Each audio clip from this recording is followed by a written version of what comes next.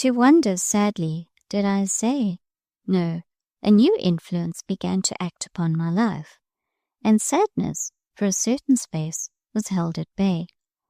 Conceive a dell, deep hollowed in forest secrecy. It lies in dimness and mist. Its turf is dank, its herbage pale and humid.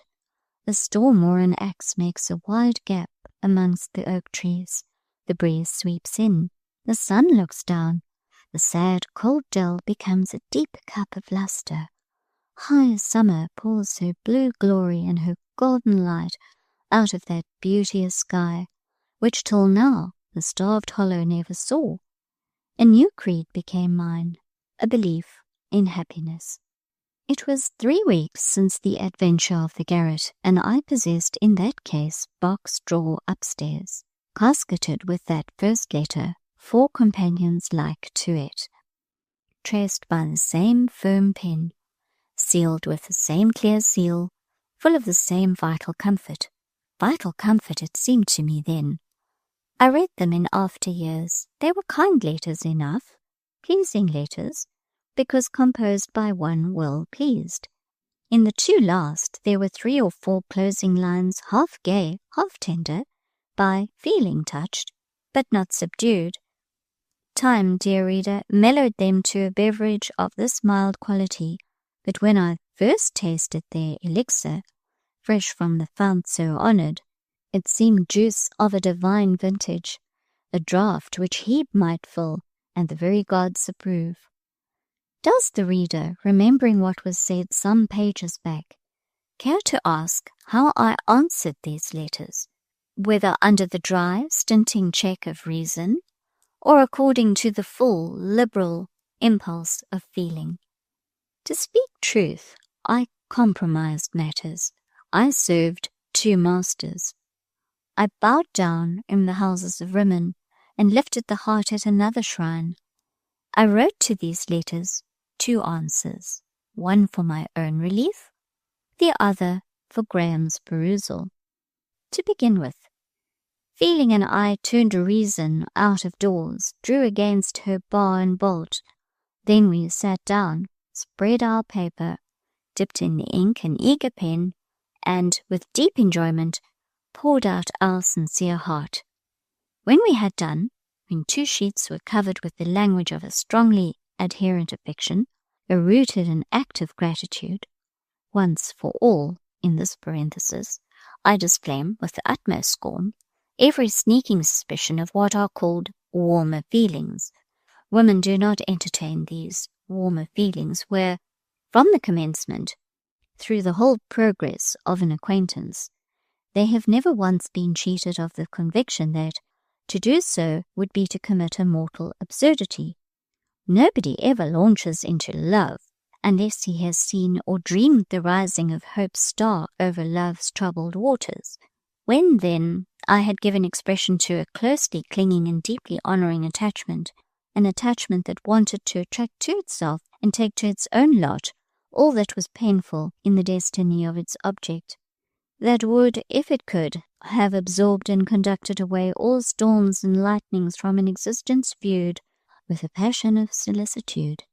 Then just at that moment the doors of my heart would shake, bolt and bar would yield, reason would leap in vigorous and revengeful, snatch the full sheets, read, sneer, erase, tear up, rewrite, fold, seal, direct, and send a terse, curt missive of a page. She did write. I did not live on letters only. I was visited. I was looked after. Once a week I was taken out to La Terrasse. Always I was made much of. Dr. Bretton failed not to tell me why he was so kind. To keep away the nun, he said. He was determined to dispute with her prey. He had taken, he declared, a thorough dislike to her, chiefly on account of that white face-cloth and those cold grey eyes. The moment he heard of those odious particulars, he affirmed, consummate disgust had incited him to oppose her. He was determined to try whether he or she was the cleverest, and he only wished she would once more look in upon me when he was present, but that she never did. In short, he regarded me scientifically in the light of a patient, and at once exercised his professional skill and gratified his natural benevolence by a course of cordial and attentive treatment. One evening, the 1st in December, I was walking by myself in the carré. It was 6 o'clock. The class doors were closed, but within, the pupils, rampant in the license of evening recreation, were counterfeiting a miniature chaos. The carré was quite dark, except a red light shining under and about the stove. The wide glass doors and the long windows were frosted over, a crystal sparkle of starlight, here and there spangling this blanched winter veil, and breaking with scattered brilliance the paleness of its embroidery, proved it a clear night, though moonless. That I should dare to remain thus alone in darkness showed that my nerves were regaining a healthy tone. I thought of the nun, but hardly feared her, though the staircase was behind me, leading up, through blind black night, from landing to the haunted grenier. Yet I own my heart quaked, my pulse leaped, when I suddenly heard breathing and rustling, and turning, saw in the deep shadow of the steps a deeper shadow still, a shape that moved and descended. It paused a while at the class door, and then it glided before me. Simultaneously came a clangor of the distant doorbell. Lifelike sounds bring lifelike feelings. This shape was too round and low for my gaunt nun. It was only Madame Beck on duty. "Mademoiselle Lucy!" cried Rosine, bursting in, lamp in hand, from the corridor. "On est là pour vous au salon." Madame saw me, I saw Madame, Rosine saw us both. There was no mutual recognition. I made straight for the salon. There I found what I own I anticipated I should find, Dr. Bretton, but he was in evening dress. "The carriage is at the door," said he. "My mother has sent it to take you to the theatre. She was going herself, but an arrival has prevented her." She immediately said, "Take Lucy in my place. Will you go?" "Just now? I am not dressed," cried I, glancing despairingly at my dark merino. "You have half an hour to dress. I should have given you notice, but I only determined on going since 5 o'clock, when I heard there was to be a genuine regale in the presence of a great actress." And he mentioned a name that thrilled me, a name that, in those days, could thrill Europe. It is hushed now, its once restless echoes are all still. She who bore it went years ago to her rest, night and oblivion long since closed above her. But then her day, a day of Sirius, stood at its full height, light and fervour. "I'll go, I will be ready in 10 minutes, I vowed, and away I flew. Never once checked, reader, by the thought which perhaps at this moment checks you, namely, that to go anywhere with Graham, and without Mrs. Bretton, could be objectionable. I could not have conceived, much less have expressed to Graham, such thought, such scruple, without risk of exciting a tyrannous self-contempt, of kindling an inward fire of shame so quenchless and so devouring that I think it would soon have licked up the very life in my veins. Besides, my godmother, knowing her son, and knowing me, would as soon have thought of chaperoning a sister with a brother, as of keeping anxious guard over our incomings and outgoings. The present was no occasion for showy array.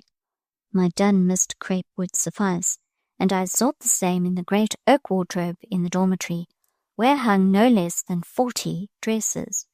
But there had been changes and reforms, and some innovating hand had pruned this same crowded wardrobe, and carried divers garments to the grenier, my crepe amongst the rest. I must fetch it. I got the key, and went aloft, fearless, almost thoughtless. I unlocked the door, I plunged in. The reader may believe it or not, but when I thus suddenly entered, that garret was not wholly dark as it should have been. From one point there shone a solemn light, like a star, but broader. So plainly it shone, that it revealed the deep alcove with a portion of the tarnished scarlet curtain drawn over it. Instantly, silently, before my eyes, it vanished. So did the curtain and alcove. All that end of the garret became black as night. I ventured No research, I had not time nor will. Snatching my dress, which hung on the wall, happily near the door, I rushed out, relocked the door with convulsed haste, and darted downwards to the dormitory. But I trembled too much to dress myself. Impossible to arrange hair or fasten hooks and eyes with such fingers, so I called Rosine and bribed her to help me.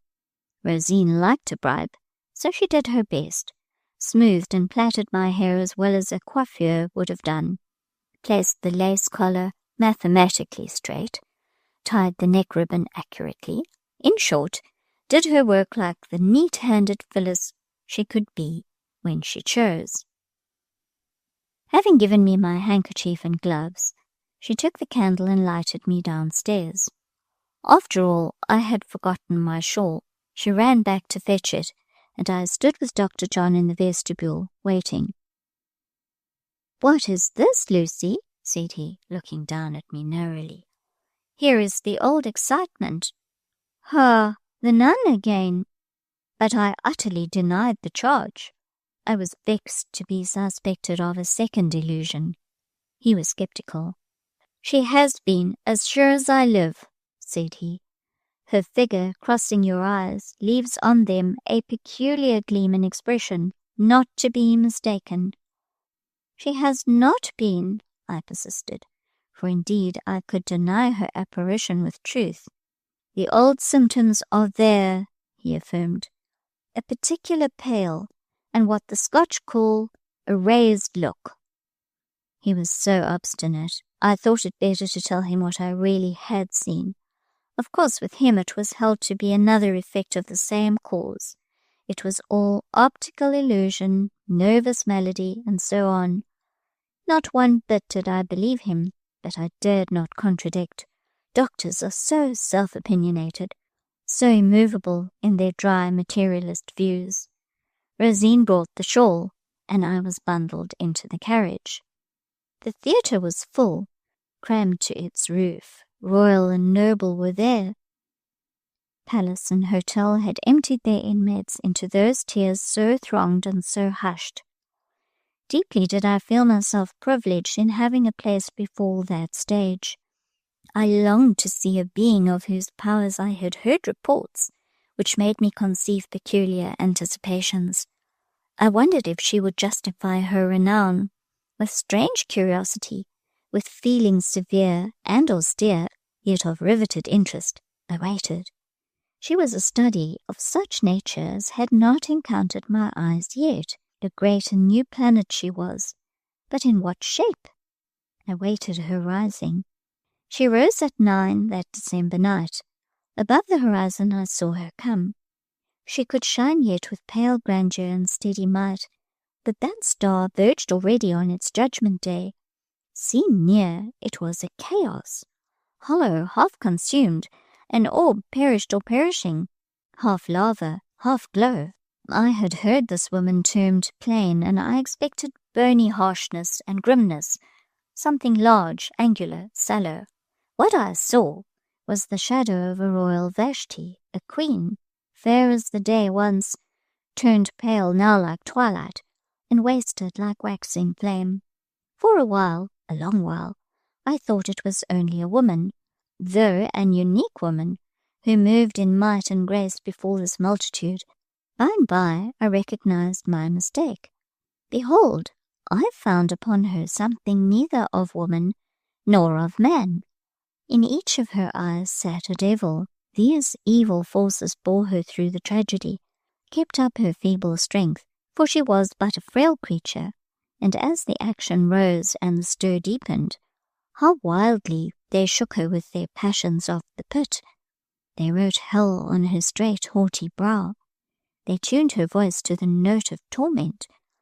They writhed her regal face to a demoniac mask. Hate and murder and madness incarnate she stood. It was a marvelous sight, a mighty revelation. It was a spectacle low, horrible, immoral. Swordsmen thrust through, and dying in their blood on the arena sand. Bulls, goring horses disemboweled, made a meeker vision for the public, a milder condiment for a people's palate than Vashti torn by 7 devils, devils which cried soul and rent the tenement they haunted, but still refused to be exorcised. Suffering had struck that stage empress, and she stood before her audience neither yielding to, nor enduring, nor, in finite measure, resenting it. She stood locked in struggle, rigid in resistance. She stood, not dressed, but draped, in pale antique folds, long and regular, like sculpture, a background and entourage and flooring of deepest crimson threw her out, white like alabaster, like silver, rather be it said, like death. Where was the artist of the Cleopatra? Let him come and sit down and study this different vision. Let him seek here the mighty brawn, the muscle, the abounding blood, the full-fed flesh he worshipped. Let all materialists draw nigh and look on. I have said that she does not resent her grief. No, the weakness of that word would make it a lie. To her, what hurts becomes immediately embodied. She looks on it as a thing that can be attacked, worried down, torn in shreds. Scarcely a substance herself, she grapples to conflict with abstractions. Before calamity she is a tigress. She rends her woes, shivers them in convulsed abhorrence. Pain for her has no result in good. Tears water no harvest of wisdom. On sickness, on death itself, she looks with the eye of a rebel.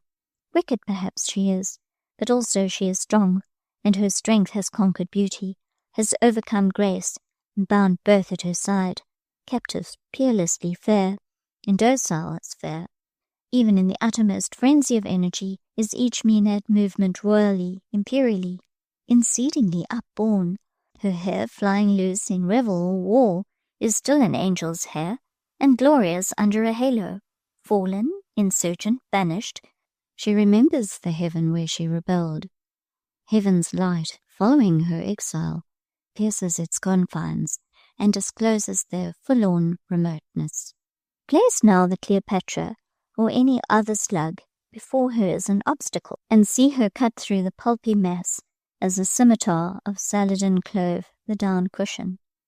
Let Paul Peter Rubens wake from the dead, let him rise out of his cerements, and bring into this presence all the army of his fat women, the Magian power or prophet virtue gifting that slight rod of Moses, could at one waft release and remingle a sea spell parted, whelming the heavy host with the downrush of overthrown sea ramparts.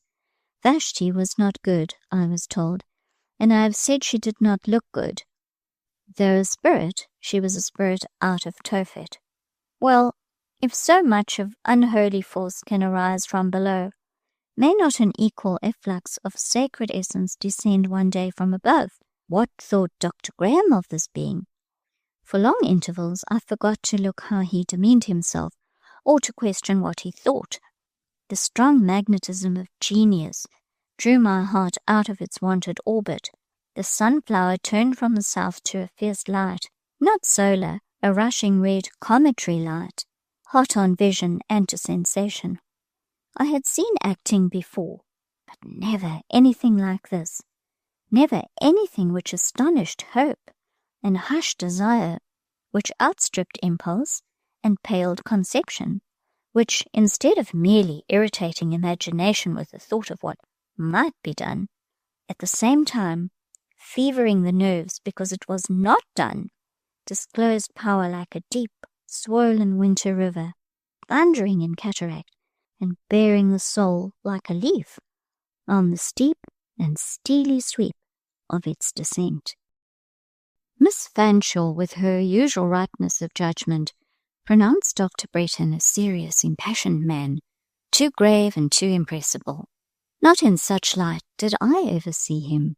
No such faults could I lay to his charge. His natural attitude was not the meditative, nor his natural mood the sentimental.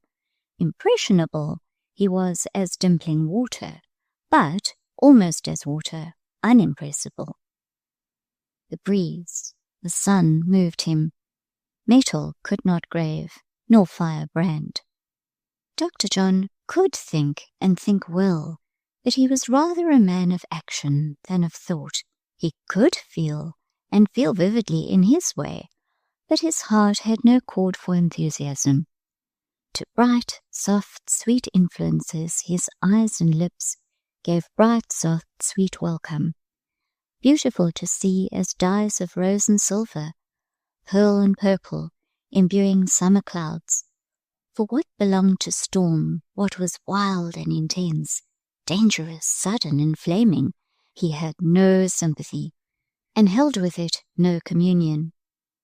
When I took time and regained inclination to glance at him, it amused and enlightened me to discover that he was watching that sinister and sovereign Vashti, not with wonder, nor worship, nor yet dismay, but simply with intense curiosity. Her agony did not pain him. Her wild moan, worse than a shriek, did not much move him. Her fury revolted him somewhat, but not to the point of horror. Cool young Briton! The pale cliffs of his own England do not look down on the tides of the Channel more calmly than he watched the Pythian inspiration of that night. Looking at his face, I longed to know his exact opinions, and at last I put a question tending to elicit them. At the sound of my voice, he awoke as if out of a dream, for he had been thinking, and very intently thinking, his own thoughts after his own manner. How did he like Vashti, I wished to know. Was the first scarce articulate but expressive answer, and then such a strange smile went wandering round his lips, a smile so critical, so almost callous. I suppose that for natures of that order his sympathies were callous. In a few terse phrases he told me his opinion of, and feeling towards the actress. He judged her as a woman, not an artist. It was a branding judgment. That night was already marked in my book of life, not with white, but with a deep red cross. But I had not done with it yet, and other memoranda were destined to be set down in characters of tint indelible. Towards midnight, when the deepening tragedy blackened to the death scene, and all held their breath, and even Graham bit his under lip and knit his brow and sat still and struck, when the whole theatre was hushed, when the vision of all eyes centred in one point, when all ears listened towards one quarter, nothing being seen but the white form sunk on a seat, quivering in conflict with her last, her worst hated, her visibly conquering foe, nothing heard but her throes, her gaspings, breathing yet of mutiny, panting still defiance, when, as it seemed, an inordinate will, convulsing a perishing mortal frame, bent it to battle with doom and death, fought every inch of ground, sold every drop of blood, resisted to the latest the rape of every faculty, would see, would hear, would breathe, would live, up to, within, well nigh, beyond, the moment when death says to all sense and all being, thus far and no farther, thus far and no farther. Just then a stir, pregnant with omen, rustled behind the scenes. Feet ran, voices spoke. What was it? Demanded the whole house. A flame, a smell of smoke replied. Fire! Rang through the gallery. Fire! Was repeated, re-echoed, yelled forth, and then, and faster than pen can set it down, came panic, rushing, crushing, a blind, selfish, cruel chaos. And Dr. John? Reader, I see him yet, with his look of comely courage and cordial calm. Lucy will sit still, I know, said he, glancing down at me with the same serene goodness, the same repose of firmness that I have seen in him when sitting at his side, amid the secure peace of his mother's hearth. Yes, thus adjured, I think I would have sat still, under a rocking crag, but indeed, to sit still in actual circumstances was my instinct, and at the price of my very life, I would not have moved to give him trouble, thwart his will, or make demands on his attention, We were in the stalls, and for a few minutes there was a most terrible, ruthless pressure about us. "How terrified are the women," said he. "But if the men were not almost equally so, order might be maintained. This is a sorry scene. I see 50 selfish brutes at this moment, each of whom, if I were near, I could conscientiously knock down. I see some women braver than some men. There is one yonder. Good God!" While Graham was speaking, a young girl, who had been very quietly and steadily clinging to a gentleman before us, was suddenly struck from her protector's arms by a big butcherly intruder, and hurled under the feet of the crowd. Scarce 2 seconds lasted her disappearance. Graham rushed forwards. He and the gentleman, a powerful man though grey-haired, united their strength to thrust back the throng. Her head and long hair fell back over his shoulder. She seemed unconscious. "Trust her with me. I'm a medical man," said Dr. John. "If you have no lady with you, be it so," was the answer. "Hold her and I will force a passage. We must get her to the air." "I have a lady," said Graham, "but she will be neither hindrance nor encumbrance." He summoned me with his eye.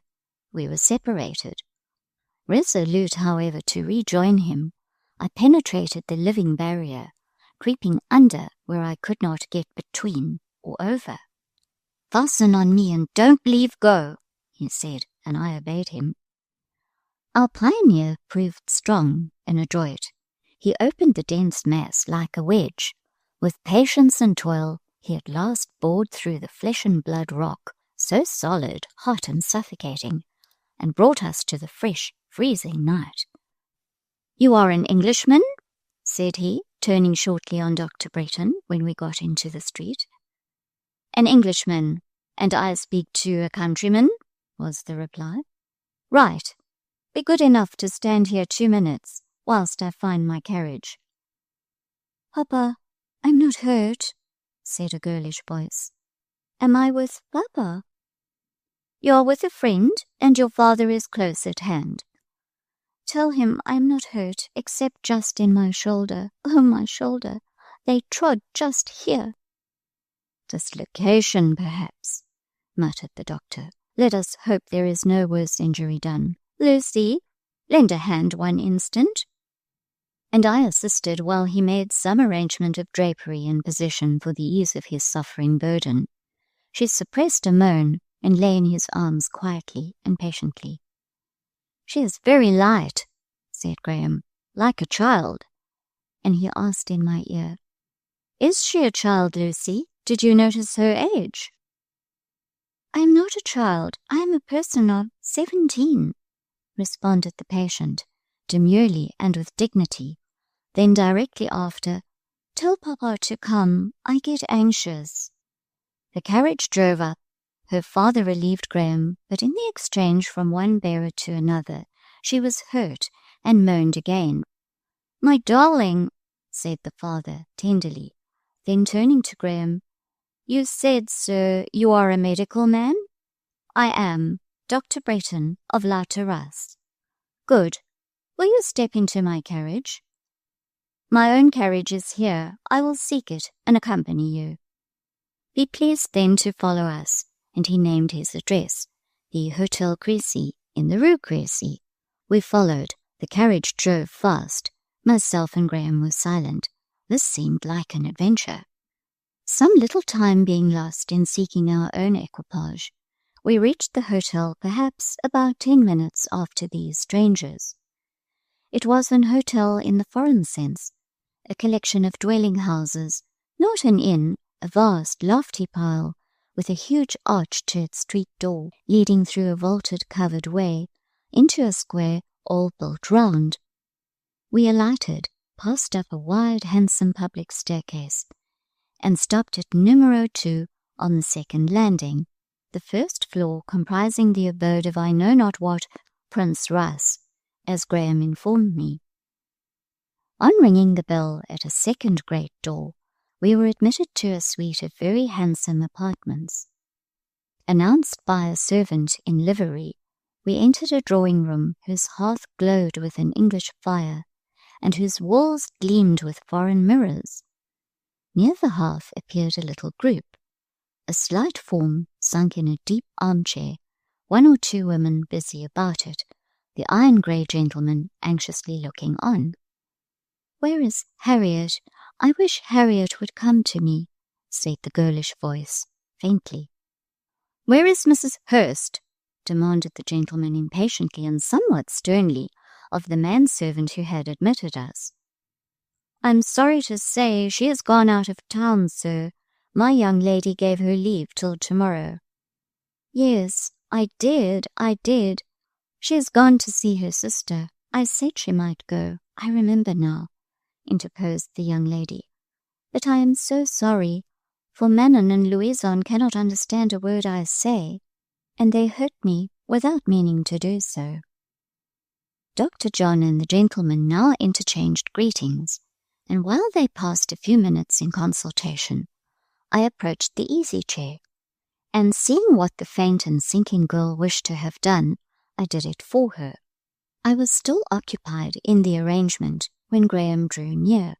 He was no less skilled in surgery than medicine, and on examination found that no further advice than his own was necessary to the treatment of the present case. He ordered her to be carried to her chamber, and whispered to me, "Go with the women, Lucy. They seem but dull. You can at least direct their movements, and thus spare her some pain. She must be touched very tenderly." The chamber was a room shadowy with pale blue hangings, vaporous with curtainings and veilings of muslin. The bed seemed to me like snowdrift and mist, spotless, soft, and gauzy. Making the women stand apart, I undressed their mistress, without their well-meaning but clumsy aid. I was not in a sufficiently collected mood to note with separate distinctness every detail of the attire I removed, but I received a general impression of refinement, delicacy, and perfect personal cultivation, which, in a period of afterthought, offered in my reflections a singular contrast to notes retained of Miss Ginevra Fanshaw's appointments. The girl was herself a small, delicate creature, but made like a model. As I folded back her plentiful yet fine hair, so shining and soft, and so exquisitely tended, I had under my observation a young, pale, weary, but high-bred face. The brow was smooth and clear, the eyebrows were distinct but soft, and melting to a mere trace at the temples. The eyes were a rich gift of nature, fine and full, large, deep, seeming to hold dominion over the slighter subordinate features, capable probably of much significance at another hour and under other circumstances than the present, but now languid and suffering. Her skin was perfectly fair, the neck and hands veined finely like the petals of a flower. A thin glazing of the ice of pride polished this delicate exterior, and her lip wore a curl, I doubt not inherent and unconscious, but which, if I had seen it first, with the accompaniments of health and state, would have struck me as unwarranted, and proving in the little lady a quite mistaken view of life and her own consequence. Her demeanour under the doctor's hands at first excited a smile. It was not puerile, rather, on the whole, patient and firm, but yet, once or twice, she addressed him with suddenness and sharpness, saying that he hurt her, and must contrive to give her less pain. I saw her large eyes, too, settle on his face, like the solemn eyes of some pretty wondering child. I know not whether Graham felt this examination. If he did, he was cautious not to check or discomfort it by any retaliatory look.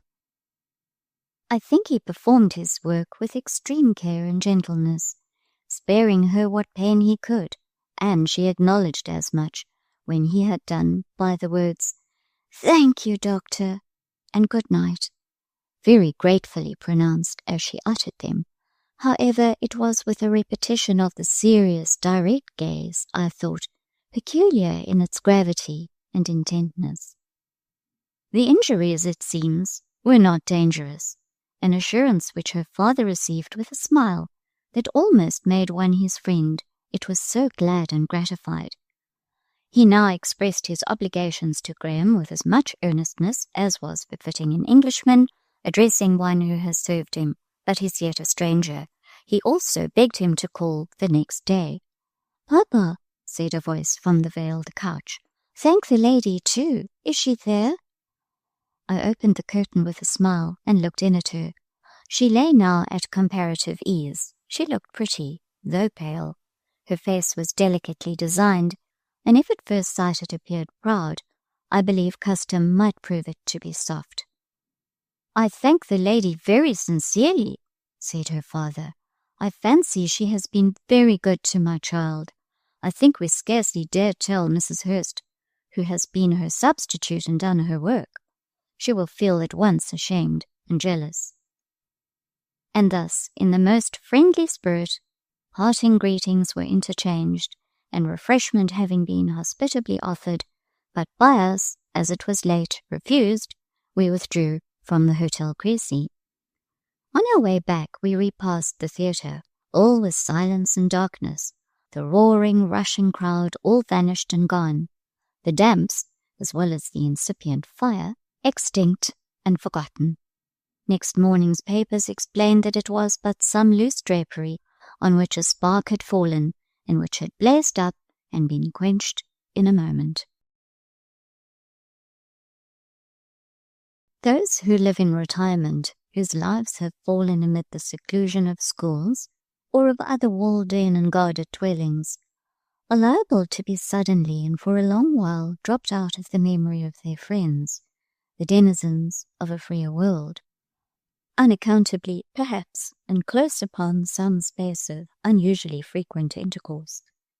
Some congeries of rather exciting little circumstances, whose natural sequel would rather seem to be the quickening than the suspension of communication.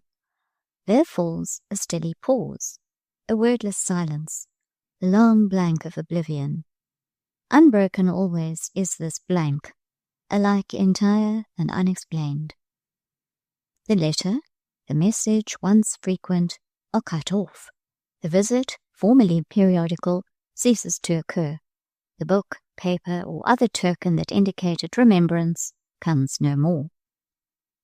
Always there are excellent reasons for these lapses, if the hermit but knew them. Though he is stagnant in his cell, his connections without are whirling in the very vortex of life, that void interval which passes for him so slowly that the very clocks seem at a stand, and the wingless hours plod by in the likeness of tired tramps prone to rest at milestones. That same interval, perhaps, teems with events and pants with hurry for his friends. The hermit, if he be a sensible hermit, will swallow his own thoughts and lock up his own emotions during these weeks of inward winter. He will know that destiny designed him to imitate, on occasion, the dormouse, and he will be conformable, make a tidy wall of himself, creep into a hole of life's wall, and submit decently to the drift which blows in and soon blocks him up, preserving him in ice for the season. Let him say, "It is quite right, it ought to be so, since so it is." And perhaps, one day, his snow sepulchre will open, spring softness will return, the sun and south wind will reach him, the budding of hedges and carolling of birds and singing of liberated streams will call him to kindly resurrection. Perhaps this may be the case. Perhaps not. The frost may get into his heart and never thaw more. When spring comes, a crow or a pie may pick out of the wall only his dormouse bones. Well, even in that case, all will be right.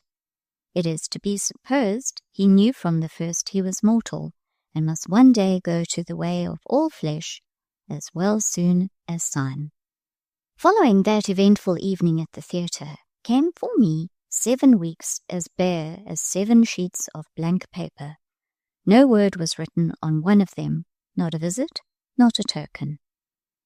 About the middle of that time, I entertained fancies that something had happened to my friends at La Terrasse.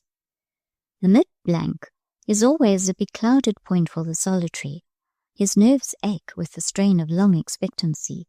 The doubts hitherto repelled gather now to a mass, and, strong in accumulation, roll back upon him with a force which savours of vindictiveness. Night, too, becomes an unkindly time, and sleep and his nature cannot agree. Strange starts and struggles harass his couch. The sinister band of bad dreams, with horror of calamity and sick dread of entire desertion at their head, join the league against him.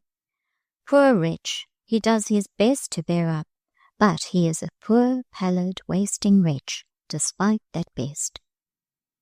Towards the last of these long 7 weeks, I admitted what through the other 6 I had jealously excluded: the conviction that these blanks were inevitable, the result of circumstances, the fate of fate, a part of my life's lot, and above all, a matter about whose origin no question must ever be asked, for whose painful sequence no murmur ever uttered. Of course, I did not blame myself for suffering. I thank God I had a truer sense of justice than to fall into any imbecile extravagance of self-accusation. And as to blaming others for silence, in my reason I well knew them blameless, and in my heart acknowledged them so. But it was a rough and heavy road to travel, and I longed for better days. I tried different expedients to sustain in full existence. I commenced an elaborate piece of lacework. I studied German pretty hard. I undertook a course of regular reading of the driest and thickest books in the library. In all my efforts, I was as orthodox as I knew how to be. Was there error somewhere? Very likely. I only know the result was as if I had gnawed a file to satisfy hunger, or drank brine to quench thirst. My hour of torment was the post hour. Unfortunately, I knew it too well, and tried as vainly as assiduously to cheat myself of that knowledge. Dreading the rack of expectation, and the sick collapse of disappointment which daily preceded and followed upon that well-recognized ring. I suppose animals kept in cages, and so scantily fed as to be always upon the verge of famine, await their food as I awaited a letter.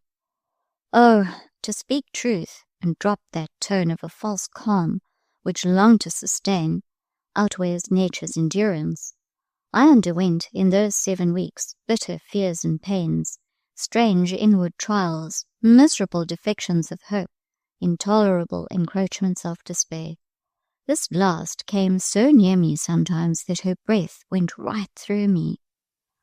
I used to feel it like a baleful air or sigh penetrate deep, and make motion pause at my heart, or proceed only under unspeakable oppression. The letter, the well-beloved letter, would not come, and it was all of sweetness in life I had to look for. In the very extremity of want, I had recourse again, and yet again, to the little packet in the case, the 5 letters. How splendid that month seemed, whose skies had beheld the rising of these 5 stars. It was always at night I visited them, and not daring to ask every evening for a candle in the kitchen, I bought a wax taper and matches to light it, and at the study hour stole up to the dormitory and feasted on my crust from the Barmecide's loaf. It did not nourish me. I pined on it and got as thin as a shadow. Otherwise, I was not ill. Reading there somewhat late one evening, and feeling that the power to read was leaving me, for the letters from incessant perusal were losing all sap and significance, my gold was withering to leaves before my eyes, and I was sorrowing over the disillusion. Suddenly, a quick, tripping foot ran up the stairs. I knew Ginevra Fanshaw's step. She had dined in town that afternoon. She was now returned, and would come here to replace her shawl, etc., in the wardrobe. Yes, in she came, dressed in bright silk, with her shawl falling from her shoulders, and her curls, half uncurled in the damp of night, drooping careless and heavy upon her neck. I had hardly time to recasket my treasures and lock them up, When she was at my side, her humour seemed none of the best. "It has been a stupid evening. They are stupid people," she began. "Who? Mrs. Cholmondeley? I thought you always found her house charming." "I have not been to Mrs. Cholmondeley's." "Indeed? Have you made new acquaintance?" "My uncle de Bassompierre is come." "Your uncle de Bassompierre? Are you not glad? I thought he was a favourite." "You thought wrong. The man is odious. I hate him." "Because he is a foreigner, or for what other reason of equal weight?" "He is not a foreigner. The man is English enough, goodness knows, and had an English name till 3 or 4 years ago, but his mother was a foreigner, a de Bassompierre, and some of her family are dead, and have left him estates, a title, and this name. He is quite a great man now." "Do you hate him for that reason?" "Don't I know what Mamma says about him? He is not my own uncle, but married Mamma's sister. Mamma detests him. She says he killed Aunt Ginevra with unkindness. He looks like a bear. Such a dismal evening," she went on. "I'll go no more to his big hotel. Fancy me walking into a room alone, and a great man 50 years old coming forwards, and after a few minutes' conversation, actually turning his back upon me, and then abruptly going out of the room. Such odd ways. I dare say his conscience smote him, for they all say at home I am the picture of Aunt Ginevra. Mamma often declares the likeness is quite ridiculous." "Were you the only visitor?" "The only visitor? Yes. Then there was Missy, my cousin, little spoiled, pampered thing." "Monsieur de Bassompierre has a daughter?" Yes, don't tease one with questions. Oh dear, I'm so tired." She yawned. Throwing herself without ceremony on my bed, she added, "It seems Mademoiselle was nearly crushed to a jelly in a hubbub at the theatre some weeks ago." "Ah, indeed, and they live at a large hotel in the Rue Crecy?" "Justement. How do you know?" "I have been there." "Oh, you have? Really? You go everywhere these days. I suppose Mother Breton took you." "She and Esculapius have the entree of the de Bassompierre apartments. It seems my son John attended Missy on the occasion of her accident." "Accident? Bah! All affectation. I don't think she was squeezed more than she richly deserves for her airs. And now there is quite an intimacy struck up. I heard something about Auld Lang Syne and what-not. How stupid they all were." "All? You said you were the only visitor." "Did I? You see, one forgets to particularize an old woman and her boy. Dr. and Mrs. Breton were at Monsieur de Bassompierre's this evening." As large as life, and Missy played the hostess. What a conceited doll it is." Soured and listless, Miss Fanshawe was beginning to disclose the causes of her prostrate condition. There had been a retrenchment of incense, a diversion, or a total withholding of homage and attention. Coquetry had failed of effect. Vanity had undergone mortification. She lay fuming in the vapours. "Is Miss de Bassompierre quite well now?" I asked. "As well as you or I, no doubt, but she is an affected little thing, and gave herself invalid airs to attract medical notice. And to see the old dowager making her recline on a couch, and my son John prohibiting excitement, etc. Pho! The scene was quite sickening. It would not have been so if the object of attention had been changed, if you had taken Miss de Bassompierre's place. Indeed, I hate my son John." "My son John? Whom do you indicate by that name?" "Dr. Breton's mother never calls him so." "Then she ought. A clownish, bearish John he is." "You violate the truth in saying so, and as the whole of my patience is now spun off the distaff, I peremptorily desire you to rise from that bed and vacate this room." "Passionate thing, your face is the colour of a coquelicot. I wonder what always makes you so mighty testy. À l'endroit du gros Jean. John Anderson, my Joe, John. Oh, the distinguished name." thrilling with exasperation to which it would have been sheer folly to have given vent, for there was no contending with that unsubstantial feather, that mealy-winged moth, I extinguished my taper, locked my bureau, and left her, since she would not leave me.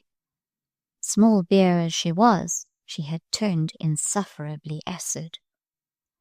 The morrow was Thursday and a half-holiday. Breakfast was over. I had withdrawn to the first class. The dreaded hour, the post hour, was nearing, and I sat waiting it, much as a ghost-seer might wait his spectre. Less than ever was the later probable. Still, strive as I would, I could not forget that it was possible. As the moments lessened, a restlessness and fear almost beyond the average assailed me. It was a day of winter east wind, and I had now for some time entered into that dreary fellowship with the winds and their changes, so little known, so incomprehensible to the healthy. The north and east owned a terrific influence, making all pain more poignant, all sorrow sadder. The south could calm, the west sometimes cheer, unless, indeed, they brought on their wings the burden of thunderclouds, under the weight and warmth of which all energy died. Bitter and dark, as was this January day, I remember leaving the class and running down without bonnet to the bottom of the long garden, and then lingering amongst the stripped shrubs, in the forlorn hope that the postman's ring might occur while I was out of hearing, and I might thus be spared the thrill which some particular nerve or nerves almost gnawed through with the unremitting tooth of a fixed idea, were becoming wholly unfit to support. I lingered as long as I dared without fear of attracting attention by my absence. I muffled my head in my apron and stopped my ears in terror of the torturing clang, sure to be followed by such blank silence, such barren vacuum for me. At last I ventured to re-enter the first class, where, as it was not yet 9 o'clock, no pupils had been admitted. The first thing seen was a white object on my black desk, a white, flat object. The post had indeed arrived, by me unheard.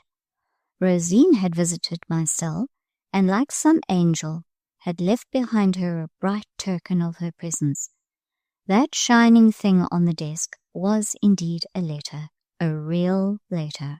I saw so much at the distance of 3 yards, and as I had but one correspondent on earth, from that one it must come. He remembered me yet, how deep a pulse of gratitude sent new life through my heart. Drawing near, bending and looking on the letter, in trembling but almost certain hope of seeing a known hand, it was my lot to find, on the contrary, an autograph for the moment deemed unknown, a pale female scrawl instead of a firm masculine character. I then thought fate was too hard for me, and I said audibly, "This is cruel." But I got over that pain also. Life is still life, whatever its pangs. Our eyes and ears and their use remain with us, though the prospect of what pleases be wholly withdrawn, and the sound of what consoles be quite silenced. I opened the billet. By this time I had recognized its handwriting as perfectly familiar.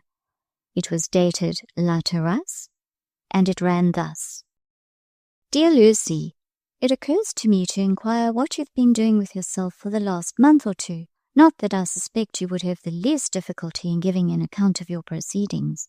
I dare say you have been just as busy and as happy as ourselves at La Terrasse. As to Graham, his professional connection extends daily. He is so much sought after, so much engaged, that I tell him he will grow quite conceited.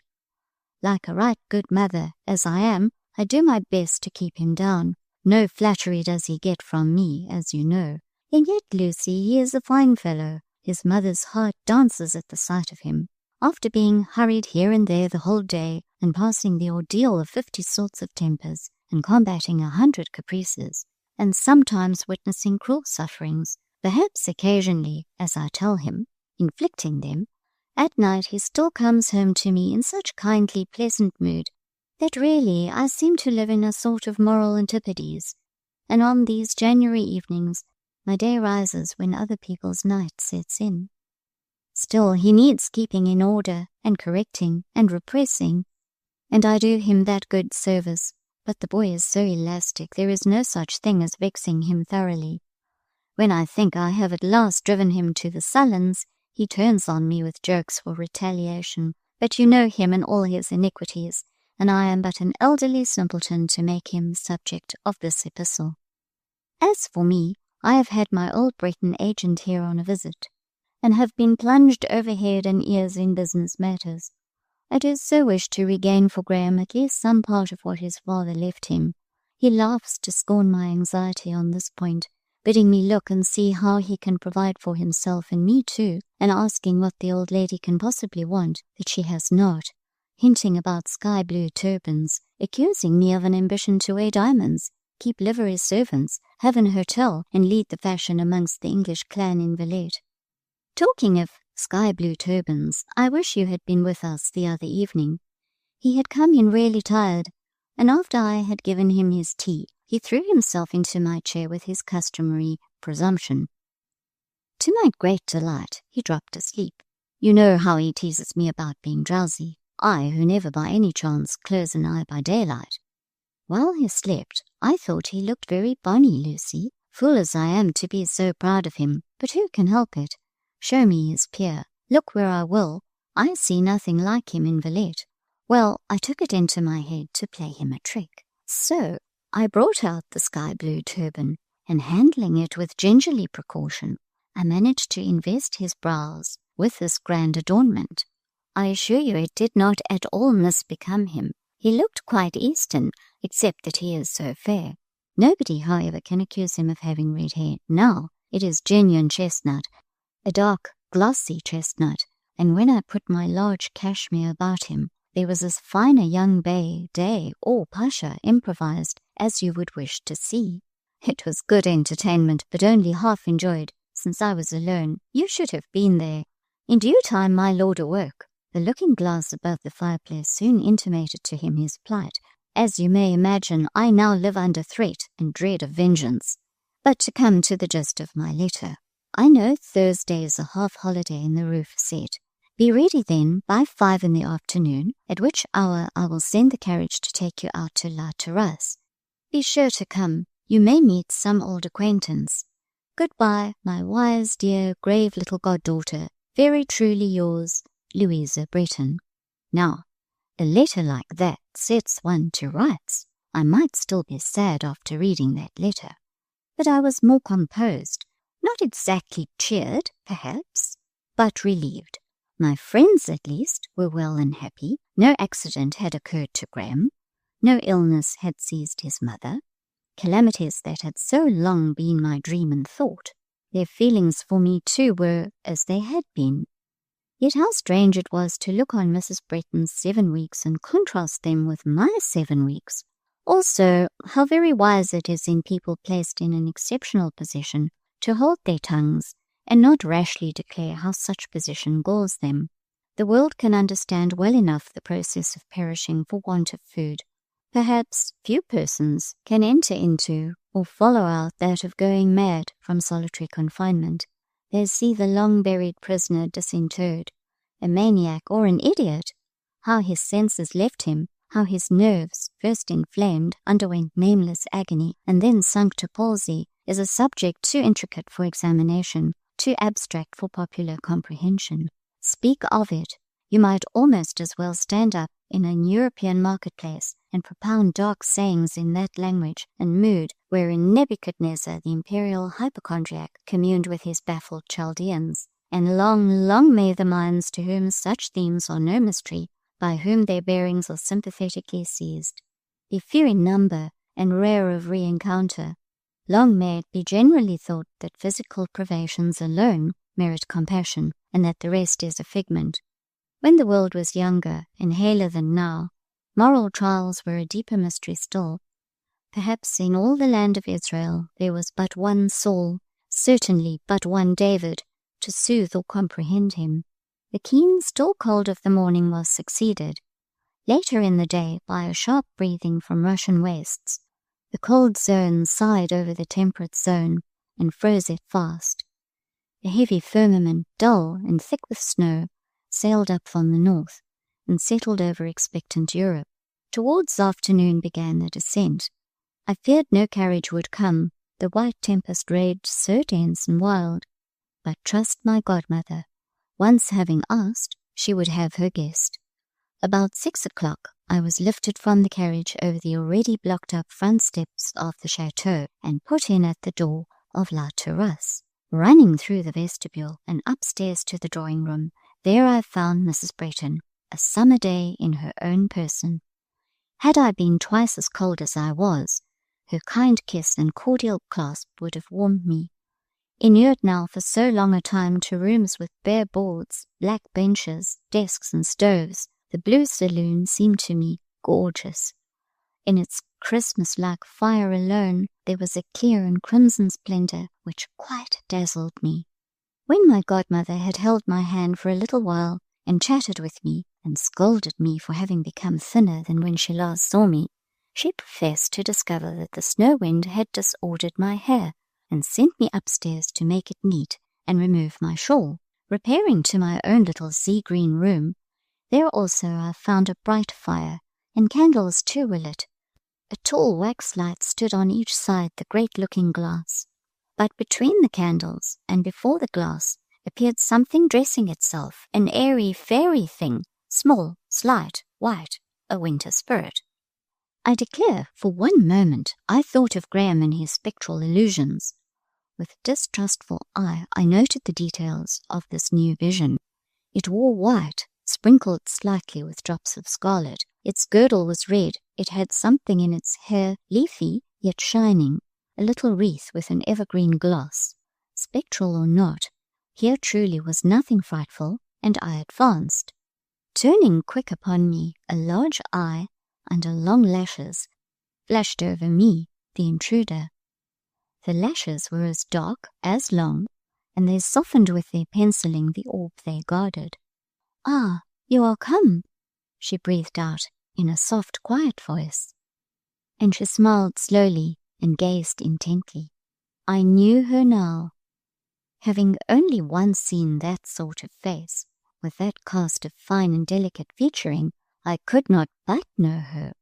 "Mr. Bassompierre," I pronounced. "No," was the reply. "Not Mr. Bassompierre for you." I did not inquire who then she might be, but waited voluntary information. "You are changed, but still you are yourself," she said, approaching nearer. "I remember you well, your countenance, the colour of your hair, the outline of your face." I had moved to the fire, and she stood opposite and gazed into me, and as she gazed, her face became gradually more and more expressive of thought and feeling, till at last a dimness quenched her clear vision.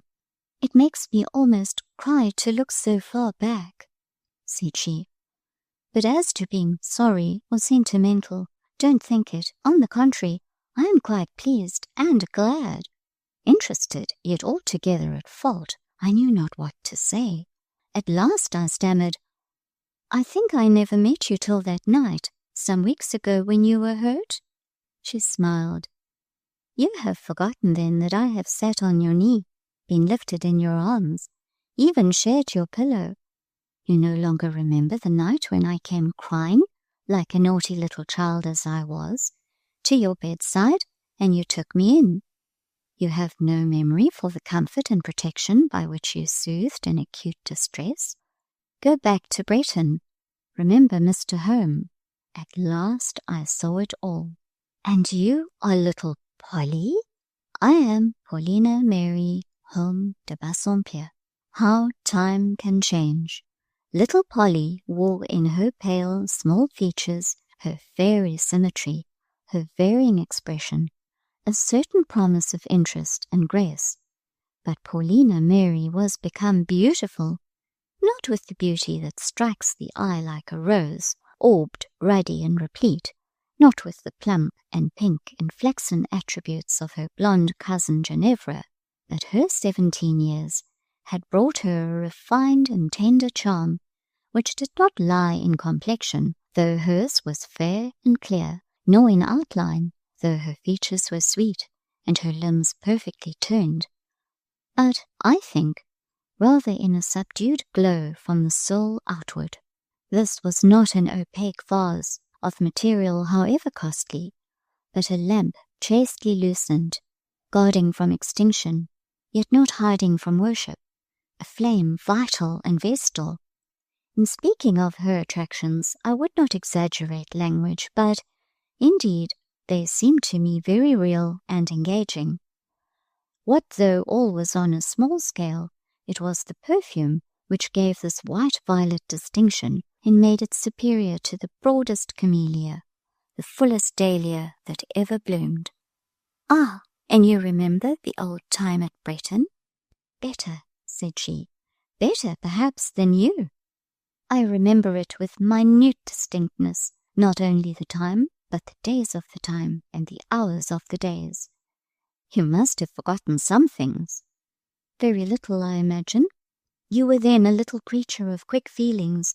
You must, long ere this, have outgrown the impressions with which joy and grief, affection and bereavement stamped your mind 10 years ago. You think I have forgotten whom I liked, and in what degree I liked them when a child? The sharpness must be gone, the point, the poignancy, the deep imprint must be softened away and effaced. I have a good memory for those days." She looked as if she had. Her eyes were the eyes of one who can remember, one whose childhood does not fade like a dream, nor whose youth vanish like a sunbeam. She would not take life, loosely and incoherently, in parts, and let one season slip as she entered on another. She would retain and add, often review from the commencement, and so grow in harmony and consistency as she grew in years. Still, I could not quite admit the conviction that all the pictures which now crowded upon me were vivid and visible to her.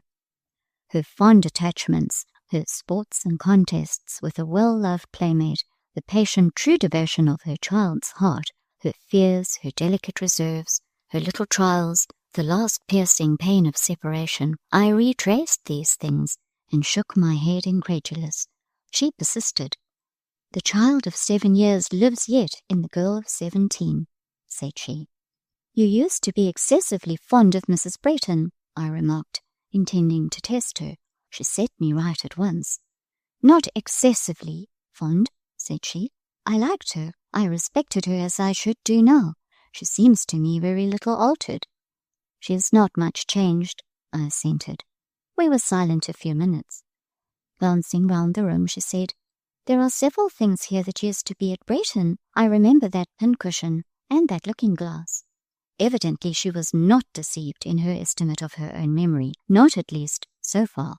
"You think, then, you would have known Mrs. Breton?" I went on.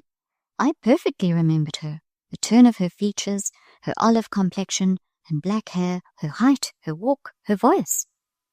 "Dr. Breton, of course," I pursued, "would be out of the question, and indeed, as I saw your first interview with him, I am aware that he appeared to you as a stranger."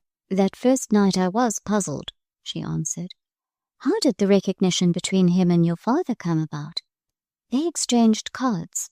The names Graham Breton and Home de Bassompierre gave rise to questions and explanations. That was on the second day, but before then I was beginning to know something."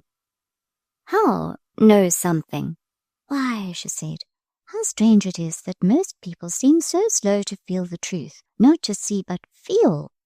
When Dr. Breton had visited me a few times and sat near and talked to me, when I had observed the look in his eyes, the expression about his mouth, the form of his chin, the carriage of his head, and all that we do observe in persons who approach us, how could I avoid being led by association to think of Graham Breton?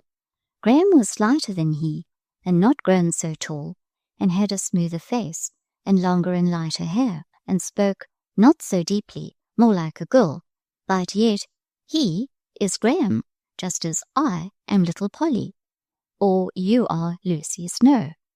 I felt the same, but I wondered to find my thoughts hers. There are certain things in which we so rarely meet with our double that it seems a miracle when that chance befalls. You and Graham were once playmates." "And do you remember that?" she questioned in her turn. "No doubt he will remember it also," said I. "I have not asked him. Few things would surprise me so much as to find that he did. I suppose his disposition is still gay and careless." "Was it so formerly? Did it so strike you? Do you thus remember him?" "I scarcely remember him in any other light. Sometimes he was studious, sometimes he was merry, but whether busy with his books, or disposed for play, it was chiefly the books or game he thought of, not much heeding those with whom he read or amused himself." "Yet to you he was partial." "Partial to me? Oh no, he had other playmates, his schoolfellows. I was of little consequence to him, except on Sundays. Yes, he was kind on Sundays. I remember walking with him hand in hand to St. Mary's, and his finding the places in my prayer book, and how good and still he was on Sunday evenings, so mild for such a proud, lively boy, so patient with all my blunders in reading, and so wonderfully to be depended on. For he never spent those evenings from home. I had a constant fear that he would accept some invitation and forsake us, but he never did, nor seemed ever to wish to do it. Thus, of course, it can be no more. I suppose Sunday will now be Dr. Bretton's dining out day. Children, come down, here called Mrs. Bretton from below. Paulina would still have lingered, but I inclined to descend. We went down. Cheerful as my godmother naturally was, and entertaining as, for our sakes, she made a point of being, there was no true enjoyment that evening at La Terrasse, till through the wild howl of the winter night were heard the signal sounds of arrival. How often, while women and girls sit warm at snug firesides, their hearts and imaginations are doomed to divorce from the comfort surrounding their persons, forced out by night to wander through dark ways, to dare stress of weather, to contend with a snow blast, to wait at lonely gates and stiles in wildest storms, watching and listening to see and hear the father, the son, the husband coming home. Father and son came at last to the chateau, for the Count de Bassompierre that night accompanied Dr. Bretton. I know not which of our trio heard the horses first. The asperity, the violence of the weather warranted our running down into the hall to meet and greet the two riders as they came in, but they warned us to keep our distance. Both were white, 2 mountains of snow, and indeed Mrs. Bretton, seeing their condition, ordered them instantly to the kitchen, prohibiting them at their peril from setting foot on her carpeted staircase till they had severally put off that mask of old Christmas they now affected. Into the kitchen, however, we could not help following them. It was a large old Dutch kitchen, picturesque and pleasant. The little white Countess danced in a circle about her equally white sire, clapping her hands and crying, "Papa, Papa, you look like an enormous polar bear." The bear shook himself, and the little sprite fled far from the frozen shower. Back she came, however, laughing, and eager to aid in removing the Arctic disguise. The Count, at last issuing from his dreadnought, threatened to overwhelm her with it as with an avalanche. "Come then," said she, bending to invite the fall, and when it was playfully advanced above her head, bounding out of reach like some little chamois. Her movements had the supple softness, the velvet grace of a kitten. Her laugh was clearer than the ring of silver and crystal, as she took her sire's cold hands and rubbed them, and stood on tiptoe to reach his lips for a kiss.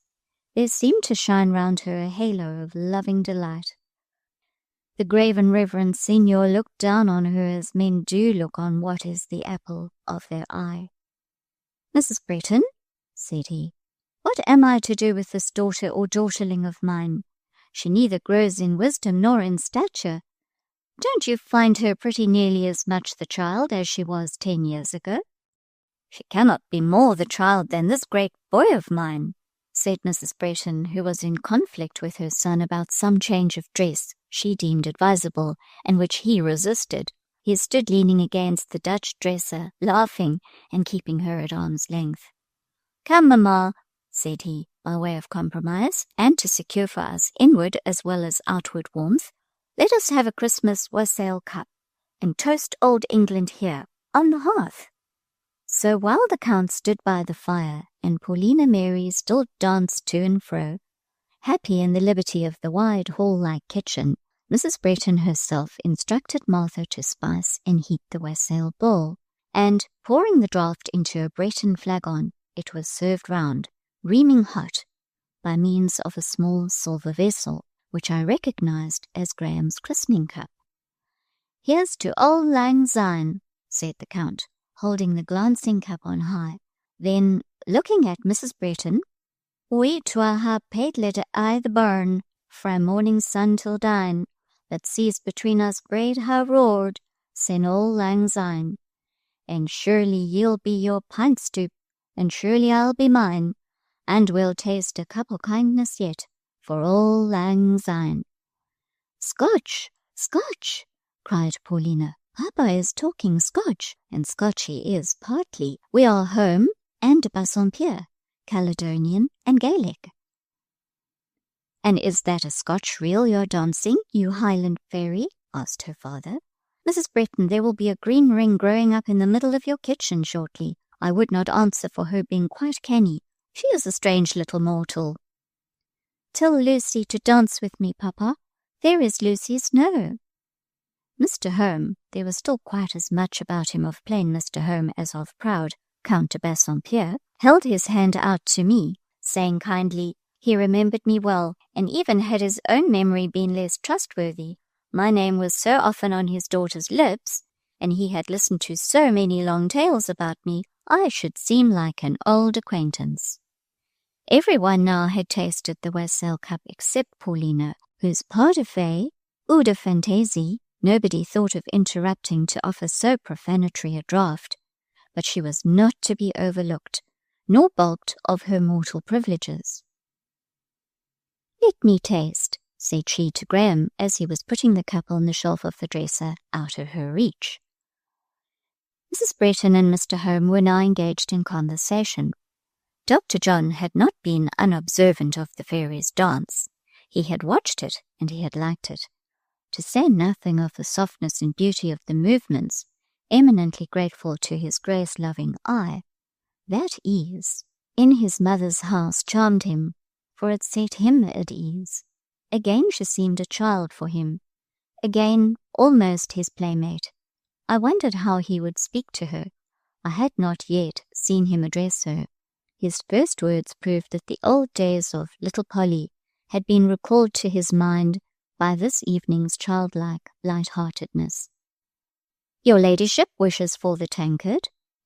"I think I said so. I think I intimated as much." "Couldn't consent to a step of the kind on any account. Sorry for it, but couldn't do it." "Why? I am quite well now. It can't break my collarbone again, or dislocate my shoulder. Is it wine?" "No, nor dew." "I don't want dew. I don't like dew. But what is it?" "Ale, strong ale, old October, brewed perhaps when I was born." "It must be curious. Is it good?" "Excessively good." And he took it down, administered to himself a second dose of this mighty elixir, expressed in his mischievous eyes extreme contentment with the same, and solemnly replaced the cup on the shelf. "I should like a little," said Paulina, looking up. "I never had any old October." "Is it sweet?" "Perilously sweet," said Graham. She continued to look up exactly with the countenance of a child that longs for some prohibited dainty. At last the doctor relented, took it down, and indulged himself in the gratification of letting her taste from his hand. His eyes, always expressive in the revelation of pleasurable feelings, luminously and smilingly avowed that it was a gratification, and he prolonged it by so regulating the position of the cup that only a drop at a time could reach the rosy, sipping lips by which its brim was courted. "A little more, said she, petulantly touching his hand with the forefinger to make him incline the cup more generously and yieldingly. "It smells of spice and sugar, but I can't taste it. Your wrist is so stiff and you are so stingy." He indulged her, whispering, however, with gravity, "Don't tell my mother or Lucy. They wouldn't approve." "Nor do I," said she, passing into another tone and manner as soon as she had fairly essayed the beverage, just as if it had acted upon her like some disenchanting draught, undoing the work of a wizard. "I find it anything but sweet. It is bitter and hot and takes away my breath. Your old October was only desirable while forbidden. Thank you, no more." And, with a slight bend, careless, but as graceful as her dance, she glided from him and rejoined her father. I think she had spoken truth. The child of 7 was then the girl of 17. Graham looked after her a little baffled, a little puzzled. His eye was on her a good deal during the rest of the evening, but she did not seem to notice him. As we ascended to the drawing-room for tea, she took her father's arm. Her natural place seemed to be at his side. Her eyes and her ears were dedicated to him. He and Mrs. Breton were the chief talkers of our little party, and Paulina was their best listener, attending closely to all that was said, prompting the repetition of this or that trait or adventure. "And where were you at such a time, Papa? And what did you say then? And tell Mrs. Breton what happened on that occasion." Thus she drew him out. She did not again yield to any effervescence of glee. The infantine sparkle was exhaled for the night. She was soft, thoughtful, and docile. It was pretty to see her bid good night. Her manner to Graham was touched with dignity.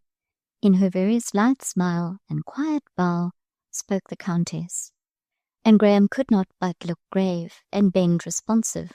I saw he hardly knew how to blend together in his ideas the dancing fairy and delicate dame. Next day, when we were all assembled round the breakfast table, shivering and fresh from the morning's chill ablutions, Mrs. Breton pronounced a decree that nobody who was not forced by dire necessity should quit her house that day. Indeed, egress seemed next to impossible. The drift darkened the lower panes of the casement, and on looking out one saw the sky and air vexed and dim, the wind and snow in angry conflict. There was no fall now, but what had already descended was torn up from the earth, whirled round by brief shrieking gusts, and cast into 100 fantastic forms. The Countess seconded Mrs. Breton. "Papa shall not go out," said she, placing a seat for herself beside her father's armchair. "I will look after him. You won't go into town, will you, Papa?" No," was the answer. "If you and Mrs. Breton are very good to me, Holly, kind, you know, and attentive, if you pet me in a very nice manner and make much of me, I may possibly be induced to wait an hour after breakfast and see whether this razor-edged wind settles. But you see, you give me no breakfast, you offer me nothing, you let me starve." "Quick, please, Mrs. Breton, and pour out the coffee," entreated Paulina, "whilst I take care of the Count de Bassompierre in other respects. Since he grew into a count, he has needed so much attention." She separated and prepared a roll. "There, Papa, are your pistolets charged?" said she. "And there is some marmalade, just the same sort of marmalade we used to have at Breton, and which you said was as good as if it had been conserved in Scotland." "And which your little ladyship used to beg for my boy. Do you remember that?" interposed Miss Breton. "Have you forgotten how you would come to my elbow and touch my sleeve with the whisper, 'Please, ma'am, something good for Graham, a little marmalade or honey or jam?'" "No, mamma," broke in Dr. John, laughing yet reddening. "It surely was not so. I could not have cared for these things." "Did he? Or did he not, Paulina? He liked them, asserted Paulina. Never blush for it, John, said Mr. Home encouragingly. I like them myself yet, and always did. And Polly showed her sense in catering for a friend's material comforts. It was I who put her into the way of such good manners, nor do I let her forget them. Polly, offer me a small slice of that tongue. There, Papa, but remember you are only waited upon with this assiduity, on condition of being persuadable and reconciling yourself to La Terrasse for the day. Mrs. Bretton, said the Count, I want to get rid of my daughter, to send her to school. Do you know of any good school? There is Lucy's place, Madame Beck's. Miss Snowe is in a school. I am a teacher, I said, and was rather glad of the opportunity of saying this. For a little while, I had been feeling as if placed in a false position. Mrs. Bretton and son knew my circumstances, but the Count and his daughter did not. They might choose to vary by some shades their hitherto cordial manner towards me when aware of my grade in society. I spoke then readily, but a swarm of thoughts I had not anticipated nor invoked rose dim at the words, making me sigh involuntarily. Mr. Home did not lift his eyes from his breakfast plate for about 2 minutes, nor did he speak. Perhaps he had not caught the words. Perhaps he thought that on a confession of that nature, politeness would interdict comment. The Scotch are proverbially proud, and homely as was Mr. Home in look, simple in habits and tastes, I have all along intimated that he was not without his share of the national quality. Was his a pseudo-pride? Was it real dignity? I leave the question undecided in its wide sense. Where it concerned me individually, I can only answer, then and always he showed himself a true-hearted gentleman. By nature he was a feeler and a thinker. Over his emotions and his reflections spread a mellowing of melancholy. More than a mellowing. In trouble and bereavement it became a cloud. He did not know much about Lucy Snowe. What he knew, he did not very accurately comprehend. Indeed, his misconceptions of my character often made me smile, but he saw my walk in life lay rather on the shady side of the hill. He gave me credit for doing my endeavour to keep the course honestly straight. He would have helped me if he could. Having no opportunity of helping, he still wished me well. When he did look at me, his eye was kind. When he did speak, his voice was benevolent. Yours, said he, is an arduous calling. I wish you health and strength to win in it. Success. His fair little daughter did not take the information quite so composedly. She fixed on me a pair of eyes wide with wonder, almost with dismay. Are you a teacher? Cried she. Then, having paused on the unpalatable idea, well, I never knew what you were, nor ever thought of asking. For me, you were always Lucy Snowe. And what am I now? I could not forbear inquiring. Yourself, of course. But do you really teach here in Villette?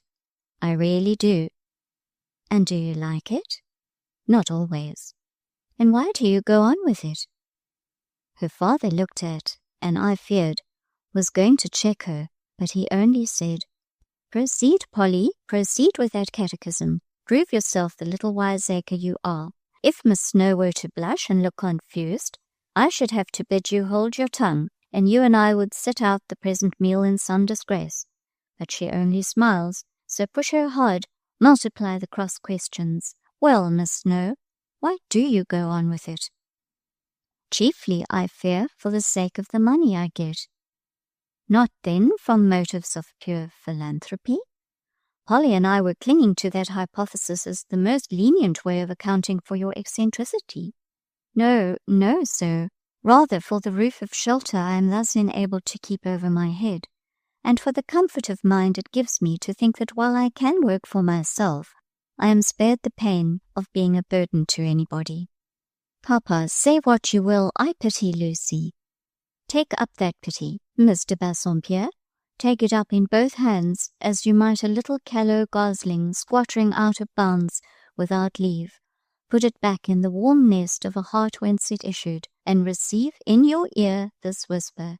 If my Polly ever came to know by experience the uncertain nature of this world's goods, I should like her to act as Lucy acts, to work for herself that she might burden neither kith nor kin. Yes, Papa, said she, pensively and tractably, but poor Lucy, I thought she was a rich lady and had rich friends. You thought like a little simpleton. I never thought so. When I had time to consider Lucy's manner and aspect, which was not often, I saw she was one who had to guard and not be guarded, to act and not be served, and this lot has, I imagine, helped her to an experience for which, if she live long enough to realize its full benefit, she may yet bless Providence. But the school, he pursued, changing his tone from grave to gay, would Madame Beck admit my Polly, do you think, Miss Lucy? I said they needed but to try Madame. It would soon be seen she was fond of English pupils. If you, sir, I added, will but take Mr. Bassompierre in your carriage this very afternoon, I think I can answer for it that Rosine, the portress, will not be very slow in answering your ring, and Madame, I am sure, will put on her best pair of gloves to come into the salon to receive you. In that case, responded Mr. Home, I see no sort of necessity there is for delay. Mrs. Hurst can send what she calls her young ladies' things after her. Polly can settle down to her horn-book before night, and you, Miss Lucy, I trust, will not disdain to cast an occasional eye upon her, and let me know, from time to time, how she gets on. I hope you approve of the arrangement, Countess de Bassompierre? The Countess hemmed and hesitated. I thought, said she, I thought I had finished my education. That only proves how much we may be mistaken in our thoughts. I hold a far different opinion, as most of these will, who have been auditors of your profound knowledge of life this morning. Ah, my little girl, thou hast much to learn, and Papa ought to have taught thee more than he has done. Come, there is nothing for it but to try Madame Beck, and the weather seems settling, and I have finished my breakfast. But, Papa, well, I see an obstacle. I don't at all. It is enormous, Papa. It can never be got over. It is as large as you in your greatcoat, and the snowdrift on the top. And, like that snowdrift, capable of melting. No, it is of too solid flesh. It is just your own self. Miss Lucy, warn Madame Beck not to listen to any overtures about taking me, because, in the end, it would turn out that she would have to take Papa too, as he is so teasing. I will just tell tales about him. Mrs. Bretton and all of you listen. About 5 years ago, when I was 12 years old, he took it into his head that he was spoiling me, that I was growing unfitted for the world, and I don't know what, and nothing would serve or satisfy him, but I must go to school. I cried, and so on, but Monsieur de Bassompierre proved hard-hearted, quite firm and flinty, and to school I went. What was the result? In the most admirable manner, Papa came to school likewise. Every other day he called to see me. Madame Aigredoux grumbled, but it was of no use, and so, at last, Papa and I were both, in a manner, expelled. Lucy can just tell Madame Beck this little trait. It is only fair to let her know what she has to expect. Mrs. Bretton asked Mr. Home what he had to say in answer to this statement. As he made no defence, judgment was given against him, and Paulina triumphed. But she had other moods besides the arch and naive. After breakfast, when the two elders withdrew, I suppose to talk over certain of Mrs. Bretton's business matters, and the Countess, Dr. Bretton, and I were for a short time alone together.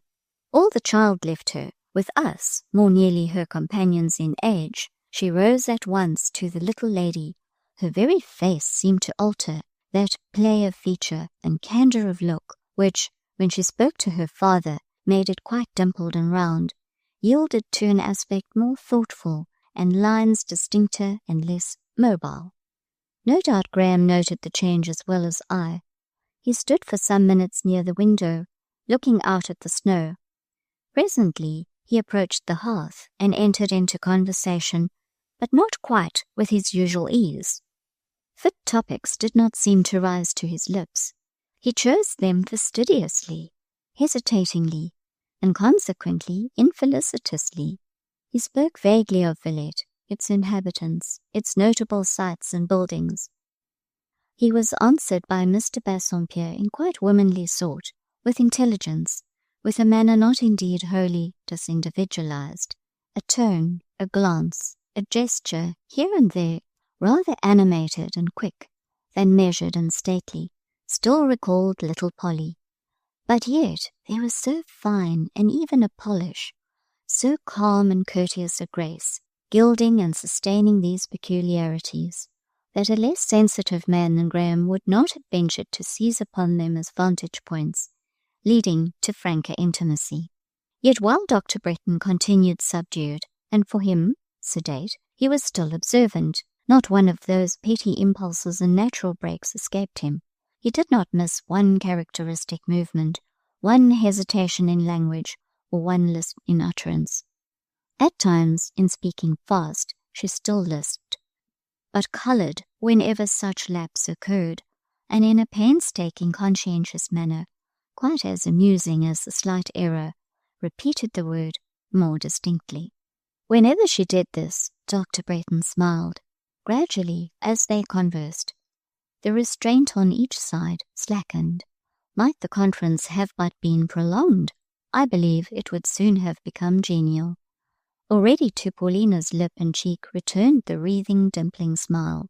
She lisped once and forgot to correct herself, and Dr. John, I know not how he changed, but change he did. He did not grow gayer. No raillery, no levity sparkled across his aspect, but his position seemed to become one of more pleasure to himself, and he spoke his augmented comfort in readier language, in tones more suave. 10 years ago this pair had always found abundance to say to each other. The intervening decade had not narrowed the experience or impoverished the intelligence of either. Besides, there are certain natures of which the mutual influence is such that the more they say, the more they have to say. For these, out of association grows adhesion, and out of adhesion, amalgamation. Graham, however, must go. His was a profession whose claims are neither to be ignored nor deferred. He left the room, but before he could leave the house there was a return. I am sure he came back, not for the paper or card in his desk, which formed his ostensible errand, but to assure himself by one more glance that Paulina's aspect was really such as memory was bearing away, that he had not been viewing her somehow by a partial artificial light and making a fond mistake. No, he found the impression true. Rather, indeed, he gained than lost by this return. He took away with him a parting look, shy but very soft, as beautiful, as innocent, as any little fawn could lift out of its cover of fern, or any lamb from its meadow bed. Being left alone, Paulina and I kept silence for some time. We both took out some work, and plied a mute and diligent task. The whitewood workbox of old days was now replaced by one inlaid with precious mosaic, and furnished with implements of gold. The tiny and trembling fingers that could scarce guide the needle, though tiny still, were now swift and skilful, but there was the same busy knitting of the brow, the same little dainty mannerisms, the same quick turns and movements, now to replace a stray tress, and anon to shake from the silken skirt some imaginary atom of dust, some clinging fibre of thread. That morning I was disposed for silence.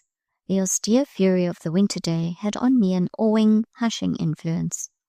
That passion of January, so white and so bloodless, was not yet spent. The storm had raved itself hoarse, but seemed no nearer exhaustion. Had Ginevra Fanshawe been my companion in that drawing-room, she would not have suffered me to muse and listen undisturbed. The presence just gone from us would have been her theme, and how she would have rung the changes on one topic, how she would have pursued and pestered me with questions and surmises, worried and oppressed me with comments and confidences I did not want and longed to avoid. Paulina Mary cast once or twice towards me a quiet but penetrating glance of her dark, full eye, her lips half opened as if to the impulse of coming utterance, but she saw and delicately respected my inclination for silence. This will not hold long, I thought to myself, for I was not accustomed to find in women or girls any power of self-control or strength of self-denial. As far as I knew them, the chance of a gossip about their usually trivial secrets, their often very washy and paltry feelings, was a treat not to be readily foregone. The little Countess promised an exception. She sewed till she was tired of sewing, and then she took a book. As chance would have it, she had sought it in Dr. Bretton's own compartment of the bookcase, and it proved to be an old Breton book, some illustrated work of natural history. Often had I seen her standing at Graham's side, resting that volume on his knee, and reading to his tuition, and when the lesson was over, begging, as a treat, that he would tell her all about the pictures. I watched her keenly. Here was a true test of that memory she had boasted. Would her recollections now be faithful? Faithful, it could not be doubted. As she turned the leaves, over her face passed gleam after gleam of expression, the least intelligent of which was a full greeting to the past. And then she turned to the title page and looked at the name written in the schoolboy hand. She looked at it long, nor was she satisfied with merely looking. She gently passed over the characters the tips of her fingers, accompanying the action with an unconscious but tender smile, which converted the touch into a caress. Paulina loved the past, but the peculiarity of this little scene was that she said nothing. She could feel without pouring out her feelings in a flux of words. She now occupied herself at the bookcase for nearly an hour, taking down volume after volume, and renewing her acquaintance with each. This done, she seated herself on a low stool, rested her cheek on her hand, and thought, and still was mute. The sound of the front door opened below, a rush of cold wind, and her father's voice speaking to Mrs. Bretton in the hall startled her at last. She sprang up. She was downstairs in 1 second. "Papa, Papa, you are not going out?" "My pet, I must go into town." "But it is too cold, Papa." And then I heard Monsieur de Bassompierre showing to her how he was well provided against the weather, and how he was going to have the carriage and to be quite snugly sheltered, and in short proving that she need not fear for his comfort. "But you will promise to come back here this evening before it is quite dark, you and Dr. Bretton both in the carriage. It is not fit to ride." "Well, if I see the doctor, I will tell him a lady has laid on him her commands to take care of his precious health and come home early under my escort." "Yes, you must say a lady, and he will think it is his mother and be obedient. And Papa, mind to come soon, for I shall watch and listen." The door closed, and the carriage rolled softly through the snow, and back returned the Countess, pensive and anxious. She did listen and watch when evening closed, but it was in stillest sort, walking the drawing-room with quite noiseless step. She checked at intervals her velvet march, inclined her ear, and consulted the night sounds. I should rather say the night silence, for now, at last, the wind was fallen. The sky, relieved of its avalanche, lay naked and pale. Through the barren boughs of the avenue we could see it well, and note also the polar splendor of the New Year moon, an orb white as a world of ice. Nor was it late when we saw also the return of the carriage. Paulina had no dance of welcome for this evening. It was with a sort of gravity that she took immediate possession of her father as he entered the room, but she at once made him her entire property, led him to the seat of her choice, and while softly showering round him honeyed words of commendation for being so good and coming home so soon, You would have thought it was entirely by the power of her little hands he was put into his chair and settled and arranged, for the strong man seemed to take pleasure in wholly yielding himself to this dominion potent only by love. Graham did not appear till some minutes after the Count. Paulina half turned when his step was heard. They spoke, but only a word or two. Their fingers met a moment, but obviously with slight contact. Paulina remained beside her father. Graham threw himself into a seat on the other side of the room. It was well that Mrs. Bretton and Mr. Home had a great deal to say to each other, almost an inexhaustible fund of discourse in old recollections. Otherwise, I think our party would have been but a still one that evening. After tea, Paulina's quick needle and pretty golden thimble were busily plied by the lamplight, but her tongue rested, and her eyes seemed reluctant to raise often their lids, so smooth and so full-fringed. Graham, too, must have been tired with his day's work. He listened dutifully to his elders and betters, said very little himself, and followed with his eye the gilded glance of Paulina's thimble, as if it had been some bright moth on the wing, or the golden head of some darting little yellow serpent. From this date, my life did not want variety. I went out a good deal, with the entire consent of Madame Beck, who perfectly approved the grade of my acquaintance. That worthy directress had never from the first treated me otherwise than with respect, and when she found that I was liable to frequent invitations from a chateau and a great hotel, respect improved into distinction. Not that she was fulsome about it. Madame, in all things worldly, was in nothing weak. There was measure and sense in her hottest pursuit of self-interest, calm and considerateness in her closest clutch of gain. Without then laying herself open to my contempt as a time-server and a toady, she marked with tact that she was pleased people connected with her establishment should frequent such associates as must cultivate and elevate, rather than those who might deteriorate and depress. She never praised either me or my friends. Only once, when she was sitting in the sun in the garden, a cup of coffee at her elbow, and the Gazette in her hand, looking very comfortable, and I came up and asked leave of absence for the evening, she delivered herself in this gracious sort. Oui, oui, ma bonne amie, je vous donne la permission de coeur et de gré. Votre travail dans ma maison a toujours été admirable. Rempli de zèle et de discrétion, vous avez bien le droit de vous amuser. Sortez donc tant que vous voudrez. Quant à votre choix de connaissance, j'en suis contente. C'est sage, digne, laudable. She closed her lips and resumed the Gazette. The reader will not too gravely regard the little circumstance that about this time the triply enclosed packet of 5 letters temporarily disappeared from my bureau. Blank dismay was naturally my first sensation on making the discovery, but in a moment I took heart of grace. Patience, whispered I to myself. Let me say nothing, but wait peaceably. They will come back again. And they did come back. They had only been on a short visit to Madame's chamber.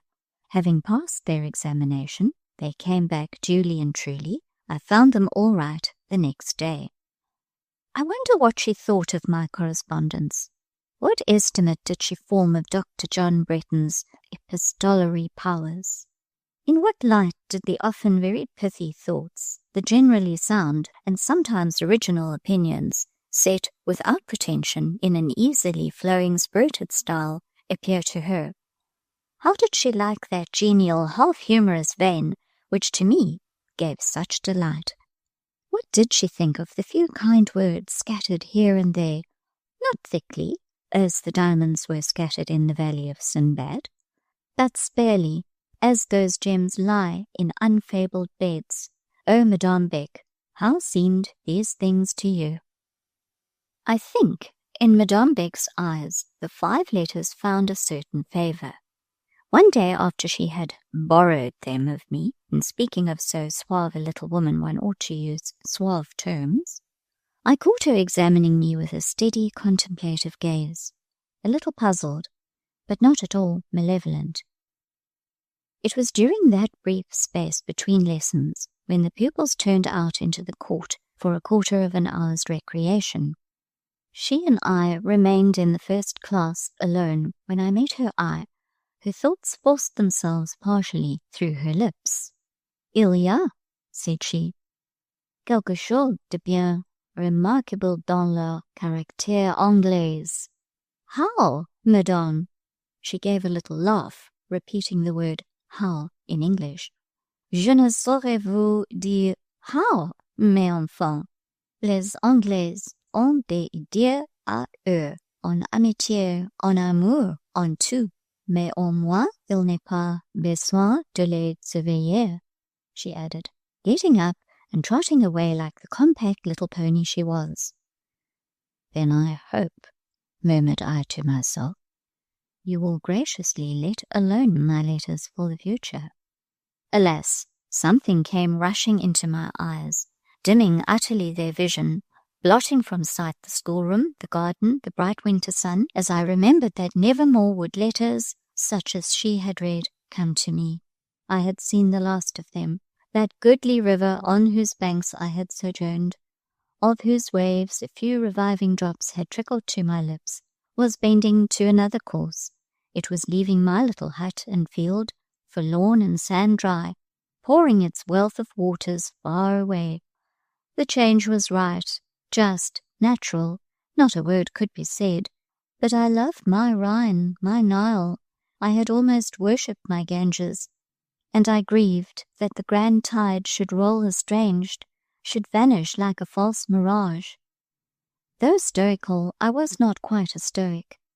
Drops streamed fast on my hands, on my desk.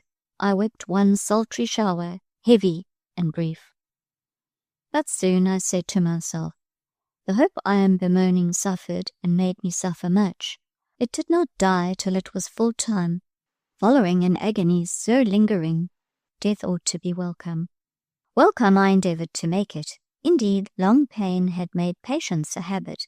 In the end I closed the eyes of my dead, covered its face, and composed its limbs with great calm. The letters, however, must be put away, out of sight. People who have undergone bereavement always jealously gather together and lock away mementos. It is not supportable to be stabbed to the heart each moment by sharp revival of regret. One vacant holiday afternoon, the Thursday, going to my treasure with intent to consider its final disposal, I perceived, and this time with a strong impulse of displeasure, that it had been again tampered with. The packet was there, indeed, but the ribbon which secured it had been untied and retied, and by other symptoms I knew that my drawer had been visited. This was a little too much. Madame Beck herself was the soul of discretion, besides having as strong a brain and sound a judgment as ever furnished a human head. That she should know the contents of my casket was not pleasant, but might be borne.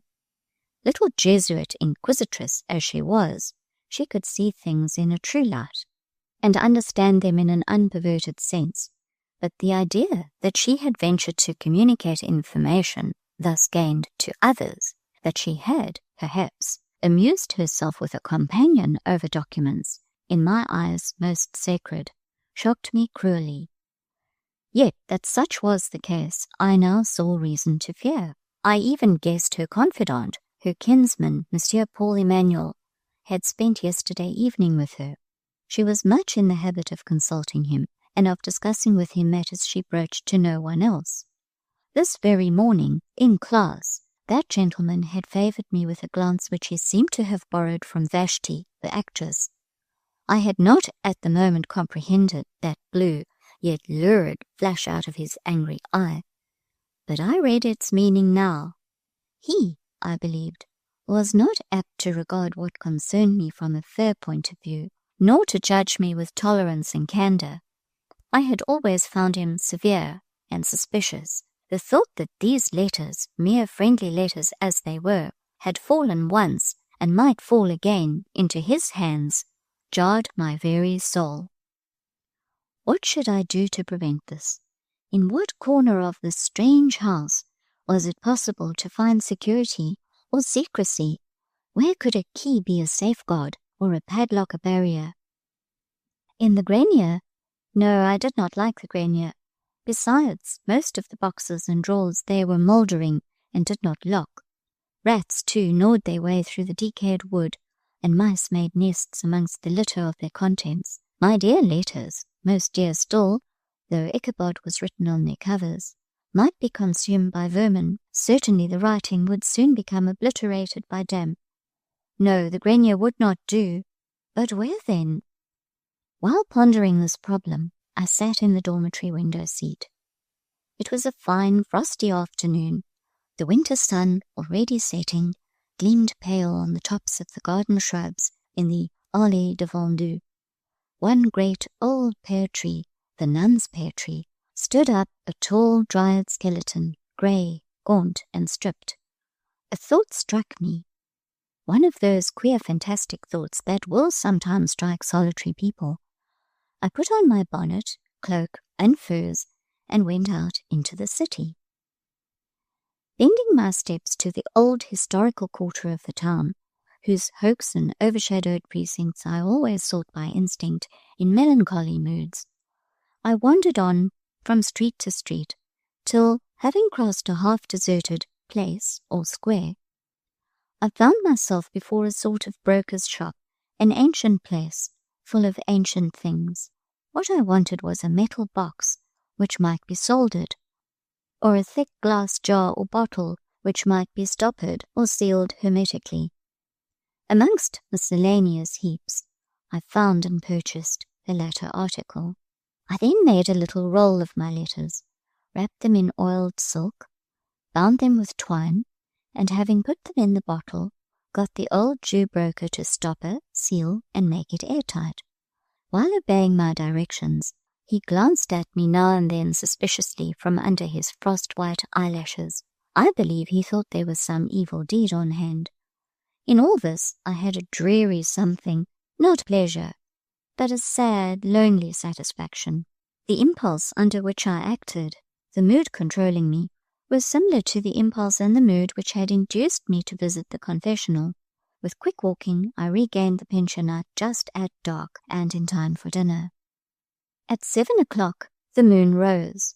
At 7:30, when the pupils and teachers were at study, and Madame Beck was with her mother and children in the salle à manger, when the half-boarders were all gone home, and Rosine had left the vestibule, and all was still, I shawled myself, and, taking the sealed jar, stole out through the first-class door, into the berceau, and thence into the allée de Vendu.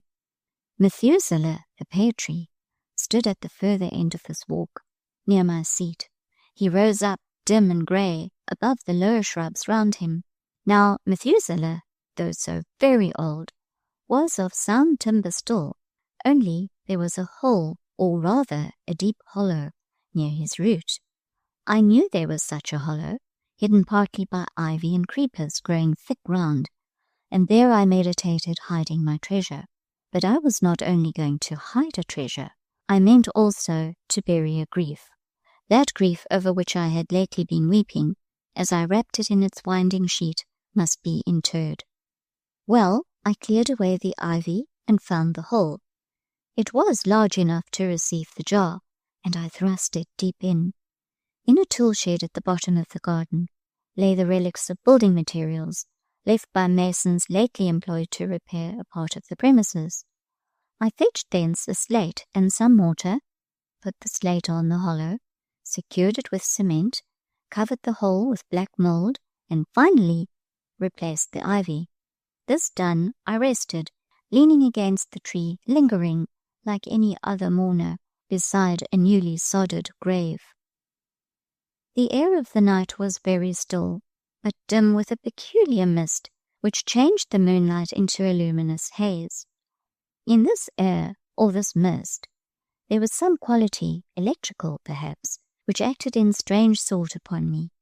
I felt then, as I had felt a year ago in England, on a night when the aurora borealis was streaming and sweeping round heaven, when, belated in lonely fields, I had paused to watch that mustering of an army with banners, that quivering of serried lances, that swift ascent of messengers from below the North Star to the dark, high keystone of heaven's arch. I felt not happy, far otherwise, but strong with reinforced strength. If life be a war, it seemed my destiny to conduct it single-handed. I pondered now how to break up my winter quarters, to leave an encampment where food and forage failed. Perhaps, to effect this change, another pitched battle must be fought with fortune. If so, I had a mind to the encounter. Too poor to lose, God might destine me to gain. But what road was open? What plan available? On this question I was still pausing, when the moon, so dim hitherto, seemed to shine out somewhat brighter. A ray gleamed even white before me, and a shadow became distinct and marked. I looked more narrowly, to make out the cause of this well-defined contrast appearing a little suddenly in the obscure alley. Whiter and blacker it grew on my eye. It took shape with instantaneous transformation. I stood about 3 yards from a tall, sable-robed, snowy-veiled woman. 5 minutes passed. I neither fled nor shrieked. She was there still. I spoke. "Who are you, and why do you come to me?" She stood mute. She had no face, no features. All below her brow was masked with a white cloth. But she had eyes, and they viewed me. I felt, if not brave, yet a little desperate, and desperation will often suffice to fill the post and do the work of courage. I advanced 1 step. I stretched out my hand, for I meant to touch her. She seemed to recede. I drew nearer. Her recession, still silent, became swift. A mass of shrubs, full-leaved evergreens, laurel and dense yew intervened between me and what I followed. Having passed that obstacle, I looked and saw nothing. I waited. I said, "If you have any errand to men, come back and deliver it." Nothing spoke or reappeared. This time there was no Dr. John to whom to have recourse. There was no one to whom I dared whisper the words, "I have again seen the nun." Paulina Mary sought my frequent presence in the Rue Crecy. In the old Breton days, though she had never professed herself fond of me, my society had soon become to her a sort of unconscious necessary. I used to notice that if I withdrew to my room, she would speedily come trotting after me, and, opening the door and peeping in, say, with her little peremptory accent, "Come down. Why do you sit here by yourself? You must come into the parlour." In the same spirit she urged me now. "Leave the Rue Fossette," she said, "and come and live with us. Papa would give you far more than Madame Beck gives you." Mr. Home himself offered me a handsome sum, thrice my present salary, if I would accept the office of companion to his daughter. I declined. I think I should have declined had I been poorer than I was, and with scantier fund of resource, more stinted narrowness of future prospect. I had not that vocation. I could teach, I could give lessons, but to be either a private governess or a companion was unnatural to me.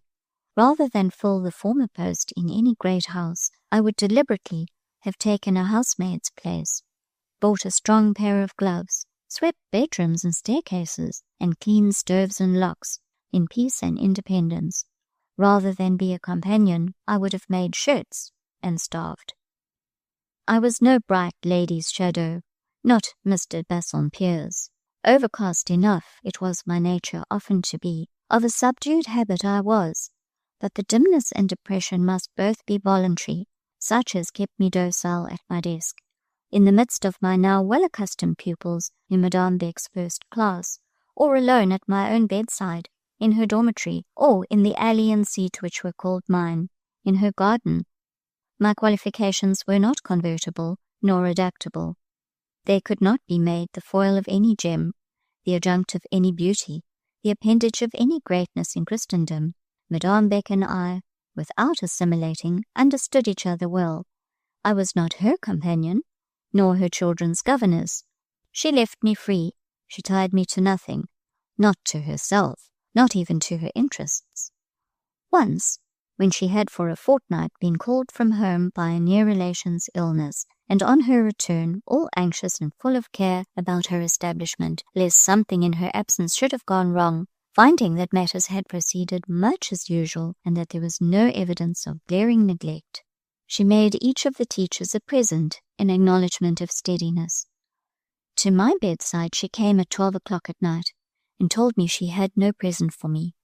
I must make fidelity advantageous to the St. Pierre, said she.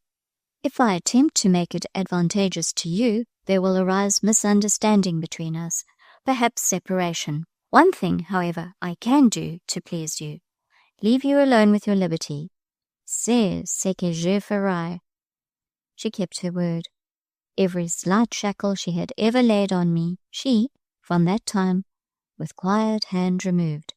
Thus, I had pleasure in voluntarily respecting her rules, gratification in devoting double time, in taking double pains with the pupils she committed to my charge. As to Mary de Bassompierre, I visited her with pleasure, though I would not live with her. My visits soon taught me that it was unlikely even my occasional and voluntary society would long be indispensable to her. Monsieur de Bassompierre, for his part, seemed impervious to this conjecture, blind to this possibility, unconscious as any child to the signs, the likelihoods, the fitful beginnings of what, when it drew to an end, he might not approve. Whether or not he would cordially approve, I used to speculate. Difficult to say. He was much taken up with scientific interests, keen, intent, and somewhat repugnant in what concerned his favourite pursuits, but unsuspicious and trustful in the ordinary affairs of life. From all I could gather, he seemed to regard his daughterling as still but a child, and probably had not yet admitted the notion that others might look on her in a different light. He would speak of what should be done when Polly was a woman, when she should be grown up, and Polly, standing beside his chair, would sometimes smile and take his honoured head between her little hands and kiss his iron-grey locks, and at other times she would pout and toss her curls, but she never said, "Papa, I am grown up." She had different moods for different people. With her father she really was still a child, or childlike, affectionate, merry, and playful. With me she was serious, and as womanly as thought and feeling could make her. With Mrs. Bretton she was docile and reliant, but not expansive. With Graham she was shy, at present very shy.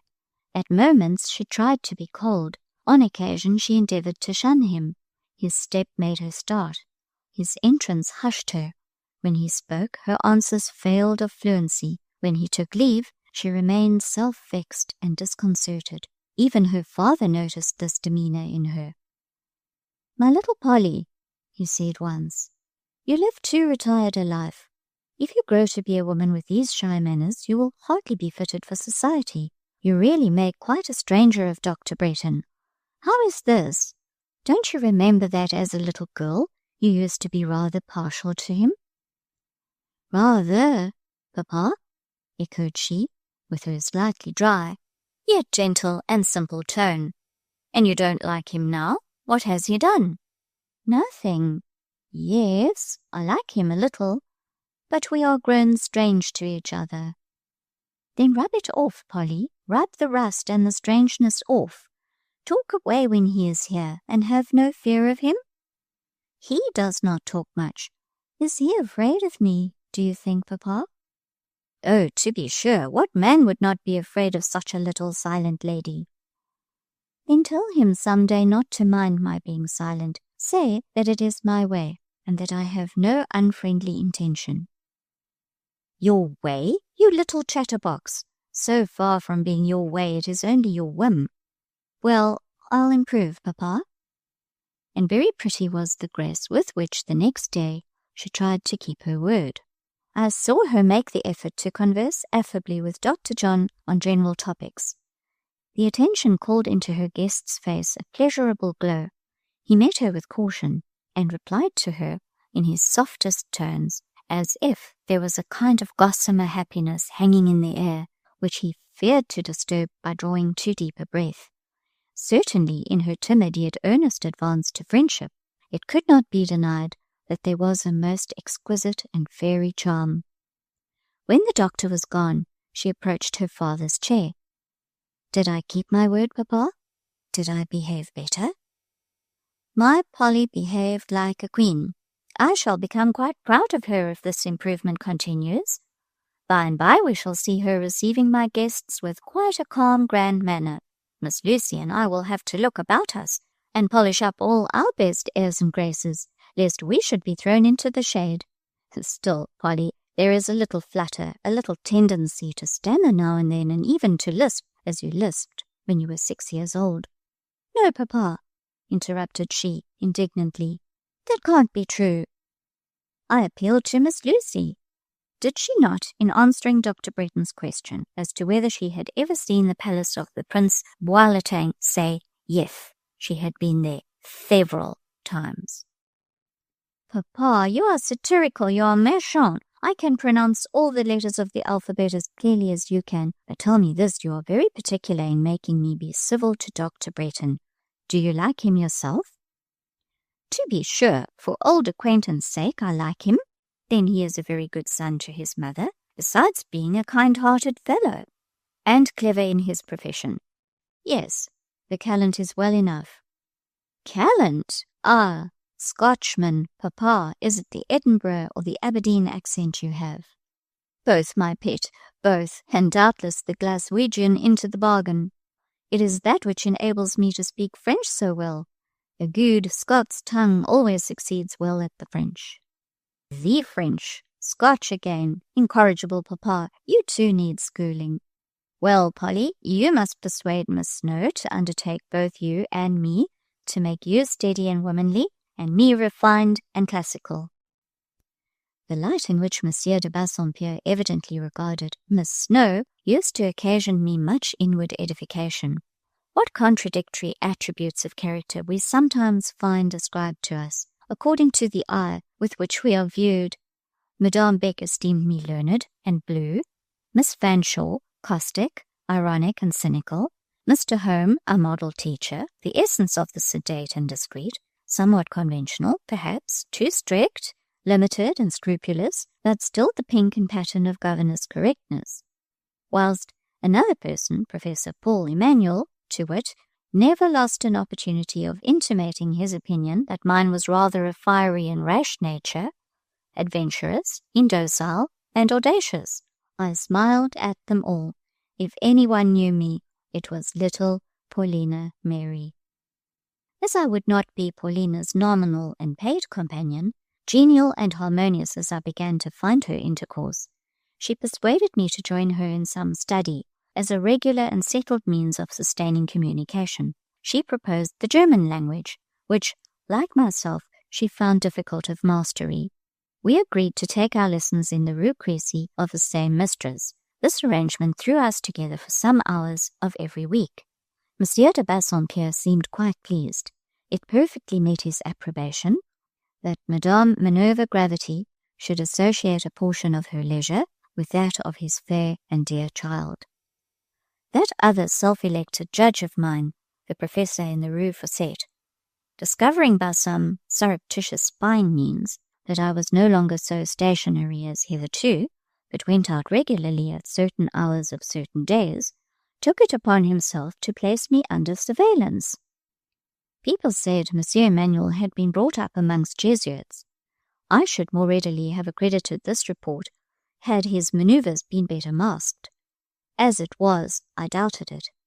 Never was a more undisguised schemer, a franker, looser intriguer. He would analyze his own machinations, elaborately contrive plots, and forthwith indulge in explanatory boasts of their skill. I know not whether I was more amused or provoked by his stepping up to me one morning and whispering solemnly that he had his eye on me. He, at least, would discharge the duty of a friend, and not leave me entirely to my own devices. My proceedings seemed at present very unsettled. He did not know what to make of them. He thought his cousin Beck very much to blame in suffering this sort of fluttering inconsistency in a teacher attached to her house. What had a person devoted to a serious calling, that of education, to do with counts and countesses, hotels and chateaux? To him I seemed altogether en l'air. On his faith he believed. I went out 6 days in the 7. I said, Monsieur exaggerated. I certainly had enjoyed the advantage of a little change lately, but not before it had become necessary, and the privilege was by no means exercised in excess. Necessary? How was it necessary? I was well enough, he supposed. Change necessary. He would recommend me to look at the Catholic religieuses and study their lives. They asked no change. I am no judge of what expression crossed my face when he thus spoke, but it was one which provoked him. He accused me of being reckless, worldly, an Epicurean, ambitious of greatness, and feverishly athirst for the pomps and vanities of life. It seems I had no dévouement, no recueillement in my character, no spirit of grace, faith, sacrifice, or self-abasement. Feeling the inutility of answering these charges, I mutely continued the correction of a pile of English exercises. He could see in me nothing Christian. Like many other Protestants, I revelled in the pride and self-will of paganism. I slightly turned from him, nestling still closer under the wing of silence. A vague sound grumbled between his teeth. It could not surely be a giron. He was too religious for that, but I am certain I heard the word sacré. Grievous to relate, the same word was repeated, with the unequivocal addition of meal, something when I passed him about 2 hours afterwards in the corridor, prepared to go and take my German lesson in the Rue Crecy. Never was a better little man in some points than Monsieur Paul, never in others a more waspish little despot. Our German mistress, Fräulein Anna Braun, was a worthy, hearty woman of about 45. She ought perhaps to have lived in the days of Queen Elizabeth, as she habitually consumed, for her first and second breakfasts, beer and beef. Also, her direct and downright Dutch nature seemed to suffer a sensation of cruel restraint from what she called our English reserve, though we thought we were very cordial with her. But we did not slap her on the shoulder, and if we consented to kiss her cheek, it was done quietly and without any explosive smack. These omissions oppressed and depressed her considerably. Still, on the whole, we got on very well. Accustomed to instruct foreign girls, who hardly ever will think and study for themselves, who have no idea of grappling with a difficulty and overcoming it by dint of reflection or application, our progress, which in truth was very leisurely, seemed to astound her. In her eyes we were a pair of glacial prodigies, cold, proud, and preternatural. The young Countess was a little proud, a little fastidious, and perhaps, with her native delicacy and beauty, she had a right to these feelings, but I think it was a total mistake to ascribe them to me. I never evaded the morning salute, which Paulina would slip when she could, nor was a certain little manner of still disdain a weapon known in my armory of defence, whereas Paulina always kept it clear, fine, and bright, and any rough German sally called forth at once its steely glisten. Honest Anna Braun, in some measure, felt this difference, and while she half feared, half worshipped Paulina as a sort of dainty nymph, an Undine, she took refuge with me as a being all mortal and of easier mood. A book we liked well to read and translate was Schiller's Ballads. Paulina soon learned to read them beautifully. The Fräulein would listen to her with a broad smile of pleasure and say her voice sounded like music. She translated them too, with a facile flow of language, and in a strain of kindred and poetic fervour. Her cheek would flush, her lips tremblingly smile, her beauteous eyes kindle or melt as she went on. She learnt the best by heart, and would often recite them when we were alone together. One she liked well was De Madchen Clegg. That is, she liked well to repeat the words. She found plaintive melody in the sound, the sense she would criticize. She murmured as we sat over the fire one evening, Du heilig ruf dein Kind zurück. Ich habe genossen das irdische Glück. Ich habe gelebt und geliebet. Lived and loved, said she. Is that the summit of earthly happiness? The end of life? To love? I don't think it is. It may be the extreme of mortal misery. It may be sheer waste of time and fruitless torture of feeling. If Schiller had said to be loved, he might have come nearer the truth. Is not that another thing, Lucy, to be loved? I suppose it may be, but why consider the subject? What is love to you? What do you know about it? She crimsoned, half in irritation, half in shame. Now, Lucy, she said, I won't take that from you. It may be well for Papa to look on me as a baby. I rather prefer that he should thus view me. But you know and shall learn to acknowledge that I am verging on my 19th year. No matter if it were your 29th. We will anticipate no feelings by discussion and conversation. We will not talk about love. Indeed, said she, all in hurry and heat. You may think to check and hold me in as much as you please, but I have talked about it, and heard about it too, and a great deal, and lately, and disagreeably, and detrimentally, and in a way you wouldn't approve. And the vexed, triumphant, pretty naughty being laughed. I could not discern what she meant, and I would not ask her. I was nonplussed.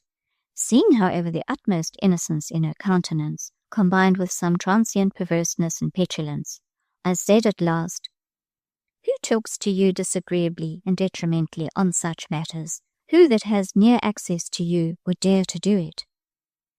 Lucy, replied she more softly, it is a person who makes me miserable sometimes, and I wish she would keep away. I don't want her. But who, Paulina, can it be? You puzzle me much. It is my cousin Ginevra. Every time she has to leave to visit Mrs. Cholmondeley, she calls here, and whenever she finds me alone, she begins to talk about her admirers. Love, indeed, you should hear all she has to say about love. Oh, I have heard it, said I, quite coolly, and on the whole, perhaps it is as well you should have heard it too. It is not to be regretted, it is all right. Yet surely Ginevra's mind cannot influence yours. You can look over both her head and her heart. She does influence me very much. She has the art of disturbing my happiness and unsettling my opinions. She hurts me through the feelings and people dearest to me. What does she say, Paulina? Give me some idea. There may be counteraction of the damage done. The people I have longest and most esteemed are degraded by her. She does not spare Mrs. Bretton. She does not spare Graham. No, I dare say. And how does she mix up these with her sentiment and her love? She does mix them, I suppose. Lucy, she is insolent, and I believe false. You know Dr. Bretton. We both know him. He may be careless and proud, but when was he ever mean or slavish? Day after day she shows him to me kneeling at her feet, pursuing her like her shadow, she repulsing him with insult, and he imploring her with infatuation. Lucy, is it true? Is any of it true? It may be true that he once thought her handsome. Does she give him out as still her suitor? She says she might marry him any day. He only waits her consent. It is these tales which have caused that reserve in your manner towards Graham which your father noticed. They have certainly made me all doubtful about his character. As Ginevra speaks, they do not carry with them a sound of unmixed truth. I believe she exaggerates, perhaps invents, but I want to know how far. Suppose we bring Miss Fanshawe to some proof. Give her an opportunity of displaying the power she boasts. I could do that tomorrow. Papa has asked some gentlemen to dinner, all savants. Graham, who Papa is beginning to discover, is a savant too, skilled, they say, in more than one branch of science, is among the number. Now, I should be miserable to sit at table unsupported amidst such a party. I could not talk to Messieurs A and Z, the Parisian academicians. All my new credit for manner would be put in peril. You and Mrs. Bretton must come for my sake. Ginevra, at a word, will join you. Yes, then I will carry a message of invitation, and she shall have the chance of justifying her character for veracity. The morrow turned out a more lively and busy day than we, or than I at least, had anticipated. It seems it was the birthday of one of the young princes of Le Bassompierre. The eldest, I think, the Duke de Dingdonneau, and a general holiday was given in his honour at the schools, and especially at the principal Athénée, or college. The youth of that institution had also concocted, and were to present a loyal address, for which purpose they were to be assembled in the public building where the yearly examinations were conducted and the prizes distributed. After the ceremony of presentation, an oration or discourse was to follow from one of the professors. Several of Monsieur de Bassompierre's friends, the savants, being more or less connected with the Athénée, they were expected to attend on this occasion. Together with the worshipful municipality of Villette, Monsieur le Chevalier Stas, the burgomaster, and the parents and kinsfolk of the Athenians in general.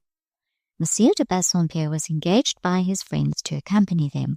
His fair daughter would, of course, be of the party, and she wrote a little note to Ginevra and myself, bidding us come early, that we might join her. As Miss Fanshawe and I were dressing in the dormitory of the Rue Fete, she, Miss F., suddenly burst into a laugh. "What now?" I asked, for she had suspended the operation of arranging her attire, and was gazing at me. "It seems so odd," she replied, with her usual half-honest, half-insolent unreserve, "that you and I should now be so much on a level, visiting in the same sphere, having the same connections." "Why, yes," said I. "I had not much respect for the connections you chiefly frequented a while ago. Mrs. Cholmondeley and co. would never have suited me at all." "Who are you, Miss Snowe?" she inquired, in a tone of such undisguised and unsophisticated curiosity as made me laugh in my turn. "You used to call yourself a nursery governess. When you first came here you really had the care of the children in this house. I have seen you carry little Georgette in your arms, like a bonne. Few governesses would have condescended so far. And now Madame Beck treats you with more courtesy than she treats the Parisian Saint Pierre, and that proud chit, my cousin, makes you her bosom friend." "Wonderful," I agreed, much amused at her mystification. "Who am I indeed? Perhaps a personage in disguise. Pity I don't look the character. I wonder you are not more flattered by all this," she went on. "You take it with strange composure. If you really are the nobody I once thought you, you must be a cool hand." "The nobody you once thought me," I repeated, and my face grew a little hot, but I would not be angry. Of what importance was a schoolgirl's crude use of the terms nobody and somebody? I confined myself, therefore, to the remark that I had merely met with civility, and asked what she saw in civility to throw the recipient into a fever of confusion. "One can't help wondering at some things," she persisted. "Wondering at marvels of your own manufacture. Are you ready at last?" "Yes, let me take your arm." "I would rather not. We will walk side by side." When she took my arm she always leaned upon me her whole weight, and as I was not a gentleman or her lover, I did not like it. "There, again!" she cried. "I thought, by offering to take your arm, to intimate approbation of your dress and general appearance, I meant it as a compliment." "You did? You meant, in short, to express that you are not ashamed to be seen in the street with me, that if Mrs. Cholmondeley should be fondling her lapdog at some window, or Colonel de Hamal picking his teeth in a balcony, and should catch a glimpse of us, you would not quite blush for your companion?" "Yes," said she, with that directness which was her best point, which gave an honest plainness to her very fibs when she told them, which was, in short, the salt, the sole preservative ingredient of a character otherwise not formed to keep. I delegated the trouble of commenting on this yes to my countenance, or rather, my underlip voluntarily anticipated my tongue, of course. Reverence and solemnity were not the feelings expressed in the look I gave her. "Scornful, sneering creature," she went on as we crossed a great square and entered the quiet, pleasant park, our nearest way to the Rue Crecy. "Nobody in this world was ever such a Turk to me as you are." "You bring it on yourself. Let me alone. Have the sense to be quiet. I will let you alone." "As if one could let you alone when you are so peculiar and so mysterious." "The mystery and peculiarity being entirely the conception of your own brain. Maggots, neither more nor less. Be so good as to keep them out of my sight." "But are you anybody?" persevered she, pushing her hand, in spite of me, under my arm, and that arm pressed itself with inhospitable closeness against my side, by way of keeping out the intruder. "Yes," I said, "I am a rising character, once an old lady's companion, then a nursery governess, now a school teacher." Do tell me who you are." "I'll not repeat it," she urged, adhering with ludicrous tenacity to the wise notion of an incognito she had got hold of, and she squeezed the arm of which she had now obtained full possession, and coaxed and conjured till I was obliged to pause in the park to laugh. Throughout our walk she rang the most fanciful changes on this theme, proving by her obstinate credulity, or incredulity, her incapacity to conceive how any person not bolstered up by birth or wealth, not supported by some consciousness of name or connection, could maintain an attitude of reasonable integrity.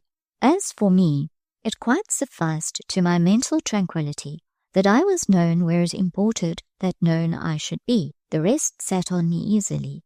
Pedigree, social position, and recondite intellectual acquisition occupied about the same space and place in my interests and thoughts. They were my third-class lodgers, to whom could be assigned only the small sitting-room and the little back bedroom. Even if the dining and drawing-room stood empty, I never confessed it to them, as thinking minor accommodations better suited to their circumstances. The world, I soon learned, held a different estimate, and I make no doubt the world is very right in its view, yet believe also that I am not quite wrong in mine. There are people whom a lowered position degrades morally, to whom loss of connection costs loss of self-respect. Are not these justified in placing the highest value on that station and association which is their safeguard from debasement? If a man feels that he would become contemptible in his own eyes were it generally known that his ancestry were simple and not gentle, poor and not rich, workers and not capitalists, would it be right severely to blame him for keeping these fatal facts out of sight, for starting, trembling, quailing at the chance which threatens exposure? The longer we live, the more our experience widens, the less prone are we to judge our neighbour's conduct, to question the world's wisdom. Wherever an accumulation of small defences is found, whether surrounding the prude's virtue or the man of the world's respectability, there be sure it is needed. We reached the Hotel Crecy. Paulina was ready, Mrs. Breton was with her, and under her escort and that of Monsieur de Bassompierre, we were soon conducted to the place of assembly, and seated in good seats at a convenient distance from the tribune. The youth of the Athénée were marshalled before us, the municipality and their burgmestre were in places of honour, the young princes, with their tutors, occupied a conspicuous position, and the body of the building was crowded with the aristocracy and first burghers of the town. Concerning the identity of the professor by whom the discourse was to be delivered, I had as yet entertained neither care nor question. Some vague expectation I had that a savant would stand up and deliver a formal speech, half dogmatism to the Athenians, half flattery to the princes. The tribune was yet empty when we entered, but in 10 minutes after it was filled. Suddenly, in a second of time, a head, chest, and arms grew above the crimson desk. This head I knew. Its colour, shape, port, expression were familiar both to me and Miss Fanshawe. The blackness and closeness of cranium, the amplitude and paleness of brow, the blueness and fire of glance, were details so domesticated in the memory, and so knit with many a whimsical association, as almost by this their sudden apparition to tickle fancy to a laugh. Indeed, I confess, for my part, I did laugh till I was warm, but then I bent my head and made my handkerchief and a lowered veil the sole confidants of my mirth. I think I was glad to see Monsieur Paul. I think it was rather pleasant than otherwise, to behold him set up there, fierce and frank, dark and candid, tasty and fearless, as when regnant on his estrade in class. His presence was such a surprise. I had not once thought of expecting him, though I knew he filled the chair of belles lettres in the college. With him in that tribune, I felt sure that neither formalism nor flattery would be our doom. But for what was vouchsafed us, for what was poured suddenly, rapidly, continuously on our heads, I own I was not prepared. He spoke to the princes, the nobles, the magistrates, and the burghers with just the same ease, with almost the same pointed, choleric earnestness with which he was wont to harangue the 3 divisions of the Rue Fete. The collegians he addressed not as schoolboys, but as future citizens and embryo patriots. The times which have since come on Europe had not been foretold yet, and Monsieur Manuel's spirit seemed new to me. Who would have thought the flat and fat soil of Le Bassompierre could yield political convictions and national feelings such as were now strongly expressed? Of the bearing of his opinions I need here give no special indication, yet it may be permitted me to say that I believed the little man not more earnest than right in what he said. With all his fire he was severe and sensible. He trampled utopian theories under his heel. He rejected wild dreams with scorn. But when he looked in the face of tyranny, oh, then they opened a light in his eye worth seeing, and when he spoke of injustice, his voice gave no uncertain sound, but reminded me rather of the band trumpet ringing at twilight from the park. I do not think his audience were generally susceptible of sharing his flame in its purity, but some of the college youth caught fire as he eloquently told them what should be their path and endeavour in their countries and in Europe's future. They gave him a long, loud, ringing cheer as he concluded, with all his fierceness, he was their favourite professor. As our party left the hall, he stood at the entrance. He saw and knew me, and lifted his hat. He offered his hand in passing, and uttered the words, "Que en dites-vous?" question eminently characteristic, and reminding me, even in this, his moment of triumph, of that inquisitive restlessness, that absence of what I considered desirable self-control, which were amongst his faults. He should not have cared just then to ask what I thought, or what anybody thought, but he did care, and he was too natural to conceal, too impulsive to repress his wish. Well, if I blamed his over-eagerness, I liked his naivete. I would have praised him. I had plenty of praise in my heart, but, alas, no words on my lips. Who has words at the right moment? I stammered some lame expressions, but was truly glad when other people, coming up with profuse congratulations, covered my deficiency by their redundancy.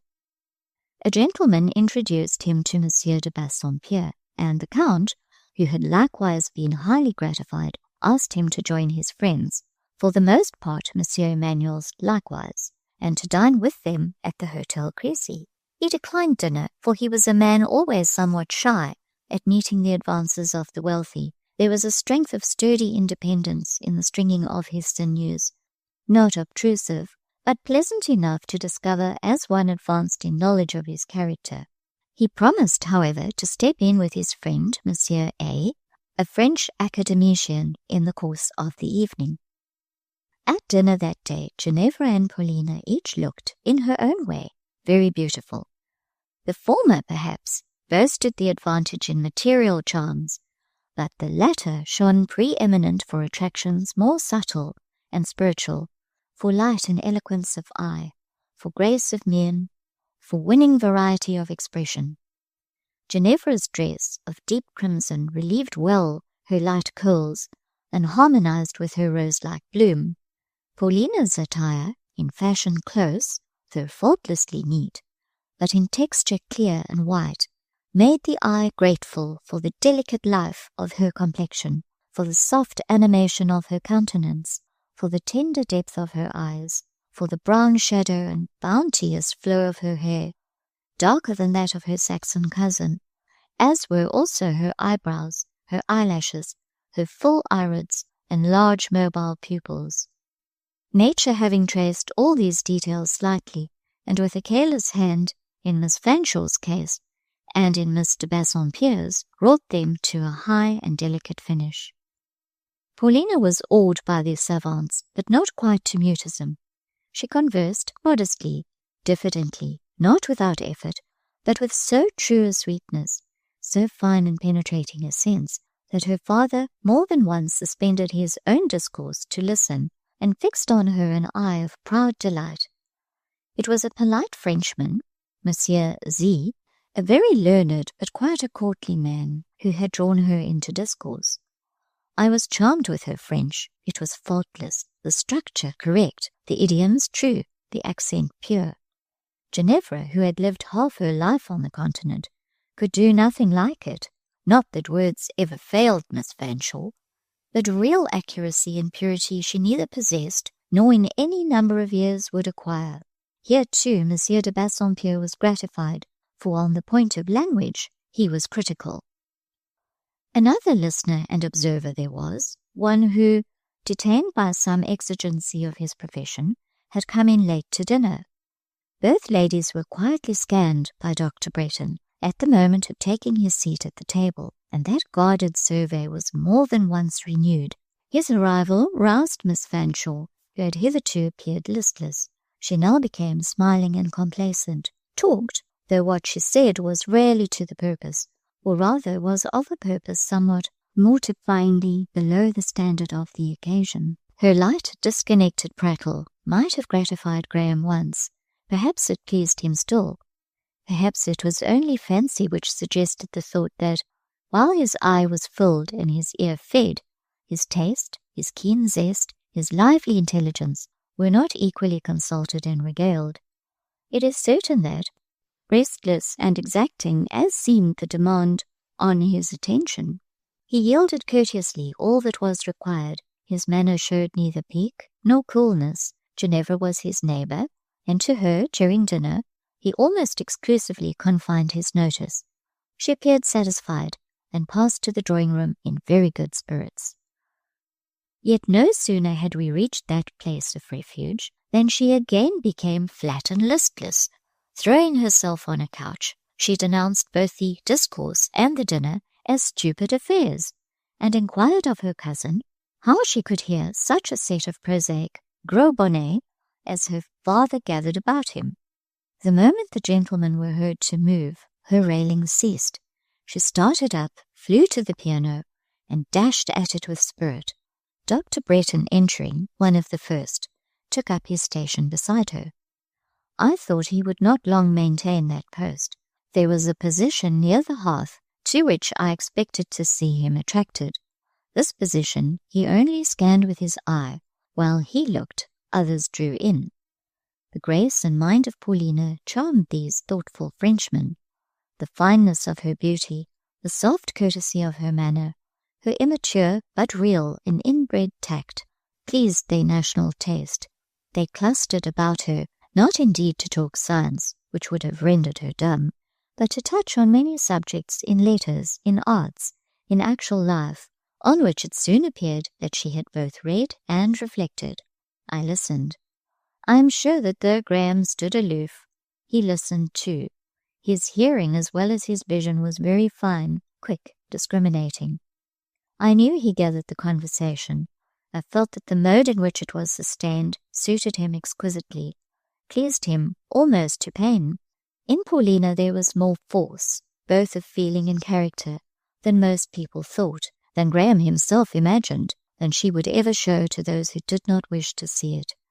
To speak truth, reader, There is no excellent beauty, no accomplished grace, no reliable refinement, without strength as excellent, as complete, as trustworthy, as well might you look for good fruit and blossom on a rootless and sapless tree, as for charms that will endure in a feeble and relaxed nature.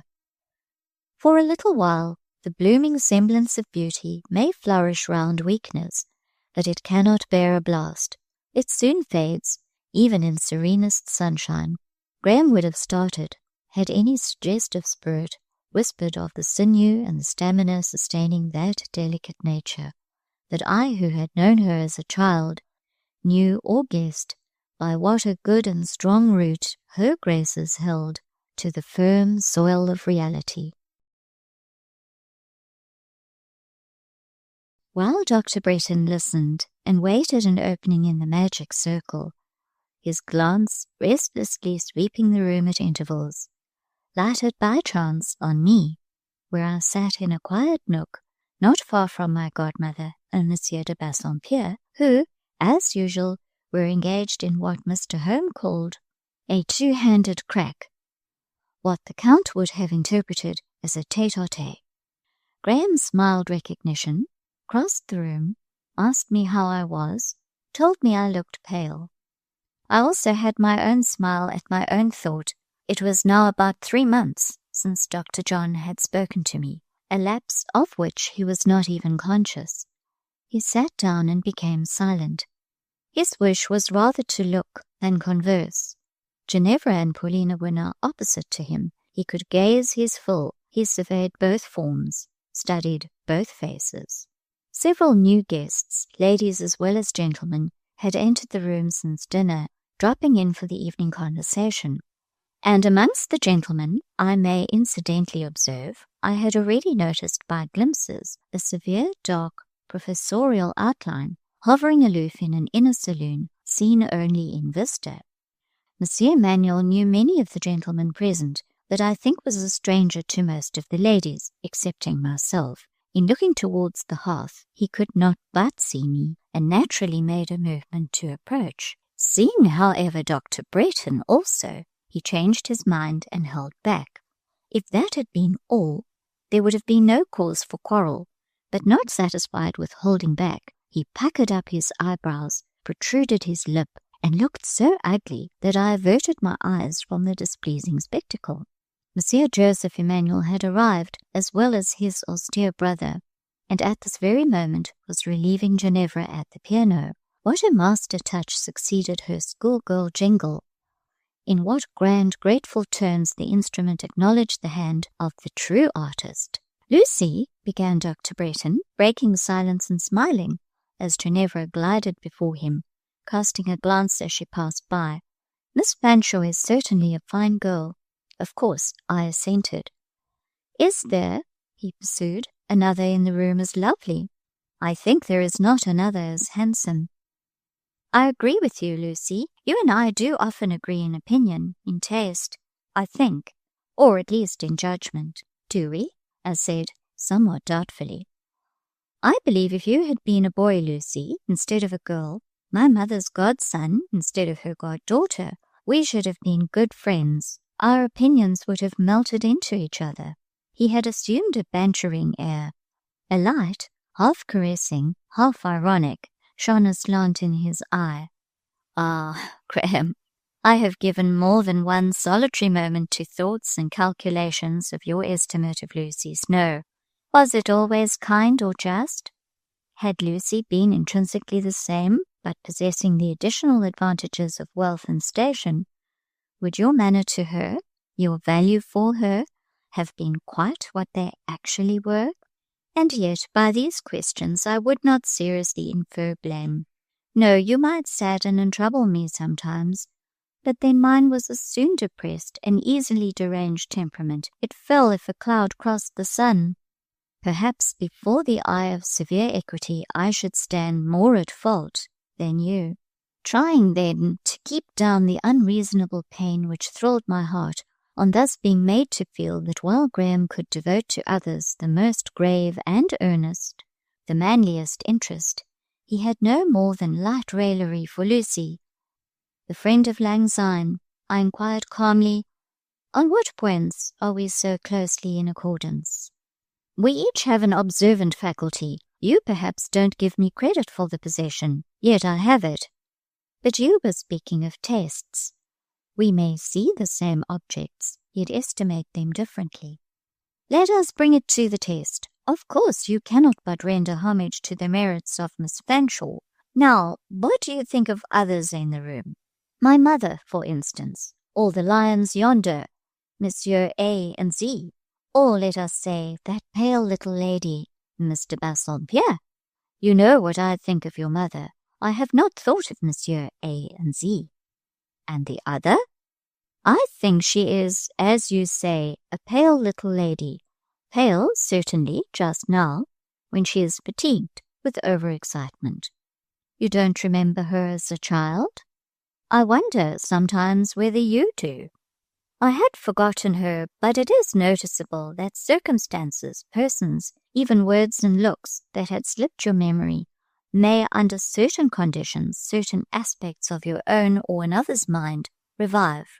That is possible enough. Yet, he continued, the revival is imperfect, needs confirmation, partakes so much of the dim character of a dream, or of the airy one of a fancy, that the testimony of a witness becomes necessary for corroboration. Were you not a guest at Breton 10 years ago, when Mr. Home brought his little girl, whom we then called Little Polly, to stay with Mamma? I was there the night she came, and also the morning she went away. Rather a peculiar child, was she not? I wonder how I treated her. Was I fond of children in those days? Was there anything gracious or kindly about me, great reckless schoolboy as I was? But you don't recollect me, of course? You have seen your own picture at La Terrasse. It is like you personally. In manner, you were almost the same yesterday as today. But Lucy, how is that? Such an oracle really whets my curiosity. What am I today? What was I the yesterday of 10 years back? Gracious to whatever pleased you, unkindly or cruel to nothing.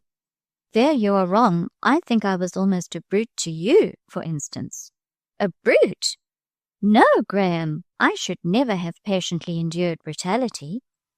This, however, I do remember. Quiet Lucy Snowe tasted nothing of my grace, as little of your cruelty.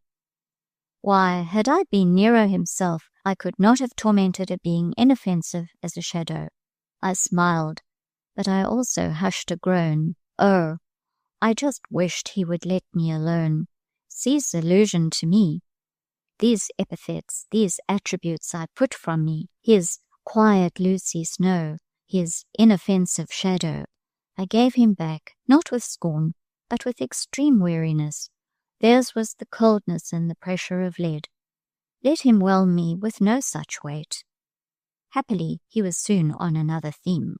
On what terms were little Polly and I? Unless my recollections deceive me, we were not foes. You speak very vaguely. Do you think little Polly's memory not more definite? Oh, we don't talk of little Polly now. Pray say, Mr. Bassompierre. And, of course, such a stately personage remembers nothing of Breton. Look at her large eyes, Lucy. Can they read a word in the page of memory? Are they the same which I used to direct to a hornbook? She does not know that I partly taught her to read. In the Bible on Sunday nights. She has a calm, delicate, rather fine profile now. Once, what a little restless, anxious countenance was hers. What a thing is a child's preference. What a bubble. Would you believe it? That lady was fond of me. I think she was in some measure fond of you, said I, moderately. You don't remember then? I had forgotten it, but I remember now. She liked me the best of whatever there was at Breton. You thought so. I quite well recall it. I wish I could tell her all I recall, or rather I wish someone, you for instance, would go behind and whisper it all in her ear, and I could have the delight, here as I sit, of watching her look under the intelligence. Could you manage that, think you, Lucy, and make me ever grateful? Could I manage to make you ever grateful, said I, No, I could not. And I felt my fingers work and my hands interlock. I felt, too, an inward courage, warm and resistant.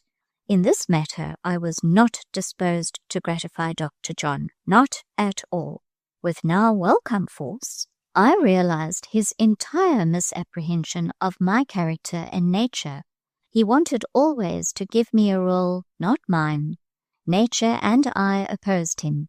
He did not at all guess what I felt. He did not read my eyes or face or gestures, though I doubt not all spoke. Leaning towards me coaxingly, he said softly, "Do content me, Lucy."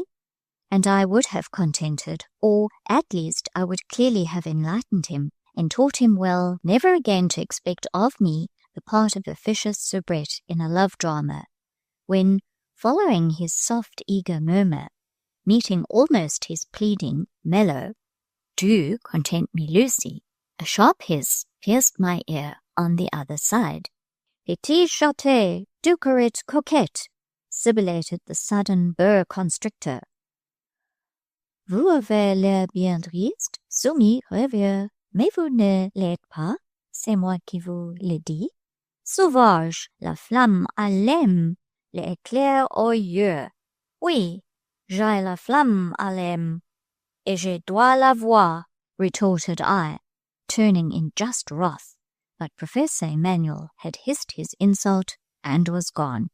The worst of the matter was that Dr. Bretton, whose ears, as I have said, were quick and fine, caught every word of this apostrophe. He put his handkerchief to his face and laughed till he shook. "Well done, Lucy," cried he. "Capital! Petit chaté, petit coquette. Oh, I must tell my mother.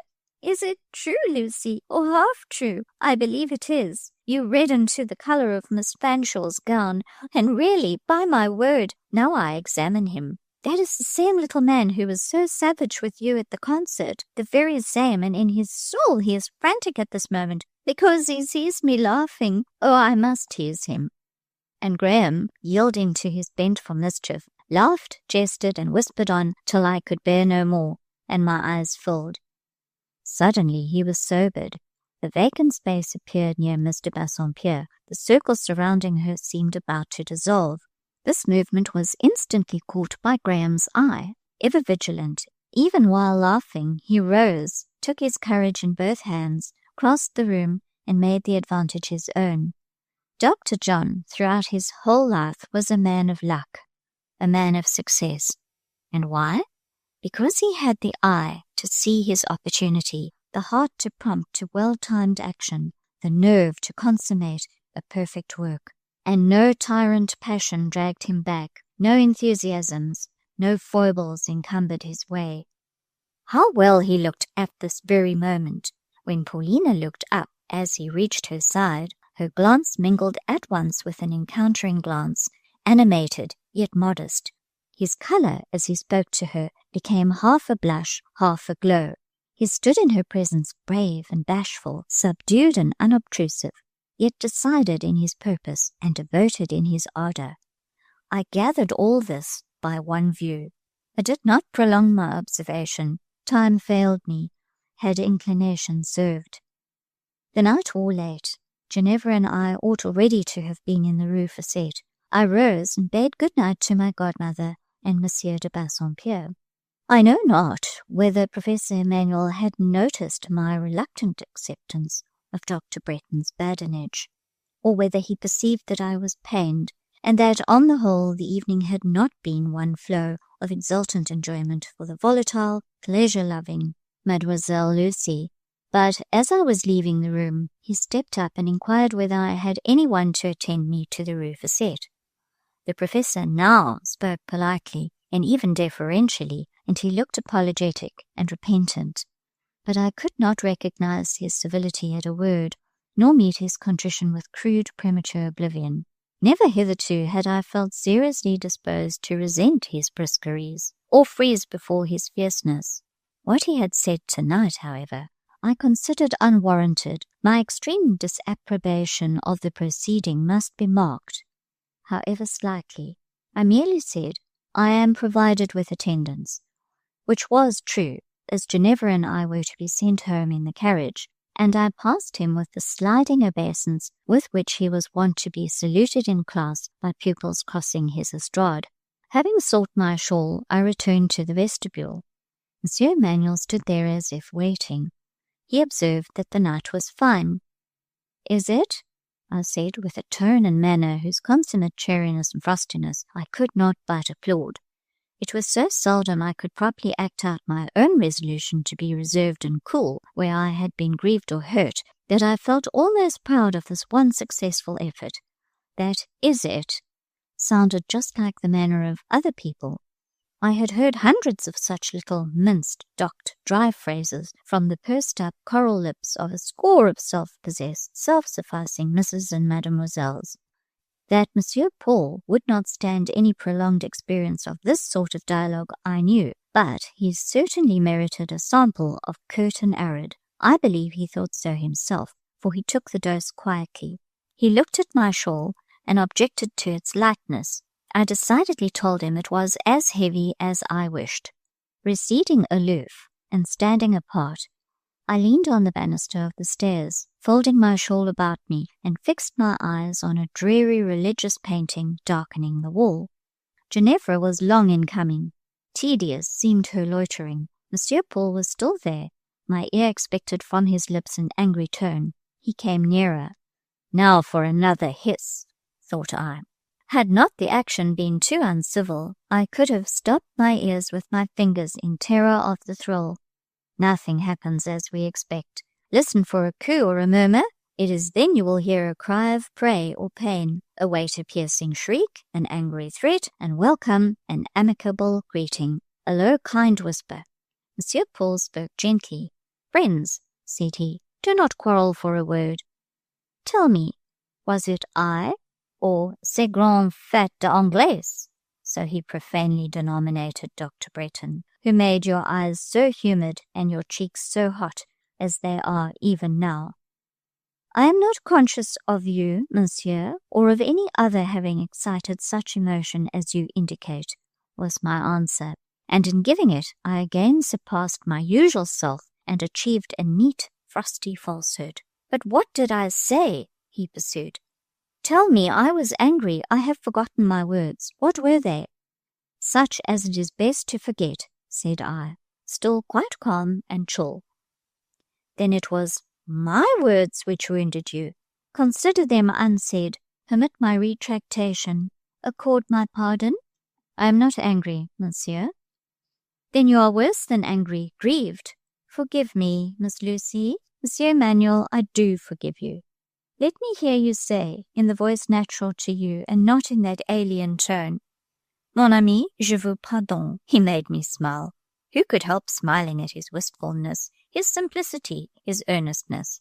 "Bon," he cried, "voilà que le jour va poindre. Dites donc, mon ami, Monsieur Paul, je vous pardonne." "I will have no monsieur. Speak the other word, or I shall not believe you sincere. Another effort. Mon ami, or else in English, my friend." Now, my friend had rather another sound and significancy than mon ami. It did not breathe the same sense of domestic and intimate affection. Mon ami I could not say to Monsieur Paul. My friend I could, and did say without difficulty. This distinction existed not for him, however, and he was quite satisfied with the English phrase. He smiled. You should have seen him smile, reader, and you should have marked the difference between his countenance now and that he wore half an hour ago. I cannot affirm that I had ever witnessed the smile of pleasure, or content, or kindness round Monsieur Paul's lips, or in his eyes before. The ironic, the sarcastic, the disdainful, the passionately exultant, I had hundreds of times seen him expressed by what he called a smile, but any illuminated sign of milder or warmer feelings struck me as wholly new in his visage. It changed it as from a mask to a face. The deep lines left his features. The very complexion seemed clearer and fresher. That swart, sallow, southern darkness which spoke his Spanish blood became displaced by a lighter hue. I know not that I have ever seen in any other human face an equal metamorphosis from a similar cause. He now took me to the carriage. At the same moment, Monsieur de Bassompierre came out with his niece. In a pretty humour was Mistress Fanshawe. She had found the evening a grand failure. Completely upset as to temper, she gave way to the most uncontrolled moroseness as soon as we were seated, and the carriage door closed. Her invectives against Dr. Bretton had something venomous in them. Having found herself impotent either to charm or sting him, hatred was her only resource, and this hatred she expressed in terms so unmeasured and proportions so monstrous that after listening for a while with assumed stoicism, my outraged sense of justice at last and suddenly caught fire. An explosion ensued, for I could be passionate too, especially with my present fair but faulty associate, who never failed to stir the worst dregs of me. It was well that the carriage wheels made a tremendous rattle over the flinty Choseville pavement, for I can assure the reader there was neither dead silence nor calm discussion within the vehicle. Half in earnest, half in seeming, I made it my business to storm down Ginevra. She had set out rampant from the Rue Crecy. It was necessary to tame her before we reached the Rue Fete. To this end it was indispensable to show up her sterling value in high deserts, and this must be done in language of which the fidelity and homeliness might challenge comparison with the compliments of a John Knox to a Mary Stuart. This was the right discipline for Ginevra. It suited her. I am quite sure she went to bed that night all the better and more settled in mind and mood, and slept all the more sweetly for having undergone a sound moral drubbing.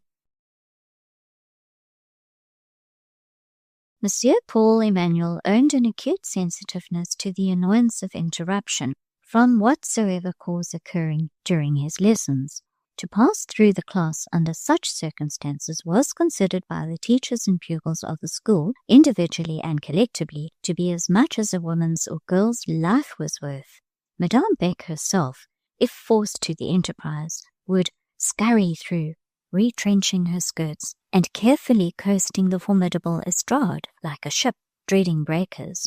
As to Rosine, the portress, on whom every half hour devolved the fearful duty of fetching pupils out of the very heart of one or other of the divisions to take their music lessons in the oratory, the great or little saloon, the salle à manger, or some other piano station, she would, upon her second or third attempt, frequently become almost tongue-tied from excess of consternation, a sentiment inspired by the unspeakable looks levelled at her through a pair of dart-dealing spectacles.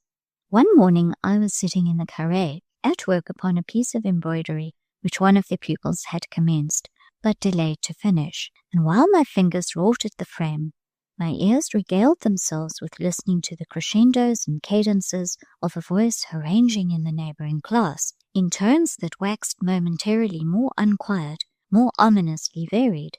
There was a good strong partition wall between me and the gathering storm, as well as a facile means of flight through the glass door to the court, in case it swept this way, so I am afraid I derived more amusement than alarm from these thickening symptoms. Poor Rosine was not safe.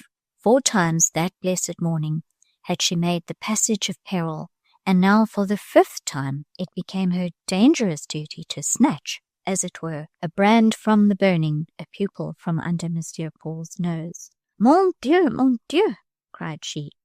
Que vais-je devenir? Monsieur va me tuer, je suis sûre, car il est d'une colère. Nerved by the courage of desperation, she opened the door. Mademoiselle la Malle au piano, was her cry. Ere she could make good her retreat, or quite close the door, this voice uttered itself. Dès quel moment la classe est défendue, la première qui ouvrira cette porte ou passera par cette division sera pendue. Fou c'est Madame Beck elle-même? 10 minutes had not succeeded the promulgation of this decree when Rosine's French pantoufles were again heard shuffling along the corridor. Mademoiselle, said she, I would not for a 5-franc piece go into that class again just now. Monsieur's lunettes are really terrible, and here is a commissionaire come with a message from the Athénée. I have told Madame Beck I dare not deliver it, and she says I am to charge you with it. Me? No, that is rather too bad. It is not in my line of duty. Come, Rosine, bear your own burden. Be brave. Charge once more. I, mademoiselle? Impossible. 5 times I have crossed him this day. Madame must really hire a gendarme for this service. Ouf! Je n'en puis plus. Bah, you are only a coward. What is the message? Precisely of the kind with which Monsieur least likes to be pestered. An urgent summons to go directly to the Athénée, as there is an official visitor, inspector, I know not what, arrived, and Monsieur must meet him. You know how he hates a must. Yes, I knew well enough. The rest of little man detested spur or curb. Against whatever was urgent or obligatory, he was sure to revolt. However, I accepted the responsibility, not certainly without fear, but fear blent with other sentiments, curiosity amongst them. I opened the door. I entered. I closed it behind me as quickly and quietly as a rather unsteady hand would permit, for to be slow or bustling, to rattle a latch, or leave a door gaping wide, were aggravations of crime often more disastrous in result than the main crime itself.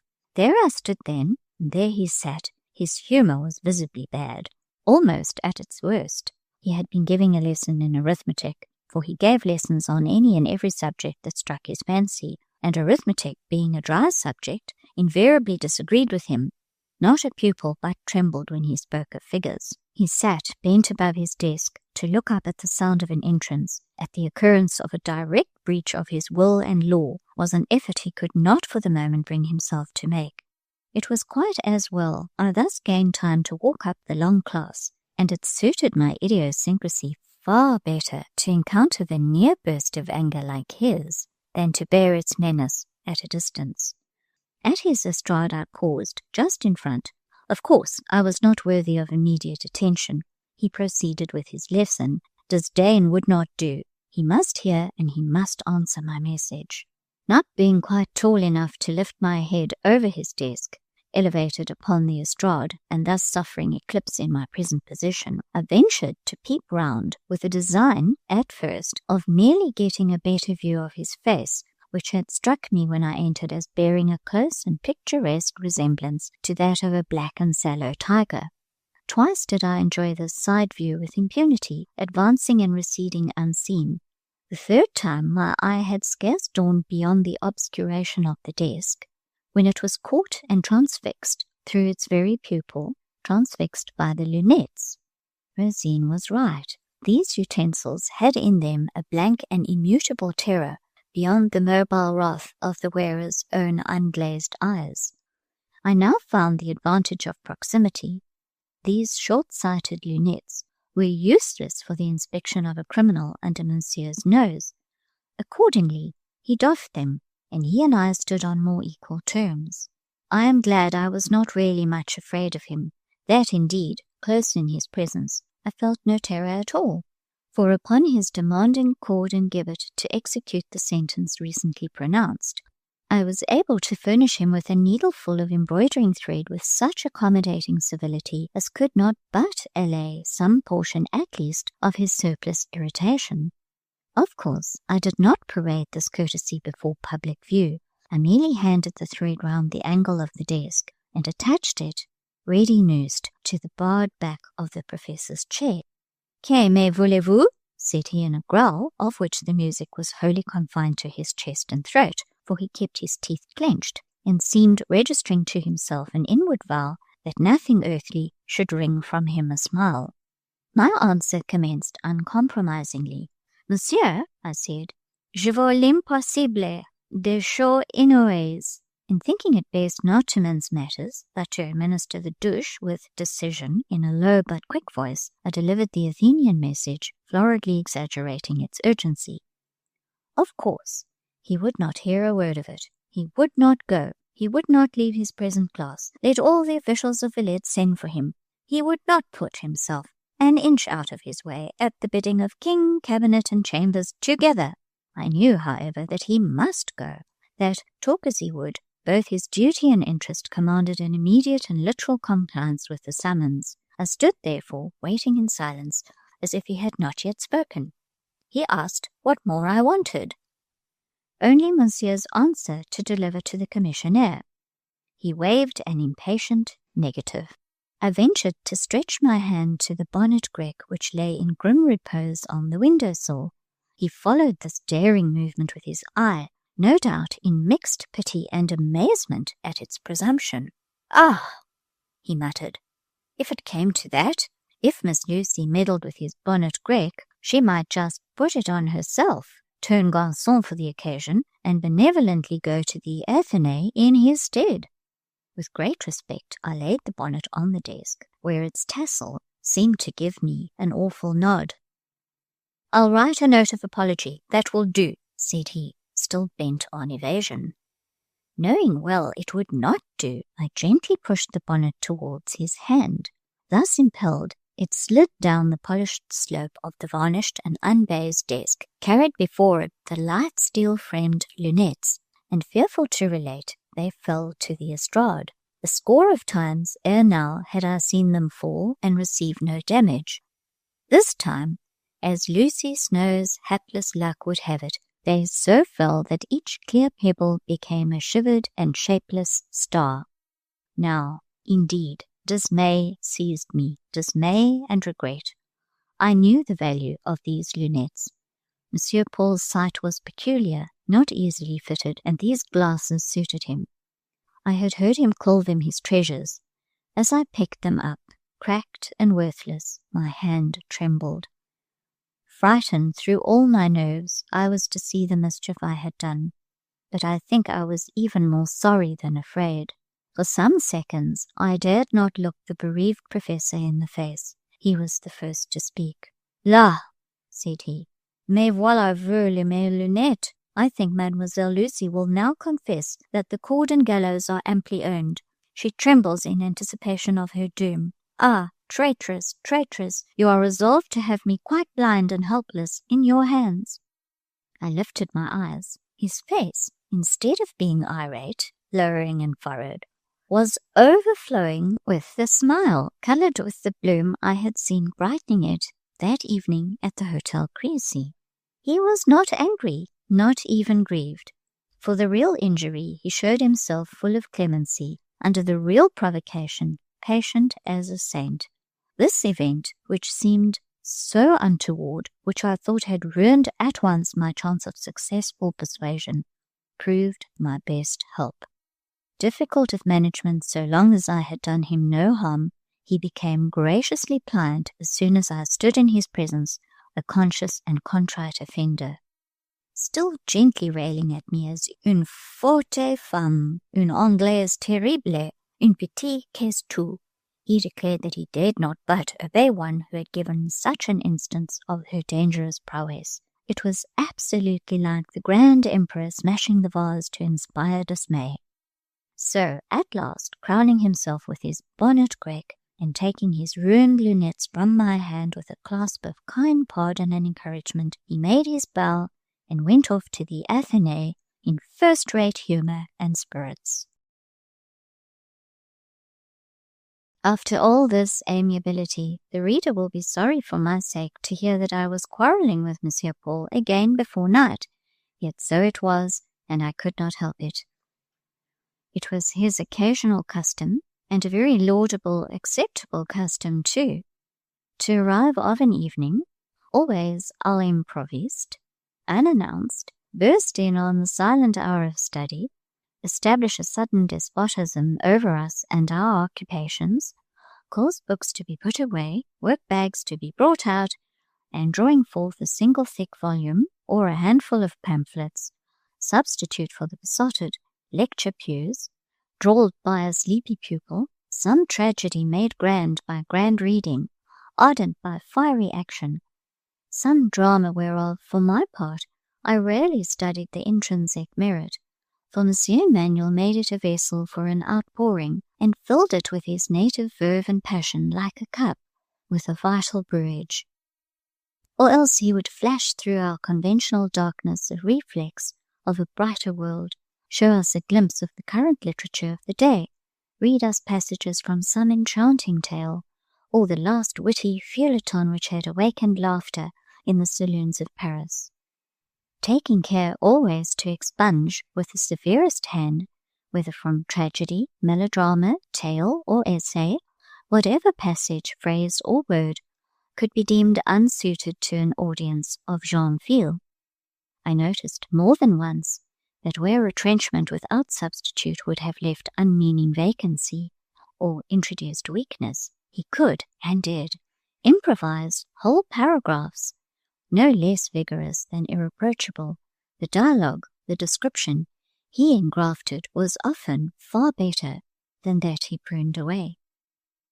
Well, on the evening in question, we were sitting silent as nuns in a retreat, the pupils studying, the teachers working. I remember my work. It was a slight matter of fancy, and it rather interested me. It had a purpose. I was not doing it merely to kill time. I meant it when finished as a gift, and the occasion of presentation being near, haste was requisite, and my fingers were busy. We heard the sharp bell peal which we all knew, then the rapid step familiar to each ear. The words, "Voilà, Monsieur," had scarcely broken simultaneously from every lip, when the two-leaved door split, as split it always did for his admission. Such a slow word as open is inefficient to describe his movements, and he stood in the midst of us. There were 2 study tables, both long and flanked with benches. Over the center of each hung a lamp. Beneath this lamp, on either side the table, sat a teacher. The girls were arranged to the right hand and the left, the eldest and most studious nearest the lamps or tropics, the idlers and little ones towards the north and south poles. Monsieur's habit was politely to hand a chair to some teacher, generally Zélie St. Pierre, the senior mistress, then to take her vacated seat, and thus avail himself of the full beam of Cancer or Capricorn which, owing to his near sight, he needed. As usual, Zélie rose with alacrity, smiling to the whole extent of her mouth, and the full display of her upper and under rows of teeth, that strange smile which passes from ear to ear, and is marked only by a sharp thin curve, which fails to spread over the countenance, and neither dimples the cheek nor lights the eye. I suppose Monsieur did not see her, or he had taken a whim that he would not notice her, for he was as capricious as women are said to be. Then his lunettes, he had got another pair, served him as an excuse for all sorts of little oversights and shortcomings. Whatever might be his reason, he passed by Zélie, came to the other side of the table, and before I could start up to clear the way, whispered, "Ne bougez pas," and established himself between me and Miss Fanshawe, who always would be my neighbour and have her elbow in my side, however often I declared to her, "Ginevra, I wish you were at Jericho." It was easy to say, "Ne bougez pas," but how could I help it? I must make him room, and I must request the pupils to recede that I might recede. It was very well for Ginevra to be gummed to me, keeping herself warm, as she said, on the winter evenings, and harassing my very heart with her fidgetings and pokings, obliging me, indeed, sometimes to put an artful pin in my girdle by way of protection against her elbow. But I suppose Monsieur Emmanuel was not to be subjected to the same kind of treatment, so I swept away my working materials to clear space for his book, and withdrew myself to make room for his person, not, however, leaving more than a yard of interval, just what any reasonable man would have regarded as a convenient, respectful allowance of bench. But Monsieur Emmanuel never was reasonable. Flint and tinder that he was, he struck and took fire directly. "Vous ne voulez pas de moi pour voisin?" he growled. Vous donnez des airs de caste. Vous me traitez en pareil," he scowled. "Soit, je vais arranger la chose." And he set to work. "Levez-vous tous, mesdemoiselles," cried he. The girls rose. He made them all file off to the other table. He then placed me at one extremity of the long bench, and having duly and carefully brought me my work-basket, silk, scissors, all my implements, he fixed himself quite at the other end. At this arrangement, highly absurd as it was, not a soul in the room dared to laugh. Luckless, for the giggler would have been the giggle. As for me, I took it with entire coolness. There I sat, isolated and cut off from human intercourse. I sat and minded my work and was quiet, and not at all unhappy. C'est assez de distance? He demanded. Monsieur, on est l'arbitre, said I. Vous savez bien que non. C'est vous qui avez créé ce vide immense. Moi, je n'y ai pas mis la main. And with this assertion, he commenced the reading. For his misfortune, he had chosen a French translation of what he called un drame de William's Shakespeare, Le Feu Dieu. He further announced de ces sots païens les Anglais. How far otherwise he would have characterized him had his temper not been upset, I scarcely need intimate. Of course, the translation being French was very inefficient, nor did I make any particular effort to conceal the contempt which some of its forlorn lapses were calculated to excite. Not that it behoved or beseemed me to say anything, but one can occasionally look the opinion it is forbidden to embody in words. Monsieur's lunettes being on the alert, he gleamed up every stray look. I don't think he lost one.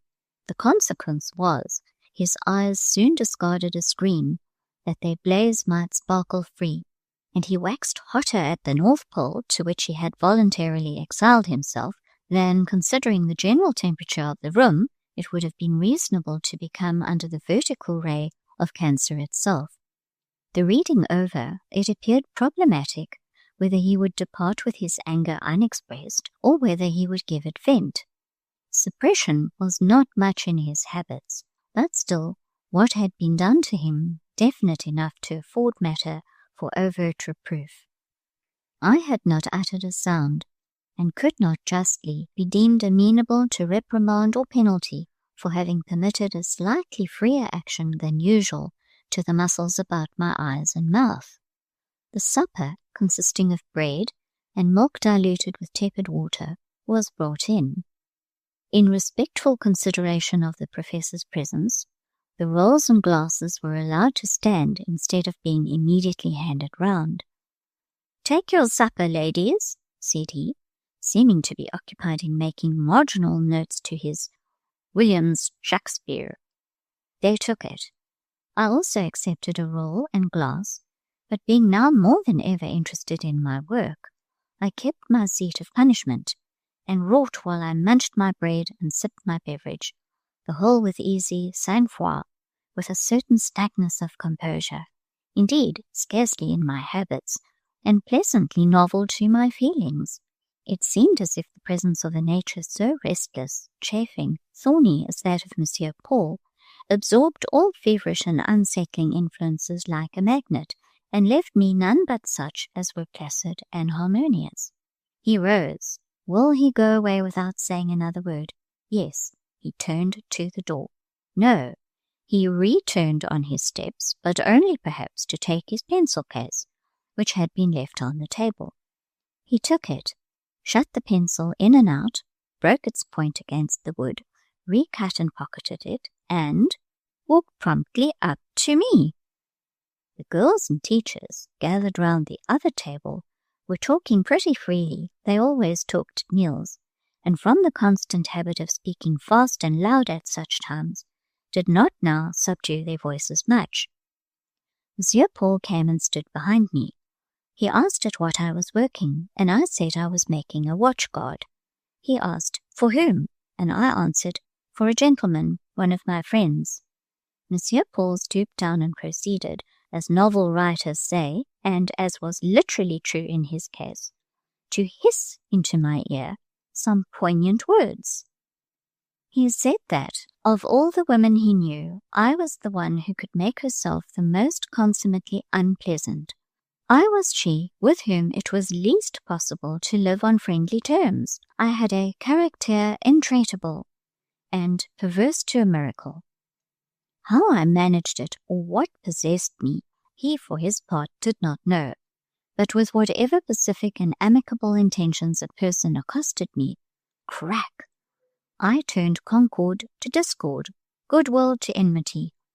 He was sure he, Monsieur Paul, wished me well enough. He had never done me any harm that he knew of. He might, at least, he supposed, claim a right to be regarded as a neutral acquaintance, guiltless of hostile sentiments. Yet how I behaved to him, with what pungent vivacities, what an impetus of mutiny, what a fougue of injustice.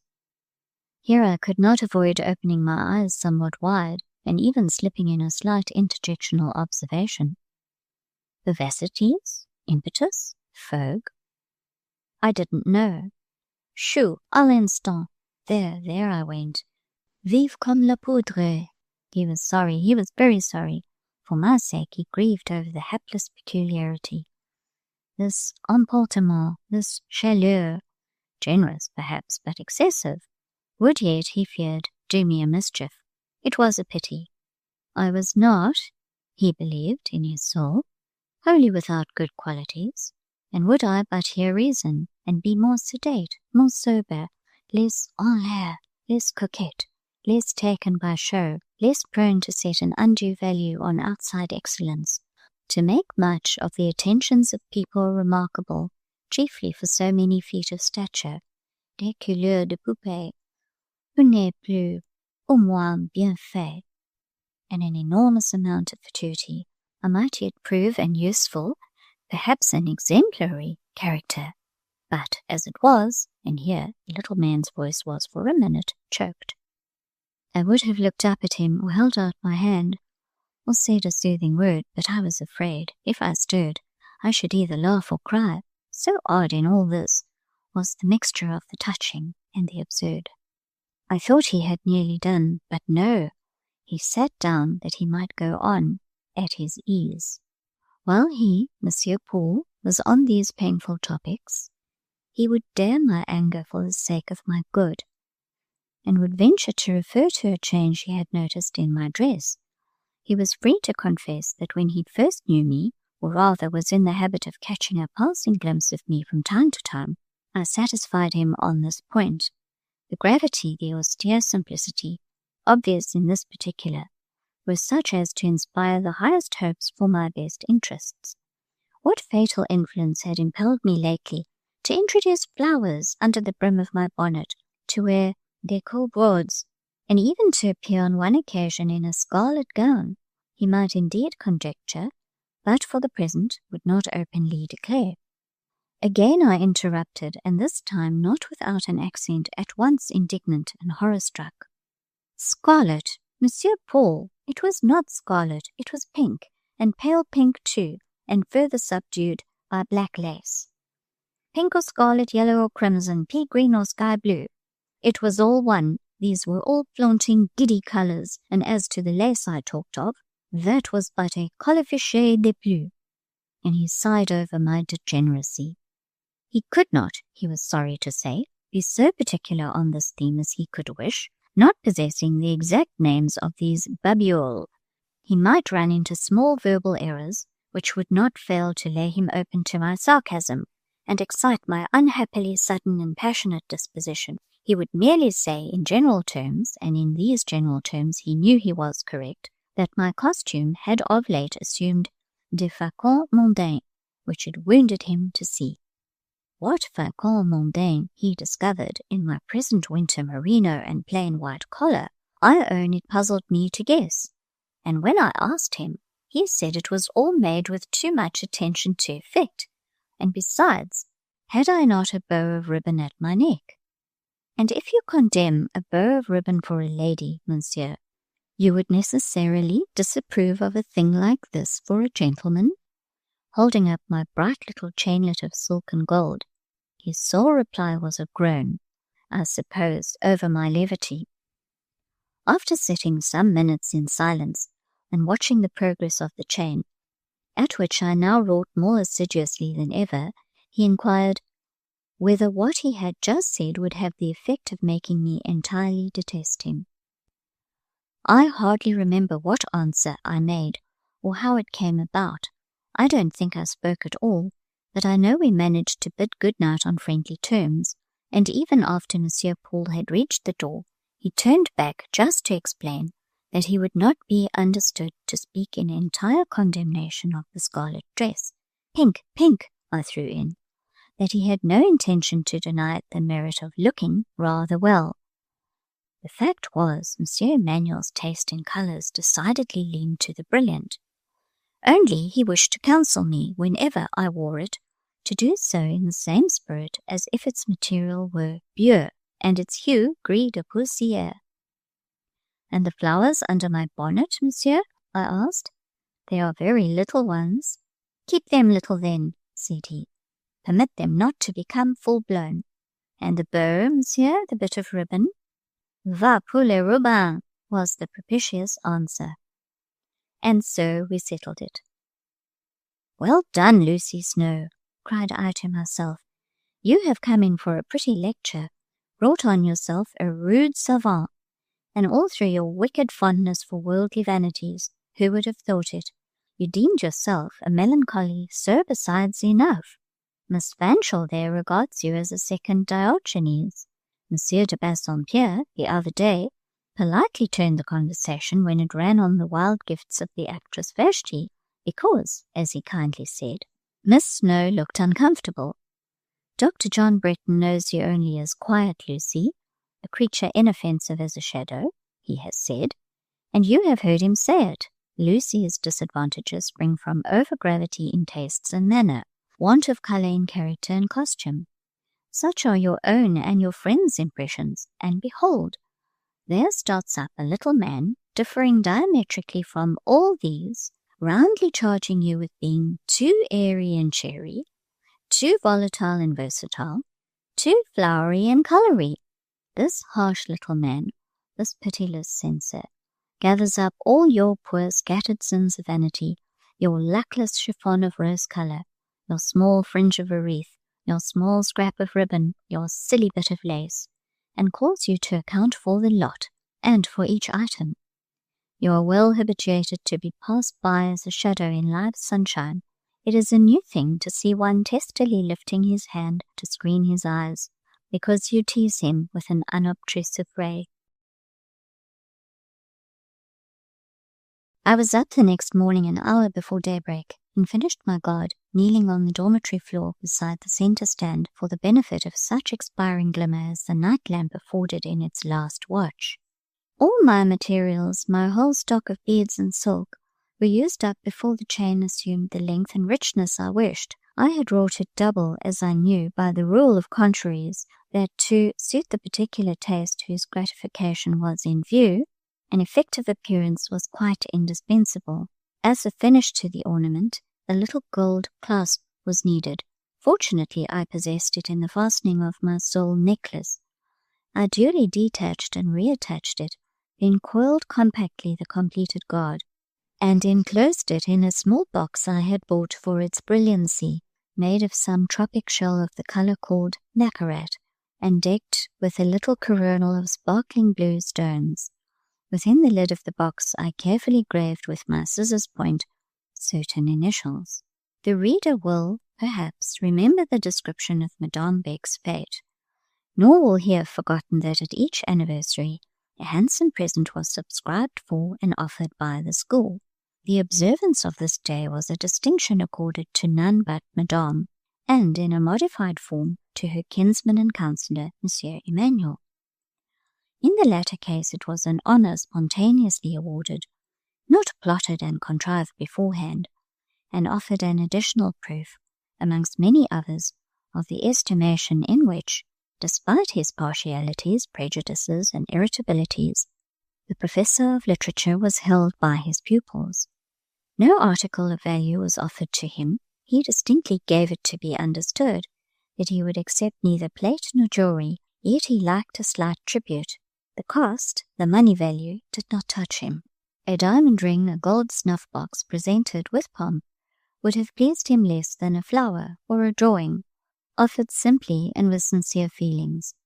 Such was his nature. He was a man not wise in his generation, yet could he claim a filial sympathy with the day-spring on high.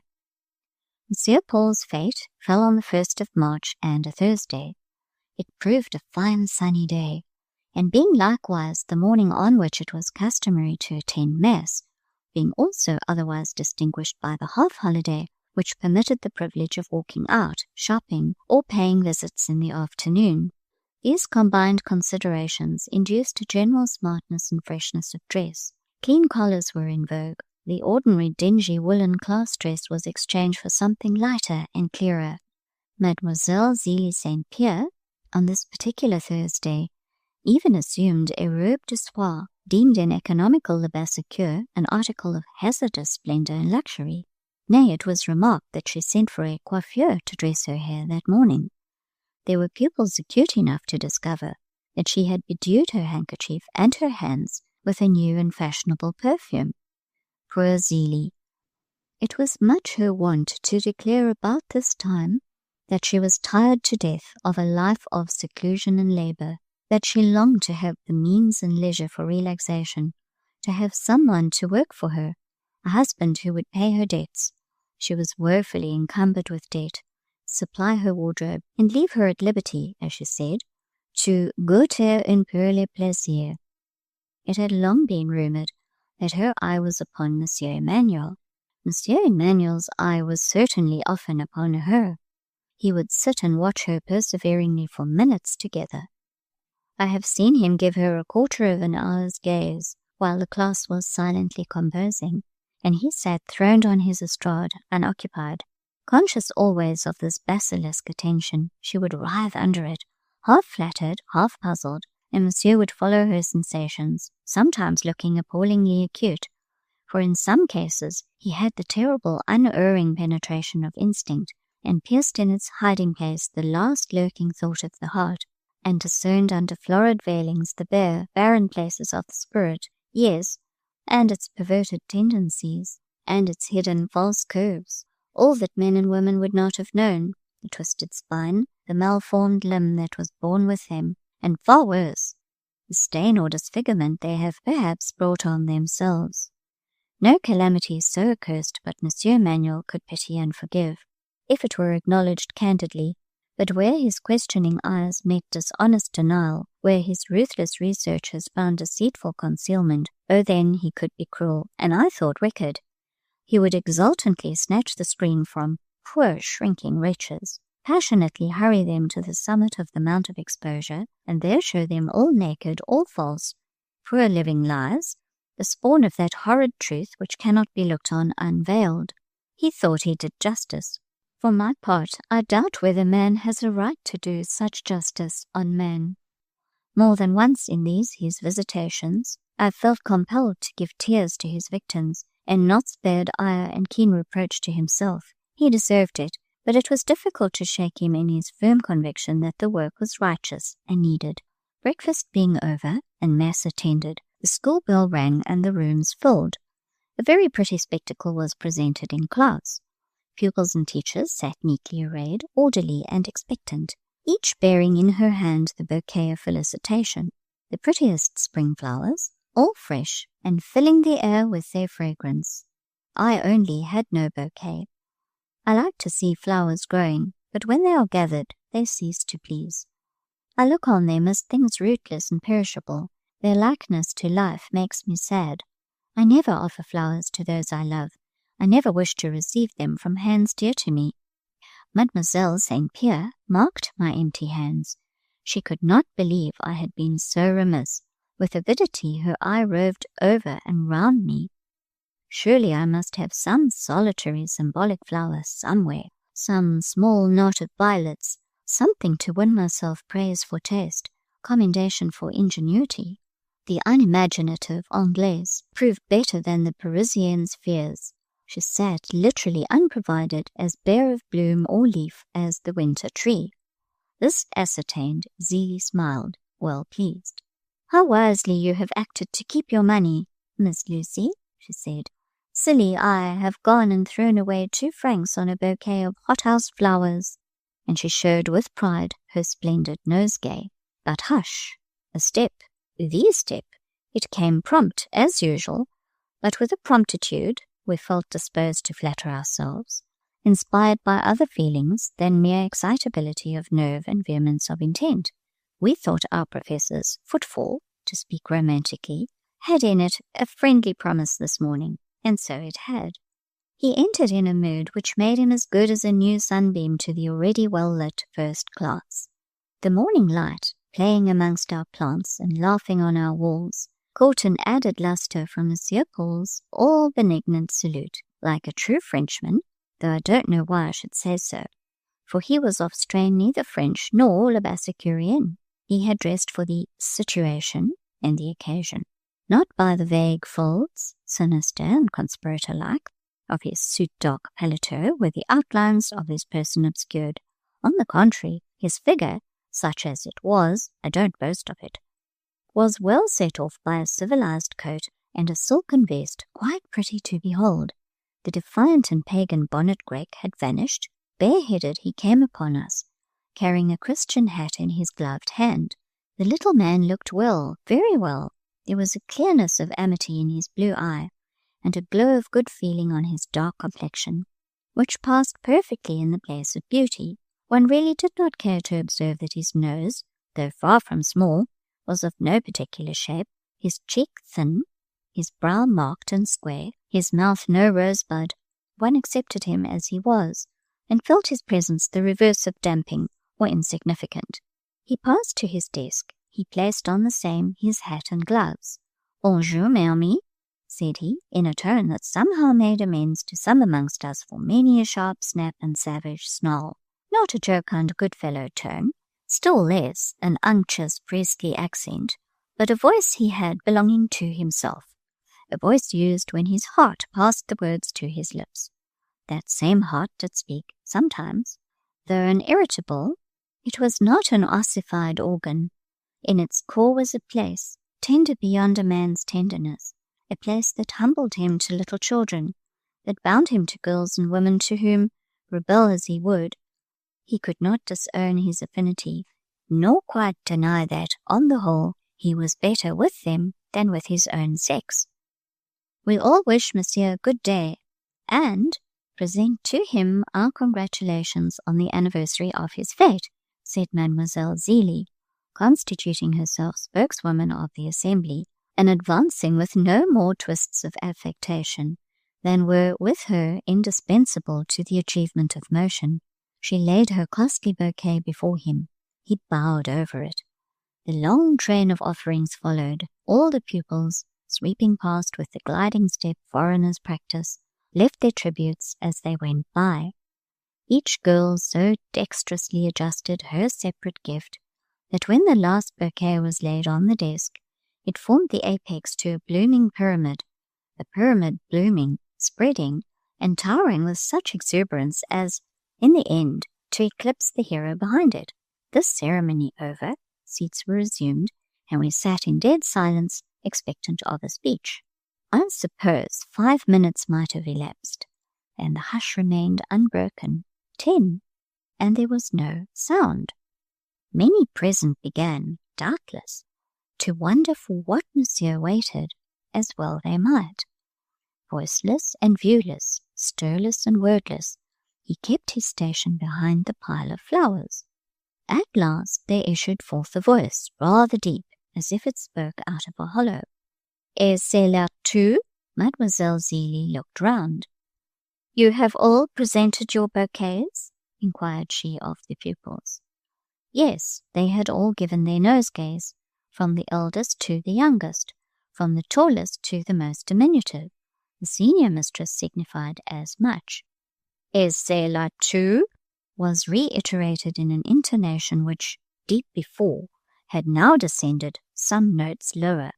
"Monsieur," said Mademoiselle St. Pierre, rising, and this time speaking with her own sweet smile, "I have the honor to tell you that, with a single exception, every person in class has offered her bouquet. For Miss Lucy, Monsieur will kindly make allowance. As a foreigner, she probably did not know our customs, or did not appreciate their significance. Miss Lucy has regarded the ceremony as too frivolous to be honored by her observance." "Famous," I muttered between my teeth. "You're no bad speaker, Zélie, when you begin." The answer vouchsafed to Mademoiselle St. Pierre from the estrade was given in the gesticulation of a hand from behind the pyramid. This manual action seemed to deprecate words, to enjoin silence. A form, ere long, followed the hand. Monsieur emerged from his eclipse, and producing himself on the front of his estrade, and gazing straight and fixedly before him at a vast map-monde covering the wall opposite, he demanded a third time, and now in really tragic tones, "Et c'est là tout?" I might yet have made all right by stepping forwards and slipping into his hand the ruddy little shell-box I at that moment held tight in my own. It was what I had fully purposed to do. But, first, the comic side of Monsieur's behaviour had tempted me to delay, and now Mademoiselle St. Pierre's affected interference provoked contumacity. The reader, not having hitherto had any cause to ascribe to Miss Snowe's character the most distant pretensions to perfection, will be scarcely surprised to learn that she felt too perverse to defend herself from any imputation the Parisienne might choose to insinuate, and besides, Monsieur Paul was so tragic, and took my defection so seriously, he deserved to be vexed. I kept then both my box and my countenance, and sat insensate as any stone. "It is well," dropped at length from the lips of Monsieur Paul, and having uttered this phrase, the shadow of some great paroxysm, the swell of wrath, scorn, resolve, passed over his brow, rippled his lips, and lined his cheeks. Gulping down all further comment, he launched into his customary discourse. I can't at all remember what this discourse was. I did not listen to it. The gulping down process, the abrupt dismissal of his mortification or vexation, had given me a sensation which half counteracted the ludicrous effect of the reiterated "Et c'est là tout." Towards the close of the speech, there came a pleasing diversion. My attention was again amusingly arrested. Owing to some little accidental movement, I think I dropped my thimble on the floor, and in stooping to regain it, hit the crown of my head against the sharp corner of my desk, which casualties, exasperating to me, by rights, if to anybody, naturally made a slight bustle. Monsieur Paul became irritated, and dismissing his forced equanimity, and casting to the winds that dignity and self-control with which he never cared long to encumber himself, he broke forth into the strain best calculated to give him ease. I don't know how, in the progress of his discourse, he had contrived to cross the Channel and land on British ground, but there I found him when I began to listen. Casting a quick cynical glance round the room, a glance which scathed or was intended to scathe as it crossed me, he fell with fury upon les Anglaises. Never have I heard English women handled as Monsieur Paul that morning handled them. He spared nothing, neither their minds, morals, manners, nor personal appearance. I especially remember his abuse of their tall stature, their long necks, their thin arms, their slovenly dress, their pedantic education, their impious scepticism, their insufferable pride, their pretentious virtue, over which he ground his teeth malignantly, and looked as if, had he dared, he would have said singular things. Oh, he was spiteful, acrid, savage, and, as a natural consequence, detestably ugly. Little wicked, venomous man, thought I, am I going to harass myself with fears of displeasing you or hurting your feelings? No, indeed, you shall be indifferent to me as the shabbiest bouquet in your pyramid. I grieve to say I could not quite carry out this resolution. For some time the abuse of England and the English found and left me stolid. I bore it some 15 minutes stoically enough, but this hissing cockatrice was determined to sting, and he said such things at last, fastening not only upon our women, but upon our greatest names and best men, sullying the shield of Britannia and dabbling the Union Jack in mud, that I was stung. With vicious relish he brought up the most spicy current continental historical falsehoods, than which nothing can be conceived more offensive. Zelie and the whole class became one grin of vindictive delight, for it is curious to discover how these clowns of le Bassompierre secretly hate England. At last I struck a sharp stroke on my desk, opened my lips, and let loose this cry. Vive l'Angleterre, l'histoire et les héros! À bas la France, la fiction et les faquins! The class was struck of a heap. I suppose they thought me mad. The professor put up his handkerchief and fiendishly smiled into its folds, little monster of malice. He now thought he had got the victory, since he had made me angry. In a second he became good-humoured. With great blandness he resumed the subject of his flowers, talked poetically and symbolically of their sweetness, perfume, purity, etc., made Frenchified comparisons between the jonquils and the sweet blossoms before him, paid Mademoiselle St. Pierre a very full-blown compliment on the superiority of her bouquet, and ended by announcing that the first really fine, mild, and balmy morning in spring he intended to take the whole class out to breakfast in the country. Such of the class, at least, he added with emphasis, as he could count amongst the number of his friends. Dont je ne serai pas, declared I involuntarily. Soit, was his response, and gathering his flowers in his arms, he flashed out of class, while I, consigning my work, scissors, thimble, and the neglected little box to my desk, swept upstairs. I don't know whether he felt hot and angry, but I am free to confess that I did. Yet with a strange, evanescent anger, I had not sat an hour on the edge of my bed, picturing and repicturing his look, manner, words, ere I smiled at the whole scene. A little pang of regret I underwent that the box had not been offered. I had meant to gratify him. Fate would not have it so. In the course of the afternoon, remembering that desks in class were by no means inviolate repositories, and thinking that it was as well to secure the box on account of the initials in the lid, P.C.D.E., for Paul, Carl, or Carlos, David Emmanuel, such was his full name. These foreigners must always have a string of baptismals. I descended to the schoolroom. It slept in holiday repose. The day pupils were all gone home. The boarders were out walking. The teachers, except the surveillant of the week, were in town, visiting or shopping. The suite of divisions was vacant. So was the Grand Salle, with its huge solemn globe hanging in the midst, its pair of many-branched chandeliers, and its horizontal grand piano closed. Silent, enjoying its midweek Sabbath, I rather wondered to find the first-class door ajar, this room being usually locked when empty, and being then inaccessible to any save Madame Beck and myself, who possessed a duplicate key. I wondered still more, on approaching, to hear a vague movement as of life, a step, a chair stirred, a sound like the opening of a desk. It is only Madame Beck doing inspection duty, was the conclusion following a moment's reflection. The partially opened door gave opportunity for assurance on this point. I looked. Behold, not the inspecting garb of Madame Beck, the shawl and the clean cap, but the coat and the close-shorn dark head of a man. This person occupied my chair. His olive hand held my desk open. His nose was lost to view amongst my papers. His back was towards me, but there could not be a moment's question about identity. Already was the attire of ceremony discarded. The cherished and ink-stained paletot was resumed. The perverse bonnet-grec lay on the floor, as if just dropped from the hand, culpably busy.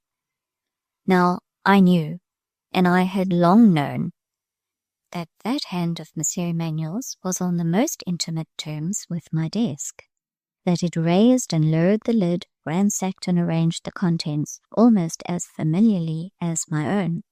The fact was not dubious, nor did he wish it to be so. He left signs of each visit palpable and unmistakable. Hitherto, however, I had never caught him in the act. Watch as I would, I could not detect the hours and moments of his coming. I saw the brownie's work in exercises left overnight full of faults, and found next morning carefully corrected. I profited by his capricious goodwill in loans full welcome and refreshing. between a sallow dictionary and worn-out grammar would magically grow a fresh, interesting new work, or a classic, mellow and sweet in its ripe age. Out of my work basket would laughingly peep a romance. Under it would lurk the pamphlet, a magazine, whence last evening's reading had been extracted. Impossible to doubt the source whence these treasures flowed, had there been no other indication. One condemning and traitor peculiarity, common to them all, settled the question. They smelt of cigars. This was very shocking, of course. I thought so at first, and used to open the window with some bustle to air my desk, and with fastidious finger and thumb to hold the peccant brochures forth to the purifying breeze. I was cured of that formality suddenly. Monsieur caught me at it one day, understood the inference, instantly relieved my hand of its burden, and in another moment would have thrust the same into the glowing stove. It chanced to be a book, on the perusal of which I was bent, so for once I proved as decided and quicker than himself, recaptured the spoil, and, having saved this volume, never hazarded a second. With all this, I had never yet been able to arrest in his visits the freakish, friendly, cigar-loving phantom. But now, at last, I had him. There he was, the very brownie himself. And there, curling from his lips, was the pale blue breath of his Indian darling. He was smoking into my desk. It might well betray him. Provoked at this particular, and yet pleased to surprise him, pleased, that is, with the mixed feeling of the housewife who discovers at last her strange elfin ally, busy in the dairy at the untimely churn, I softly stole forward, stood behind him, bent with precaution over his shoulder. My heart smote me to see that, after this morning's hostility, after my seeming remissness, after the puncture experienced by his feelings, and the ruffling undergone by his temper, he, all willing to forget and forgive, had brought me a couple of handsome volumes, of which the title and authorship were guarantees for interest. Now, as he sat bending above the desk, he was stirring up its contents, but with gentle and careful hand, disarranging indeed, but not harming. My heart smote me, as I bent over him, as he sat unconscious, doing me what good he could, and I dare say not feeling towards me unkindly. My morning's anger quite melted. I did not dislike Professor Emmanuel. I think he heard me breathe. He turned suddenly. His temperament was nervous, yet he never started and seldom changed colour. There was something hardy about him. "I thought you were gone into town with the other teachers," said he, taking a grim gripe of his self-possession, which half escaped him.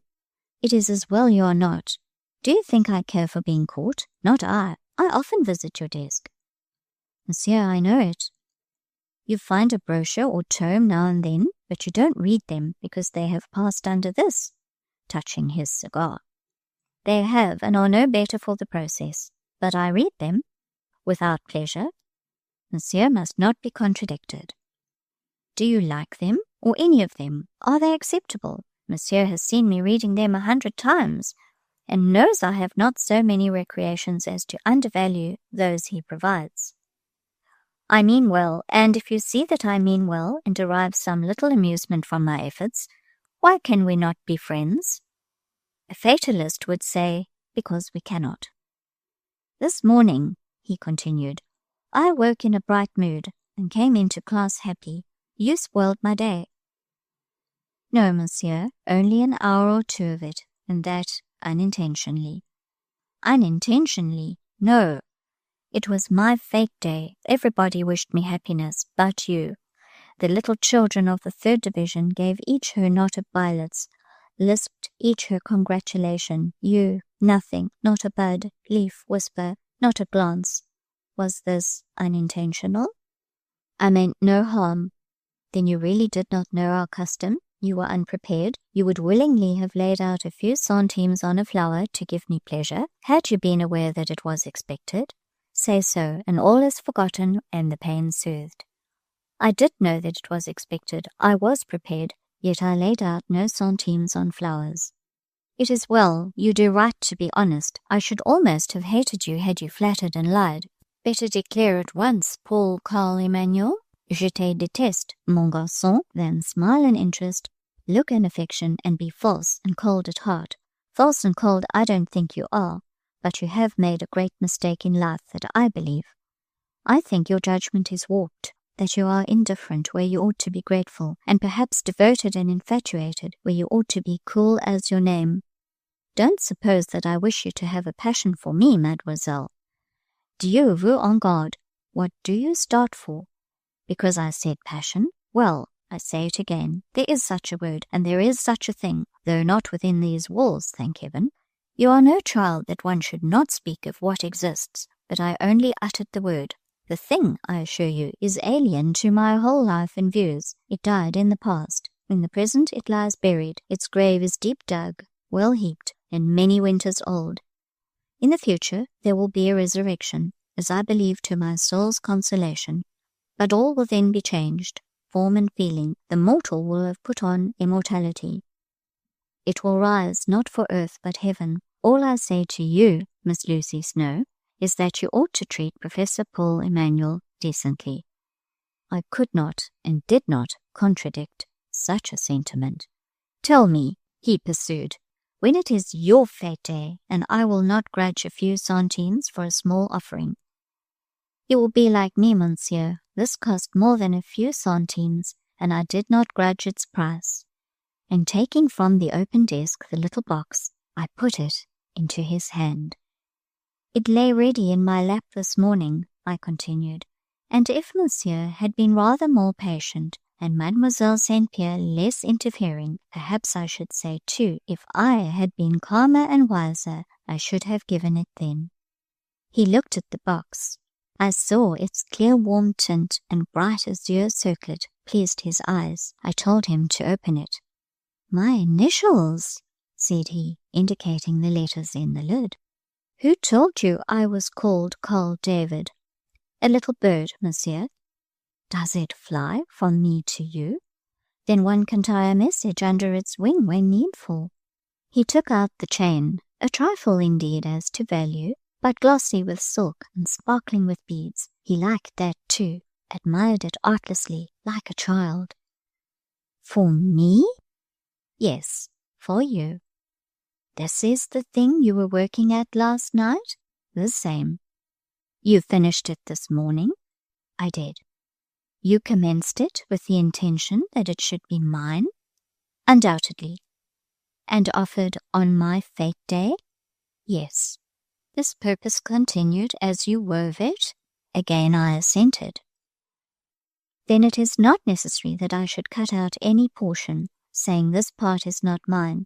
It was platted under the idea and for the adornment of another. By no means. It is neither necessary, nor would it be just. This object is all mine? That object is yours entirely. Straightway, Monsieur opened his paletot, arranged the guards splendidly across his chest, displaying as much and suppressing as little as he could, for he had no notion of concealing what he admired and thought decorative. As to the box, he pronounced it a superb bonbonnière. He was fond of bonbons, by the way, and as he always liked to share with others what pleased himself, he would give his drogués as freely as he lent his books. Amongst the kind brownies gifts left in my desk, I forgot to enumerate many a paper of chocolate comforts. His tastes in these matters were southern and what we think infantine. His simple lunch consisted frequently of a brioche, which, as often as not, he shared with some child of the third division. "À présent c'est un fait accompli," said he, readjusting his paletot. And we had no more words on the subject. After looking over the 2 volumes he had brought, and cutting away some pages with his penknife, he generally pruned before lending his books, especially if they were novels, and sometimes I was a little provoked at the severity of his censorship, the retrenchments interrupting the narrative. He rose, politely touched his bonnet grec, and bade me a civil good day. We are friends now, thought I, till the next time we quarrel. We might have quarrelled again that very same evening, but wonderful to relate, failed for once to make the most of our opportunity. Contrary to all expectation, Monsieur Paul arrived at the study hour. Having seen so much of him in the morning, We did not look for his presence at night. No sooner were we seated at lessons, however, than he appeared. I own I was glad to see him, so glad that I could not help greeting his arrival with a smile, and when he made his way to the same seat about which so serious a misunderstanding had formerly arisen, I took good care not to make too much room for him. He watched with a jealous sidelong look to see whether I shrank away, but I did not, though the bench was a little crowded. I was losing the early impulse to recoil from Monsieur Paul. Habituated to the paletot and bonnet grec, the neighbourhood of these garments seemed no longer uncomfortable or very formidable. I did not now sit restrained, asphyxié, as he used to say, at his side. I stirred when I wished to stir, coughed when it was necessary, even yawned when I was tired. Did, in short, what I pleased, blindly reliant upon his indulgence. Nor did my temerity, this evening at least, meet the punishment it perhaps merited. He was both indulgent and good-natured. Not a cross glance shot from his eyes, not a hasty word left his lips. Till the very close of the evening he did not indeed address me at all, yet I felt somehow that he was full of friendliness. Silence is of different kinds, and breathes different meanings. No words could inspire a pleasanter content than did Monsieur Paul's wordless presence. When the tray came in and the bustle of supper commenced, he just said, as he retired, that he wished me a good night and sweet dreams. And a good night and sweet dreams I had. Yet the reader is advised not to be in any hurry with his kindly conclusions, or to suppose with an over-hasty charity that from that day Monsieur Paul became a changed character, easy to live with, and no longer apt to flash danger and discomfort round him. No, he was naturally a little man of unreasonable moods. When overwrought, which he often was, he became acutely irritable, and besides, his veins were dark with a livid belladonna tincture, the essence of jealousy. I do not mean merely the tender jealousy of the heart, but that sterner, narrower sentiment whose seat is in the head. I used to think, as I sat looking at Monsieur Paul, while he was knitting his brow or protruding his lip over some exercise of mine, which had not as many faults as he wished, for he liked me to commit faults, and not of blunders was sweet to him as a cluster of nuts, that he had points of resemblance to Napoleon Bonaparte. I think so still. In a shameless disregard of magnanimity, he resembled the great emperor. Monsieur Paul would have quarrelled with 20 learned women, would have unblushingly carried on a system of petty bickering and recrimination with a whole capital of coteries, never troubling himself about loss or lack of dignity. He would have exiled 50 Madame de Staëls if they had annoyed, offended, outrivaled, or opposed him. I well remember a hot episode of his with a certain Madame Panache, a lady temporarily employed by Madame Beck to give lessons in history. She was clever, that is, she knew a good deal, and besides, thoroughly possessed the art of making the most of what she knew. Of words and confidence she held unlimited command. Her personal appearance was far from destitute of advantages. I believe many people would have pronounced her a fine woman, and yet there were points in her robust and ample attractions, as well as in her bustling and demonstrative presence, which, it appeared, the nice and capricious tastes of Monsieur Paul could not away with. The sound of her voice, echoing through the carré, would put him into a strange taking. Her long, free step, almost stride, along the corridor, would often make him snatch up his papers and decamp on the instant. With malicious intent he bethought himself one day to intrude on her class. As quick as lightning he gathered her method of instruction. It differed from a pet plan of his own. With little ceremony and less courtesy, he pointed out what he termed her errors. Whether he expected submission and attention, I know not. He met an acrid opposition, accompanied by a round reprimand for his certainly unjustifiable interference. Instead of withdrawing with dignity, as he might still have done, he threw down the gauntlet of defiance. Madame Panache, bellicose as a Penthesilea, picked it up in a minute. She snapped her fingers in the intermeddler's face. She rushed upon him with a storm of words. Monsieur Emmanuel was eloquent, but Madame Panache was voluble. A system of fierce antagonism ensued. Instead of laughing in his sleeve at his fair foe, with all her sore amour-propre and loud self-assertion, Monsieur Paul detested her with intense seriousness. He honoured her with his earnest fury. He pursued her vindictively and implacably, refusing to rest peaceably in his bed, to derive due benefit from his meals, or even serenely to relish his cigar, till she was fairly rooted out of the establishment. The professor conquered, but I cannot say that the laurels of this victory shadowed gracefully his temples. Once I ventured to hint as much. To my great surprise, he allowed that I might be right, but averred that when brought into contact with either men or women of the coarse, self-complacent quality whereof Madame Panache was a specimen, he had no control over his own passions. An unspeakable and active aversion impelled him to a war of extermination.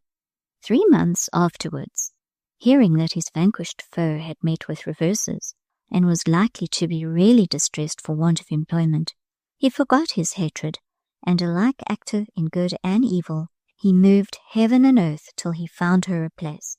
Upon her coming to make up former differences and thank him for his recent kindness, the old voice, a little loud, the old manner, a little forward, so acted upon him that in 10 minutes he started up and bowed her, or rather himself, out of the room in a transport of nervous irritation. To pursue a somewhat audacious parallel, in a love of power, in an eager grasp after supremacy, Monsieur Emmanuel was like Bonaparte.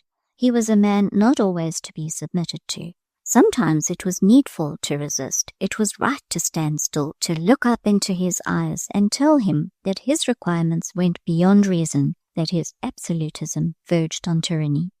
The dawnings, the first developments of peculiar talent appearing within his range and under his rule, curiously excited, even disturbed him. He watched it struggle into life with a scowl. He held back his hand, perhaps said, "Come on if you have strength," but would not aid the birth. When the pang and peril of the first conflict were over, when the breath of life was drawn, when he saw the lungs expand and contract, when he felt the heart beat and discovered life in the eye, he did not yet offer to foster.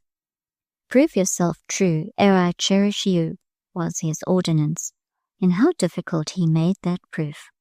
What thorns and briars, what flints he strewed in the path of feet not inured to rough travel. He watched tearlessly. Ordeals that he exacted should be passed through.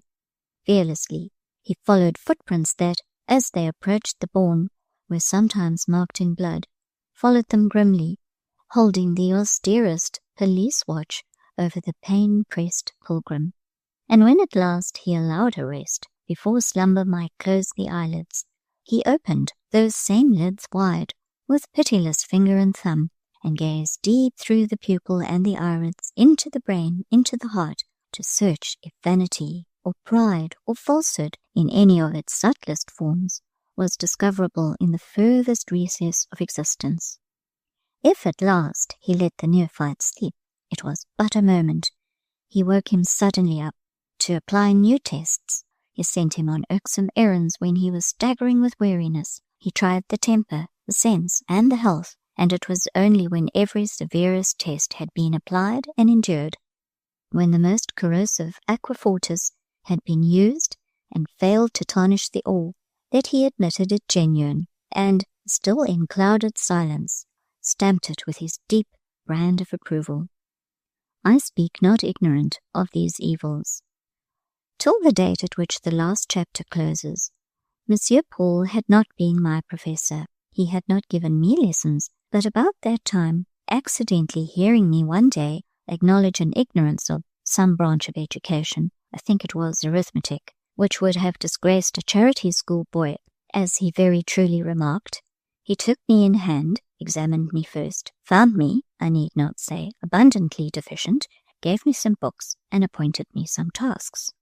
He did this at first with pleasure, indeed with unconcealed exultation, condescending to say that he believed I was bon et pas trop faible, i.e. well enough disposed and not wholly destitute of parts, but owing, he supposed, to adverse circumstances, as yet in a state of wretchedly imperfect mental development.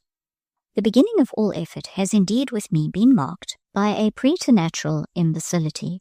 I never could, even in forming a common acquaintance, assert or prove a claim to average quickness. A depressing and difficult passage has prefaced every new page I have turned in life. So long as this passage lasted, Monsieur Paul was very kind, very good, very forbearing. He saw the sharp pain inflicted, and felt the weighty humiliation imposed by my own sense of incapacity, and words can hardly do justice to his tenderness and helpfulness. His own eyes would moisten when tears of shame and effort clouded mine. Burdened as he was with work, he would steal half his brief space of recreation to give to me. But, strange grief, when that heavy and overcast dawn began at last to yield to day, when my faculties began to struggle themselves free, and my time of energy and fulfillment came, when I voluntarily doubled, trebled, quadrupled the tasks he set, to please him as I thought, his kindness became sternness. The light changed in his eyes from a beam to a spark. He fretted, he opposed, he curbed me imperiously. The more I did, the harder I worked, the less he seemed content. Sarcasms, of which the severity amazed and puzzled me, harassed my ears. Then flowed out the bitterest innuendos against the pride of intellect. I was vaguely threatened with I know not what doom if I ever trespassed the limits proper to my sex, and conceived a contraband appetite for unfeminine knowledge. Alas, I had no such appetite. What I loved, it joyed me by any effort to content. But the noble hunger for science in the abstract, the godlike thirst after discovery, these feelings were known to me but by briefest flashes. Yet, when Monsieur Paul sneered at me, I wanted to possess them more fully. His injustice stirred in me ambitious wishes. It imparted a strong stimulus. It gave wings to aspiration. In the beginning, before I had penetrated to motives, that uncomprehended sneer of his made my heart ache. But by and by it only warmed the blood in my veins, and sent added action to my pulses. Whatever my powers, feminine or the contrary, God had given them, and I felt resolute to be ashamed of no faculty of his bestowal. The combat was very sharp for a time. I seemed to have lost Monsieur Paul's affection. He treated me strangely. In his most unjust moments he would insinuate that I had deceived him when I appeared, what he called faible, that is, incompetent. He said I had feigned a false incapacity.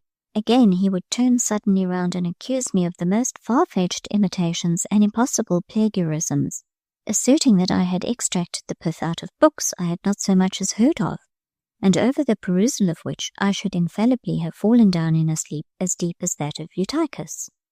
Once, upon his preferring such an accusation, I turned upon him. I rose against him. Gathering an armful of his books out of my desk, I filled my apron and poured them in a heap upon his estrade at his feet. "Take them away, Monsieur Paul," I said, "and teach me no more. I never asked to be made learned, and you compel me to feel very profoundly that learning is not happiness." And returning to my desk, I laid my head on my arms, nor would I speak to him for 2 days afterwards. He pained and chagrined me. His affection had been very sweet and dear, a pleasure new and incomparable. Now that this seemed withdrawn, I cared not for his lessons. The books, however, were not taken away. They were all restored with careful hand to their places, and he came, as usual, to teach me. He made his peace somehow, too readily perhaps. I ought to have stood out longer, but when he looked kind and good, and held out his hand with amity, memory refused to reproduce with due force his oppressive moments, and then reconcilement is always sweet. On a certain morning a message came from my godmother, inviting me to attend some notable lecture to be delivered in the same public rooms before described. Dr. John had brought the message himself, and delivered it verbally to Rosine, who had not scrupled to follow the steps of Monsieur Emmanuel. Then passing to the first class, and in his presence, stand carrément before my desk, hand in apron pocket, and rehearse the same, saucily and aloud, concluding with the words, qu'il est vraiment beau, mademoiselle, ce jeune docteur. Quel yeux, quel regard. Tenez, j'en ai le cœur tout ému. When she was gone, my professor demanded of me why I suffered cette fille effrontée, cette créature sans pudeur, to address me in such terms.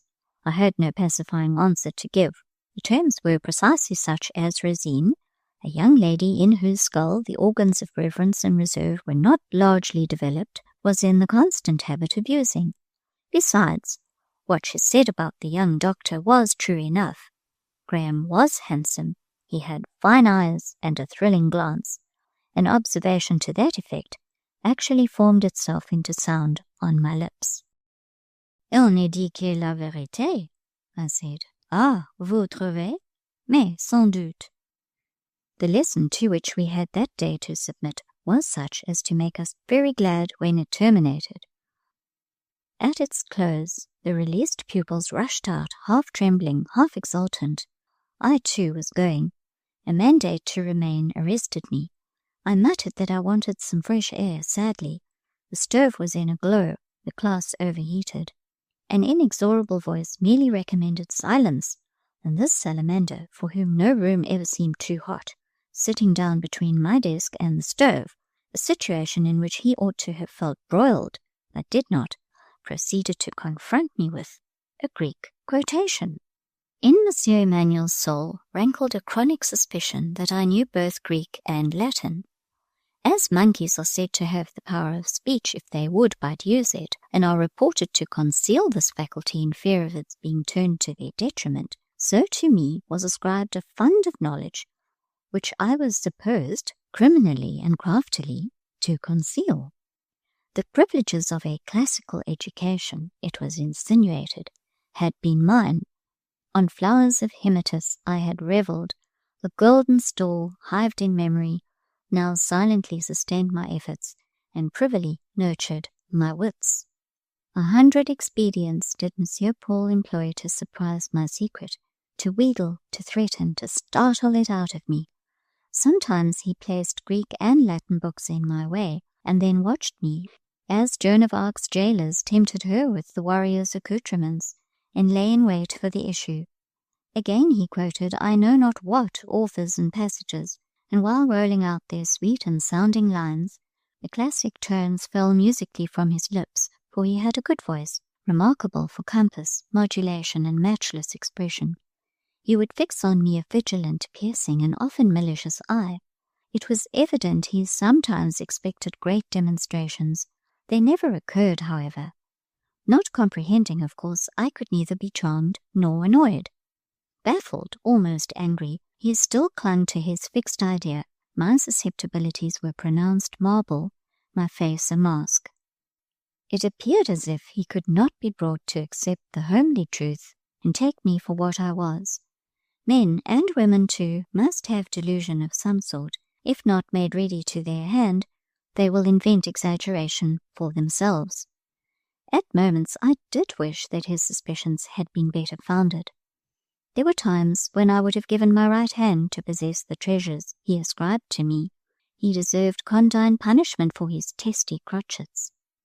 I could have gloried in bringing home to him his worst apprehensions, astoundingly realized. I could have exulted to burst on his vision, confront and confound his lunettes, one blaze of acquirements. Oh, why did nobody undertake to make me clever while I was young enough to learn, that I might, by one grand, sudden, inhuman revelation, one cold, cruel, overwhelming triumph, have forever crushed the mocking spirit out of Paul, Carl, David, Emmanuel? Alas, no such feat was in my power. Today, as usual, his quotations fell ineffectual. He soon shifted his ground. Women of intellect was his next theme. Here he was at home. A woman of intellect, it appeared, was a sort of lusus naturae, a luckless accident, a thing for which there was neither place nor use in creation, wanted neither as wife nor worker. Beauty anticipated her in the first office. He believed in his soul that lovely, placid, and passive feminine mediocrity was the only pillow on which manly thought and sense could find rest for its aching temples. And as to work, male mind alone could work to any good practical result. Hein? This hein was a note of interrogation intended to draw from me contradiction or objection. However, I only said, Cela ne me regarde pas, je ne m'en soucie pas, and presently added, May I go, Monsieur? They have rung the bell for the second déjeuner, i.e., luncheon. What of that? You are not hungry? Indeed I was, I said. I had had nothing since breakfast at 7, and should have nothing till dinner at 5, if I missed this bell. Well, he was in the same plight, but I might share with him. And he broke into the brioche, intended for his own refreshment, and gave me half. Truly, his bark was worse than his bite, but the really formidable attack was yet to come. While eating his cake, I could not forbear expressing my secret wish that I really knew all of which he accused me. Did I sincerely feel myself to be an ignoramus? He asked in a softened tone. If I had replied meekly by an unqualified affirmative, I believe he would have stretched out his hand and we should have been friends on the spot. But I answered, Not exactly. I am ignorant, Monsieur, in the knowledge you ascribe to me, but I sometimes, not always, feel a knowledge of my own. What did I mean? He inquired sharply. Unable to answer this question in a breath, I evaded it by change of subject. He had now finished his half of the brioche, feeling sure that on so trifling a fragment he could not have satisfied his appetite, as indeed I had not appeased mine, and inhaling the fragrance of baked apples afar from the refectory, I ventured to inquire whether he did not also perceive that agreeable odour. He confessed that he did. I said if he would let me out by the garden door, and permit me just to run across the court, I would fetch him a plateful, and added that I believed they were excellent, as Goton had a very good method of baking, or rather stewing fruit, putting in a little spice, sugar, and a glass or two of vin blanc. Might I go? Petit gourmand, said he, smiling. I have not forgotten how pleased you were with the pâté à la crème I once gave you, and you know very well, at this moment, that to fetch the apples for me will be the same as getting them for yourself. Go then, but come back quickly. And at last he liberated me on parole. My own plan was to go and return with speed and good faith, to put the plate in at the door, and then to vanish incontinent, leaving all consequences for future settlement. That intolerably keen instinct of his seemed to have anticipated my scheme. He met me at the threshold, hurried me into the room, and fixed me in a minute in my former seat. Taking the plate of fruit from my hand, he divided the portion intended only for himself, and ordered me to eat my share. I complied with no good grace, and vexed, I suppose, by my reluctance, he opened a masked and dangerous battery. All he had yet said I could count as mere sound and fury, signifying nothing. Not so of the present attack. It consisted in an unreasonable proposition with which he had before afflicted me, namely, that on the next public examination day I should engage, foreigner as I was, to take my place on the first form of first-class pupils, and with them improvise a composition in French, on any subject any spectator might dictate, without benefit of grammar or lexicon. I knew what the result of such an experiment would be. I, to whom nature had denied the impromptu faculty, who in public was by nature a cipher, whose time of mental activity, even when alone, was not under the meridian sun, who needed the fresh silence of morning or the recluse peace of evening to win from the creative impulse one evidence of his presence, one proof of his force. I, with whom that impulse was the most intractable, the most capricious, the most maddening of masters, him before me always excepted, a deity which sometimes, under circumstances apparently propitious, would not speak when questioned, would not hear when appealed to, would not, when sought, be found, but would stand, all cold, all indurated, all granite, a dark ball with carven lips and blank eyeballs, and breast like the stone face of a tomb. And again, suddenly, at some turn, some sound, some long trembling sob of the wind, at some rushing past of an unseen stream of electricity, the irrational demon would wake unsolicited, would stir strangely alive, would rush from its pedestal like a perturbed Dagon, calling to its votary for a sacrifice, whatever the hour, to its victim for some blood or some breath, whatever the circumstance or scene, rousing its priest, treacherously promising vaticination, perhaps filling its temple with a strange hum of oracles, but sure to give half a significance to fateful winds, and grudging to the desperate listener even a miserable remnant, yielding it sordidly, as though each word had been a drop of the deathless echo of its own dark veins. And this tyrant I was to compel into bondage, and make it improvise a theme, on a school estrade between a Mathilde and a Coralie, under the eye of a Madame Beck, for the pleasure and to the inspiration of a bourgeois of le basse coeur. Upon this argument Monsieur Paul and I did battle more than once, strong battle, with confused noise of demand and rejection, exaction and repulse. On this particular day I was soundly rated. The obstinacy of my whole sex, it seems, was concentrated in me. I had an orgueil de diable. I feared to fail, forsooth. What did it matter whether I failed or not? Who was I that I should not fail, like my betters? It would do me good to fail. He wanted to see me worsted. I knew he did. And 1 minute he paused to take breath. Would I speak now and be tractable? Never would I be tractable in this matter. Law itself should not compel me. I would pay a fine or undergo an imprisonment rather than write for a show and to order, perched up on a platform. Could softer motives influence me? Would I yield for friendship's sake? Not a whit, not a hairbreadth. No form of friendship under the sun had a right to exact such a concession. No true friendship would harass me thus. He supposed then, with a sneer, Monsieur Paul could sneer supremely, curling his lip, opening his nostrils, contracting his eyelids. He supposed there was but one form of appeal to which I would listen, and of that form it was not for him to make use.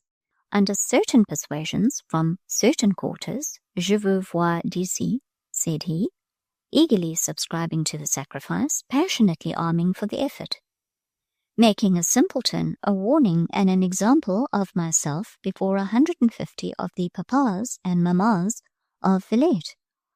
And here, losing patience, I broke out afresh with a cry that I wanted to be liberated, to get out into the air. I was almost in a fever.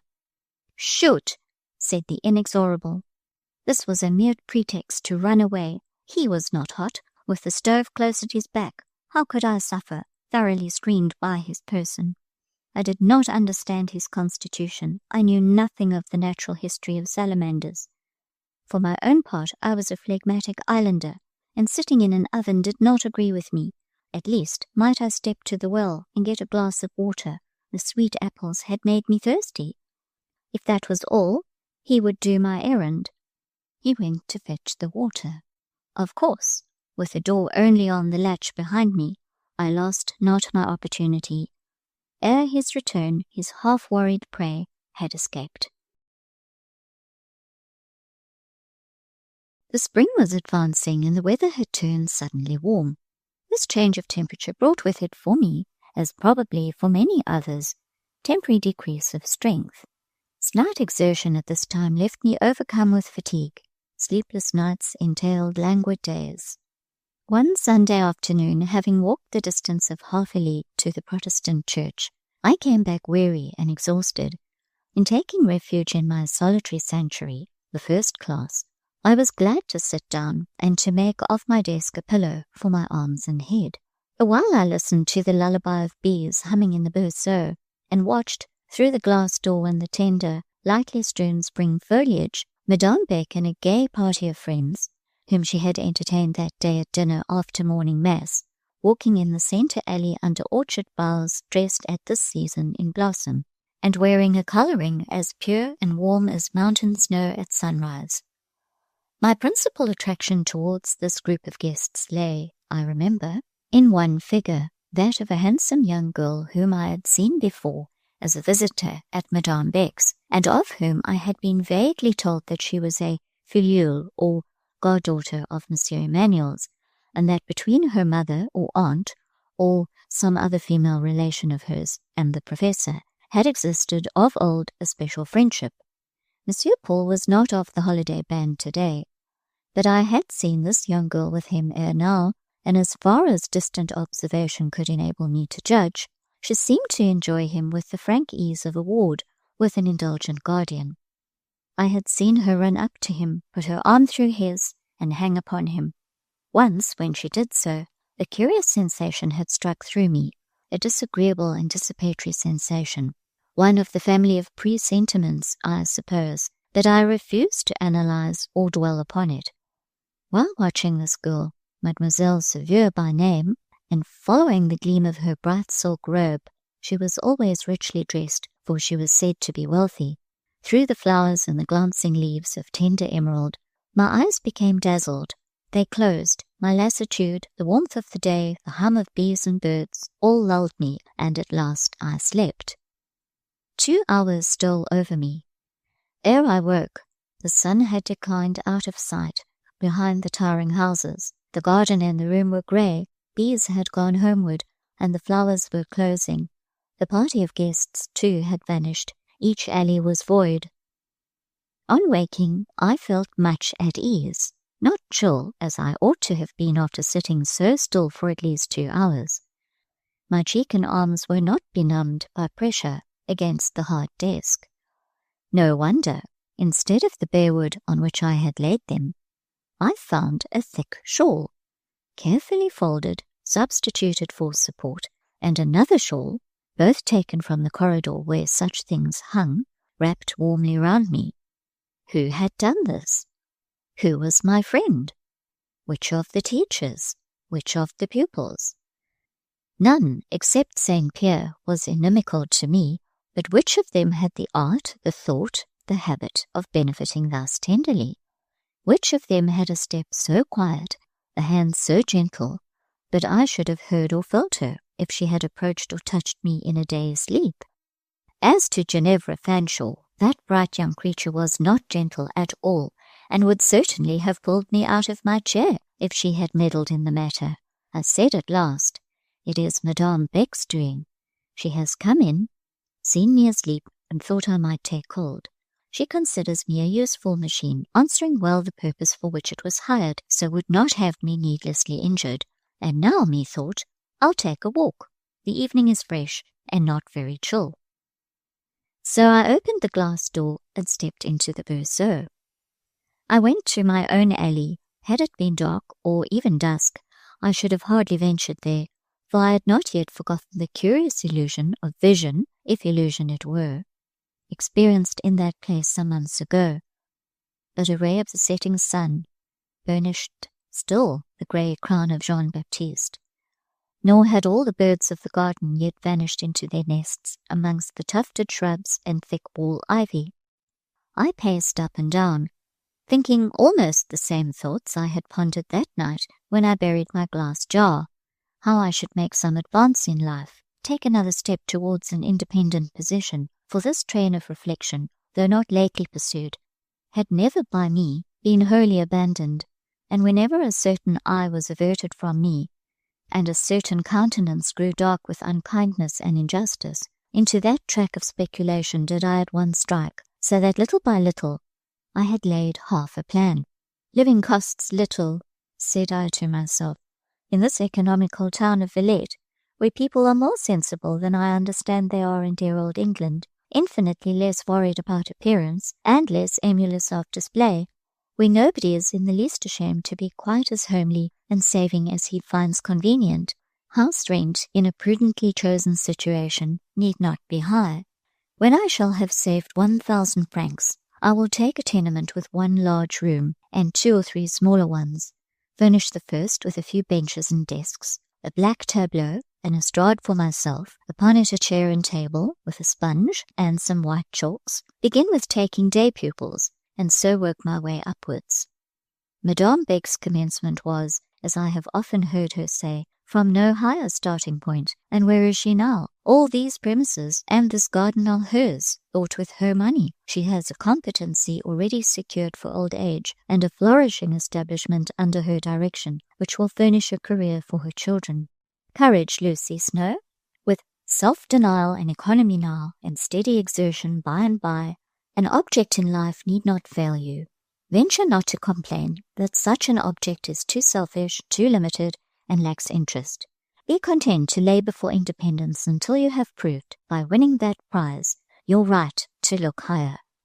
But afterwards, is there nothing more for me in life?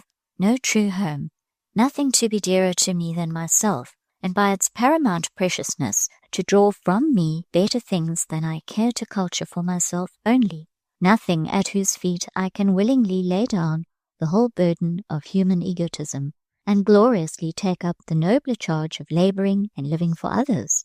I suppose, Lucy Snowe, the orb of your life is not to be so rounded. For you, the present phase must suffice. Very good.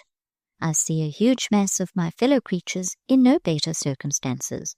I see that a great many men, and more women, hold their span of life on conditions of denial and privation. I find no reason why I should be of the few favoured. I believe in some blending of hope and sunshine sweetening the worst lots. I believe that this life is not all, neither the beginning nor the end. I believe while I tremble, I trust while I weep. So, this subject is done with. It is right to look our life accounts bravely in the face now and then, and settle them honestly. And he is a poor self-swindler who lies to himself while he reckons the items, and sets down under the head, happiness that which is misery. Call anguish, anguish, and despair, despair. Write both down in strong characters with a resolute pen. You will the better pay your debt to doom. Falsify, insert privilege where you should have written pain, and see if your mighty creditor will allow the fraud to pass, or accept the coin with which you would cheat him. Offer to the strongest, if the darkest angel of God's host, water when he has asked blood. Will he take it? Not a whole pale sea for one red drop. I settled another account. Pausing before Methuselah, the giant and patriarch of the garden, and leaning my brow against his knotty trunk, my foot rested on the stone, sealing the small sepulchre at his root, and I recalled the passage of being therein buried. I recalled Dr. John, my warm affection for him, my faith in his excellence, my delight in his grace. What was become of that curious one-sided friendship, which was half marble and half life, only on one hand truth, and on the other perhaps a jest? Was this feeling dead? I do not know, but it was buried. Sometimes I felt the tomb unquiet, and dreamed strangely of disturbed earth, and of hair, still golden and living, obtruded through coffin chinks.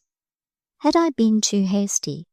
I used to ask myself, and this question would occur with a cruel sharpness after some brief chance interview with Dr. John. He had still such kind looks, such a warm hand. His voice still kept so pleasant a tone for my name. I never liked Lucy so well as when he uttered it, but I learned in time that this benignity, this cordiality, this music belonged in no shape to me. It was a part of himself. It was the honey of his temper. It was the balm of his mellow mood. He imparted it, as the ripe fruit rewards with sweetness the rifling bee. He diffused it about him, as sweet plants shed their perfume. Does the nectarine love either the bee or bird it feeds? Is the sweet briar enamoured of the air? Good night, Dr. John. You are good, you are beautiful, but you are not mine. Good night, and God bless you. Thus I closed my musings. Good night left my lips in sound. I heard the words spoken, and then I heard an echo, quite close. Good night, mademoiselle, or rather good evening. The sun is scarce set. I hope you slept well. I started, but was only discomposed a moment. I knew the voice and speaker. Slept, monsieur? When? Where? You may well inquire when, where. It seems you turn day into night, and choose a desk for a pillow. Rather hard lodging. It was softened for me, monsieur, while I slept. That unseen gift-bringing thing which haunts my desk remembered me, no matter how I fell asleep. I awoke pillowed and covered. Did the shawls keep you warm? Very warm. Do you ask thanks for them? No. You looked pale in your slumbers. Are you homesick? To be homesick one must have a home, which I have not. Then you have more need of a careful friend. I scarcely know anyone. Miss Lucy, who needs a friend more absolutely than you. Your very faults imperatively require it. You want so much checking, regulating, and keeping down. This idea of keeping down never left Monsieur Paul's head. The most habitual subjugation would, in my case, have failed to relieve him of it. No matter what did it signify. I listened to him and did not trouble myself to be too submissive. His occupation would have been gone had I left him nothing to keep down. You need watching and watching over, he pursued, and it is well for you that I see this, and do my best to discharge both duties. I watch you and others pretty closely, pretty constantly, nearer and oftener than you or they think. Do you see that window with a light in it? He pointed to a lattice in one of the college boarding houses. That, said he, is a room I have hired, nominally for a study, virtually for a post of observation. There I sit and read for hours together. It is my way, my taste. My book is this garden. Its contents are human nature, female human nature. I know you all by heart. Ah, I know you well. Saint Pierre, the Parisienne, cette maîtresse femme, my cousin Beck herself. It is not right, monsieur. Comment? It is not right? By whose creed? Does some dogma of Calvin or Luther condemn it? What is that to me? I am no Protestant. My rich father, for though I have known poverty, and once starved for a year in a garret in Rome, starved wretchedly, often on a meal a day, and sometimes not that, yet I was born to wealth. My rich father was a good Catholic, and he gave me a priest and a Jesuit for a tutor. I retain his lessons, and to what discoveries, grand Dieu, have they not aided me? Discoveries made by stealth seem to me dishonorable discoveries. Puritain, I doubt it not. Yet see how my Jesuit system works. You know the Saint Pierre? Partially. He laughed. You say right, partially, whereas I know her thoroughly. There is the difference. She played before me the amiable, offered me pâté de velours, caressed, flattered, fawned on me. Now, I am accessible to a woman's flattery, accessible against my reason. Though never pretty, she was, when I first knew her, young, or knew how to look young. Like all her countrywomen, she had the art of dressing. She had a certain cool, easy, social assurance, which spared me the pain of embarrassment. Monsieur, that must have been unnecessary. I never saw you embarrassed in my life. Mademoiselle, you know little of me. I can be embarrassed as a petite pensionnaire. There is a fund of modesty and diffidence in my nature. Monsieur, I never saw it. Mademoiselle, it is there. You ought to have seen it. Monsieur, I have observed you in public, on platforms, in tribunes, before titles and crowned heads, and you were as easy as you are in the 3rd Division. Mademoiselle, neither titles nor crowned heads excite my modesty, and publicity is very much my element. I like it well, and breathe in it quite freely. But, in short, here is the sentiment brought into action at this very moment. However, I disdain to be worsted by it. If, mademoiselle, I were a marrying man, which I am not, and you may spare yourself the trouble of any sneer you may be contemplating at the thought, and found it necessary to ask a lady whether she could look upon me in the light of a future husband, then would it be proved that I am, as I say, modest. I quite believed him now, and in believing I honoured him with a sincerity of esteem which made my heart ache. As to the Saint Pierre, he went on, recovering himself, for his voice had altered a little, she once intended to be Madame Emmanuel, and I don't know whether I might have been led, but for yonder little lattice with the light. Ah, magic lattice! What miracles of discovery hast thou wrought? Yes, he pursued, I have seen her rancours, her vanities, her levities. Not only here, but elsewhere. I have witnessed what bucklers me against all her arts. I am safe from poor Zélie. And my pupils, he presently recommenced, those blonde jeunes filles, so mild and meek. I have seen the most reserved, romp-like boys, the demurest, snatch grapes from the walls, shake pears from the trees. When the English teacher came, I saw her, marked her early preference for this alley, noticed her taste for seclusion, watched her well, long before she and I came to speaking terms. do you recollect my once coming silently and offering you a little knot of white violets when we were strangers? I recollect it. I dried the violets, kept them, and have them still.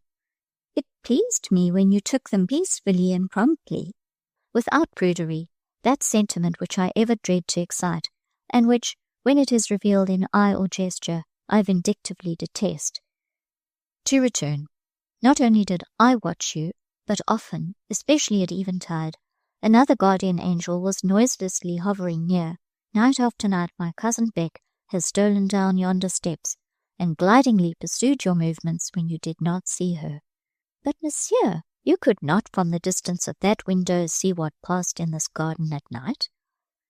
By moonlight I possibly might with a glass. I use a glass, but the garden itself is open to me. In the shed at the bottom there is a door leading into a court, which communicates with the college. Of that door I possess the key, and thus come and go at pleasure. This afternoon I came through it, and found you asleep in class. Again this evening I have availed myself of the same entrance. I could not help saying, if you were a wicked, designing man, how terrible would all this be? His attention seemed incapable of being arrested by this view of the subject.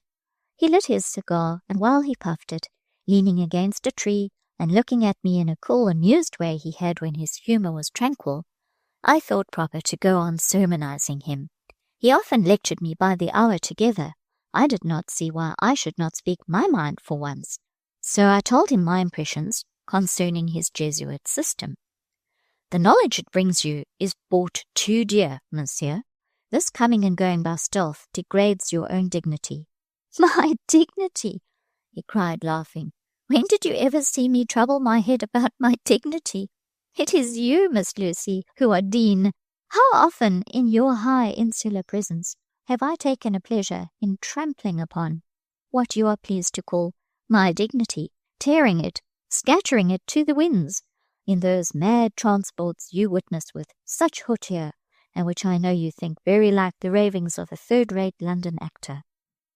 Monsieur, I tell you every glance you cast from that lattice is a wrong done to the best part of your own nature.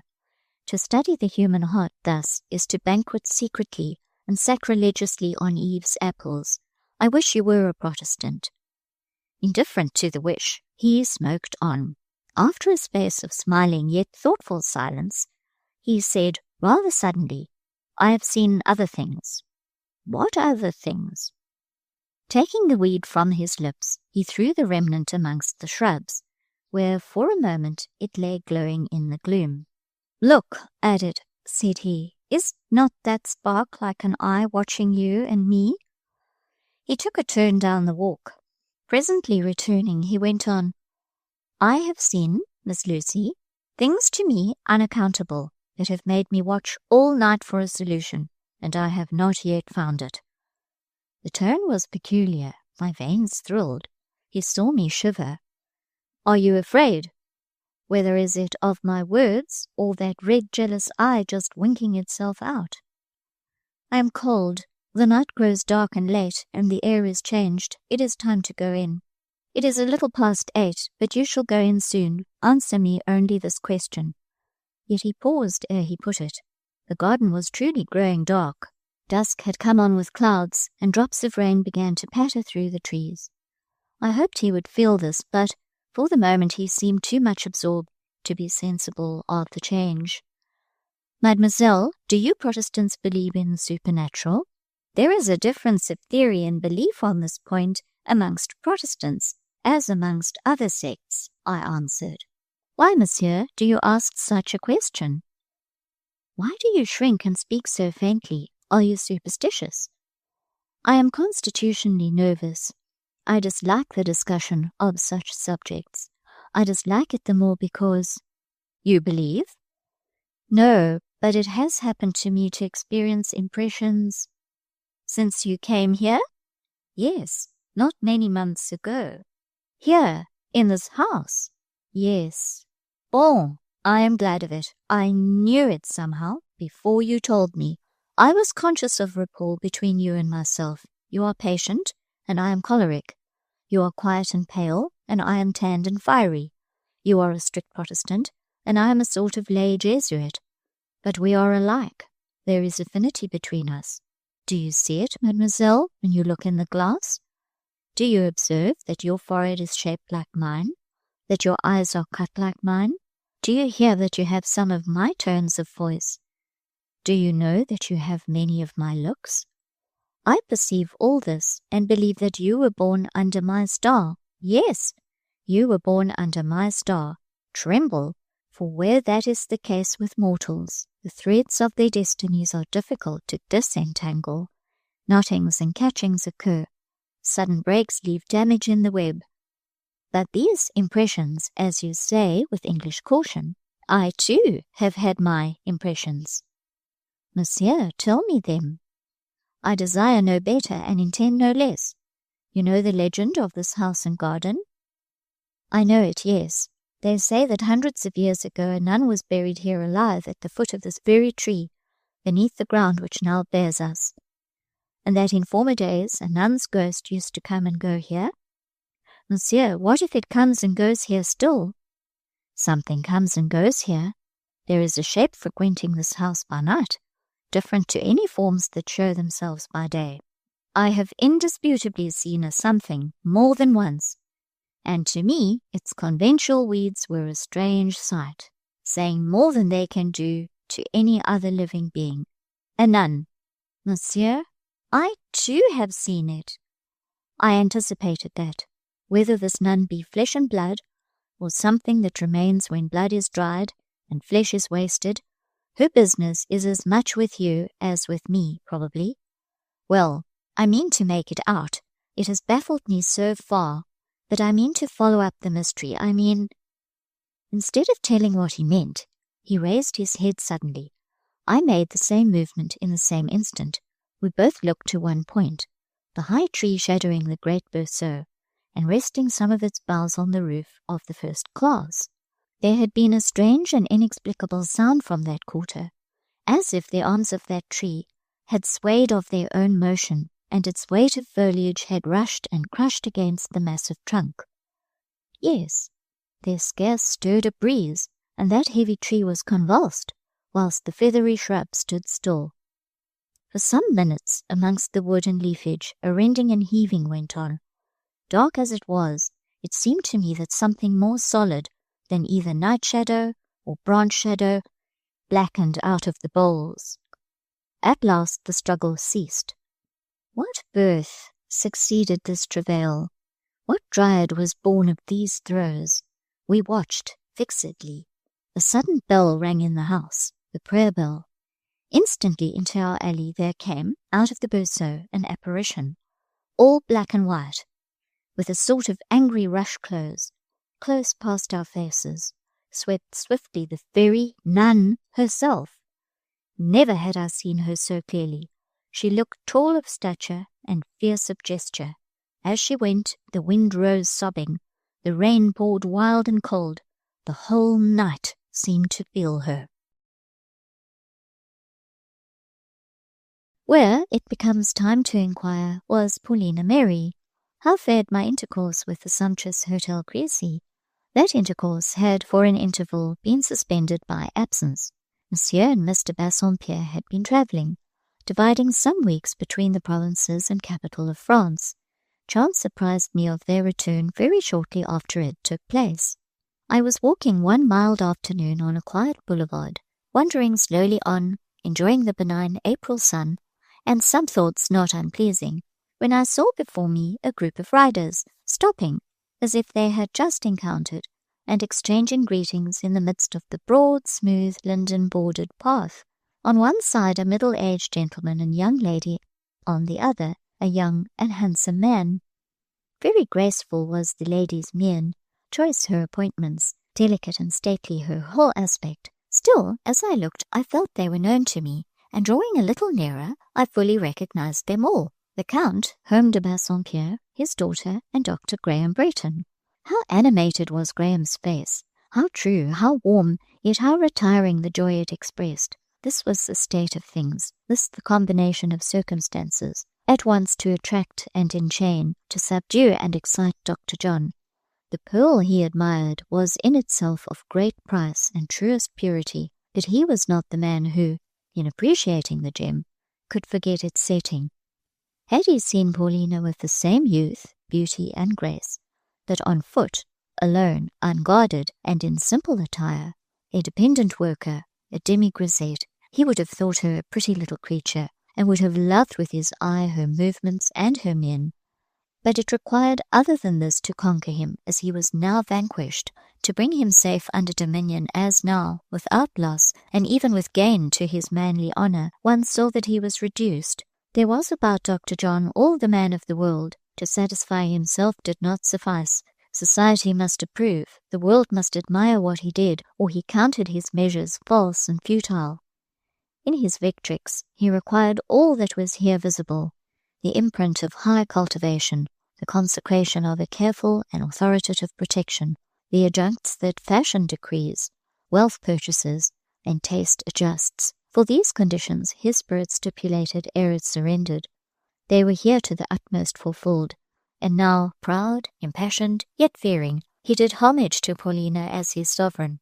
As for her, the smile of feeling, rather than of conscious power, slept soft in her eyes. They parted. He passed me at speed, hardly feeling the earth he skimmed, and seeing nothing on either hand. He looked very handsome. Mettle and purpose were roused in him fully. "Papa, there is Lucy!" cried a musical, friendly voice. "Lucy, dear Lucy, do come here!" I hastened to her. She threw back her veil and stooped from her saddle to kiss me. "I was coming to see you tomorrow," said she, "but now tomorrow you will come and see me." She named the hour, and I promised compliance. The morrow's evening found me with her. She and I shut into her own room. I had not seen her since that occasion when her claims were brought into comparison with those of Ginevra Fanshawe, and had so signally prevailed. She had much to tell me of her travels in the interval. A most animated, rapid speaker was she in such a tete-a-tete, a most lively describer, yet with her artless diction and clear, soft voice, she never seemed to speak too fast or to say too much. My own attention, I think, would not soon have flagged, but by and by she herself seemed to need some change of subject. She hastened to wind up her narrative briefly, yet why she terminated with so concise an abridgment did not immediately appear. Silence followed, a restless silence, not without symptoms of abstraction. Then turning to me in a diffident, half-appealing voice, "Lucy, well, I am at your side. Is my cousin Ginevra still at Madame Beck's?" "Your cousin is still there. You must be longing to see her." "No, not much." "You want to invite her to spend another evening?" "No. I suppose she still talks about being married?" "Not to anyone you care for." "But of course she still thinks of Dr. Bretton. She cannot have changed her mind on that point, because it was so fixed 2 months ago." "Why, you know it does not matter. You saw the terms on which they stood." "There was a little misunderstanding that evening. Certainly does she seem unhappy?" "Not she." To change the subject, have you heard or seen nothing of or from Graham during your absence?" "Papa had letters from him once or twice about business, I think. He undertook the management of some affair which required attention while we were away. Dr. Bretton seems to respect Papa, and to have pleasure in obliging him. Yes, you met him yesterday on the boulevard. You would be able to judge from his aspect that his friends need not be painfully anxious about his health. Papa seems to have thought with you." I could not help smiling.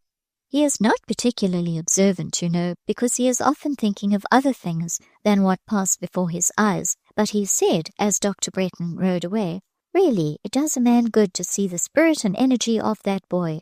He called Dr. Bretton a boy. I believe he almost thinks him so, just as he thinks me a little girl.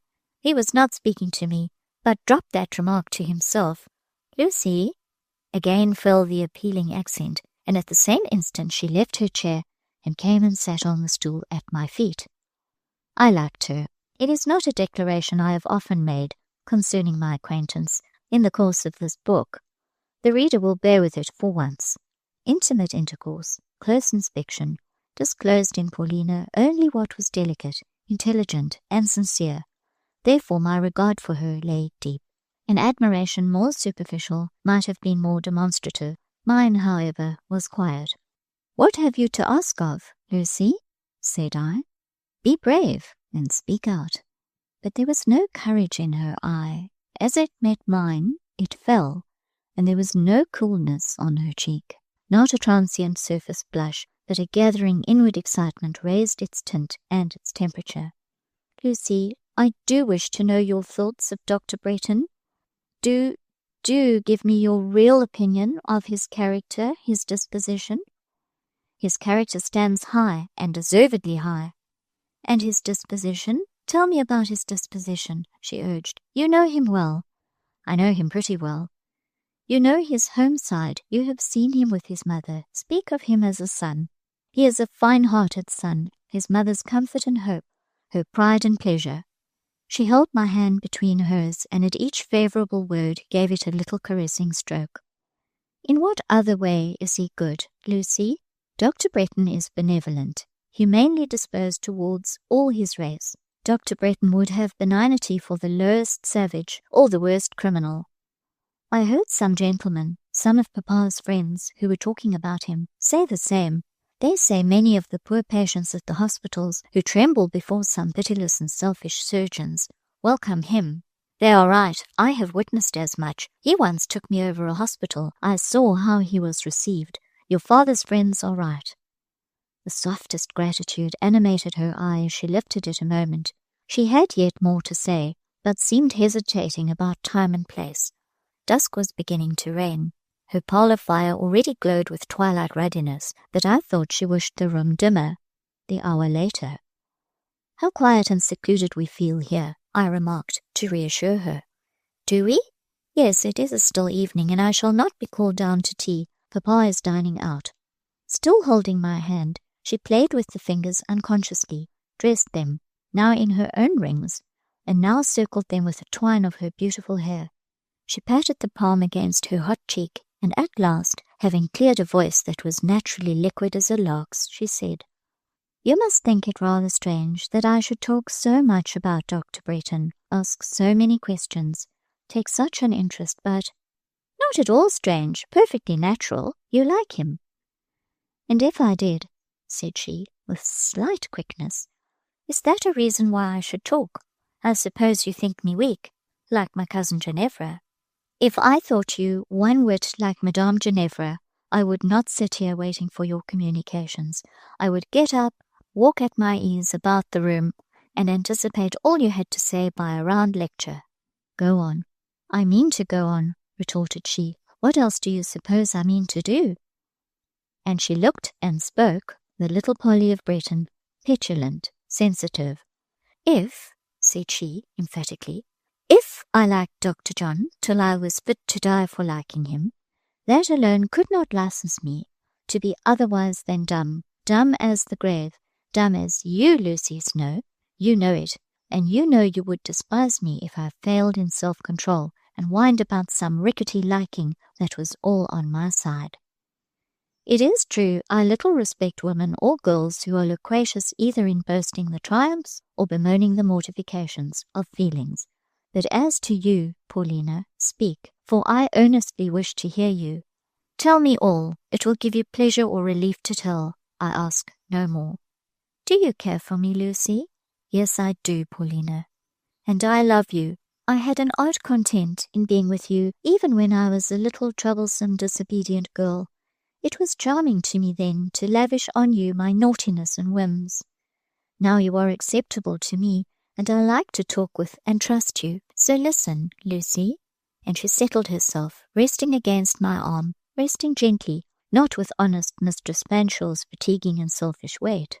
"A few minutes since, you asked whether we had not heard from Graham during our absence, and I said there were 2 letters for Papa on business. This was true, but I did not tell you all. You evaded? I shuffled and equivocated, you know. However, I am going to speak the truth now. It is getting darker. One can talk at one's ease. Papa often lets me open the letter bag and give him out the contents. One morning about 3 weeks ago, you don't know how surprised I was to find, amongst a dozen letters for Monsieur de Bassompierre, a note addressed to Mr. Bassompierre. I spied it at once. Amidst all the rest, the handwriting was not strange.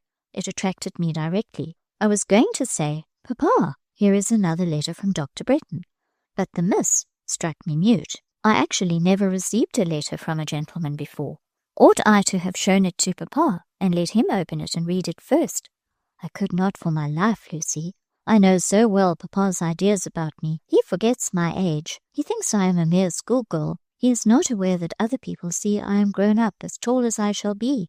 So, with a curious mixture of feelings, some of them self-reproachful, and some so flattering and strong, I cannot describe them, I gave Papa his 12 letters, his herd of possessions, and kept back my one, my ewe lamb. It lay in my lap during breakfast, looking up at me with an inexplicable meaning, making me feel myself a thing double existent, a child to that dear Papa, but no more a child to myself. After breakfast, I carried my letter upstairs, and having secured myself by turning the key in the door, I began to study the outside of my treasure. It was some minutes before I could get over the direction and penetrate the seal. One does not take a strong place of this kind by instant storm. One sits down a while before it, as beleaguers say. Graham's hand is like himself, Lucy, and so is his seal, all clear, firm, and rounded, no slovenly splash of wax, a full, solid, steady drop, a distinct impress, no pointed turns harshly pricking the optic nerve, but a clean, mellow, pleasant manuscript that soothes you as you read. It is like his face, just like the chiseling of his features. Do you know his autograph? I have seen it. Go on. The seal was too beautiful to be broken, so I cut it round with my scissors. On the point of reading the letter at last, I once more drew back voluntarily. It was too soon yet to drink that draught. The sparkle in the cup was so beautiful. I would watch it yet a minute. Then I remembered all at once that I had not said my prayers that morning. Having heard Papa go down to breakfast a little earlier than usual, I had been afraid of keeping him waiting, and had hastened to join him as soon as dressed, thinking no harm to put off prayers till afterwards. Some people would say I ought to have served God first and then man, but I don't think heaven could be jealous of anything I might do for Papa. I believe I am superstitious. A voice seemed now to say that another feeling than filial affection was in question, to urge me to pray before I dared to read what I so longed to read, to deny myself yet a moment, and remember first a great duty. I have had these impulses ever since I can remember. I put the letter down and said my prayers, adding, at the end, a strong entreaty that, whatever happened, I might not be tempted or led to cause Papa any sorrow, and might never, in caring for others, neglect him. The very thought of such a possibility so pierced my heart that it made me cry. But still, Lucy, I felt that in time Papa would have to be taught the truth, managed, and induced to hear reason.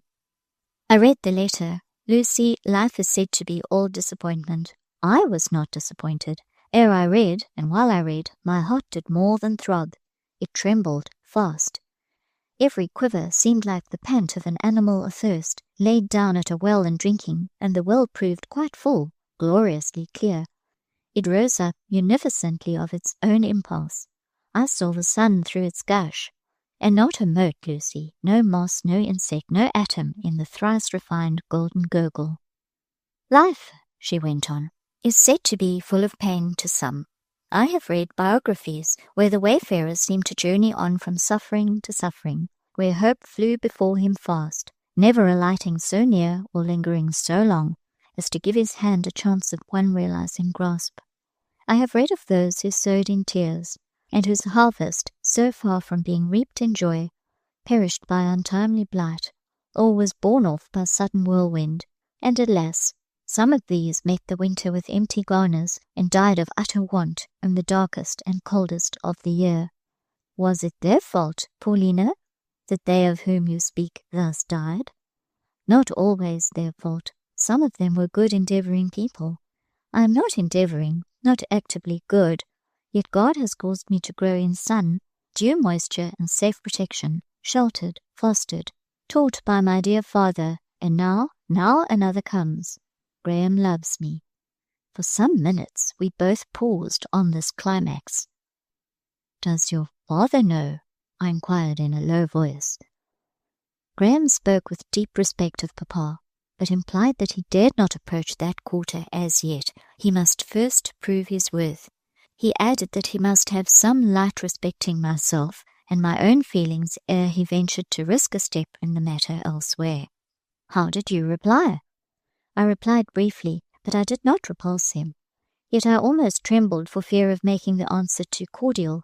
Graham's tests are so fastidious. I wrote it 3 times, chastening and subduing the phrases at every rescript. At last, having confected it till it seemed to me to resemble a morsel of ice, flavoured with ever so slight a zest of fruit or sugar, I ventured to seal and dispatch it. Excellent, Paulina. Your instinct is fine. You understand, Dr. Bretton. But how must I manage about Papa? There I am still in pain. Do not manage at all. Wait now. Only maintain no further correspondence till your father knows all and gives his sanction. Will he ever give it? Time will show. Wait. Dr. Bretton wrote one other letter, deeply grateful for my calm, brief note, but I anticipated your advice by saying that while my sentiments continued the same, I could not, without my father's knowledge, write again. You acted as you ought to have done, so Dr. Bretton will feel. It will increase his pride in you, his love for you, if either be capable of increase. Paulina, that gentle hoarfrost of yours, surrounding so much pure, fine phlegm, is a priceless privilege of nature. You see, I feel Graham's disposition, said she. I feel that no delicacy can be too exquisite for his treatment. It is perfectly proved that you comprehend him, and then, whatever Dr. Bretton's disposition, were he one who expected to be more nearly met, you would still act truthfully, openly, tenderly with your father. Lucy, I trust I shall thus act always. Oh, it will be pain to wake Papa from his dream and tell him I am no more a little girl. Be in no hurry to do so, Paulina. Leave the revelation to time and your kind fate. I also have noticed the gentleness of her cares for you. Doubt not she will benignantly order the circumstances, and fitly appoint the hour. Yes, I have thought over your life just as you have yourself thought it over. I have made comparisons, like those to which you adverted. We know not the future, but the past has been propitious. As a child, I feared for you. Nothing that has life was ever more susceptible than your nature in infancy, under harshness or neglect. Neither your outward nor your inward self would have ripened to what they now are. Much pain, much fear, much struggle would have troubled the very lines of your features, broken their regularity, would have harassed your nerves into the fever of habitual irritation. You would have lost in health and cheerfulness, in grace and sweetness. Providence has protected and cultured you, not only for your own sake, but I believe for Graham's. His star, too, was fortunate, to develop fully the best of his nature. A companion like you was needed. There you are, ready. You must be united. I knew it the first day I saw you together at La Terrasse. In all that mutually concerns you and Graham, there seems to me promise, plan, harmony. I do not think the sunny youth of either will prove the forerunner of stormy age. I think it is deemed good that you two should live in peace and be happy. Not as angels, but as few are happy amongst mortals. Some lives are thus blessed. It is God's will. It is the attesting trace and lingering evidence of Eden. Other lives run from the first another course. Other travellers encounter weather fitful and gusty, wild and variable. Breast adverse winds are belated and overtaken by the early closing winter night. Neither can this happen without the sanction of God, and I know that, amidst his boundless works, is somewhere stored the secret of this last fate's justice. I know that his treasures contain the proof as the promise of its mercy. On the 1st of May, we had all, i.e. the 20 boarders and the 4 teachers, noticed to rise at 5 o'clock of the morning, to be dressed and ready by 6, to put ourselves under the command of Monsieur le Professeur Emmanuel, who was to head our march forth from Villette, for it was on this day he proposed to fulfill his promise of taking us to breakfast in the country. I, indeed, as the reader may perhaps remember, had not had the honour of an invitation when this excursion was first projected. Rather the contrary, but on my now making allusion to this fact, and wishing to know how it was to be, my ear received a pull, of which I did not venture to challenge the repetition by raising further difficulties. Je vous conseille de vous faire prier, said Monsieur Emmanuel, imperially menacing the other ear. One Napoleonic compliment, however, was enough, so I made up my mind to be off the party. The morning broke calm as summer, with singing of birds in the garden, and a light dew mist that promised heat. We all said it would be warm, and we all felt pleasure in folding away heavy garments and in assuming the attire suiting a sunny season. The clean, fresh print dress and the light straw bonnet, each made and trimmed as the French workwoman alone can make and trim, so as to unite the utterly unpretending with the perfectly becoming, was the rule of costume. Nobody flaunted in faded silk. Nobody wore a second-hand best article. At 6 the bell rang merrily, and we poured down the staircase, through the carré, along the corridor, into the vestibule. There stood our professor, wearing, not his savage-looking paletot and severe bonnet grec, but a young-looking belted blouse and cheerful straw hat. He had for us all the kindest good morrow, and most of us for him had a Thanksgiving smile. We were marshalled in order and soon started. The streets were yet quiet, and the boulevards were fresh and peaceful as fields. I believe we were very happy as we walked along. This chief of ours had the secret of giving a certain impetus to happiness when he would, just as, in an opposite mood, he could give a thrill to fear. He did not lead nor follow us, but walked along the line, giving a word to everyone, talking much to his favourites, and not wholly neglecting even those he disliked. It was rather my wish, for a reason I had, to keep slightly aloof from notice, and being paired with Ginevra Fanshawe, bearing on my arm the dear pressure of that angel's not unsubstantial limb, she continued in excellent case, and I can assure the reader it was no trifling business to bear the burden of her loveliness. Many a time in the course of that warm day, I wished to goodness there had been less of the charming commodity.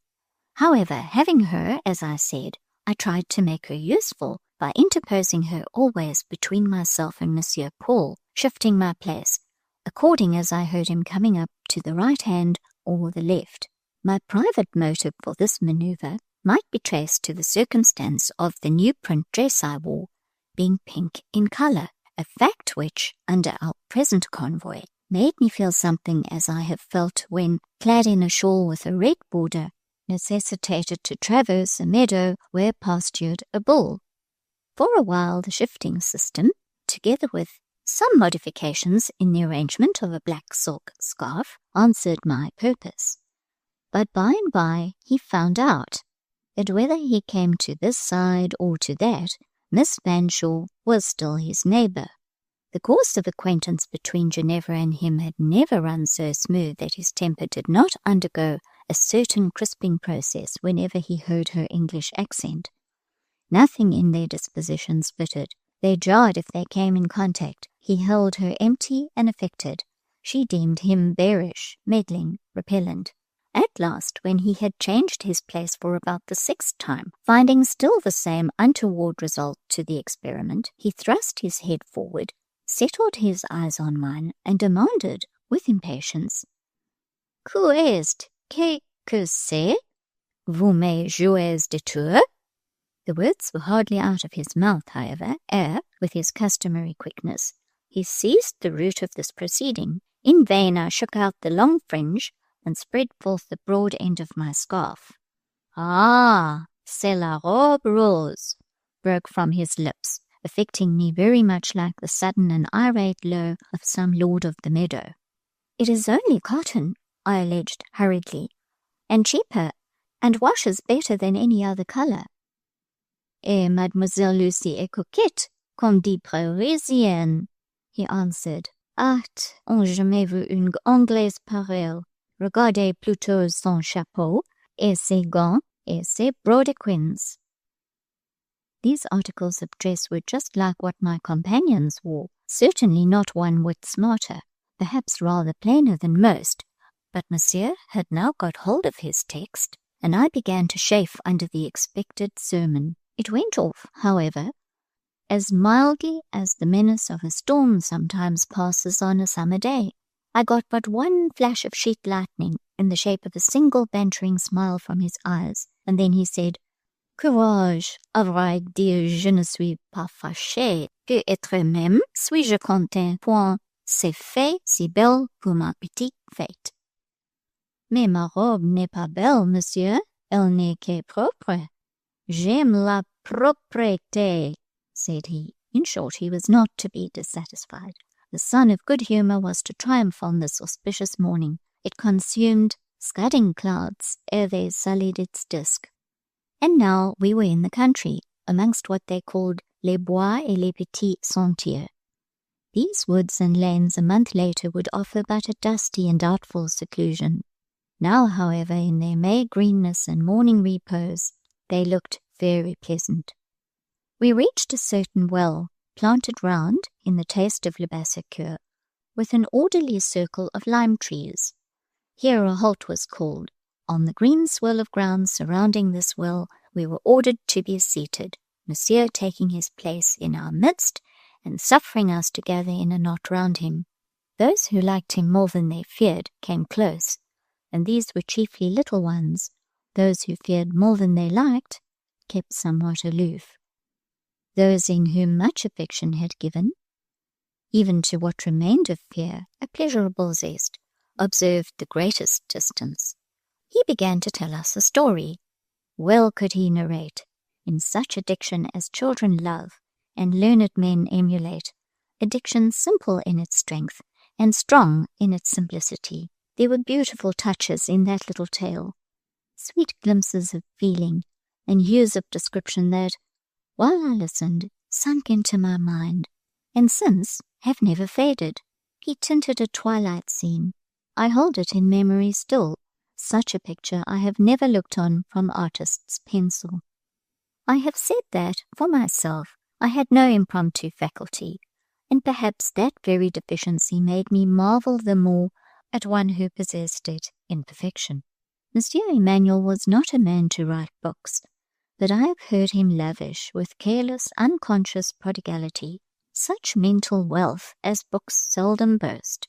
His mind was indeed my library, and whenever it was open to me, I entered bliss. Intellectually imperfect as I was, I could read little.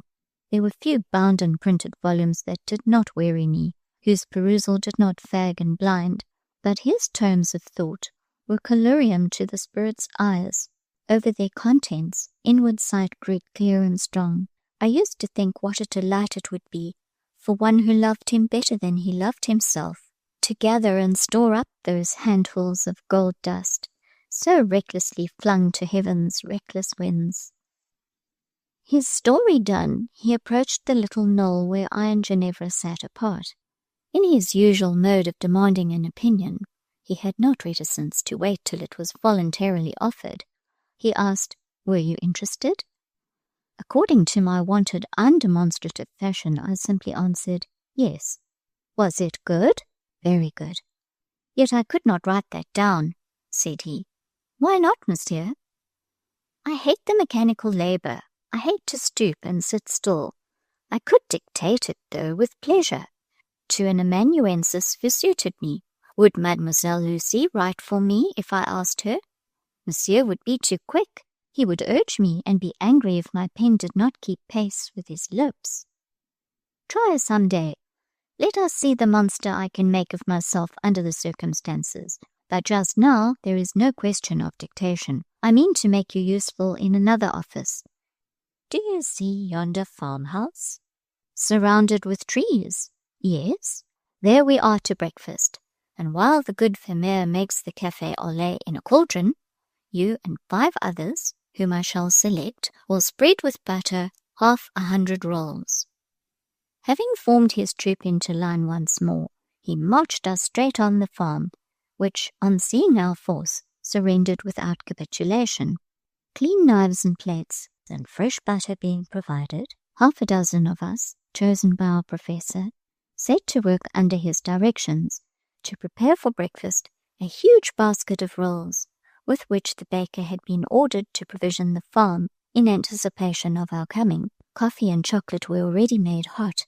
Cream and new-laid eggs were added to the treat.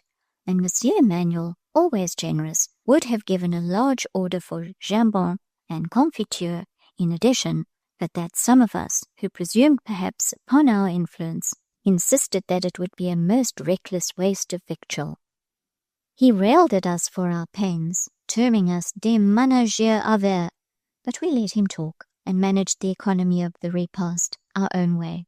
With what a pleasant countenance he stood on the farm kitchen hearth looking on. He was a man whom it made happy to see others happy. He liked to have movement, animation, abundance, and enjoyment round him. We asked where he would sit.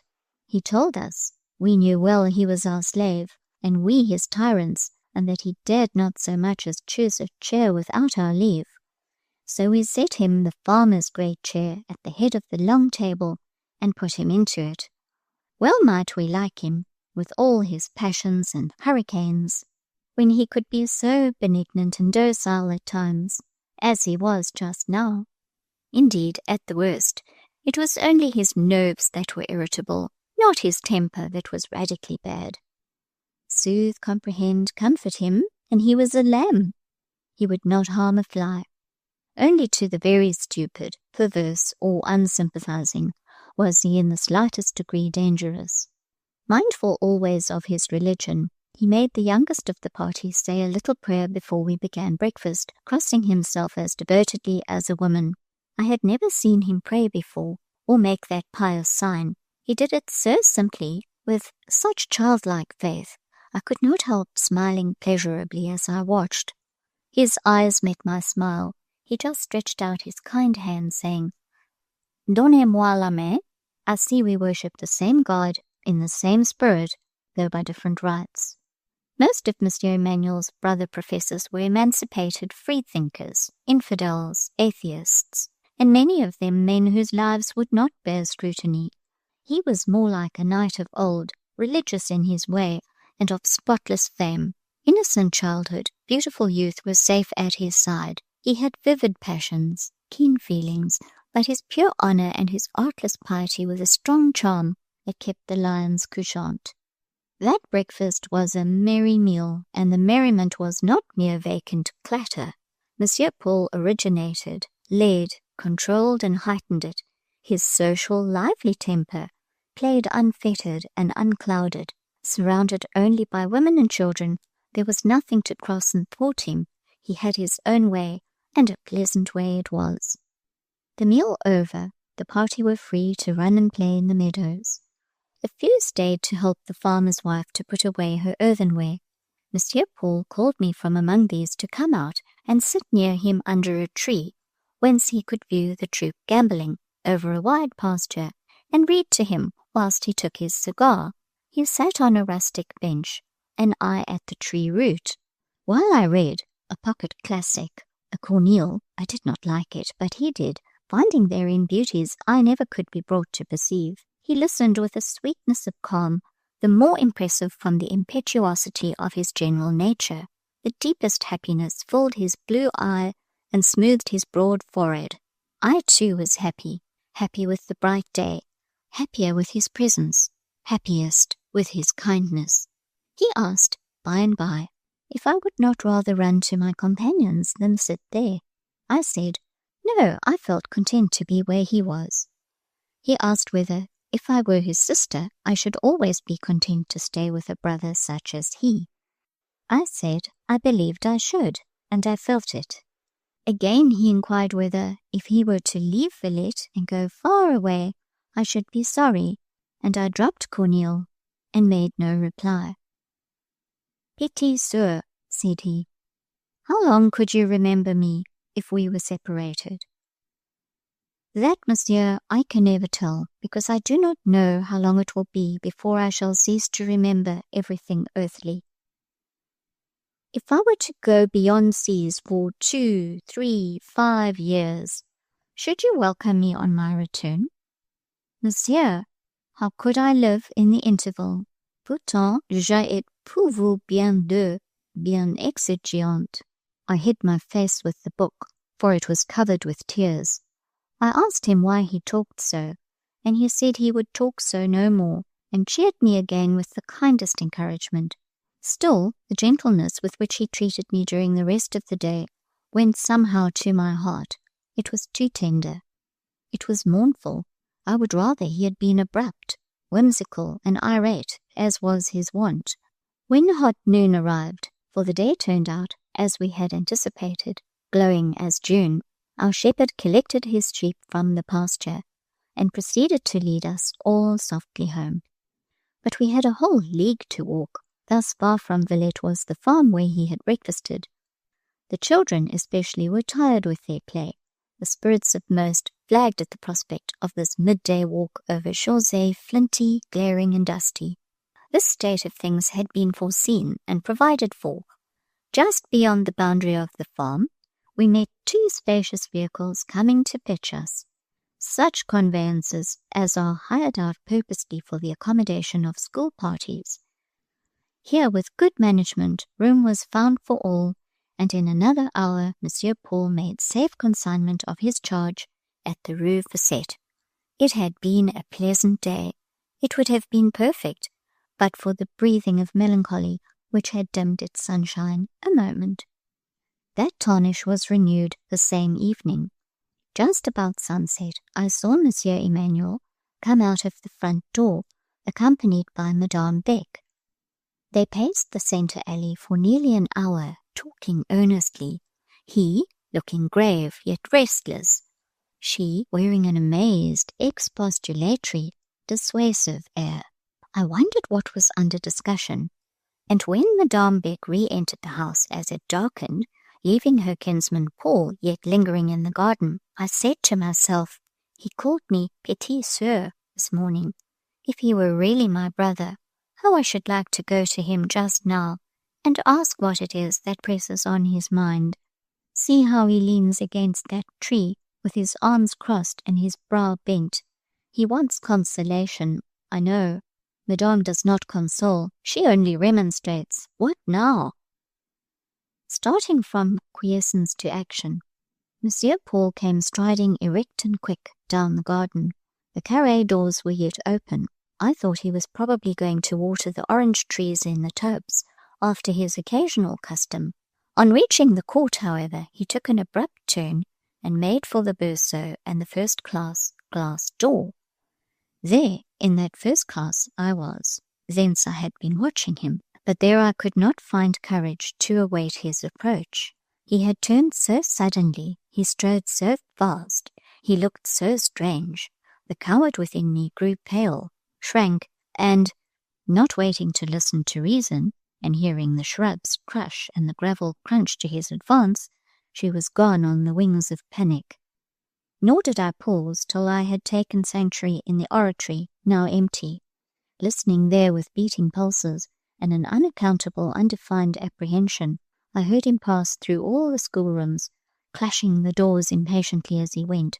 I heard him invade the refectory which the lecture pews was now holding under hallowed constraint. I heard him pronounce these words, "Où est Mademoiselle Lucy?" And just as, summoning my courage, I was preparing to go down and do what, after all, I most wished to do in the world, viz., meet him, the wiry voice of St. Pierre replied glibly and falsely, "Elle est au lit," and he passed, with the stamp of vexation, into the corridor. There Madame Beck met, captured, chid, convoyed to the street door, and finally dismissed him. As that street door closed, a sudden amazement at my own perverse proceeding struck like a blow upon me. I felt from the first it was me he wanted, me he was seeking, and had not I wanted him too? What then had carried me away? What had wrapped me beyond his reach? He had something to tell. He was going to tell me that something. My ear strained its nerve to hear it, and I had made the confidence impossible. Yearning to listen and console, while I thought audience and solace beyond hope's reach, no sooner did opportunity suddenly and fully arrive than I evaded it, as I would have evaded the levelled shaft of mortality. Well, my insane inconsistency had its reward. Instead of the comfort, the certain satisfaction I might have won, could I but have put choking panic down and stood firm 2 minutes. Here was dead blank, darked out, and drear suspense. I took my wages to my pillow and passed the night counting them. Madame Beck called me on Thursday afternoon and asked whether I had any occupation to hinder me from going into town and executing some little commissions for her at the shops. Being disengaged and placing myself at her service, I was presently furnished with a list of the wools, silks, embroidering thread, etc., wanted in the pupil's work, and having equipped myself in a manner suiting the threatening aspect of a cloudy and sultry day, I was just drawing the spring-bolt of the street door in act to issue forth, when Madame's voice again summoned me to the salle à manger. "Pardon, Miss Lucy," cried she, in the seeming haste of an impromptu thought. "I have just recollected one more errand for you, if your good nature will not deem itself overburdened." Of course I confounded myself in asseverations to the contrary, and Madame, running into the little salon, brought thence a pretty basket filled with fine hothouse fruit, rosy, perfect, and tempting, reposing amongst the dark green wax-like leaves and pale yellow stars of I know not what exotic plant. "There," she said, "it is not heavy, and will not shame your neat toilette, as if it were a household servant-like detail. Do me the favour to leave this little basket at the house of Madame Walraven's, with my felicitations on her fate. She lives down in the old town, numero 3, Rue des Marges. I fear you will find the walk rather long, but you have the whole afternoon before you, and do not hurry. If you are not back in time for dinner, I will order a portion to be saved, or Goton, with whom you are a favourite, will have pleasure in tossing up some trifle for your especial benefit. You shall not be forgotten, ma bonne niece, and oh, please," calling me back once more, "be sure to insist on seeing Madame Walravens herself, and giving the basket into her own hands, in order that there may be no mistake, for she is rather a punctilious personage. Adieu, au revoir." And at last I got away. The shop commissions took some time to execute, that choosing and matching of silks and wools being always a tedious business, but at last I got through my list. The patterns for the slippers, the bell ropes, the cabas were selected, the slides and tassels for the purses chosen, the whole tripotage, in short, was off my mind. Nothing but the fruit and the felicitations remained to be attended to. I rather liked the prospect of a long walk deep into the old and grim Bassville, and I liked it no worse because the evening sky over the city was settling into a mass of black-blue metal, heated at the rim and inflaming slowly to a heavy red. I fear a high wind because storm demands that exertion of strength and use of action I always yield with pain, but the sullen downfall, the thick snow descent, or dark rush of rain ask only resignation, the quiet abandonment of garments and person to be drenched. In return, it sweeps a great capital clean before you. It makes you a quiet path through broad grand streets. It petrifies a living city as if by eastern enchantment. It transforms a Villette into a Tadmor. Let then the rains fall and the floods descend, only I must first get rid of this basket of fruit. An unknown clock from an unknown tower, Jean-Baptiste's voice was now too distant to be audible, was tolling the 3rd quarter past 5, when I reached that street and house whereof Madame Beck had given me the address. It was no street at all. It seemed rather to be part of a square. It was quiet. Grass grew between the broad grey flags. The houses were large and looked very old. Behind them rose the appearance of trees, indicating gardens at the back. Antiquity brooded above this region. Business was banished thence. Rich men had once possessed this quarter, and once grandeur had made her seat here. That church, whose dark, half-ruinous turrets overlooked the square, was the venerable and formerly opulent shrine of the Magi. But wealth and greatness had long since stretched their gilded pinions and fled hence, leaving these their ancient nests, perhaps to house penury for a time, or perhaps to stand cold and empty, mouldering untenanted in the course of winters. As I crossed this deserted place, on whose pavement drops almost as large as a 5-franc piece were now slowly darkening, I saw in its whole expanse no symptom or evidence of life, except what was given in the figure of an infirm old priest who went past, bending and propped on a staff, the type of eld and decay. He had issued from the very house to which I was directed, and when I paused before the door just closed after him and rang the bell, he turned to look at me, nor did he soon avert his gaze. Perhaps he thought me, with my basket of summer fruit and my lack of the dignity age confers, an incongruous figure in such a scene. I know, had a young ruddy-faced bonne opened the door to admit me, I should have thought such a one little in harmony with her dwelling. But when I found myself confronted by a very old woman wearing a very antique peasant costume, a cap alike hideous and costly, with long flaps of native lace, a petticoat and jacket of cloth, and sabots more like little boats than shoes, it seemed all right and soothingly in character. The expression of her face was not quite so soothing as the cut of her costume. Anything more cantankerous I have seldom seen. She would scarcely reply to my inquiry after Madame Walraven's. I believe she would have snatched the basket of fruit from my hand, had not the old priest, hobbling up, checked her, and himself lent an ear to the message with which I was charged. His apparent deafness rendered it a little difficult to make him fully understand that I must see Madame Walraven's and consign the fruit into her own hands. At last, however, he comprehended the fact that such were my orders, and that duty enjoined their literal fulfillment. Addressing the aged bonne, not in French, but in the aboriginal tongue of Le Bassompierre, he persuaded her, at last, to let me cross the inhospitable threshold, and himself escorting me upstairs, I was ushered into a sort of salon, and there left. The room was large, and had a fine old ceiling, and almost church-like windows of coloured glass, but it was desolate, and in the shadow of a coming storm looked strangely lowering. Within opened a smaller room. There, however, the blind of the single casement was closed. Through the deep gloom, few details of furniture were apparent. These few I amused myself by puzzling to make out, and in particular I was attracted by the outline of a picture on the wall. By and by, the picture seemed to give way.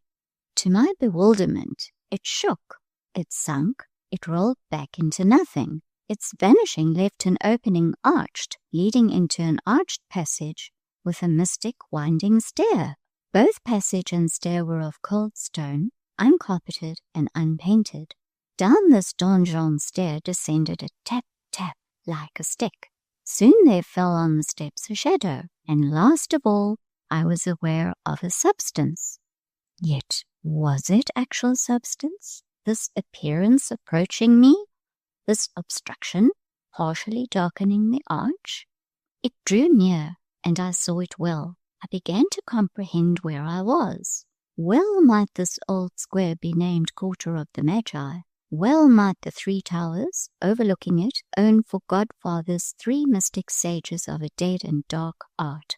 Hoar enchantment here prevailed. A spell had opened for me elfland. That cell-like room, that vanishing picture, that arch and passage, and stair of stone were all parts of a fairy tale. Distincter even than these scenic details stood the chief figure, Cunegonde, the sorceress, Malevola, the evil fairy.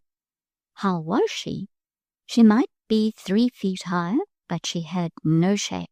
Her skinny hands rested upon each other and pressed the gold knob of a wand-like ivory staff. Her face was large, set not upon her shoulders, but before her breast. She seemed to have no neck. I should have said there were 100 years in her features, and more perhaps in her eyes. Her malign, unfriendly eyes, with thick grey brows above, and livid lids all round. How severely they viewed me, with a sort of dull displeasure. This being wore a gown of brocade, dyed bright blue, full-tinted as the gentianella flower, and covered with satin foliage in a large pattern. Over the gown, a costly shawl, gorgeously bordered, and so large for her that its many-coloured fringe swept the floor. But her chief points were her jewels. She had long, clear earrings, blazing with a lustre which could not be borrowed or false. She had rings on her skeleton hands with thick gold hoops and stones, purple, green, and blood red. Hunchbacked, dwarfish, and doting, she was adorned like a barbarian queen. "Que me voulez-vous?"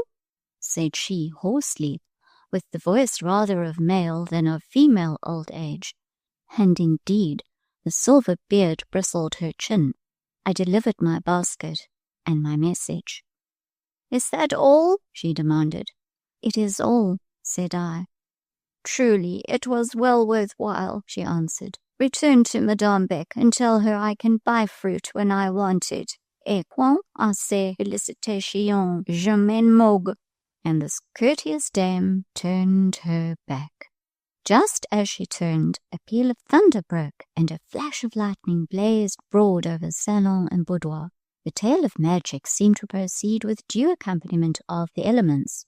The wanderer, decoyed into the enchanted castle, heard rising outside the spell-wakened tempest. What in all this was I to think of Madame Beck? She owned strange acquaintance. She offered messages and gifts at an unique shrine, and inauspicious seemed the bearing of the uncouth thing she worshipped. There went that sullen Sidonia, tottering and trembling like palsy incarnate, tapping her ivory staff on the mosaic parquet, and muttering venomously as she vanished.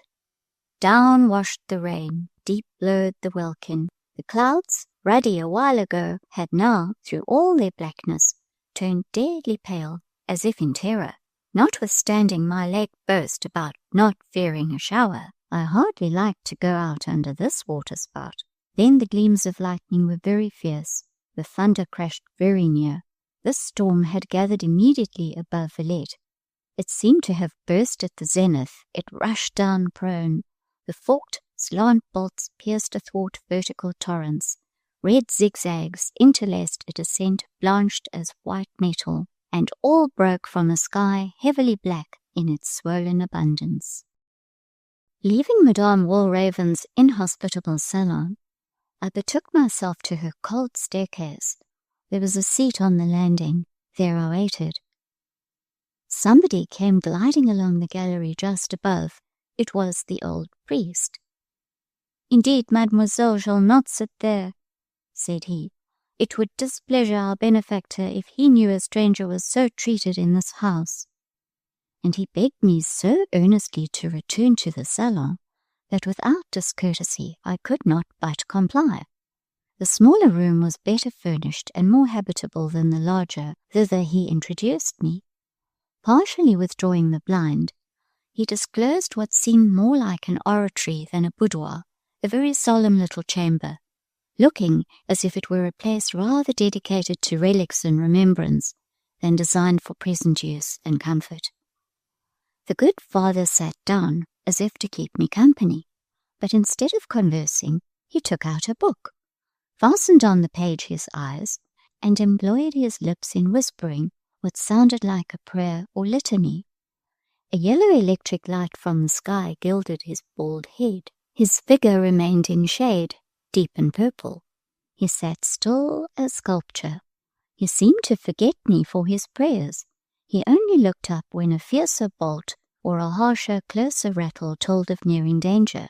Even then it was not in fear, but in seeming awe. He raised his eyes. I too was awestruck, being however under no pressure of slavish terror. My thoughts and observations were free. To speak truth, I was beginning to fancy that the old priest resembled that Père Silas before whom I had kneeled in the church of the Beguinage. The idea was vague, for I had seen my confessor only in dusk and in profile. Yet still I seemed to trace a likeness. I thought also I recognized the voice. While I watched him, he betrayed, by one lifted look, that he felt my scrutiny. I turned to note the room. That too had its half-mystic interest. Beside a cross of curiously carved old ivory, yellow with time, and sloped above a dark red prie-dieu, furnished duly with rich missal and ebon rosary, hung the picture whose dim outline had drawn my eyes before, the picture which moved, fell away with the wall, and let in phantoms. Imperfectly seen, I had taken it for a Madonna. Revealed by clearer light, it proved to be a woman's portrait in a nun's dress. The face, though not beautiful, was pleasing, pale, young, and shaded with the dejection of grief or ill health. I say again, it was not beautiful, it was not even intellectual. Its very amiability was the amiability of a weak frame, inactive passions, acquiescent habits. Yet I looked long at that picture, and could not choose but look. The old priest, who at first had seemed to me so deaf and infirm, must yet have retained his faculties in tolerable preservation, absorbed in his book as he appeared, without once lifting his head, or, as far as I knew, turning his eyes. He perceived the point towards which my attention was drawn, and in a slow, distinct voice dropped, concerning it, these 4 observations. She was much beloved. She gave herself to God. She died young. She is still remembered, still wept. By that aged lady, Madame Walravens?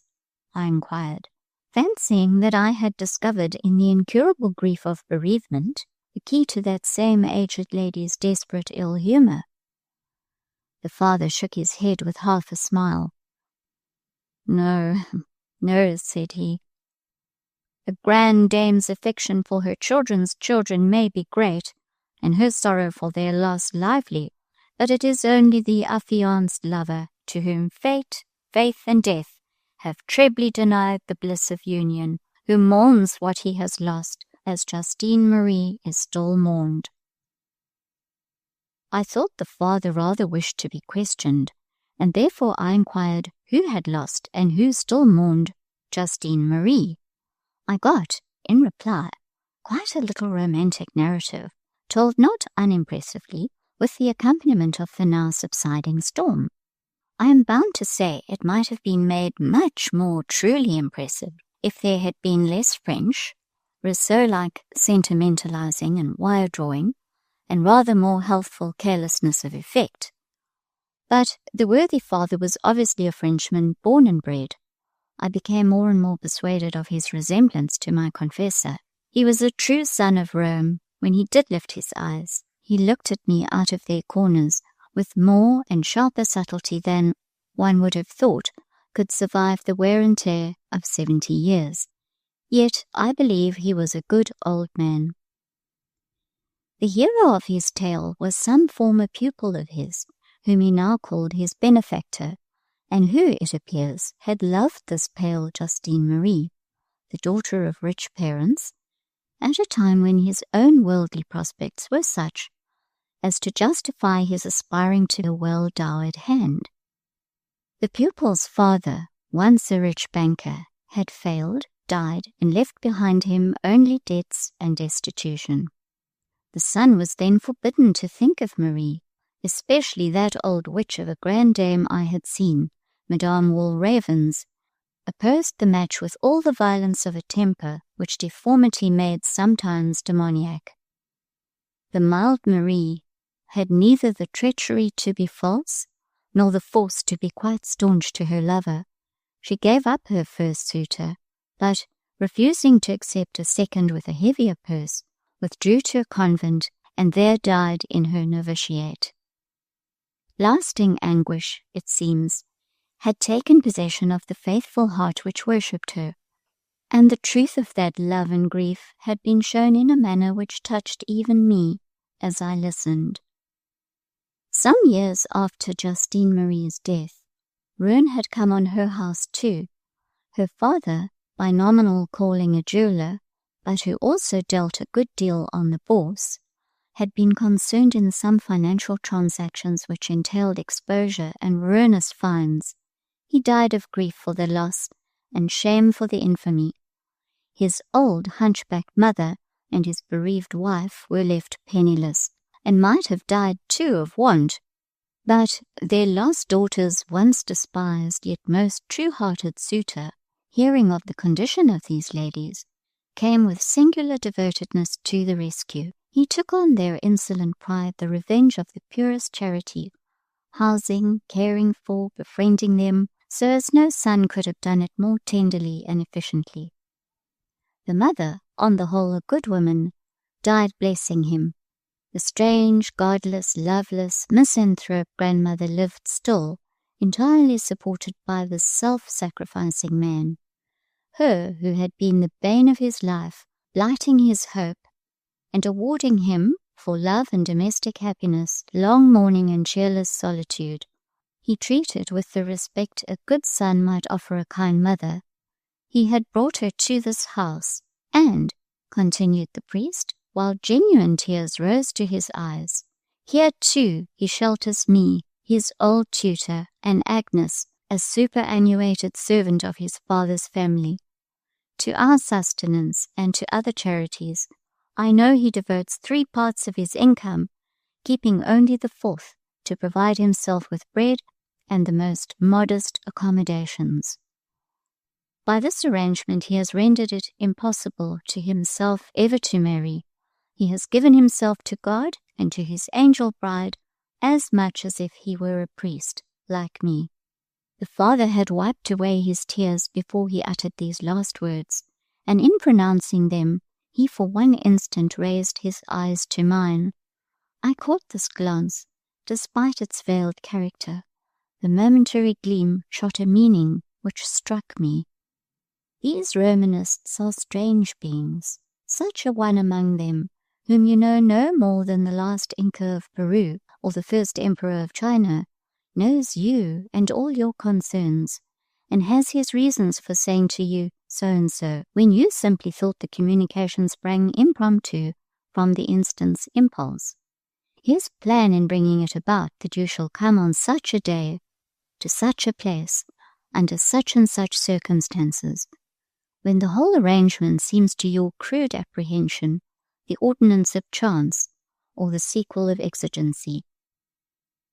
Madame Beck's suddenly recollected message and present, my artless embassy to the place of the Magi, the old priest accidentally descending the steps and crossing the square, his interposition on my behalf with the bonne, who would have sent me away, his reappearance on the staircase, my introduction to this room, the portrait, the narrative so affably volunteered, all these little incidents, taken as they fell out, seemed each independent of its successor, a handful of loose beads, but threaded through by that quick shot and crafty glance of a Jesuit eye.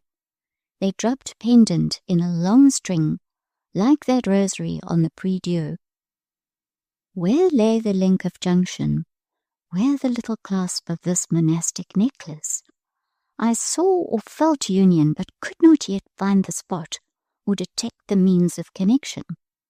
Perhaps the musing fit into which I had by this time fallen appeared somewhat suspicious in its abstraction. He gently interrupted. "Mademoiselle," said he, "I trust you have not far to go through these inundated streets." "More than half a league." "You live?" "In the Rue Fossette." "Not," with animation, "not at the pensionnat of Madame Beck?" "The same." "Donc," clapping his hands, "donc, vous devez connaître mon noble élève, mon Paul." "Monsieur Paul Emmanuel, professor of literature?" "He and none other." A brief silence fell. The spring of junction seemed suddenly to have become palpable. I felt it yield to pressure. "Was it of Monsieur Paul you have been speaking?" I presently inquired. "Was he your pupil and the benefactor of Madame Walravens?" "Yes, and of Agnes, the old servant, and moreover, with a certain emphasis, he was and is the lover, true, constant, and eternal of that saint in heaven, Justine Marie. "And who, father, are you?" I continued, and though I accentuated the question, its utterance was well nigh superfluous. I was ere this quite prepared for the answer which actually came.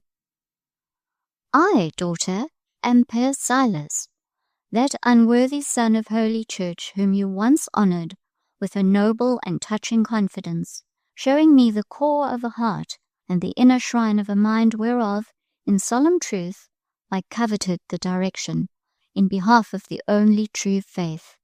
Nor have I for a day lost sight of you, nor for an hour failed to take in you a rooted interest.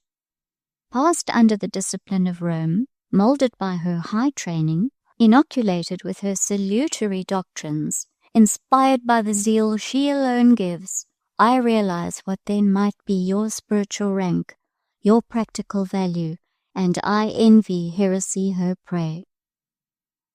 This struck me as a special state of things. I half realized myself in that condition also, passed under discipline, moulded, trained, inoculated, and so on. Not so, thought I, but I restrained deprecation and sat quietly enough. "I suppose Monsieur Paul does not live here?" I resumed, pursuing a theme which I thought more to the purpose than any wild renegade dreams.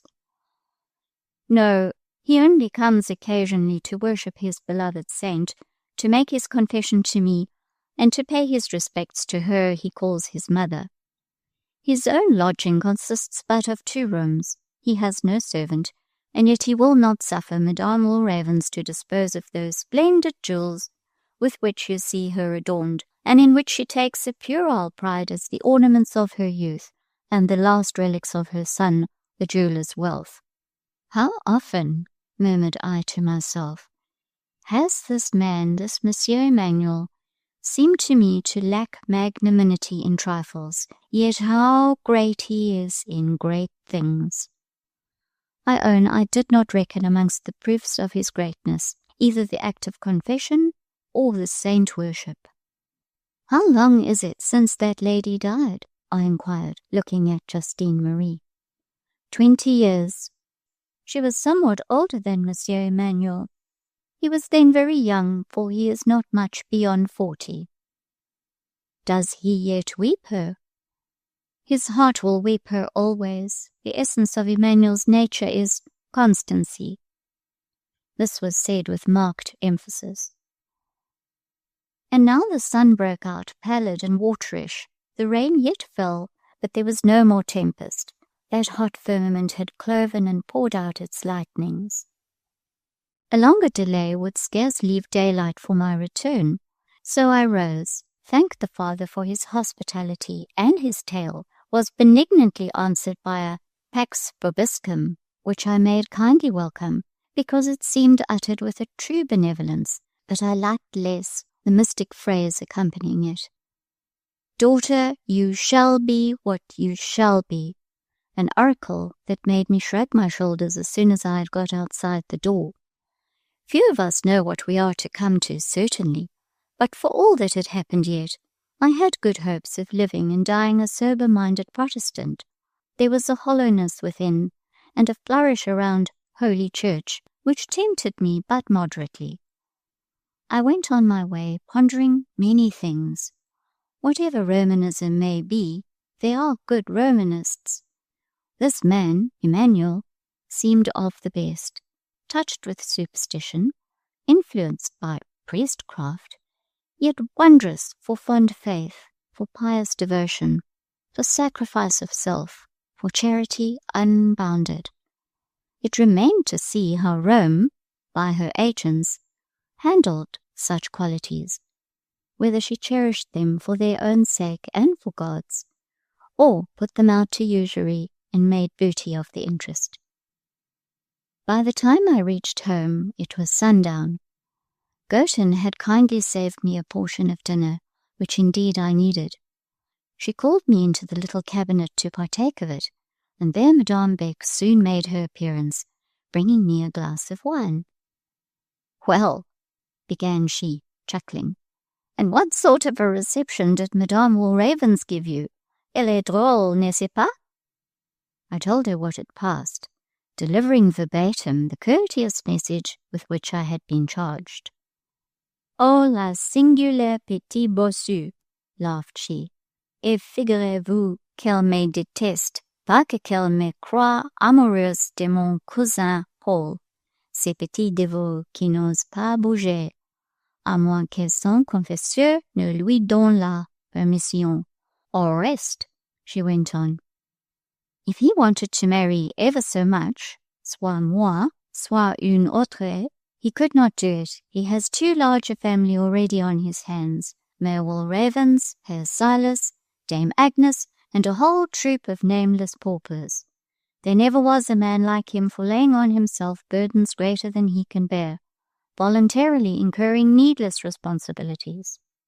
Besides, he harbors a romantic idea about some pale-faced Marie Justine, personnage assez niaisé à ce que je pense," such was Madame's irreverent remark, "who has been an angel in heaven or elsewhere this score of years, and to whom he means to go, free from all earthly ties, her comme un lit, à ce qu'il dit." You would laugh could you but know half Monsieur Emmanuel's crotchets and eccentricities. But I hinder you from taking refreshment, ma bonne miss, which you must need. Eat your supper, drink your wine. Oubliez les anges, les bossus, et surtout les professeurs, et bonsoir. Oubliez les professeurs, so said Madame Beck. Madame Beck was a wise woman, but she should not have uttered those words. To do so was a mistake. That night she should have left me calm, not excited, indifferent, not interested, isolated in my own estimation and that of others, not connected even in idea with the second person whom I was to forget. Forget him? Ah! They took a sage plan to make me forget him, the wise heads. They showed me how good he was. They made of my dear little man a stainless little hero, and then they had prated about his manner of loving. What means had I, before this day, of being certain whether he could love at all or not? I had known him jealous, suspicious. I had seen about him certain tendernesses, fitfulnesses, a softness which came like a warm air, and a ruth which passed like early dew, dried in the heat of his irritabilities. This was all I had seen. And they, Père Silas and modeste Maria Beck, that these two wrought in concert I could not doubt, opened up the adytum of his heart, showed me one grand love, the child of the southern nature's youth, born so strong and perfect that it had laughed at death himself, despised his mean rape of matter, clung to immortal spirit, and in victory and faith had watched beside a tomb 20 years. This had been done, not idly. This was not a mere hollow indulgence of sentiment.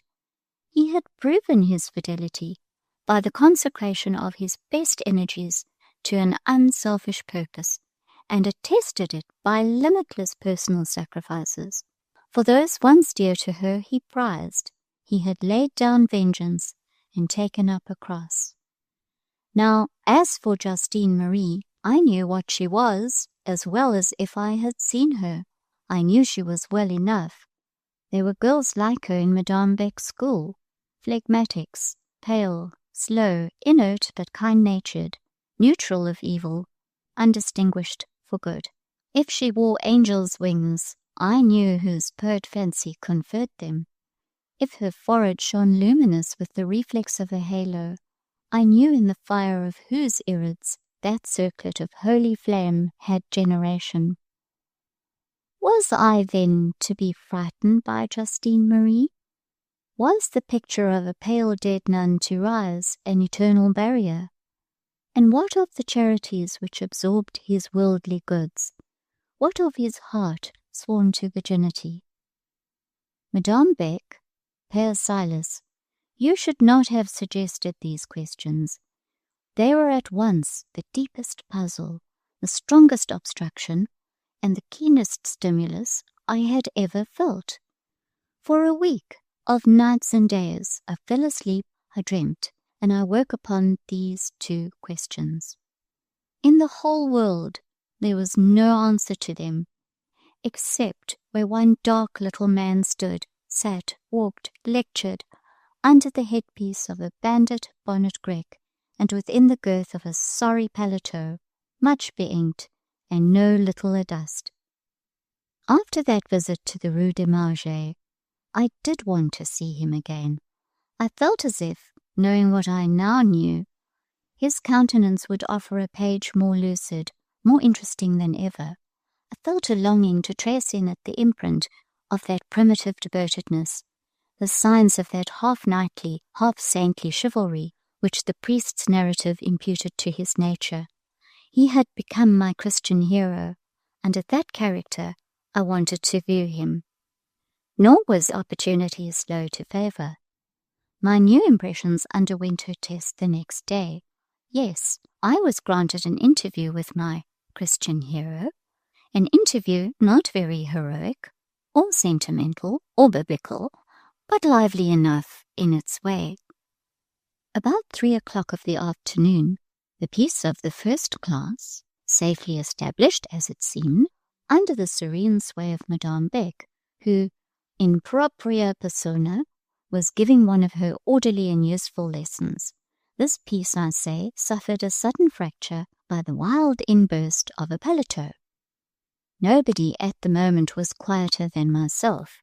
Eased of responsibility by Madame Beck's presence, soothed by her uniform tones, pleased and edified with her clear exposition of the subject in hand, for she taught well, I sat bent over my desk, drawing, that is, copying an elaborate line engraving, tediously working up my copy to the finish of the original, for that was my practical notion of art, and strange to say, I took extreme pleasure in the labour, and could even produce curiously finical Chinese facsimiles of steel or mezzotint plates, things about as valuable as so many achievements in worsted work, but I thought pretty well of them in those days.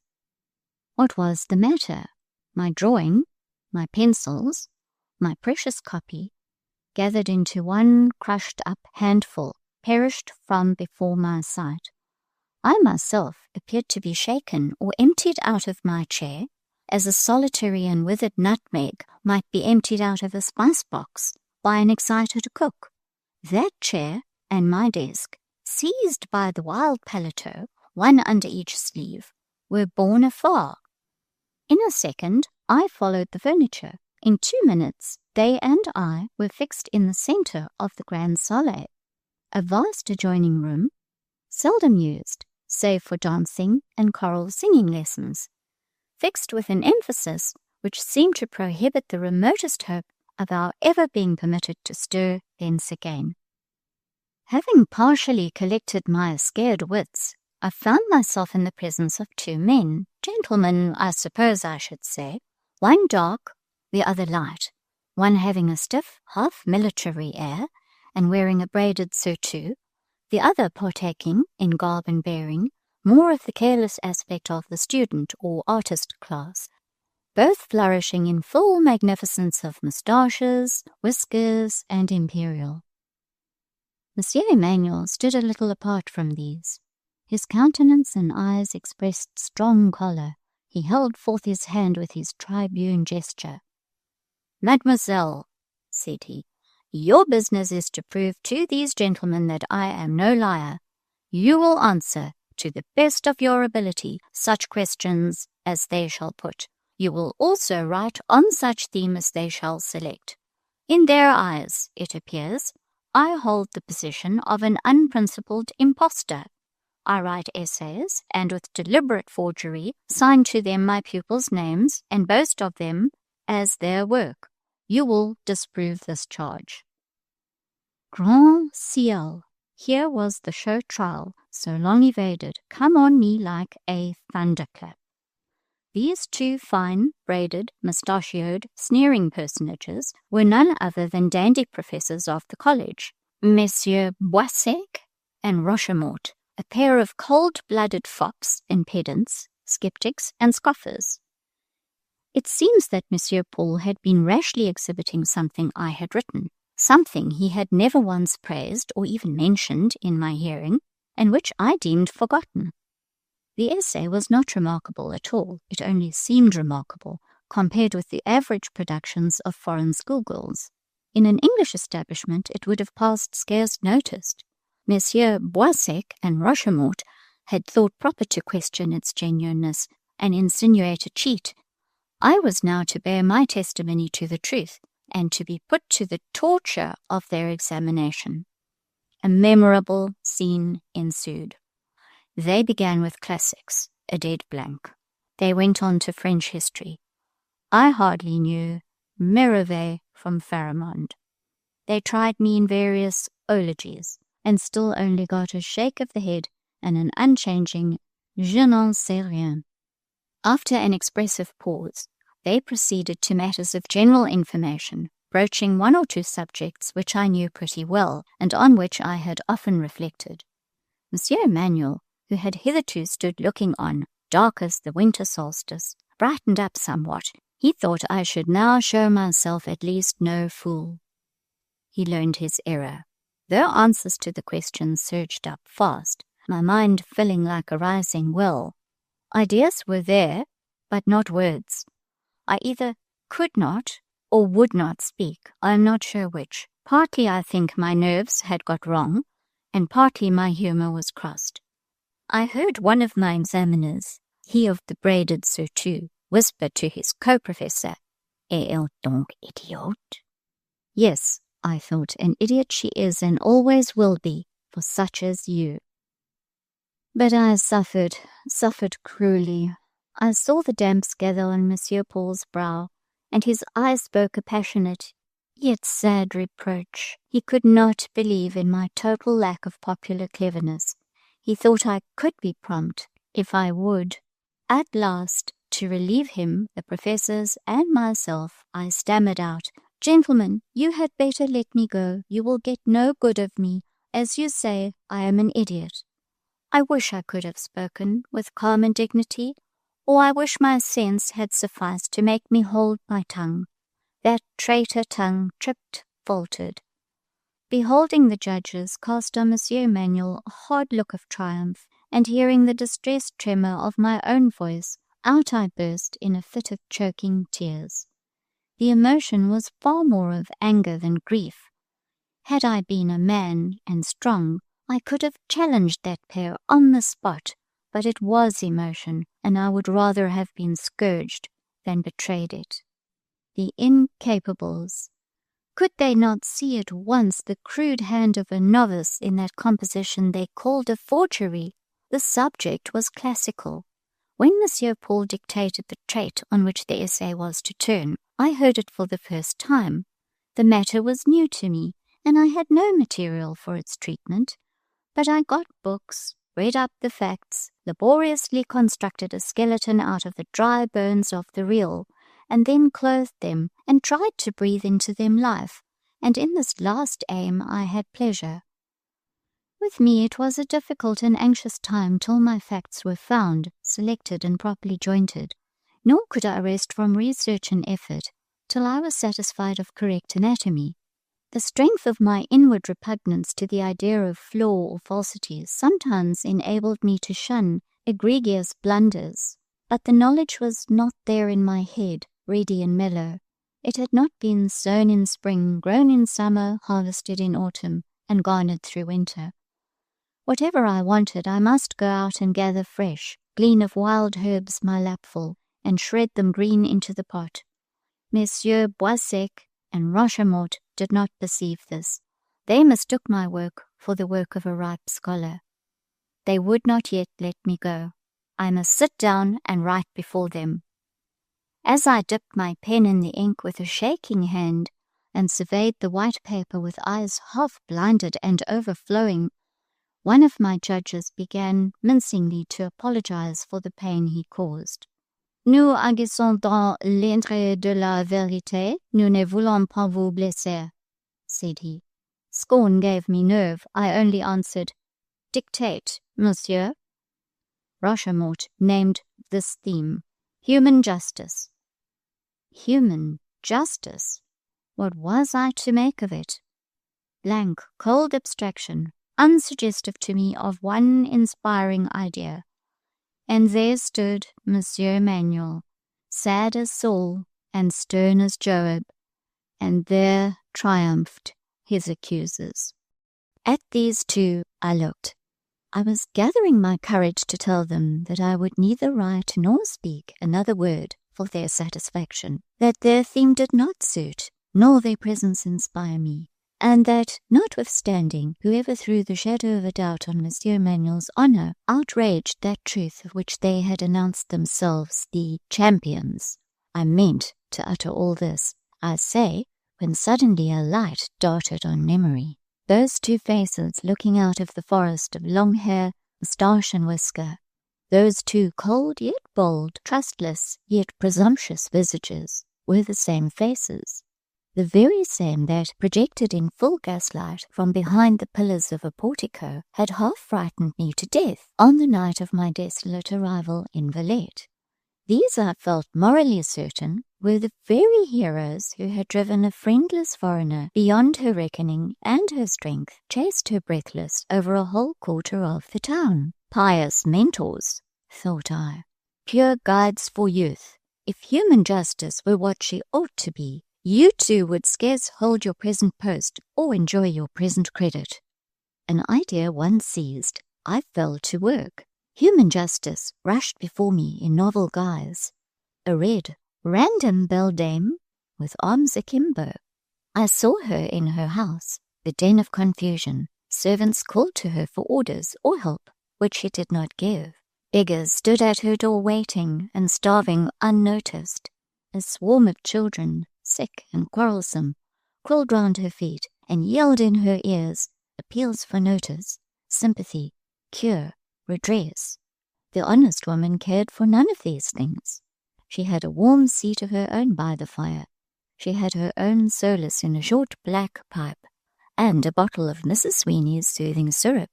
She smoked and she sipped, and she enjoyed her paradise.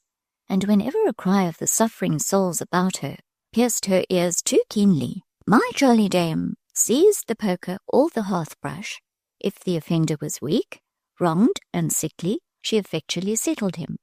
If he was strong, lively, and violent, she only menaced, then plunged her hand in her deep pouch and flung a liberal shower of sugar plums. Such was the sketch of human justice, scratched hurriedly on paper and placed at the service of Monsieur Boissec and Rochemort. Monsieur Emmanuel read it over my shoulder. Waiting no comment, I curtsied to the trio and withdrew. After school that day, Monsieur Paul and I again met. Of course, the meeting did not at first run smooth. There was a crow to pluck with him. That forced examination could not be immediately digested.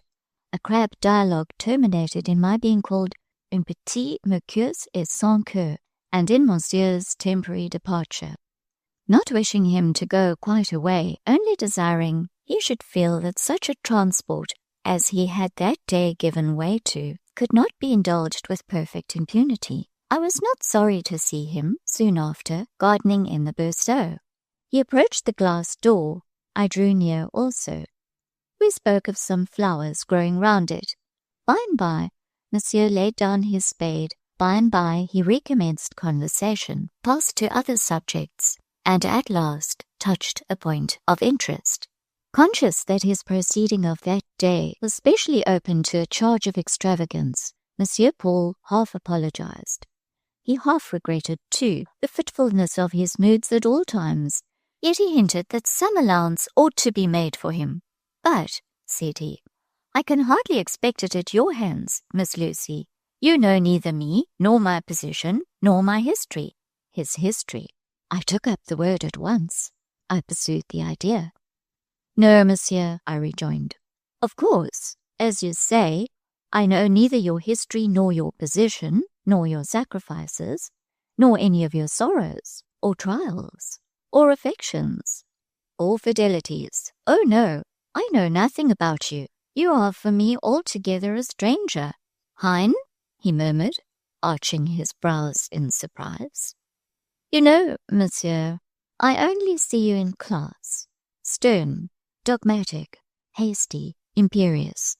I only hear of you in town as active and wilful, quick to originate, hasty to lead, but slow to persuade and hard to bend.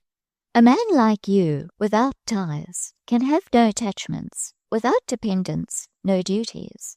All we with whom you come in contact are machines which you thrust here and there, inconsiderate of their feelings. You seek your recreations in public by the light of the evening chandelier. This school and yonder college are your workshops, where you fabricate the ware-called pupils. I don't so much as know where you live. It is natural to take it for granted that you have no home, and need none. I am judged, said he. Your opinion of me is just what I thought it was. For you, I am neither a man nor a Christian. You see me void of affection and religion, unattached by friend or family, unpiloted by principle or faith. It is well, mademoiselle, such is our reward in this life. You are a philosopher, monsieur, a cynic philosopher. And I looked at his paletot, of which he straightway brushed the dim sleeve with his hand, despising the foibles of humanity, above its luxuries, independent of its comforts. Et vous, mademoiselle, vous êtes propette et doulette, et effreusement insensible par-dessus le marché. But in short, monsieur, now I think of it, you must live somewhere. Do tell me where. And what establishment of servants do you keep? With a fearful projection of the underlip, implying an impetus of scorn the most decided, he broke out, Je vis dans un trou. I inhabit a den, miss, a cavern, where you would not put your dainty nose. Once, with base shame of speaking the whole truth, I talked about my study in that college. Know now that this study is my whole abode. My chamber is there, and my drawing-room. As for my establishment of servants, mimicking my voice, they number 10, les voilà. And he grimly spread, close under my eyes, his 10 fingers. I black my boots, pursued he savagely. I brush my paletot. No, monsieur, it is too plain, you never do that, was my parenthesis. Je fais mon lit et mon ménage. I seek my dinner in a restaurant. My supper takes care of itself. I pass days laborious and loveless, nights long and lonely. I am ferocious and bearded and monkish, and nothing now living in this world loves me, except some old hearts worn like my own, and some few beings impoverished, suffering, poor in purse and in spirit, whom the kingdoms of this world own not, but to whom a will and testament not to be disputed has bequeathed the kingdom of heaven. Ah, monsieur, but I know. What do you know? Many things, I verily believe, yet not me, Lucy. I know that you have a pleasant old house in a pleasant old square of the Bassville. Why don't you go and live there? Hein, muttered he again. I liked it much, monsieur, with the steps ascending to the door, the grey flags in front, the nodding trees behind. Real trees, not shrubs, trees dark, high, and of old growth. And the boudoir oratoire. You should make that room your study. It is so quiet and solemn. He eyed me closely. He half smiled, half coloured. Where did you pick up all that? Who told you? He asked. Nobody told me. Did I dream it, monsieur, do you think? Can I enter into your visions? Can I guess a woman's waking thoughts, much less her sleeping fantasies? If I dreamt it, I saw in my dream human beings as well as a house. I saw a priest, old, bent and grey, and a domestic, old too, and picturesque, and a lady, splendid but strange. Her head would scarce reach to my elbow. Her magnificence might ransom a duke. She wore a gown bright as lapis lazuli, a shawl worth 1,000 francs. She was decked with ornaments so brilliant, I never saw any with such a beautiful sparkle, but her figure looked as if it had been broken in two and bent double. She seemed also to have outlived the common years of humanity, and to have attained those which are only labour and sorrow. She was become morose, almost malevolent, yet somebody, it appears, cared for her in her infirmities. Somebody forgave her trespasses, hoping to have his trespasses forgiven. They lived together, these three people, the mistress, the chaplain, the servant, all old, all feeble, all sheltered under one kind wing.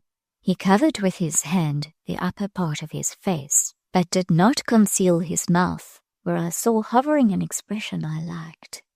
"I see you have entered into my secrets," said he, "but how was it done?" So I told him how, the commission on which I had been sent, the storm which had detained me, the abruptness of the lady, the kindness of the priest.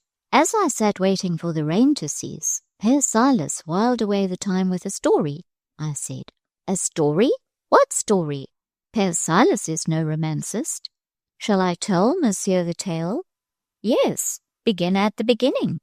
Let me hear some of Miss Lucy's French, her best or her worst. I don't much care which. Let us have a good poignée of barbarisms and a bounteous dose of the insular accent. Monsieur is not going to be gratified by a tale of ambitious proportions, and the spectacle of the narrator sticking fast in the midst. But I will tell him the title, The Priest's Pupil."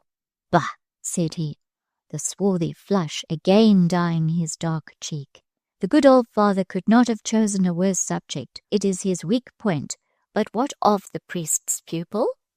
"Oh, many things. You may as well define what things. I mean to know. There was the pupil's youth, the pupil's manhood, his avarice, his ingratitude, his implacability, his inconstancy. Such a bad pupil, monsieur, so thankless, cold-hearted, unchivalrous, unforgiving. Et puis?" said he, taking a cigar. "Et puis?" I pursued.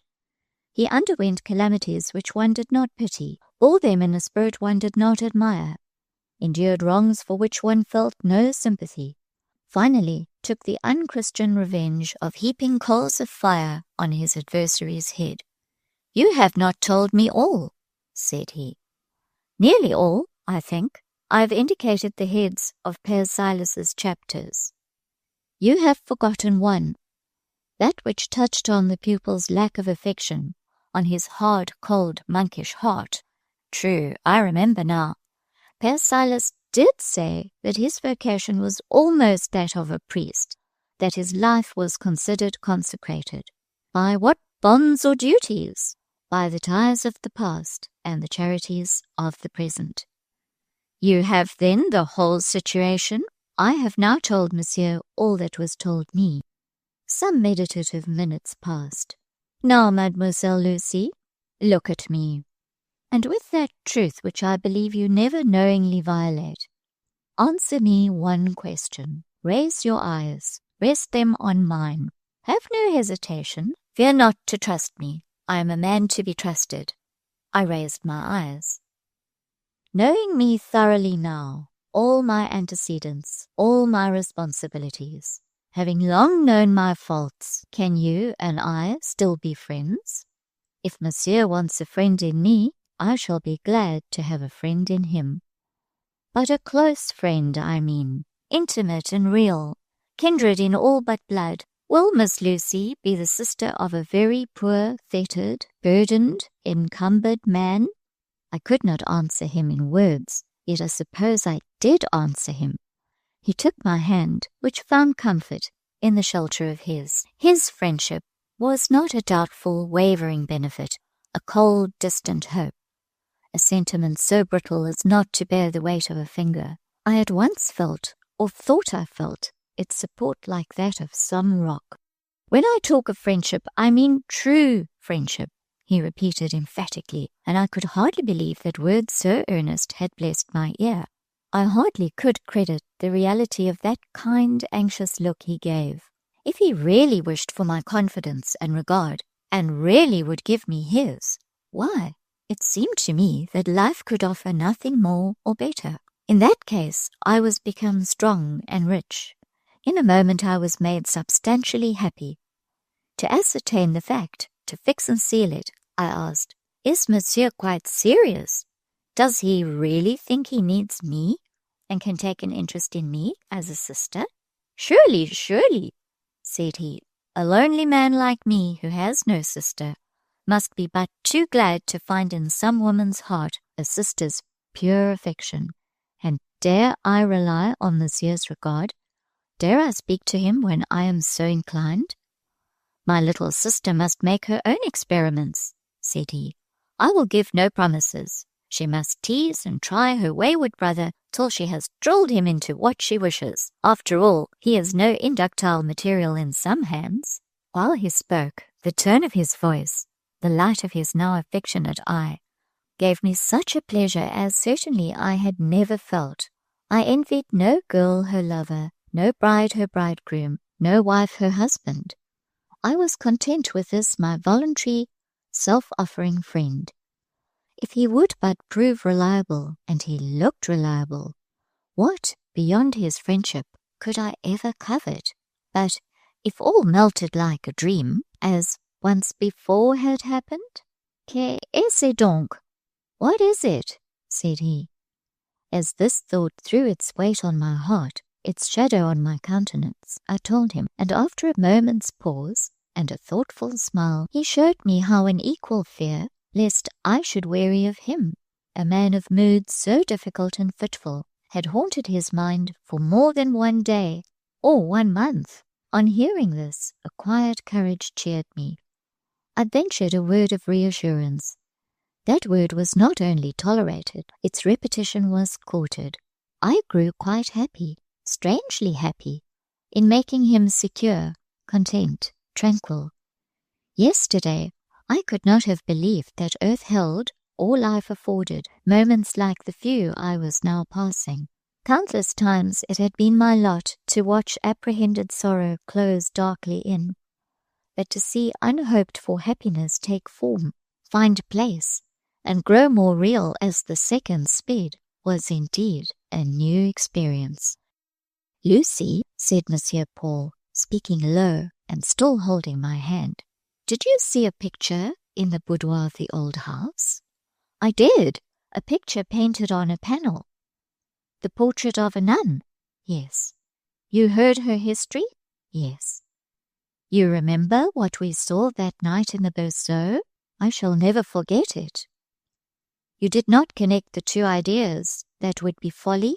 "I thought of the apparition when I saw the portrait," said I, which was true enough. "You did not, nor will you fancy," pursued he, "that a saint in heaven perturbs herself with rivalries of earth. Protestants are rarely superstitious.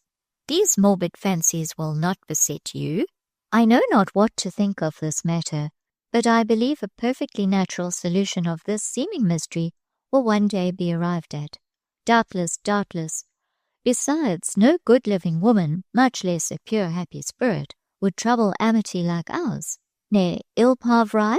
Ere I could answer, Fifine Beck burst in, rosy and abrupt, calling out that I was wanted. Her mother was going into town to call on some English family who had applied for a prospectus. My services were needed as interpreter. The interruption was not unseasonable.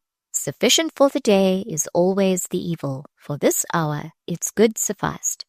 Yet I should have liked to ask Monsieur Paul whether the morbid fancies against which he warned me wrought in his own brain.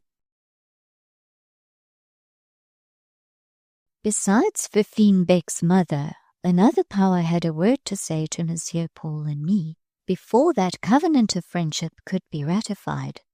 We were under the surveillance of a sleepless eye. Rome watched jealously her son through that mystic lattice, at which I had knelt once, and to which Monsieur Manuel drew nigh month by month, the sliding panel of the confessional. "Why were you so glad to be friends with Monsieur Paul?" asks the reader. "Had he not long been a friend to you? Had he not given proof on proof of a certain partiality in his feelings?" Yes, he had, but still I liked to hear him say so earnestly that he was my close true friend. I liked his modest doubts, his tender deference, that trust which longed to rest, and was grateful when taught how. He had called me sister. It was well, yes, he might call me what he pleased so long as he confided in me. I was willing to be his sister on condition that he did not invite me to fill that relation to some future wife of his, and tacitly vowed as he was to celibacy. Of this dilemma there seemed little danger. Through most of the succeeding night I pondered that evening's interview. I wanted much the morning to break, and then listened for the bell to ring, and, after rising and dressing, I deemed prayers and breakfast slow, and all the hours lingering, till that arrived at last which brought me the lesson of literature.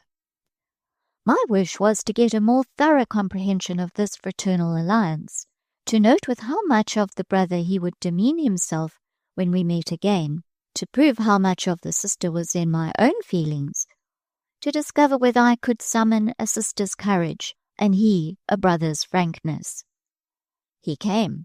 Life is so constructed that the event does not, cannot, will not match the expectation.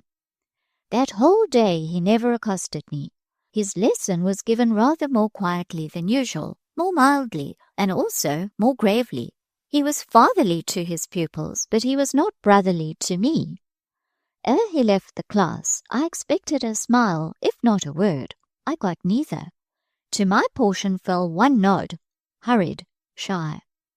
This distance, I argued, is accidental, it is involuntary. Patience, and it will vanish. It vanished not. It continued for days. It increased.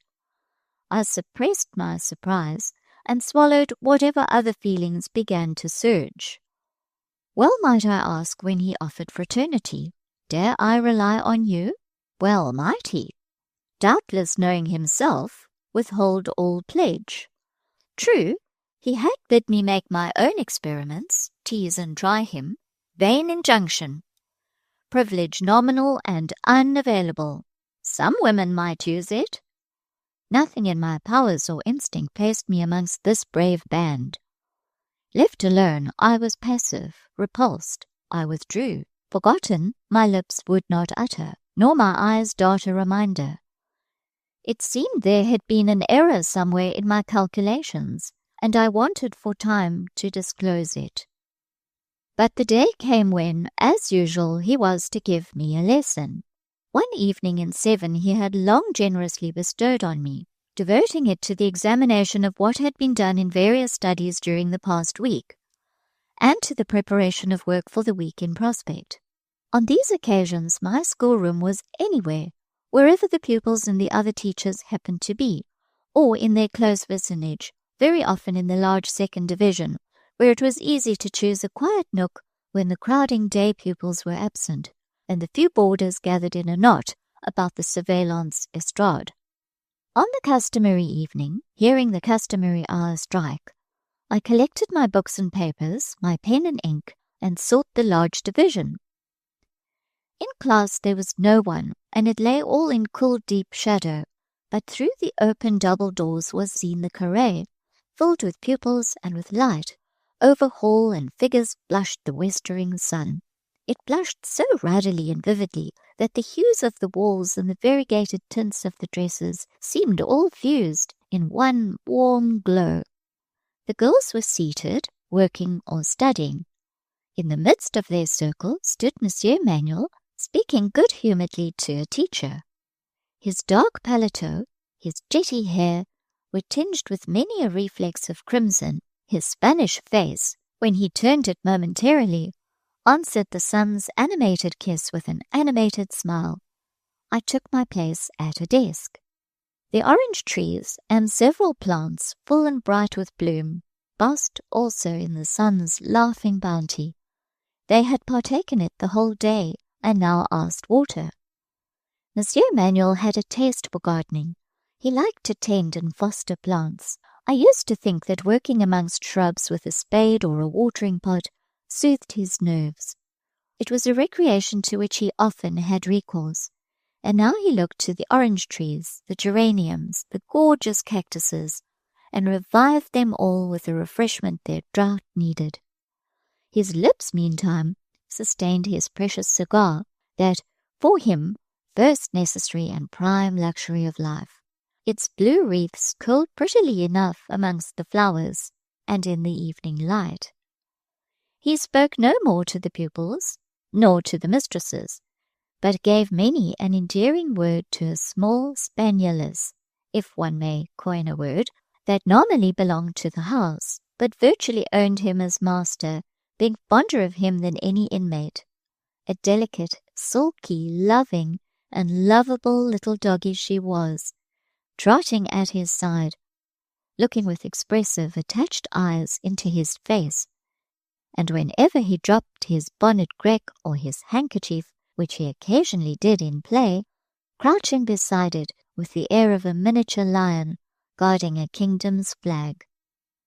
There were many plants, and as the amateur gardener fetched all the water from the well in the court, with his own active hands, his work spun on to some length. The great school clock ticked on. Another hour struck. The carré and the youthful group lost the illusion of sunset. Day was drooping. My lesson, I perceived, must tonight be very short, but the orange trees, the cacti, the camellias were all served now. Was it my turn? Alas, in the garden were more plants to be looked after, favourite rose bushes, certain choice flowers. Little Sylvie's glad bark and whine followed the receding paletôt down the alleys. I put up some of my books. I should not want them all. I sat and thought, and waited, involuntarily deprecating the creeping invasion of twilight. Sylvie, gaily frisking, emerged into view once more, heralding the returning paletôt. The watering pot was deposited beside the well. It had fulfilled its office. How glad I was! Monsieur washed his hands in a little stone bowl. There was no longer time for a lesson now. Ere long the prayer bell must ring, but still we should meet. He would speak. A chance would be offered of reading in his eyes the riddle of his shyness. His ablutions over, he stood, slowly rearranging his cuffs, looking at the horn of a young moon, set pale in the opal sky, and glimmering faint on the aureole of Jean-Baptiste. Sylvie watched the mood, contemplative. Its stillness irked her. She whined and jumped to break it. He looked down. "Petite exigeante," said he. "You must not be forgotten one moment, it seems." He stopped, lifted her in his arms, sauntered across the court, within a yard of the line of windows near one of which I sat. He sauntered lingeringly, fondling the spaniel in his bosom, calling her tender names in a tender voice. On the front doorsteps he turned. Once again he looked at the moon, at the grey cathedral, over the remoter spires and house roofs, fading into a blue sea of night mist. He tasted the sweet breath of dusk, and noted the folded bloom of the garden. He suddenly looked round. A keen beam out of his eye raised the white facade of the classes, swept the long line of croisées. I think he bowed. If he did, I had no time to return the courtesy. In a moment he was gone. The moonlit threshold lay pale and shadowless before the closed front door. Gathering in my arms all that was spread on the desk before me, I carried back the unused heap to its place in the third class. The prayer bell rang. I obeyed its summons. The morrow would not restore him to the Rue Fete, that day being devoted entirely to his college. I got through my teaching. I got over the intermediate hours. I saw evening approaching, and armed myself for its heavy ennui. Whether it was worse to stay with my co-inmates or to sit alone, I had not considered. I naturally took up the latter alternative. If there was a hope of comfort for any moment, the heart or head of no human being in this house could yield it. Only under the lid of my desk could it harbour, nestling between the leaves of some book, gilding a pencil point, the nib of a pen, or tinging the black fluid in that ink glass. With a heavy heart I opened my desk lid.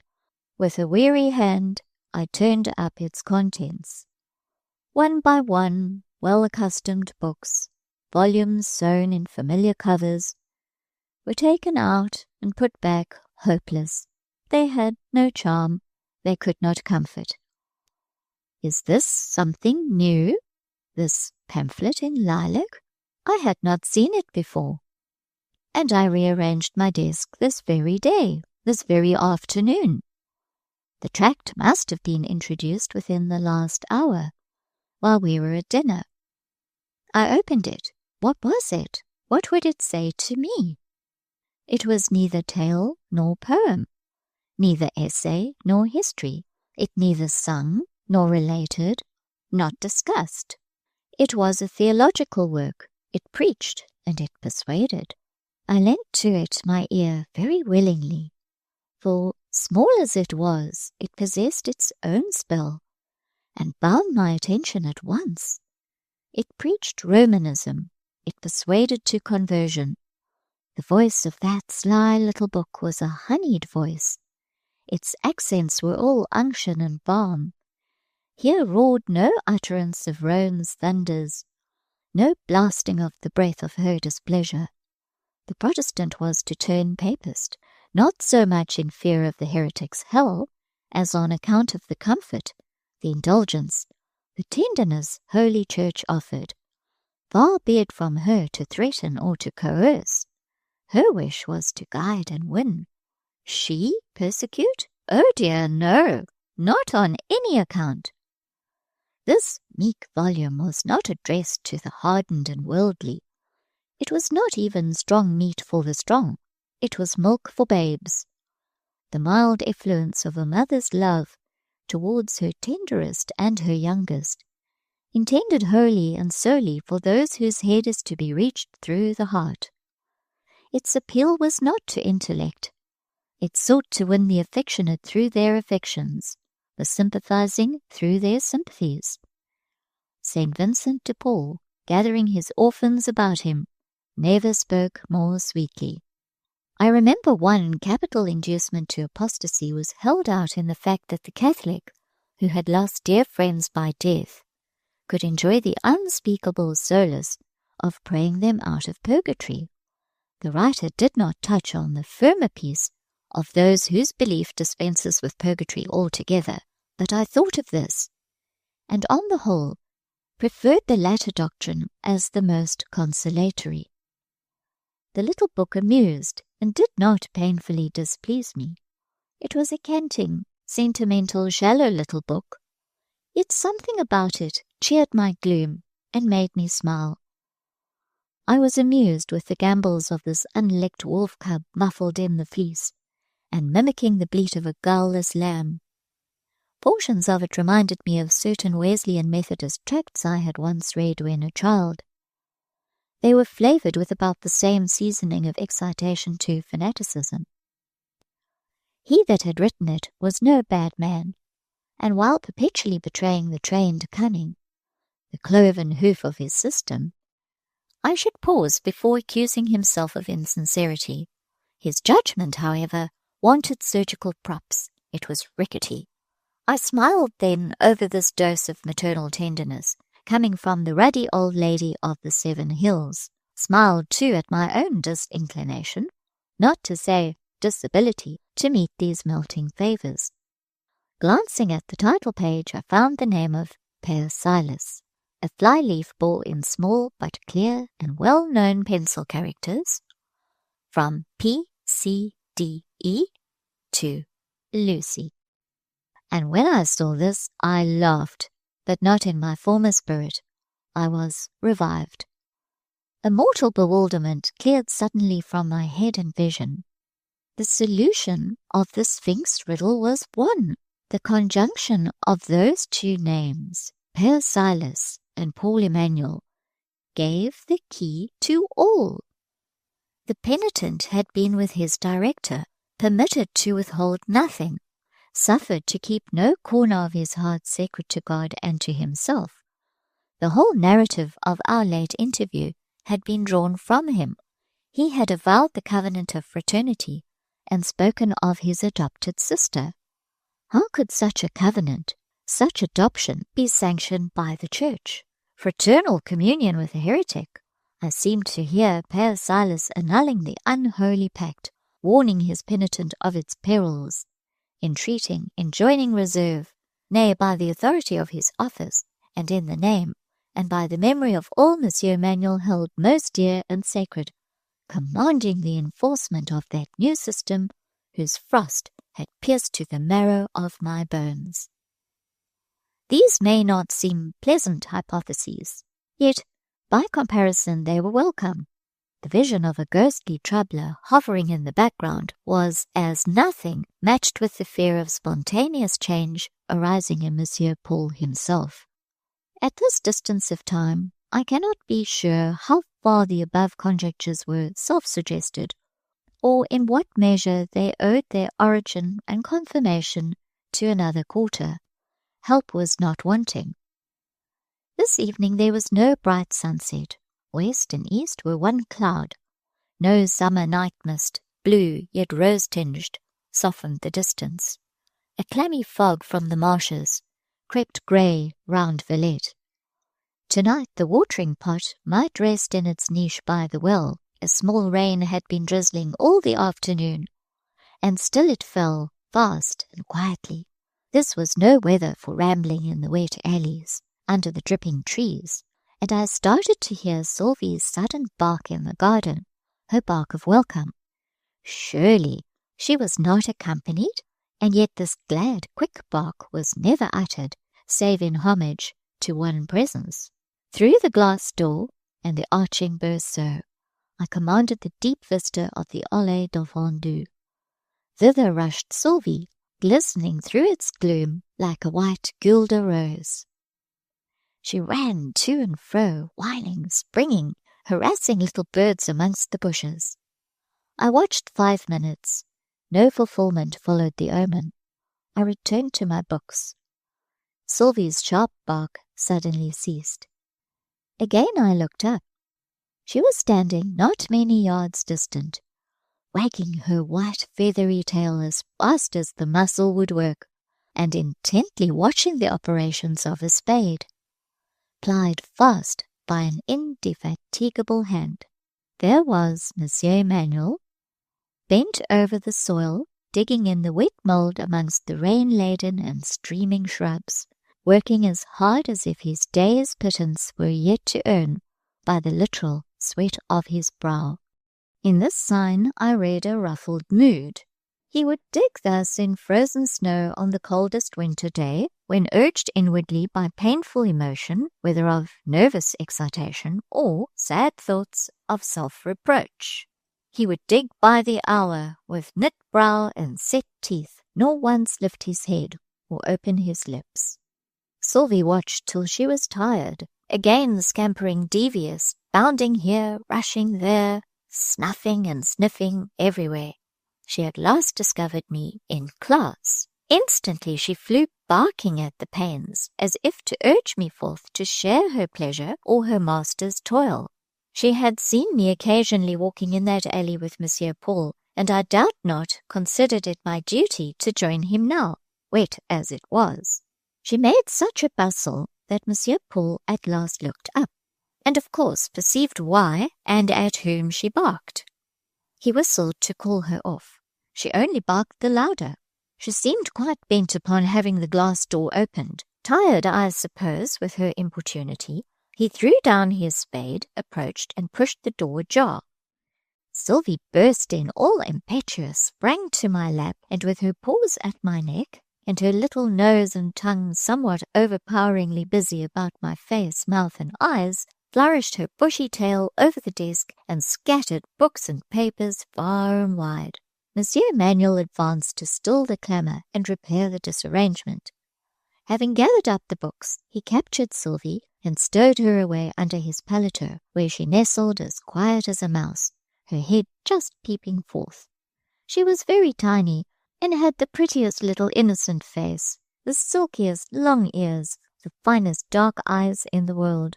I never saw her, but I thought of Paulina de Bassompierre. Forgive the association, reader. It would occur. Monsieur Paul petted and patted her. The endearments she received were not to be wondered at. She invited affection by her beauty and her vivacious life. While caressing the spaniel, his eye roved over the papers and books just replaced. It settled on the religious tract. His lips moved. He half checked the impulse to speak. What? Had he promised never to address me more? If so, his better nature pronounced the vow more honoured in the breach than in the observance, for with a second effort he spoke. You have not yet read the brochure, I presume? It is not sufficiently inviting? I replied that I had read it. He waited, as if wishing me to give an opinion upon it unasked. Unasked, however, I was in no mood to do or say anything. If any concessions were to be made, if any advances were demanded, that was the affair of the very docile pupil of Père Silas, not mine. His eye settled upon me gently. There was mildness at the moment in its blue ray. There was solicitude, a shade of pathos. There were meanings composite and contrasted, reproach melting into remorse. At the moment, probably, he would have been glad to see something emotional in me. I could not show it. In another minute, however, I should have betrayed confusion had I not bethought myself to take some quill pens from my desk and begin soberly to mend them. I knew that action would give a turn to his mood. He never liked to see me mend pens. My knife was always dull-edged. My hand, too, was unskilful. I hacked and chipped. On this occasion I cut my own finger, half on purpose. I wanted to restore him to his natural state, to set him at his ease, to get him to chide. "Maladroit!" he cried at last. "She will make mincemeat of her hands." He put Sylvie down, making her lie quiet beside his bonnet grec, and depriving me of the pens and penknife, proceeded to slice, nib, and point with the accuracy and celerity of a machine. Did I like the little book? He now inquired. Suppressing a yawn, I said I hardly knew. Had it moved me? I thought it had made me a little sleepy. After a pause, "Allons donc!" It was of no use taking that tone with him, bad as I was, and he should be sorry to have to name all my faults at a breath. God and nature had given me trop de sensibilité et de sympathie not to be profoundly affected by an appeal so touching. "Indeed," I responded, rousing myself quickly, "I was not affected at all, not a whit." And in proof, I drew from my pocket a perfectly dry handkerchief, still clean and in its folds. Hereupon I was made the object of a string of strictures rather piquant than polite. I listened with zest. After those 2 days of unnatural silence, it was better than music to hear Monsieur Paul arranging again just in his old fashion. I listened, and meantime solaced myself and Sylvie with the contents of a bonbonnière which Monsieur Manuel's gifts kept well supplied with chocolate comforts.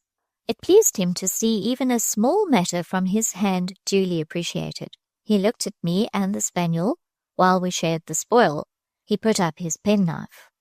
Touching my hand with the bundle of new-cut quills, he said, "Dis donc, petit sir, speak frankly. What have you thought of me during the last 2 days?"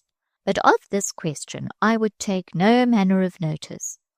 Its purport made my eyes full. I caressed Sylvie assiduously, Monsieur Paul leaning over the desk, bent towards me. "I called myself your brother," he said. "I hardly know what I am. Brother, friend, I cannot tell. I know I think of you. I feel I wish you well. But I must check myself. You are to be feared. My best friends point out danger and whisper caution. You do right to listen to your friends. By all means, be cautious. It is your religion, your strange, self-reliant, invulnerable creed, whose influence seems to clothe you in, I know not what, unblessed panoply. You're good. Père Silas calls you good and loves you. But your terrible, proud, earnest Protestantism, there is the danger. It expresses itself by your eye at times, and again it gives you certain tones and certain gestures that make my flesh creep. You are not demonstrative, and yet just now, when you handled that tract, my God, I thought Lucifer smiled. Certainly I don't respect that tract. What then? Not respect that tract? But it is the pure essence of faith, love, charity. I thought it would touch you. In its gentleness I trusted that it could not fail. I laid it in your desk with a prayer. I must indeed be a sinner. Heaven will not hear the petitions that come warmest from my heart. You scorn my little offering. Oh, cela me fait mal. Monsieur, I don't scorn it. At least not as your gift. Monsieur, sit down. Listen to me. I am not a heathen. I am not hard-hearted. I am not unchristian. I am not dangerous, as they tell you. I would not trouble your faith. You believe in God and Christ and the Bible, and so do I. But do you believe in the Bible? Do you receive revelation? What limits are there to the wild, careless daring of your country and sect? Père Silas dropped dark hints. By dint of persuasion, I made him half define these hints. They amounted to crafty Jesuit slanders.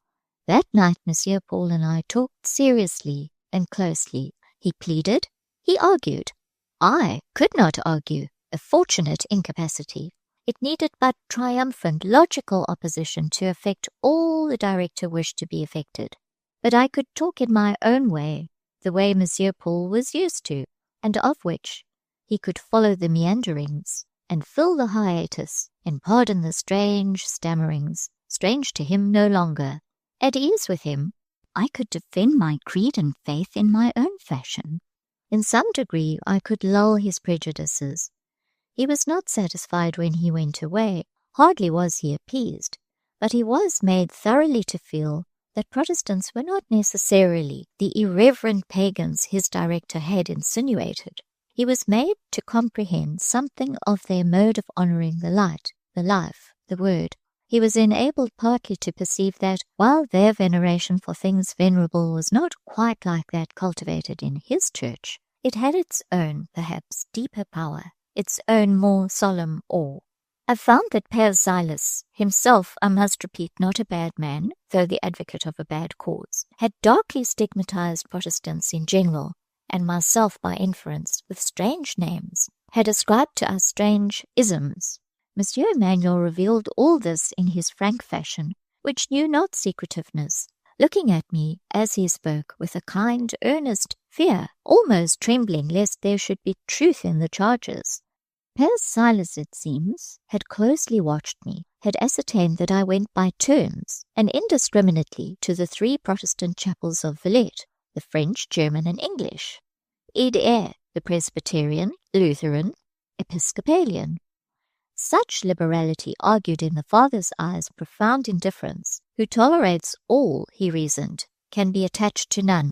Now, it happened that I had often secretly wondered at the minute and unimportant character of the differences between these 3 sects, at the unity and identity of their vital doctrines.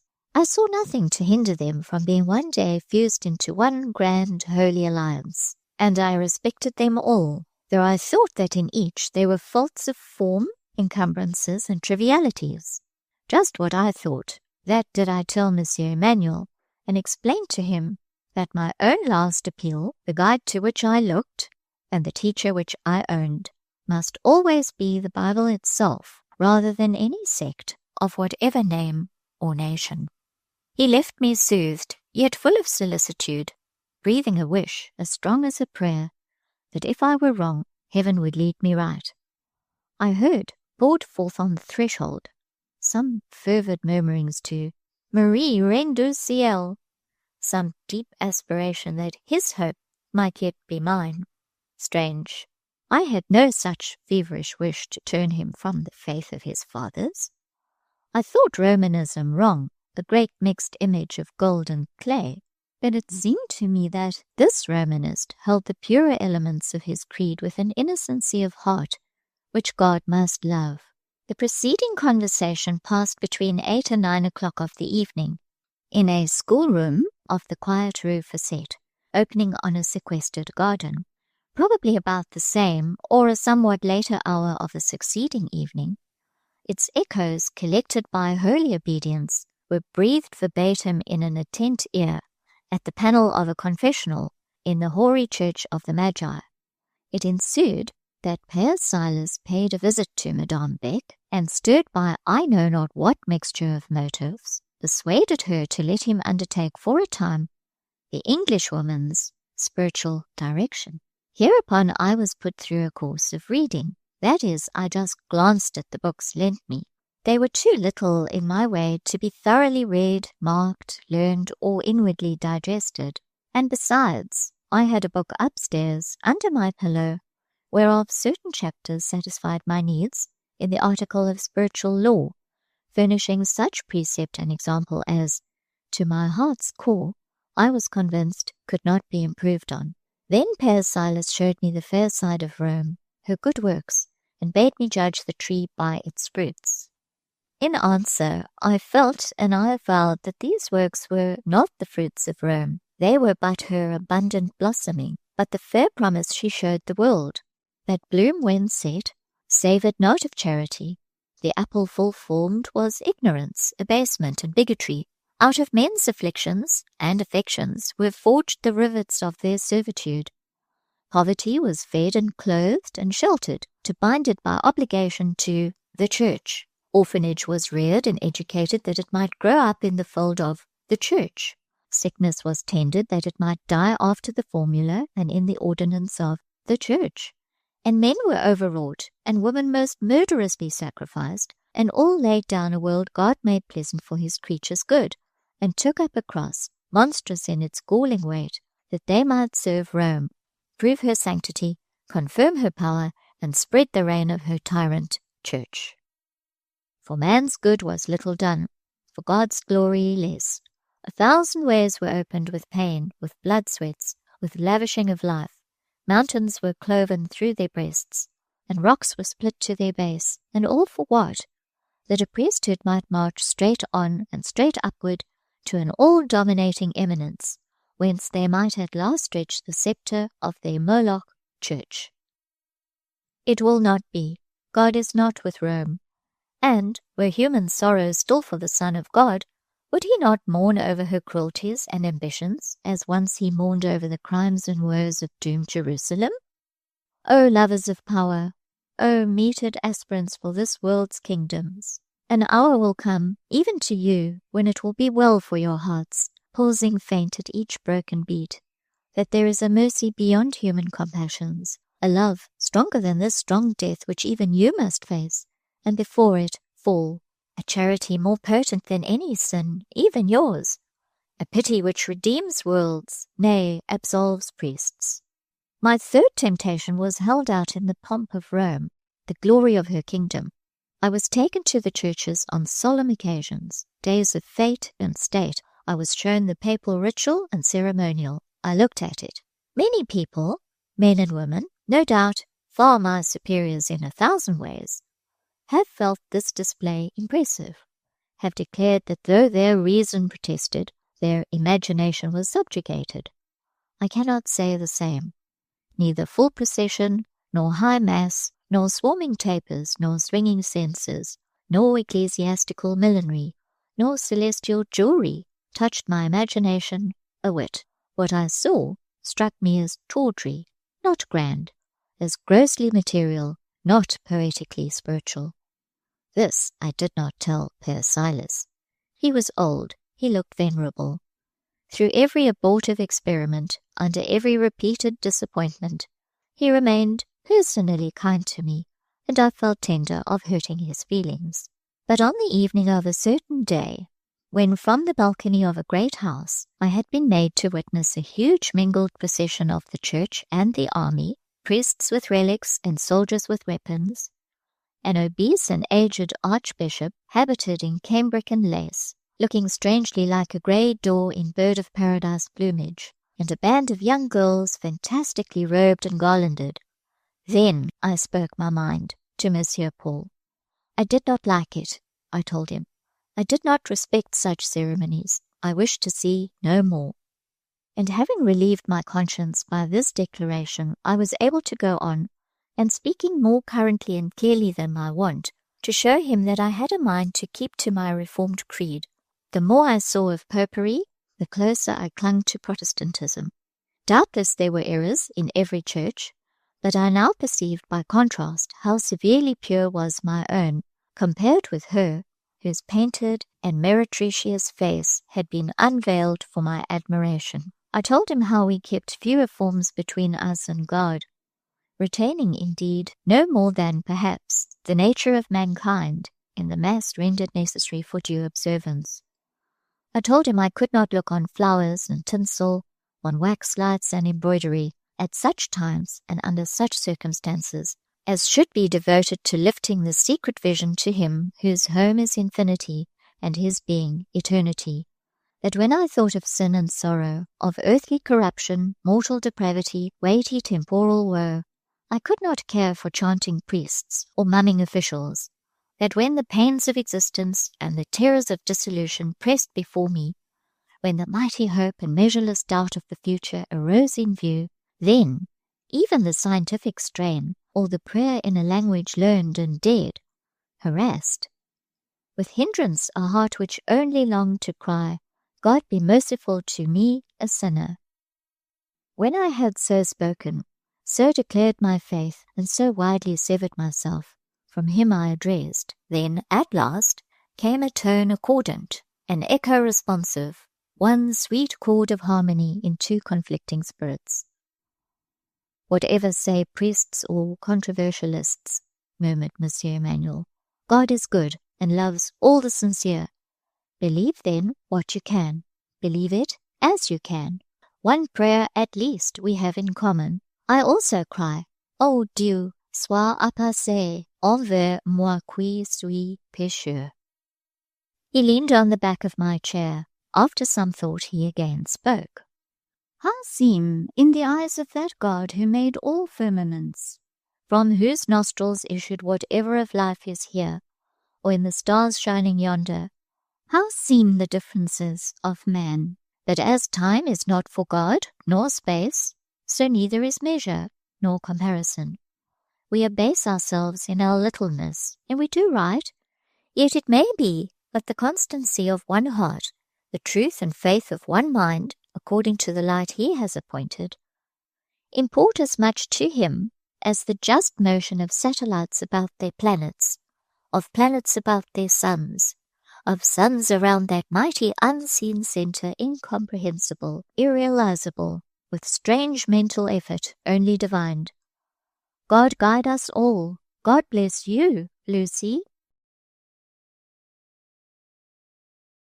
It was very well for Paulina to decline further correspondence with Graham till her father had sanctioned the intercourse. But Dr. Bretton could not live within a league of the Hotel Crecy, and not contrive to visit there often. Both lovers meant at first, I believe, to be distant. They kept their intentions so far as demonstrative courtship went, but in feeling they soon drew very near. All that was best in Graham sought Paulina. Whatever in him was noble awoke and grew in her presence. With his past admiration of Miss Fanshawe, I suppose his intellect had little to do, but his whole intellect and his highest tastes came in question now. These, like all his faculties, were active, eager for nutriment, and alive to gratification when it came. I cannot say that Paulina designedly led him to talk of books, or formally proposed to herself for a moment the task of winning him to reflection, or planned the improvement of his mind, or so much as fancied his mind could in any one respect be improved. She thought him very perfect. It was Graham himself who at first, by the merest chance, mentioned some book he had been reading, and when in her response sounded a welcome harmony of sympathies, something pleasant to his soul, he talked on more and better perhaps than he had ever talked before on such subjects. She listened with delight, and answered with animation. In each successive answer, Graham heard a music waxing finer and finer to his sense. In each he found a suggestive, persuasive, magic accent that opened a scarce-known treasure house within, showed him unsuspected power in his own mind. And what was better, latent goodness in his heart. Each liked the way in which the other talked. The voice, the diction, the expression pleased. Each keenly relished the flavour of the other's wit. They met each other's meaning with strange quickness. Their thoughts often matched like carefully chosen pearls. Graham had wealth of mirth by nature. Paulina possessed no such inherent flow of animal spirits. Unstimulated, she inclined to be thoughtful and pensive, but now she seemed merry as a lark. In her lover's genial presence, she glanced like some soft glad light. How beautiful she grew in her happiness I can hardly express, but I wondered to see her. As to that gentle ice of hers, that reserve on which she had depended, where was it now? Ah, Graham would not long bear it. He brought with him a generous influence that soon thawed the timid, self-imposed restriction. Now were the old Breton days talked over, perhaps brokenly at first, with a sort of smiling diffidence, then with opening candour and still growing confidence. Graham had made for himself a better opportunity than that he had wished me to give. He had owned independence of the collateral help that disobliging Lucy had refused. All his reminiscences of little Polly found their proper expression in his own pleasant tones, by his own kind and handsome lips. How much better than if suggested by me. More than once when we were alone, Paulina would tell me how wonderful and curious it was to discover the richness and accuracy of his memory in this matter. How, while he was looking at her, recollections would seem to be suddenly quickened in his mind. He reminded her that she had once gathered his head in her arms, caressed his leonine graces, and cried out, "Graham, I do like you." He told her how she would set a footstool beside him and climb by its aid to his knee. At this day he said he could recall the sensation of her little hands smoothing his cheek or burying themselves in his thick mane. He remembered the touch of her small forefinger, placed half tremblingly, half curiously, in the cleft in his chin, the lisp, the look with which she would name it a pretty dimple, then seek his eyes and question why they pierced so, telling him he had a nice strange face, far nicer, far stranger than either his mamma or Lucy Snowe. Child as I was, remarked Paulina, I wonder how I dared be so venturous. To me he seems now all sacred, his looks are inaccessible, and Lucy, I feel a sort of fear when I look at his firm marble chin, at his straight Greek features. Women are called beautiful, Lucy. He is not like a woman, therefore I suppose he is not beautiful. But what is he then? Do other people see him with my eyes? Do you admire him? I'll tell you what I do, Paulina, was once my answer to her many questions. I never see him. I looked at him twice or thrice about a year ago, before he recognized me, and then I shut my eyes. And if he were to cross their balls 12 times between each day's sunset and sunrise, except from memory, I should hardly know what shape had gone by. Lucy, what do you mean? Said she under her breath. I mean that I value vision and dread being struck stone blind. It was best to answer her strongly at once and to silence forever the tender, passionate confidences which left her lips sweet honey and sometimes dropped in my ear molten lead. To me she commented no more on her lover's beauty. Yet speak of him she would, sometimes shyly, in quiet, brief phrases, sometimes with a tenderness of cadence and music of voice exquisite in itself, but which chafed me at times miserably. And then, I know, I gave her stern looks and words. But cloudless happiness had dazzled her native clear sight, and she only thought Lucy fitful. Spartan girl, proud Lucy, she would say, smiling at me. Graham says you are the most peculiar, capricious little woman he knows. But yet you are excellent. We both think so. You both think you know not what, said I. Have the goodness to make me as little the subject of your mutual talk and thoughts as possible. I have my sort of life apart from yours. But ours, Lucy, is a beautiful life, or it will be, and you shall share it. I shall share no man's or woman's life in this world, as you understand sharing.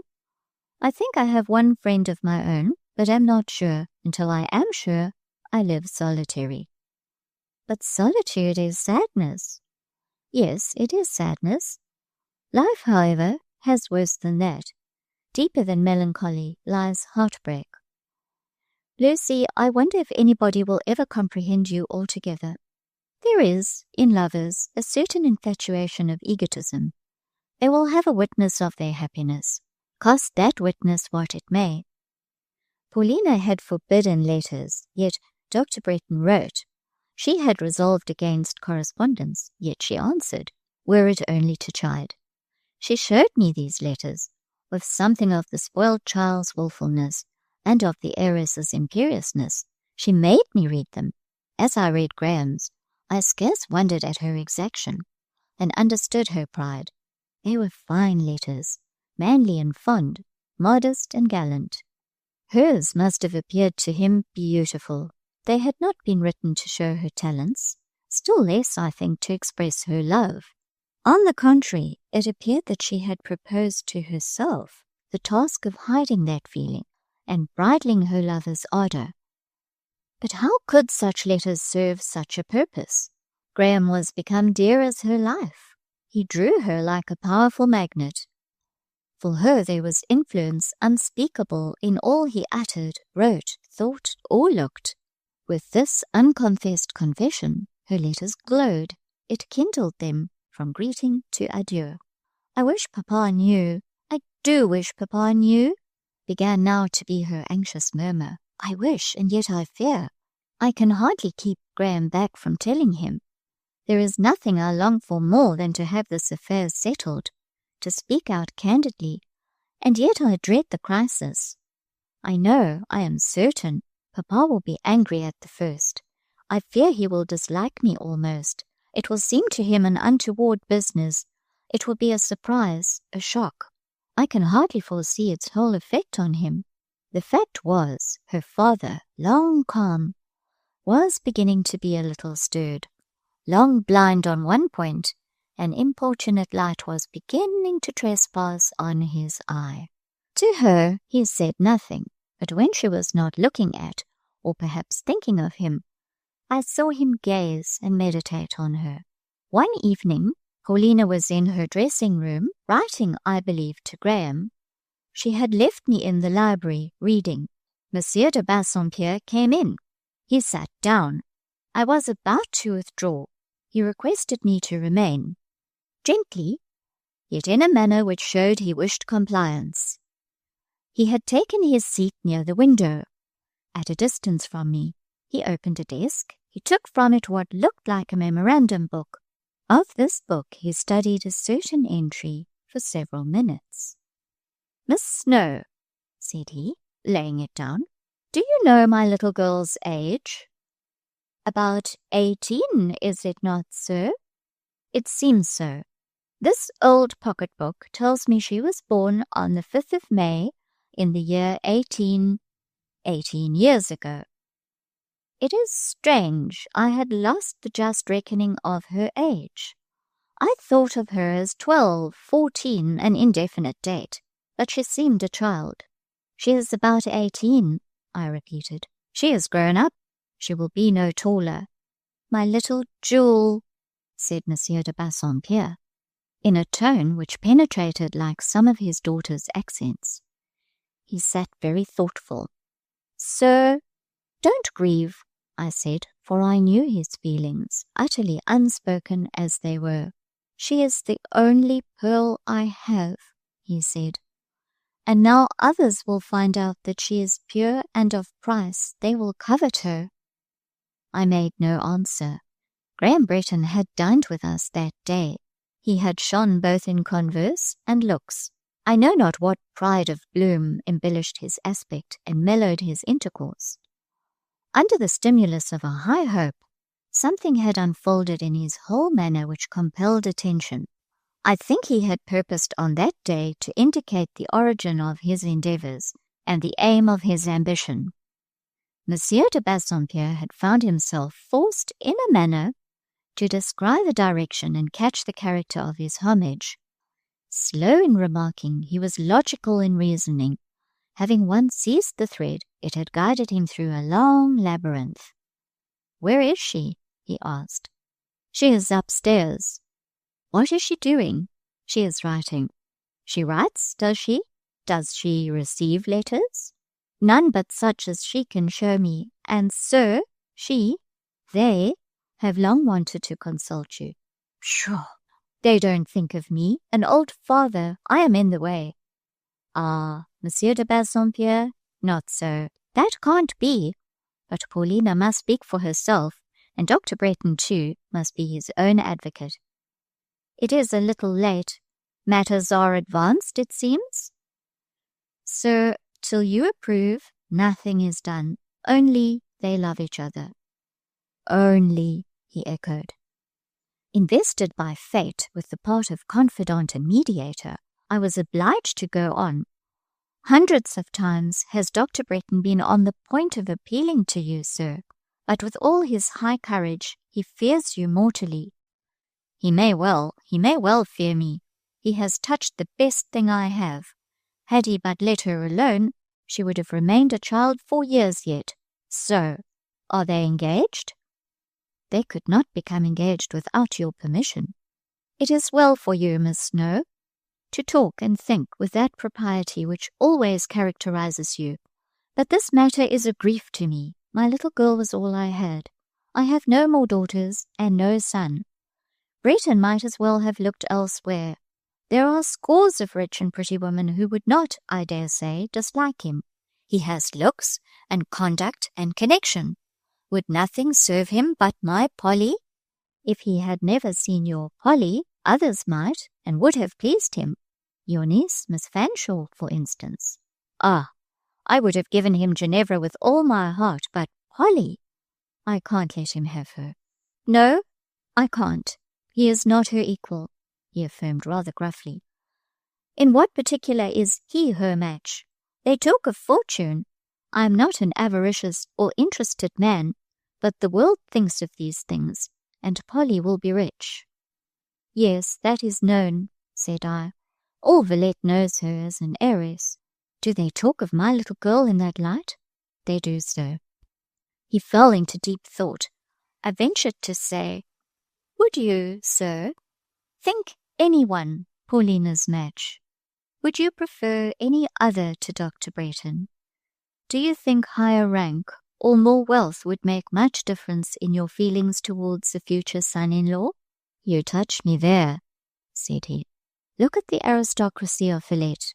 You would not like them, sir?" "I should not. Never a duke, baron, or viscount of the lot." "I am told many of these persons think about her, sir," I went on, gaining courage on finding that I met attention rather than repulse. "Other suitors will come, therefore, if Dr. Breton is refused. Wherever you go, I suppose, aspirants will not be wanting. Independent of heiress-ship, it appears to me that Paulina charms most of those who see her." "Does she?" "How? My little girl is not thought a beauty." "Sir, Mr. Bassompierre is very beautiful." "Nonsense! Begging your pardon, Miss Snowe, but I think you are too partial. I like Polly. I like all her ways and all her looks, but then I am her father, and even I never thought about beauty. She is amusing, fairy-like, interesting to me. You must be mistaken in supposing her handsome. She attracts, sir. She would attract without the advantages of your wealth and position." "My wealth and position? Are these any bait to Graham? If I thought so—" "Dr. Breton knows these points perfectly, as you may be sure, Monsieur de Bassompierre, and values them as any gentleman would, as you would yourself, under the same circumstances. But they are not his baits. He loves your daughter very much. He feels her finest qualities, and they influence him worthily." "What? Has my little pet fine qualities?" "Ah, sir, did you observe her that evening when so many men of eminence and learning dined here?" I certainly was rather struck and surprised with her manner that day. Its womanliness made me smile. And did you see those accomplished Frenchmen gather round her in the drawing-room? I did, but I thought it was by way of relaxation, as one might amuse oneself with a pretty infant. So she demeaned herself with distinction, and I heard the French gentleman say she was pétrie d'esprit et de grâce. Dr. Bretton thought the same. She is a good dear child, that is certain, and I do believe she has some character. When I think of it, I was once ill. Polly nursed me. They thought I should die. She, I recollect, grew at once stronger and tenderer as I grew worse in health. And as I recovered, what a sunbeam she was in my sick room. Yes, she played about my chair as noiselessly and as cheerful as light. And now she is sought in marriage. I don't want to part with her, said he, and he groaned. You have known Dr. and Mrs. Bretton so long, I suggested. It would be less like separation to give her to him than to another. He reflected rather gloomily. True, I have long known Louisa Bretton, he murmured. She and I are indeed old friends. A sweet, kind girl she was when she was young. You talk of beauty, Miss Snowe. She was handsome, if you will, tall, straight, and blooming. Not the mere child or elf my Polly seems to me. At 18, Louisa had a carriage and stature fit for a princess. She is a comely and a good woman now. The lad is like her. I have always thought so, and favoured and wished him well. Now he repays me by this robbery. My little treasure used to love her old father dearly and truly. It is all over now, doubtless. I am an encumbrance. The door opened. His little treasure came in. She was dressed, so to speak, in evening beauty.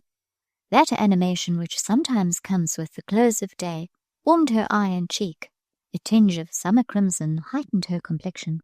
Her curls fell full and long on her lily neck. Her white dress suited the heat of June.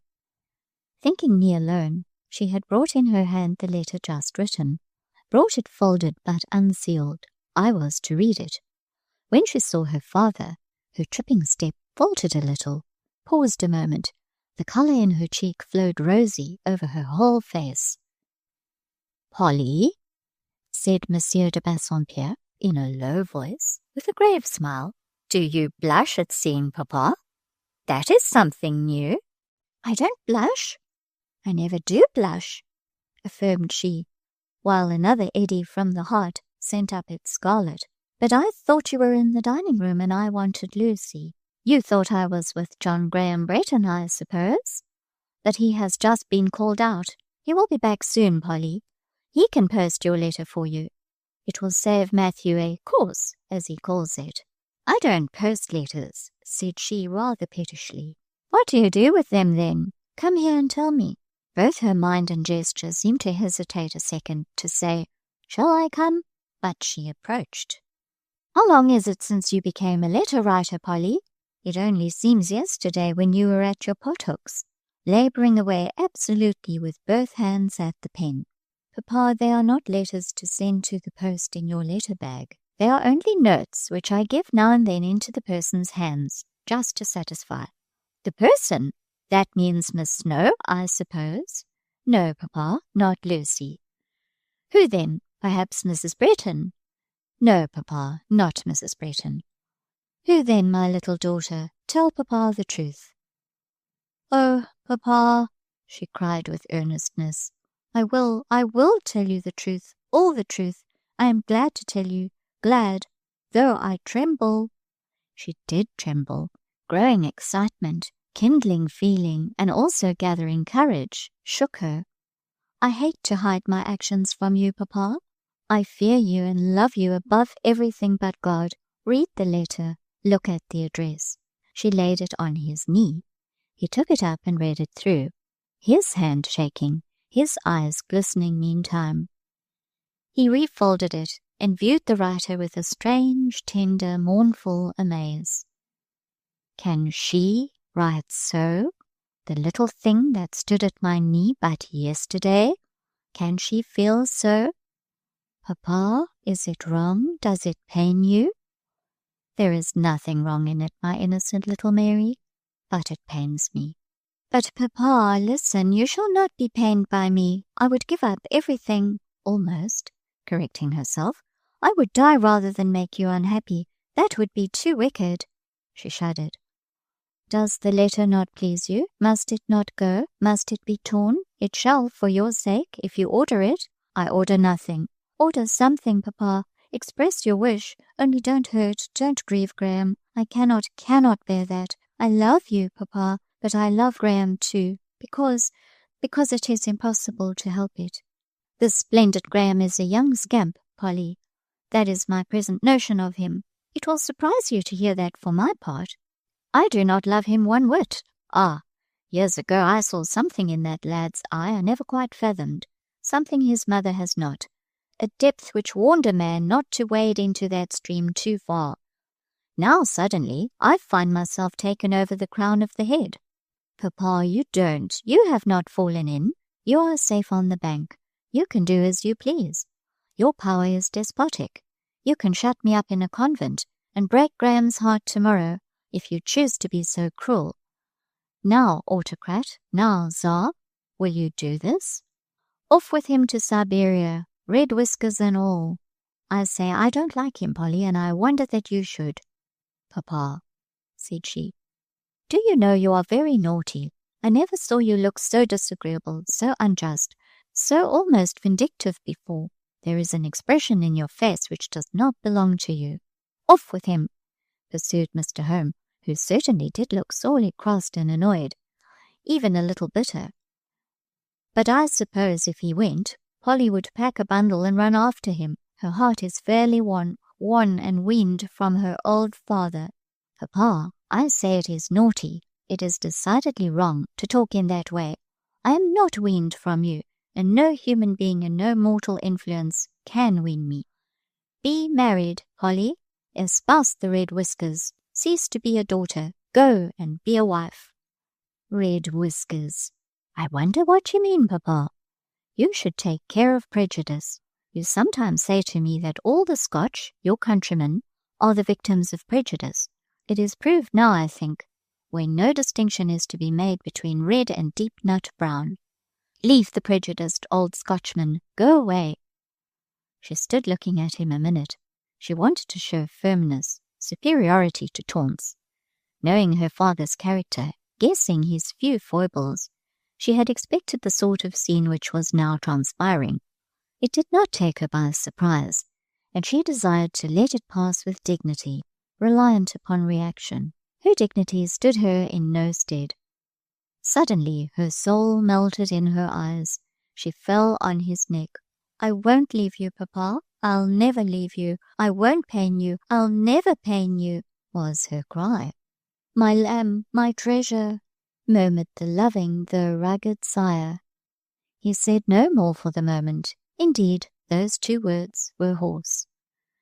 The room was now darkening. I heard a movement, a step without. Thinking it might be a servant coming with candles, I gently opened to prevent intrusion. In the anteroom stood no servant. A tall gentleman was placing his hat on the table, drawing off his glove slowly, lingering, waiting, it seemed to me. He called me neither by sign nor word, yet his eye said, Lucy, come here, and I went. Over his face a smile flowed while he looked down on me. No temper, save his own, would have expressed by a smile the sort of agitation which now fevered him. Monsieur de Bassompierre is there, is he not? He inquired, pointing to the library. Yes. He noticed me at dinner? He understood me? Yes, Graham. I am brought up for judgment, then, and so is she? Mr. Home, we now and always continue to term him Mr. Home at times, is talking to his daughter. Ha! These are sharp moments, Lucy. He was quite stirred up. His young hand trembled. A vital, I was going to write mortal, but such words ill apply to one all living like him. A vital suspense now held, now hurried his breath. In all this trouble his smile never faded. Is he very angry, Lucy? She is very faithful, Graham. What will be done unto me? Graham, your star must be fortunate. Must it, kind prophet? So cheered, I should be a faint heart indeed to quail. I think I find all women faithful, Lucy. I ought to love them, and I do. My mother is good, she is divine, and you are true as steel, are you not? Yes, Graham. Then give me thy hand, my little god-sister. It is a friendly little hand to me, and always has been. And now for the great venture. God be with the right. Lucy, say Amen. He turned and waited till I said Amen, which I did to please him. The old charm, in doing as he bid me, came back. I wished him success, and successful I knew he would be. He was born victor, as some are born vanquished. Follow me, he said, and I followed him into Mr. Holmes' presence. Sir, he asked, what is my sentence? The father looked at him. The daughter kept her face hid. Well, Breton, said Mr. Holmes, you have given me the usual reward of hospitality. I entertained you. You have taken my best. I was always glad to see you. You were glad to see the one precious thing I had. You spoke me fair, and meantime I will not say you robbed me, but I am bereaved, and what I have lost, you, it seems, have won. Sir, I cannot repent. Repent? Not you. You triumph, no doubt. John Graham, you descended partly from a Highlander and a chief, and there is a trace of the Celt in all you look, speak, and think. You have his cunning and his charm. The red, well then, Polly, the fair, hair, the tongue of guile, and brain of wile, are all come down by inheritance. Sir, I feel honest enough, said Graham, and a genuine English blush covered his face with its warm witness of sincerity. And yet, he added, I won't deny that in some respects you accuse me justly. In your presence I have always had a thought which I dared not show you. I did truly regard you as the possessor of the most valuable thing the world owns for me. I wished for it, I tried for it. Sir, I ask for it now. John, you ask much, very much, sir. It must come from your generosity as a gift, from your justice as a reward. I can never earn it. Ay, listen to the Highland tongue, said Mr. Holmes. Look up, Polly. Answer this brawl wooer. Send him away. She looked up. She shyly glanced at her eager, handsome suitor. She gazed tenderly on her furrowed sire. Papa, I love you both, said she. I can take care of you both. I need not send Graham away. He can live here. He will be no inconvenience. She alleged with that simplicity of phraseology which at times was wont to make both her father and Graham smile. They smiled now. He will be a prodigious inconvenience to me, still persisted Mr. Holmes. I don't want him, Polly. He is too tall. He is in my way. Tell him to march. You will get used to him, Papa. He seemed exceedingly tall to me at first, like a tower when I looked up at him. But on the whole, I would rather not have him otherwise. I object to him altogether, Polly. I can do without a son-in-law. I should never have requested the best man in the land to stand to me in that relation. Dismiss this gentleman. But he has known you so long, Papa, and suits you so well. Suits me, forsooth. Yes, he has pretended to make my opinions and tastes his own. He has humoured me for good reasons. I think, Polly, you and I will bid him good-bye. Till tomorrow only. Shake hands with Graham, Papa. No, I think not. I am not friends with him. Don't think to coax me between you. Indeed, you are friends. Graham, stretch out your right hand. Papa, put out yours. Now, let them touch. Papa, don't be stiff. Close your fingers. Be pliant. There. But that is not a clasp. It is a grasp. Papa, you grasp like a vice. You crush Graham's hand to the bone. You hurt him. He must have hurt him, for he wore a massive ring, set round with brilliants, of which the sharp facets cut into Graham's flesh and drew blood. But pain only made Dr. John laugh, as anxiety had made him smile. Come with me into my study, at last said Mr. Holmes to the doctor. They went. Their intercourse was not long. but I suppose it was conclusive. The suitor had to undergo an interrogatory and a scrutiny on many things.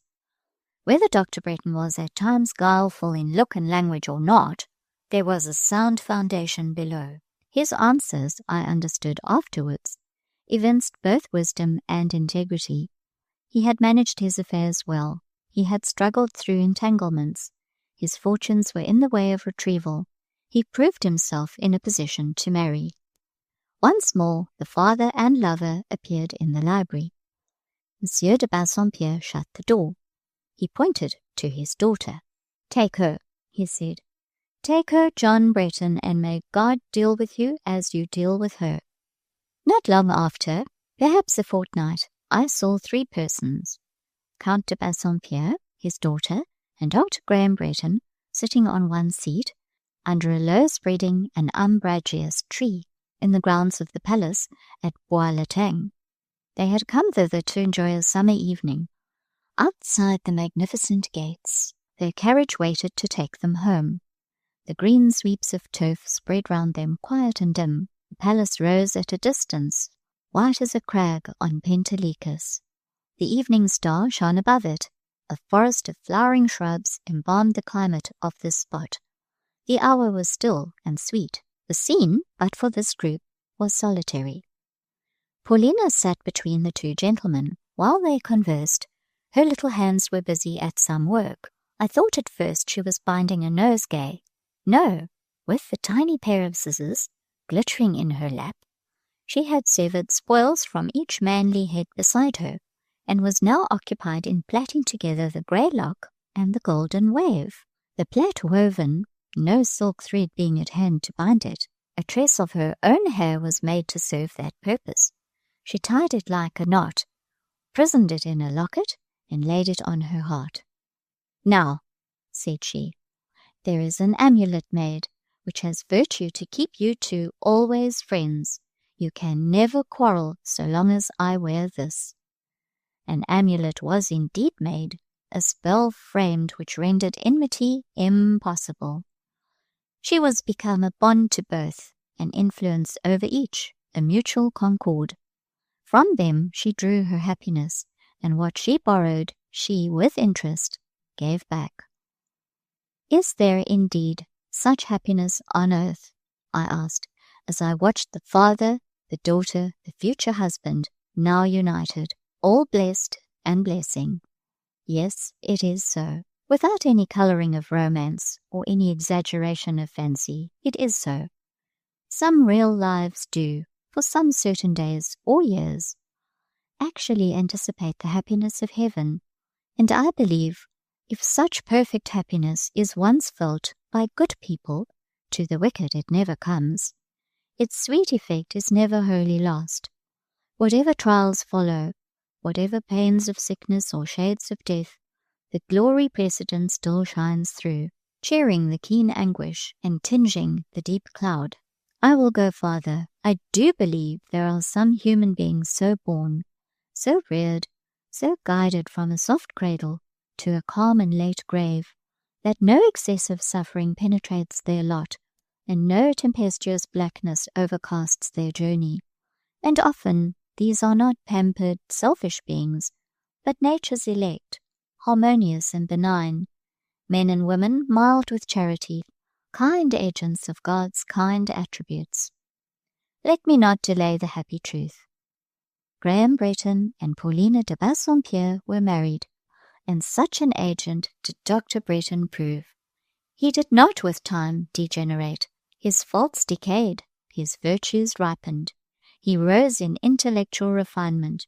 He won in moral profit. All dregs filtered away. The clear wine settled bright and tranquil. Bright, too, was the destiny of his sweet wife. She kept her husband's love. She aided in his progress. Of his happiness she was the cornerstone. This pair was blessed indeed, for years brought them. With great prosperity, great goodness, they imparted with open hand, yet wisely. Doubtless they knew crosses, disappointments, difficulties, but these were well borne. More than once, too, they had to look on him whose face flesh scarce can see and live. they had to pay their tribute to the King of Terrors. In the fullness of years, Monsieur de Bassompierre was taken. In ripe old age departed Louisa Breton. Once even there rose a cry in their halls, of Rachel weeping for her children, but others sprang healthy and blooming to replace the lost. Dr. Breton saw himself live again in a son who inherited his looks and his disposition. He had stately daughters, too, like himself. These children he reared with a suave yet a firm hand. They grew up according to inheritance and nurture. In short, I do but speak the truth when I say that these 2 lives of Graham and Paulina were blessed, like that of Jacob's favoured son, with blessings of heaven above, blessings of the deep that lies under. It was so, for God saw that it was good. But it is not so for all. What then? His will be done, as done it surely will be, whether we humble ourselves to resignation or not. The impulse of creation forwards it, the strength of powers, seen and unseen, has its fulfillment in charge. Proof of a life to come must be given. In fire and in blood, if needful, must that proof be written. In fire and in blood do we trace the record throughout nature. In fire and in blood does it cross our own experience. Sufferer, faint not through terror of this burning evidence. Tired wayfarer, gird up thy loins, look upward, march onward. Pilgrims and brother mourners, join in friendly company. Dark through the wilderness of this world stretches the way for most of us. Equal and steady be our tread, be our cross, our banner. For staff we have his promise, whose word is tried, whose way perfect. For present hope his providence, who gives the shield of salvation, whose gentleness makes great. For final home his bosom, who dwells in the height of heaven. For crowning prize a glory exceeding and eternal. Let us so run that we may obtain. Let us endure hardness as good soldiers. Let us finish our course and keep the faith, reliant in the issue to come off more than conquerors. Art thou not from everlasting mine, Holy One? We shall not die. On a Thursday morning we were all assembled in class, waiting for the lesson of literature. The hour was come. We expected the master. The pupils of the first class sat very still. The keenly written compositions prepared since the last lesson lay ready before them, neatly tied with ribbon, waiting to be gathered by the hand of the professor as he made his rapid round of the desks. The month was July, the morning fine. The glass door stood ajar. Through it played a fresh breeze, and plants growing at the lintel waved, bent, looked in, seeming to whisper tidings. Monsieur Emmanuel was not always quite punctual. We scarcely wondered at his being a little late, but we wondered when the door at last opened, and instead of him, with his swiftness and his fire, there came quietly upon us the cautious Madame Beck. She approached Monsieur Paul's desk. She stood before it. She drew round her the light shawl covering her shoulders. Beginning to speak in low yet firm tones, and with a fixed gaze, she said, "This morning there will be no lesson of literature." The second paragraph of her address followed, after about 2 minutes' pause. "It is probable the lessons will be suspended for a week. I shall require at least that space of time to find an efficient substitute for Monsieur Emmanuel. Meanwhile it shall be our study to fill the blanks usefully. Your professor, ladies," she went on, "intends, if possible, duly to take leave of you. At the present moment he has not leisure for that ceremony. He is preparing for a long voyage. The very sudden and urgent summons of duty calls him to a great distance. He has decided to leave Europe for an indefinite time. Perhaps he may tell you more himself. Ladies, instead of the usual lesson with Monsieur Emmanuel, you will, this morning, read English with Mademoiselle Lucy." She bent her head courteously, drew closer the folds of her shawl, and passed from the class. A great silence fell. Then a murmur went round the room. I believe some pupils wept. Some time elapsed. The noise, the whispering, the occasional sobbing increased. I became conscious of a relaxation of discipline, a sort of growing disorder, as if my girls felt that vigilance was withdrawn and that surveillance had virtually left the class. Habit and the sense of duty enabled me to rally quickly, to rise in my usual way, to speak in my usual tone, to enjoin, and finally to establish quiet. I made the English reading long and close. I kept them at it the whole morning. I remember feeling a sentiment of impatience towards the pupils who sobbed. Indeed, their emotion was not of much value. It was only an hysteric agitation. I told them so, unsparingly. I half ridiculed them. I was severe. The truth was, I could not do with their tears, or that gasping sound. I could not bear it. A rather weak-minded, low-spirited pupil kept it up when the others had done. Relentless necessity obliged and assisted me so to accost her that she dared not carry on the demonstration, that she was forced to conquer the convulsion. That girl would have had a right to hate me, except that, when school was over and her companions departing, I ordered her to stay, and when they were gone, I did what I had never done to one among them before, pressed her to my heart and kissed her cheek. But this impulse, yielded to, I speedily put her out of the class, for upon that poignant strain she wept more bitterly than ever. I filled with occupation every minute of that day, and should have liked to sit up all night if I might have kept a candle burning. The night, however, proved a bad time, and left bad effects, preparing me ill for the next day's ordeal of insufferable gossip. Of course, this news fell under general discussion. Some little reserve had accompanied the first surprise. That soon wore off. Every mouth opened, every tongue wagged. Teachers, pupils, the very servants, mouthed the name of Emmanuel. He, whose connection with the school was contemporary with its commencement, thus suddenly to withdraw. All felt it strange. They talked so much, so long, so often, that out of the very multitude of their words and rumours grew at last some intelligence. About the third day I heard it said that he was to sail in a week, then that he was bound for the West Indies. I looked at Madame Beck's face and into her eyes for disproof or confirmation of this report. I perused her all over for information, but no part of her disclosed more than what was unperturbed and commonplace. This secession was an immense loss to her, she alleged. She did not know how she should fill up the vacancy. She was so used to her kinsman, he had become her right hand. What should she do without him? She had opposed the step, but Monsieur Paul had convinced her it was his duty. She said all this in public, in class, at the dinner table, speaking audibly to Zélie St. Pierre. Why was it his duty? I could have asked her that.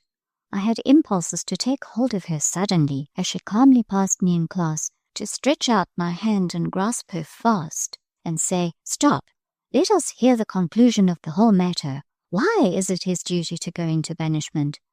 But Madame always addressed some other teacher and never looked at me, never seemed conscious I could have a care in the question. The week wore on. Nothing more was said about Monsieur Emmanuel coming to bid us good-bye, and none seemed anxious for his coming. None questioned whether or not he would come. None betrayed torment lest he should depart silent and unseen. Incessantly did they talk, and never in all their talk touched on this vital point. As to Madame, she of course could see him and say to him as much as she pleased. What should she care whether or not he appeared in the schoolroom? The week consumed, we were told that he was going on such a day, that his destination was Bassompierre in Guadeloupe. The business which called him abroad related to a friend's interests, not his own. I thought as much. Bassompierre in Guadeloupe. I had little sleep about this time, but whenever I did slumber, it followed infallibly that I was quickly roused with a start, while the words Bassompierre, Guadeloupe seemed pronounced over my pillow, or ran athwart the darkness round and before me in zigzag characters of red or violet light. For what I felt, there was no help, and how could I help feeling? Monsieur Emmanuel had been very kind to me of late days. He had been growing hourly better and kinder. It was now a month since we had settled the theological difference, and in all that time there had been no quarrel, nor had our peace been the cold daughter of divorce. We had not lived aloof. He had come oftener. He had talked with me more than before. He had spent hours with me, with temper soothed, with eye content, with manner homelike and mild. Kind subjects of conversation had grown between us. He had inquired into my plans of life, and I had communicated them. The school project pleased him. He made me repeat it more than once, though he called it an Al-Nashar dream. The jar was over. The mutual understanding was settling and fixing. Feelings of union and hope made themselves profoundly felt in the heart. Affection and deep esteem and dawning trust had each fastened its bond. What quiet lessons I had about this time! No more taunts on my intellect, no more menaces of grating public shows. How sweetly, for the jealous jibe and the more jealous, half-passionate eulogy, were substituted a mute, indulgent help, a fond guidance, and a tender forbearance which forgave but never praised. There were times when he would sit for many minutes and not speak at all, and when dusk or duty brought separation, he would leave with words like these: Il est doux, le repos. Il est précieux, le calme bonheur. One evening, not 10 short days since, he joined me whilst walking in my alley. He took my hand. I looked up in his face. I thought he meant to arrest my attention. Bon petit ami, said he softly. Douce consolatrice? But through his touch and with his words, a new feeling and a strange thought found a course. Could it be that he was becoming more than friend or brother? Did his look speak a kindness beyond fraternity or amity? His eloquent look had more to say. His hand drew me forward. His interpreting lips stirred. No, not now. Here into the twilight alley broke an interruption. It came dual and ominous. We faced two bodeful forms, a woman's and a priest's, Madame Beck and Père Silas. The aspect of the latter I shall never forget. On the first impulse it expressed a Jean-Jacques sensibility, stirred by the signs of affection, just surprised, then immediately darkened over it the jaundice of ecclesiastical jealousy. He spoke to me with unction. He looked on his pupil with sternness. As to Madame Beck, she of course saw nothing, though her kinsman retained in her presence the hand of the heretic foreigner, not suffering withdrawal, but clasping it close and fast. Following these incidents, that sudden announcement of departure had struck me at first as incredible. Indeed, it was only frequent repetition, and the credence of the 150 minds round me, which forced on me its full acceptance. As to that week of suspense, with its blank yet burning days, which brought from him no word of explanation, I remember, but I cannot describe its passage. The last day broke. Now would he visit us. Now he would come and speak his farewell, or he would vanish mute and be seen by us never more. This alternative seemed to be present in the mind of not a living creature in that school. All rose at the usual hour, all breakfasted as usual, all without reference to or apparent thought of their late professor, betook themselves with wonted phlegm to their ordinary duties. So oblivious was the house, so tame, so trained its proceedings, so inexpectant its aspect, I scarce knew how to breathe in an atmosphere thus stagnant, thus smothering. Would no one lend me a voice? Had no one a wish, no one a word, no one a prayer to which I could say, Amen? I had seen them unanimous in demand for the merest trifle, a treat, a holiday, a lessons remission. They could not, they would not now band to besiege Madame Beck and insist on a last interview with a master who had certainly been loved, at least by some, loved as they could love, but oh, what is the love of the multitude? I knew where he lived. I knew where he was to be heard of or communicated with. The distance was scarce a stone's throw. Had it been in the next room, unsummoned, I could make no use of my knowledge. To follow, to seek out, to remind, to recall, for these things I had no faculty. Monsieur Emmanuel might have passed within reach of my arm, had he passed silent and unnoticing. Silent and stirless should I have suffered him to go by. Morning wasted, afternoon came, and I thought all was over. My heart trembled in its place, my blood was troubled in its current. I was quite sick, and hardly knew how to keep at my post or do my work. Yet the little world round me plodded on indifferent. All seemed jocund, free of care or fear or thought. The very pupils who, 7 days since, had wept hysterically at a startling piece of news, appeared quite to have forgotten the news, its import, and their emotion. A little before 5 o'clock, the hour of dismissal, Madame Beck sent for me to her chamber, to read over and translate some English letter she had received, and to write for her the answer. Before settling to this work, I observed that she softly closed the 2 doors of her chamber. She even shut and fastened the casement, though it was a hot day, and free circulation of air was usually regarded by her as indispensable. Why this precaution? A keen suspicion, an almost fierce distrust, suggested such question. Did she want to exclude sound? What sound?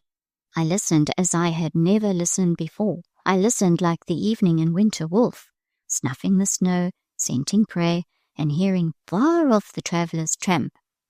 Yet I could both listen and write. About the middle of the letter I heard, what checked my pen, a tread in the vestibule. No doorbell had rung. Rosine, acting doubtless by orders, had anticipated such reveille. Madame saw me halt. She coughed, made a bustle, spoke louder. The tread had passed on to the classes. "Proceed," said Madame, but my hand was fettered, my ear enchained, my thoughts were carried off captive. The classes formed another building. The hall parted them from the dwelling-house. Despite distance and partition, I heard the sudden stir of numbers, a whole division rising at once. "They are putting away work," said Madame. It was indeed the hour to put away work, but why that sudden hush, that instant quell of the tumult? "Wait, Madame, I will see what it is." And I put down my pen and left her. Left her? No, she would not be left. Powerless to detain me, she rose and followed, close as my shadow. I turned on the last step of the stair. "Are you coming too?" I asked. "Yes," said she, meeting my glance with a peculiar aspect, a look clouded yet resolute. We proceeded then, not together, but she walked in my steps. He was come. Entering the first class, I saw him. There once more appeared the form most familiar. I doubt not they had tried to keep him away, but he was come. The girls stood in a semicircle. He was passing round, giving his farewells, pressing each hand, touching with his lips each cheek. This last ceremony, foreign custom permitted at such a parting, so solemn, to last so long. I felt it hard that Madame Beck should dog me thus, following and watching me close. My neck and shoulder shrank in fever under her breath. I became terribly goaded. He was approaching.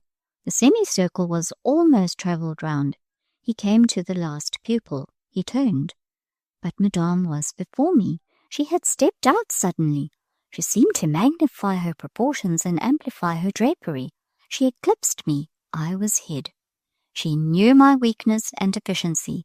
She could calculate the degree of moral paralysis, the total default of self-assertion, with which, in a crisis, I could be struck. She hastened to her kinsman.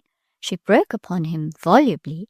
She mastered his attention. She hurried him to the door, the glass door opening on the garden.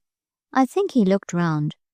Could I but have caught his eye, courage, I think, would have rushed in to aid feeling, and there would have been a charge, and perhaps a rescue. But already the room was all confusion, the semicircle broken into groups. My figure was lost among 30 more conspicuous. Madame had her will. Yes, she got him away, and he had not seen me. He thought me absent. 5 o'clock struck. The loud dismissal bell rang. The school separated, the room emptied. There seems, to my memory, an entire darkness and distraction in some certain minutes I then passed alone. A grief inexpressible over a loss unendurable. What should I do? Ah, what should I do when all my life's hope was thus torn by the roots out of my riven, outraged heart? What I should have done, I know not, when a little child, the least child in the school, broke with its simplicity and its unconsciousness into the raging yet silent centre of that inward conflict.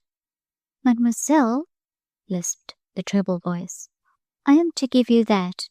Monsieur Paul said I was to seek you all over the house, from the grenier to the cellar, and when I found you, to give you that."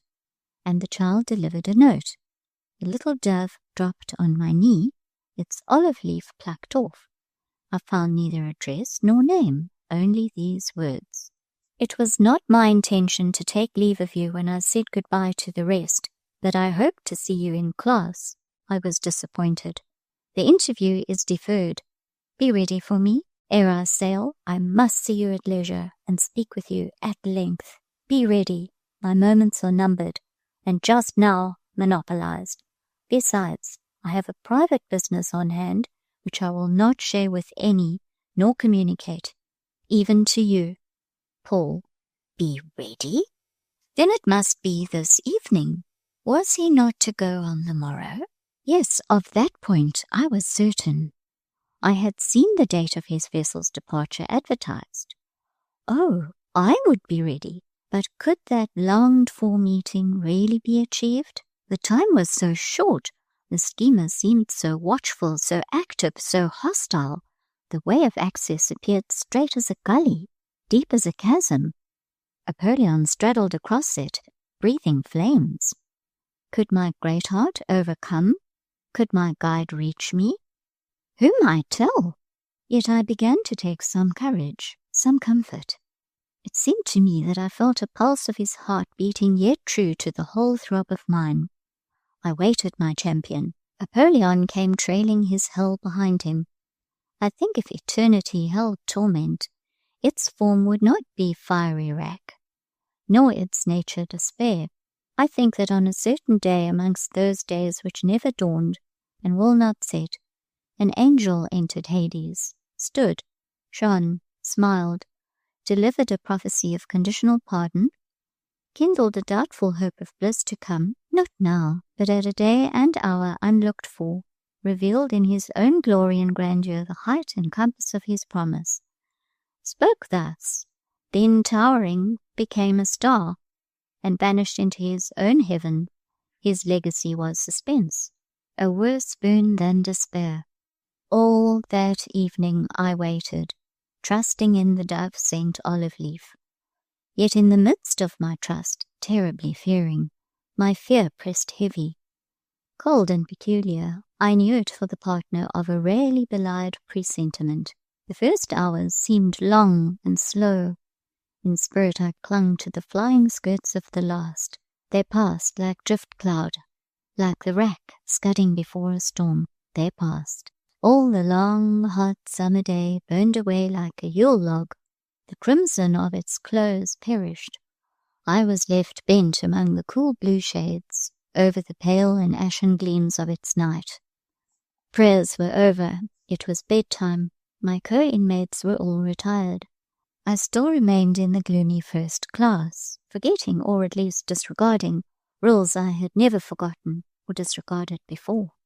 How long I paced that class I cannot tell. I must have been afoot many hours. Mechanically had I moved aside benches and desks, and had made for myself a path down its length. There I walked, and there, when certain that the whole household were abed, and quite out of hearing, there I at last wept. Reliant on night, confiding in solitude, I kept my tears sealed, my sobs chained, no longer. They heaved my heart, they tore their way. In this house, what grief could be sacred? Soon after 11 o'clock, a very late hour in the Rue Fete, The door unclosed, quietly but not stealthily. A lamp's flame invaded the moonlight. Madame Beck entered, with the same composed air, as if coming on an ordinary occasion at an ordinary season. Instead of at once addressing me, she went to her desk, took her keys, and seemed to seek something. She loitered over this feigned search long, too long. She was calm, too calm. My mood scarce endured the pretense. Driven beyond common range, 2 hours since I had left behind me wonted respects and fears, led by a touch and ruled by a word, under usual circumstances, no yoke could now be borne, no curb obeyed. "It is more than time for retirement," said Madame. "The rule of the house has already been transgressed too long." Madame made no answer. I did not check my walk. When she came in my way, I put her out of it.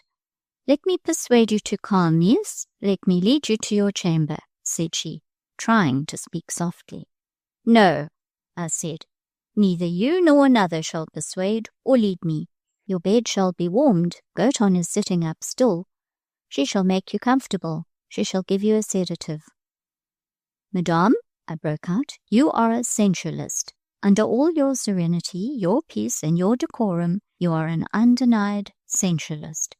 Make your own bed warm and soft. Take sedatives and meats, and drink spiced and sweet as much as you will. If you have any sorrow or disappointment, and perhaps you have, nay, I know you have, seek your own palliatives in your own chosen resources. Leave me, however, leave me, I say." "I must send another to watch you, miss. I must send Goton." "I forbid it. Let me alone. Keep your hand off me, and my life, and my troubles. Oh, madame, in your hand there is both chill and poison. You envenom and you paralyze." "What have I done, miss? You must not marry Paul. He cannot marry." "Dog in the manger," I said, for I knew she secretly wanted him, and had always wanted him. She called him insupportable. She railed at him for a devote she did not love, but she wanted to marry, that she might bind him to her interest. Deep into some of Madame's secrets I had entered, I know not how, by an intuition or an inspiration which came to me, I know not whence. In the course of living with her too, I had slowly learned that unless with an inferior, she must ever be a rival. She was my rival, heart and soul, though secretly, under the smoothest bearing, and utterly unknown to all, save her and myself. 2 minutes I stood over Madame, feeling that the whole woman was in my power, because in some moods, such as the present, in some stimulated states of perception, like that of this instant, her habitual disguise, her mask, and her domino were to me a mere network reticulated with holes, and I saw underneath a being heartless, self-indulgent, and ignoble. She quietly retreated from me, meek and self-possessed, though very uneasy. She said, if I would not be persuaded to take rest, she must reluctantly leave me, which she did, incontinent, perhaps even more glad to get away than I was to see her vanish. This was the sole flash-eliciting, truth-extorting rencontre which ever occurred between me and Madame Beck. This short night scene was never repeated. It did not one whit change her manner to me. I do not know that she revenged it. I do not know that she hated me the worse for my fell candour. I think she buckled herself with the secret philosophy of her strong mind and resolved to forget what it irked her to remember. I know that to the end of our mutual lives there occurred no repetition of, no allusion to, that fiery passage. That night passed. All nights, even the starless night before dissolution, must wear away. About 6 o'clock, the hour which called up the household, I went out to the court and washed my face in its cold, fresh well water. Entering by the carré, a piece of mirror glass set in an oaken cabinet repeated my image. It said I was changed. My cheeks and lips were sodden white, my eyes were glassy, and my eyelids swollen and purple. On rejoining my companions, I knew they all looked at me. My heart seemed discovered to them. I believed myself self-betrayed. Hideously certain did it seem that the very youngest of the school must guess why and for whom I despaired. Isabel, the child whom I had once nursed in sickness, approached me. Would she, too, mock me? "Que vous êtes pâle! Vous êtes donc bien malade, mademoiselle," said she, putting her finger in her mouth and staring with a wistful stupidity which at the moment seemed to me more beautiful than the keenest intelligence. Isabel did not long stand alone in the recommendation of ignorance. Before the day was over, I gathered cause of gratitude towards the whole blind household. The multitude have something else to do than to read hearts and interpret dark sayings. Who wills may keep his own counsel, be his own secret sovereign. In the course of that day, proof met me on proof, not only that the cause of my present sorrow was unguessed, but that my whole inner life for the last 6 months was still mine only. It was not known, it had not been noted, that I held in peculiar value one life among all lives. Gossip had passed me by. Curiosity had looked me over. Both subtle influences, hovering always round, had never become centred upon me. A given organization may live in a full fever hospital and escape typhus. Monsieur Manuel had come and gone. I had been taught and sought. In season and out of season he had called me, and I had obeyed him.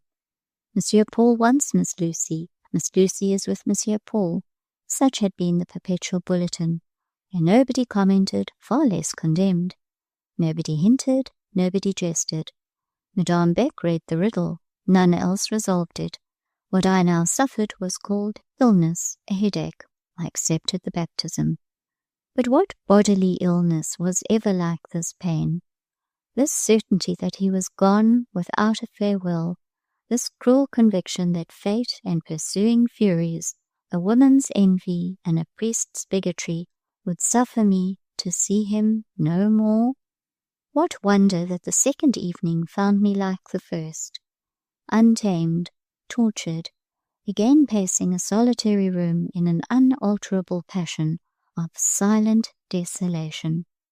Madame Beck did not herself summon me to bed that night. She did not come near me. She sent Ginevra Fanshawe. A more efficient agent for the purpose she could not have employed. Ginevra's first words, "Is your headache very bad tonight?" For Ginevra, like the rest, thought I had a headache, an intolerable headache which made me frightfully white in the face and insanely restless in the foot. Her first words, I say, inspired the impulse to flee anywhere, so that it were only out of reach. And soon, what followed, plaints about her own headaches, completed the business. I went upstairs. Presently I was in my bed, my miserable bed, haunted with quick scorpions. I had not been laid down 5 minutes when another emissary arrived. Goton came, bringing me something to drink. I was consumed with thirst. I drank eagerly. The beverage was sweet, but I tasted a drug. "Madame says it will make you sleep." "Shoo shoo," said Goton as she received back the emptied cup. Ah, the sedative had been administered. In fact, they had given me a strong opiate. I was to be held quiet for one night. The household came to bed. The night light was lit, the dormitory hushed. Sleep soon reigned. Over those pillows, sleep won an easy supremacy. Contented sovereign over heads and hearts which did not ache, he passed by the unquiet. The drug wrought. I know not whether Madame had overcharged or undercharged the dose. Its result was not that she intended. Instead of stupor came excitement. I became alive to new thought, to reverie peculiar in colouring. The gathering call ran among the faculties. Their bugles sang. Their trumpets rang an untimely summons. Imagination was roused from her rest, and she came forth impetuous and venturous. With scorn she looked on matter, her mate. "Rise," she said, "sluggard, this night I will have my will, nor shalt thou prevail." "Look forth and view the night," was her cry. And when I lifted the heavy blind from the casement close at hand, With her own royal gesture, she showed me a moon supreme in an element deep and splendid. To my gasping senses, she made the glimmering gloom, the narrow limits, the oppressive heat of the dormitory intolerable. She lured me to leave this den and follow her forth into dew, coolness, and glory. She brought upon me a strange vision of Villette at midnight. Especially, she showed the park, the summer park, with its long alleys, all silent, lone, and safe. Among these lay a huge stone basin. That basin I knew, and beside which I had often stood, deep set in the tree shadows, brimming with cool water, clear with a green leafy rushy bed. What of all this? The park gates were shut up, locked, sentinelled. The place could not be entered. Could it not? A point worth considering, and while revolving it, I mechanically dressed. Utterly incapable of sleeping or lying still, excited from head to foot, what could I do better than dress? The gates were locked, soldiers set before them. Was there then no admission to the park? The other day, in walking past, I had seen, without then attending to the circumstance, a gap in the paling, one stake broken down. I now saw this gap again in recollection, saw it very plainly. The narrow, irregular aperture visible between the stems of the lindens, planted orderly as a colonnade. A man could not have made his way through that aperture, nor could a stout woman, perhaps not Madame Beck, but I thought I might. I fancied I should like to try, and once within, at this hour, the whole park would be mine. The moonlight, midnight park. How soundly the dormitory slept. What deep slumbers. What quiet breathing. How very still the whole large house. What was the time? I felt restless to know. There stood a clock in the classe below. What hindered me from venturing down to consult it? As such a moon, its large white face and jet black figures must be vividly distinct. As for hindrance to this step, they offered not so much as a creaking hinge or a clicking latch. On these hot July nights, close air could not be tolerated, and the chamber door stood wide open. Will the dormitory planks sustain my tread untraitorous? Yes. I know wherever a board is loose, and will avoid it. The oak staircase creaks somewhat as I descend, but not much. I am in the carré. The great classe doors are close shut. They are bolted. On the other hand, the entrance to the corridor stands open. The classes seem to my thought great dreary jails, buried far back beyond thoroughfares, and for me, filled with spectral and intolerable memories, laid miserable amongst their straw and their manacles. The corridor offers a cheerful vista, leading to the high vestibule, which opens direct upon the street. Hush! The clock strikes. Ghostly deep as is the stillness of this convent, it is only 11. While my ear follows to silence the hum of the last stroke, I catch faintly from the built-out capital a sound like bells, or like a band, a sound where sweetness, where victory, where morning blend. Oh, to approach this music nearer, to listen to it alone by the rushy basin. Let me go, oh, let me go. What hinders, what does not aid freedom? There, in the corridor, hangs my garden costume, my large hat, my shawl. There is no lock on the huge, heavy porte-cochere. There is no key to seek. It fastens with a sort of spring bolt, not to be opened from the outside, but which, from within, may be noiselessly withdrawn. Can I manage it? It yields to my hand, yields with propitious facility. I wonder, as that portal seems almost spontaneously to unclose, I wonder, as I cross the threshold and step on the paved street, wonder at the strange ease with which this prison has been forced. It seems as if I had been pioneered invisibly, as if some dissolving force had gone before me. For myself, I have scarce made an effort. Quiet Rue Fete. I find on this pavement that wanderer wooing summer night of which I mused.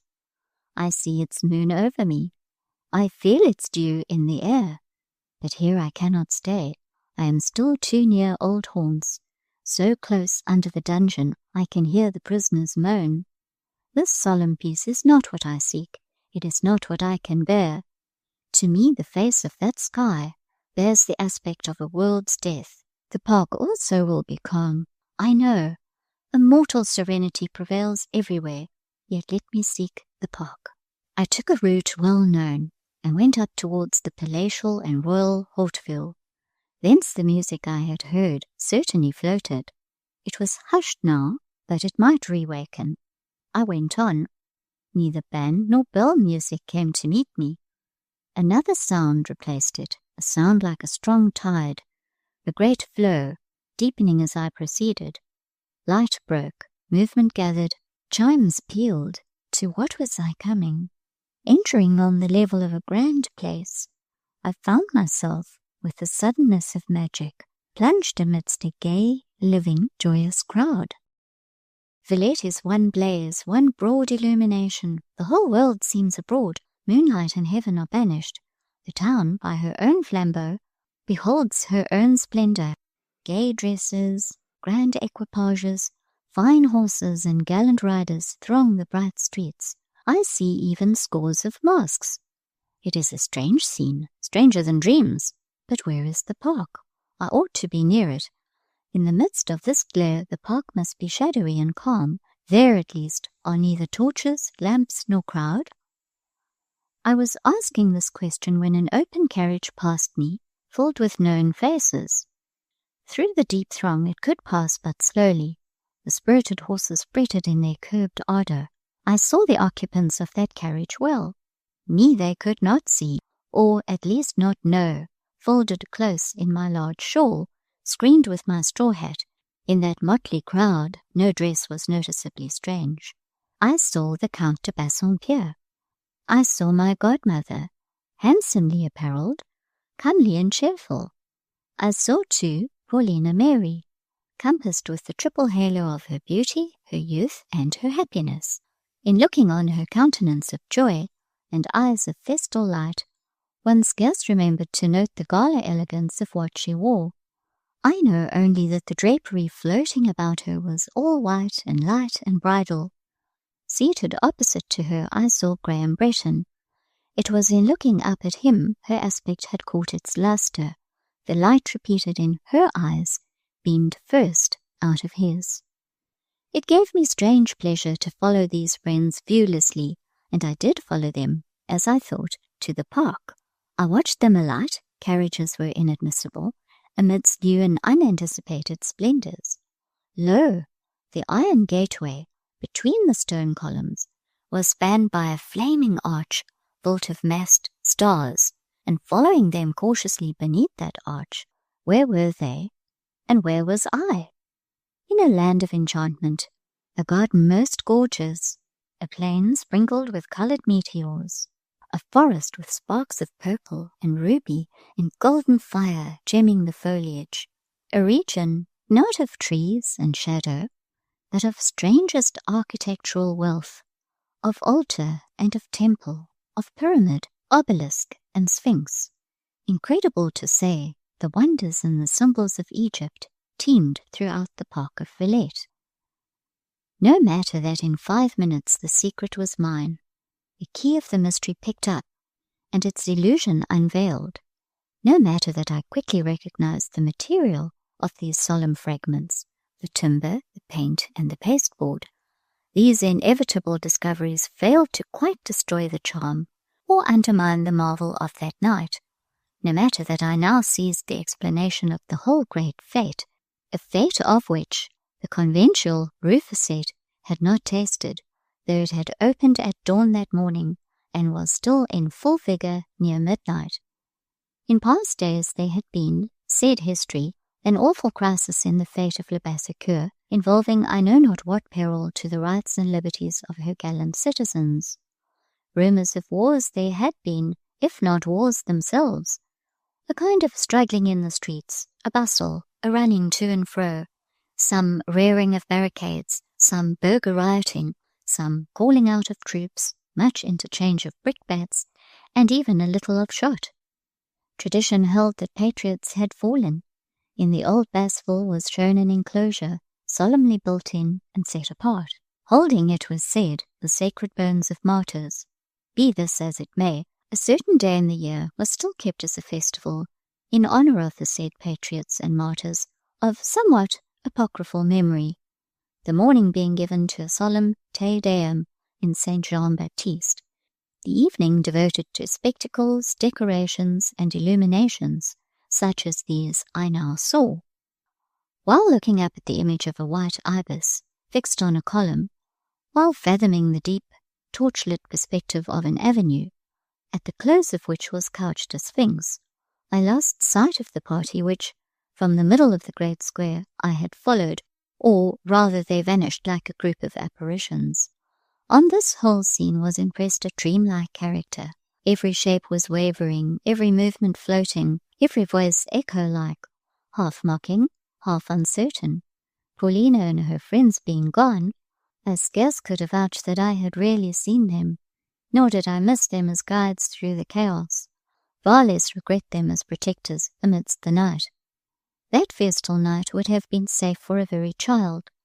Half the peasantry had come in from the outlying environs of Villette, and the decent burghers were all abroad and around, dressed in their best.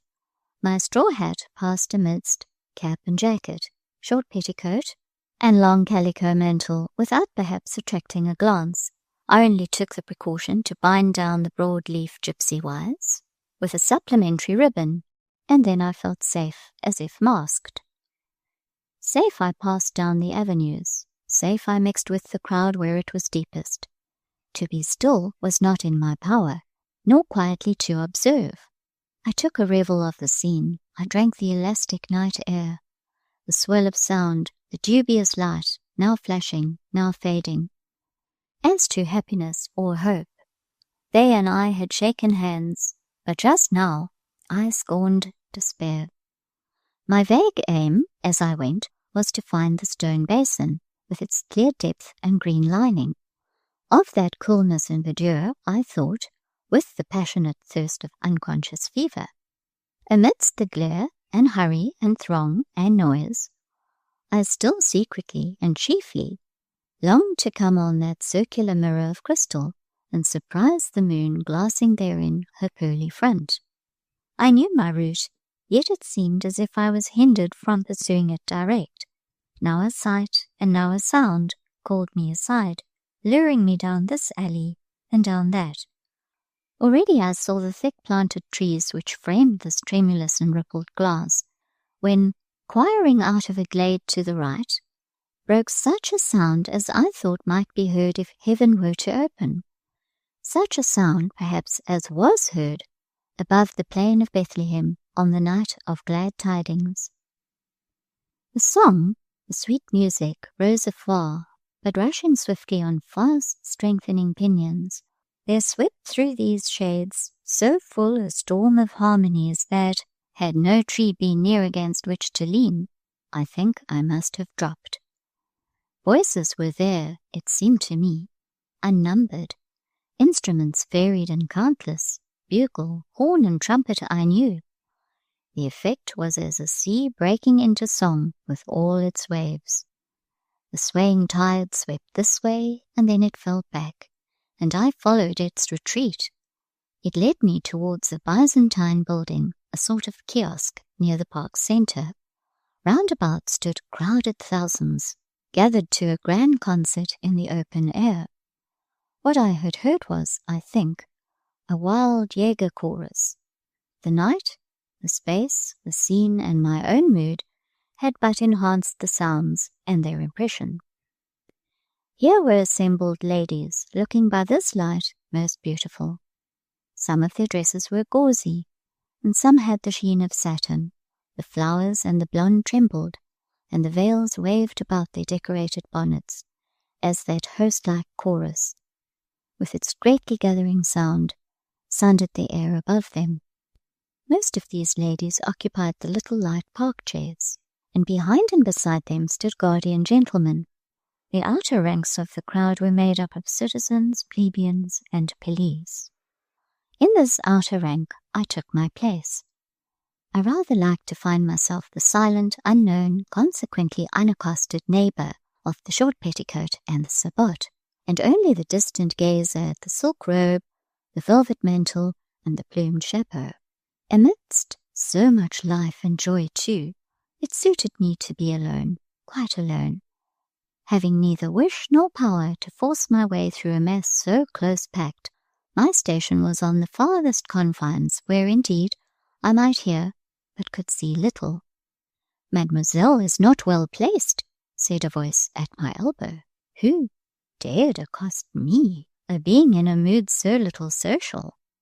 I turned, rather to repel than to reply.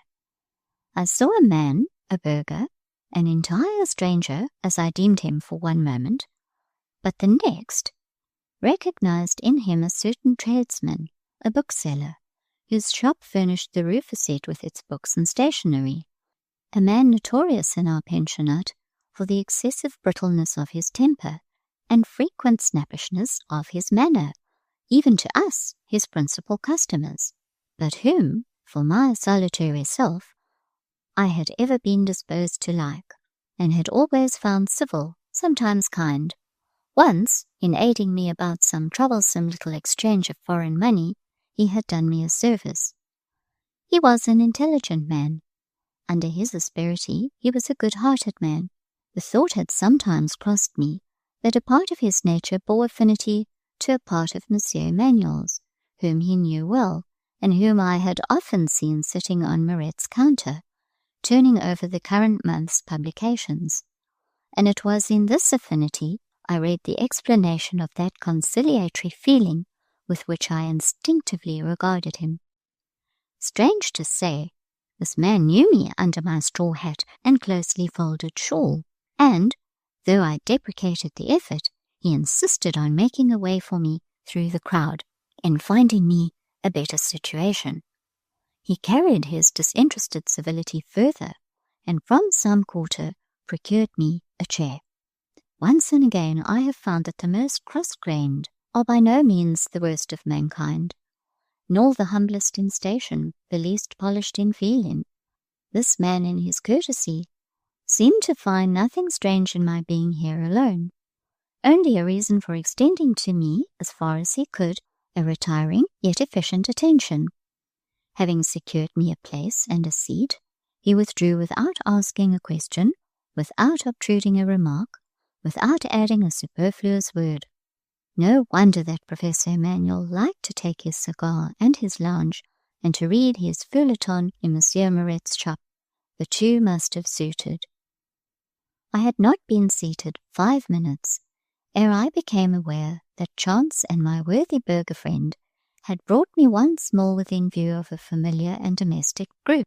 Right before me sat the Bretons and the Bassompierres. Within reach of my hand, had I chosen to extend it, sat a figure like a fairy queen, whose array, lilies, and their leaves seemed to have suggested, whatever was not spotless white, being forest green. My godmother, too, sat so near that had I leaned forward, my breath might have stirred the ribbon of her bonnet. They were too near. Having been just recognized by a comparative stranger, I felt uneasy at this close vicinage of intimate acquaintance. It made me quite start when Mrs. Bretton, turning to Mr. Home, and speaking out of a kind impulse of memory, said, "I wonder what my steady little Lucy would say to all this, if she were here. I wish we had brought her. She would have enjoyed it much." So she would, in her grave, sensible fashion. "It is a pity, but we had asked her," rejoined the kind gentleman, and added, "I like to see her so quietly pleased, so little moved, yet so content." Dear were they both to me. Dear are they to this day in their remembered benevolence. Little knew they the rack of pain which had driven Lucy almost into fever, and brought her out, guideless and reckless, urged and drugged to the brink of frenzy. I had half a mind to bend over the elder's shoulders, and answer their goodness with the thanks of my eyes. Monsieur de Bassompierre did not well know me, but I knew him, and honoured and admired his nature, with all its plain sincerity, its warm affection, and unconscious enthusiasm. Possibly I might have spoken, but just then Graham turned. He turned with one of his stately, firm movements, so different from those of a sharp-tempered, undersized man. There was behind him a throng, 100 ranks deep. There were thousands to meet his eye and divide its scrutiny. Why then did he concentrate all on me, oppressing me with the whole force of that full blue steadfast orb? Why, if he would look, did not one glance satisfy him?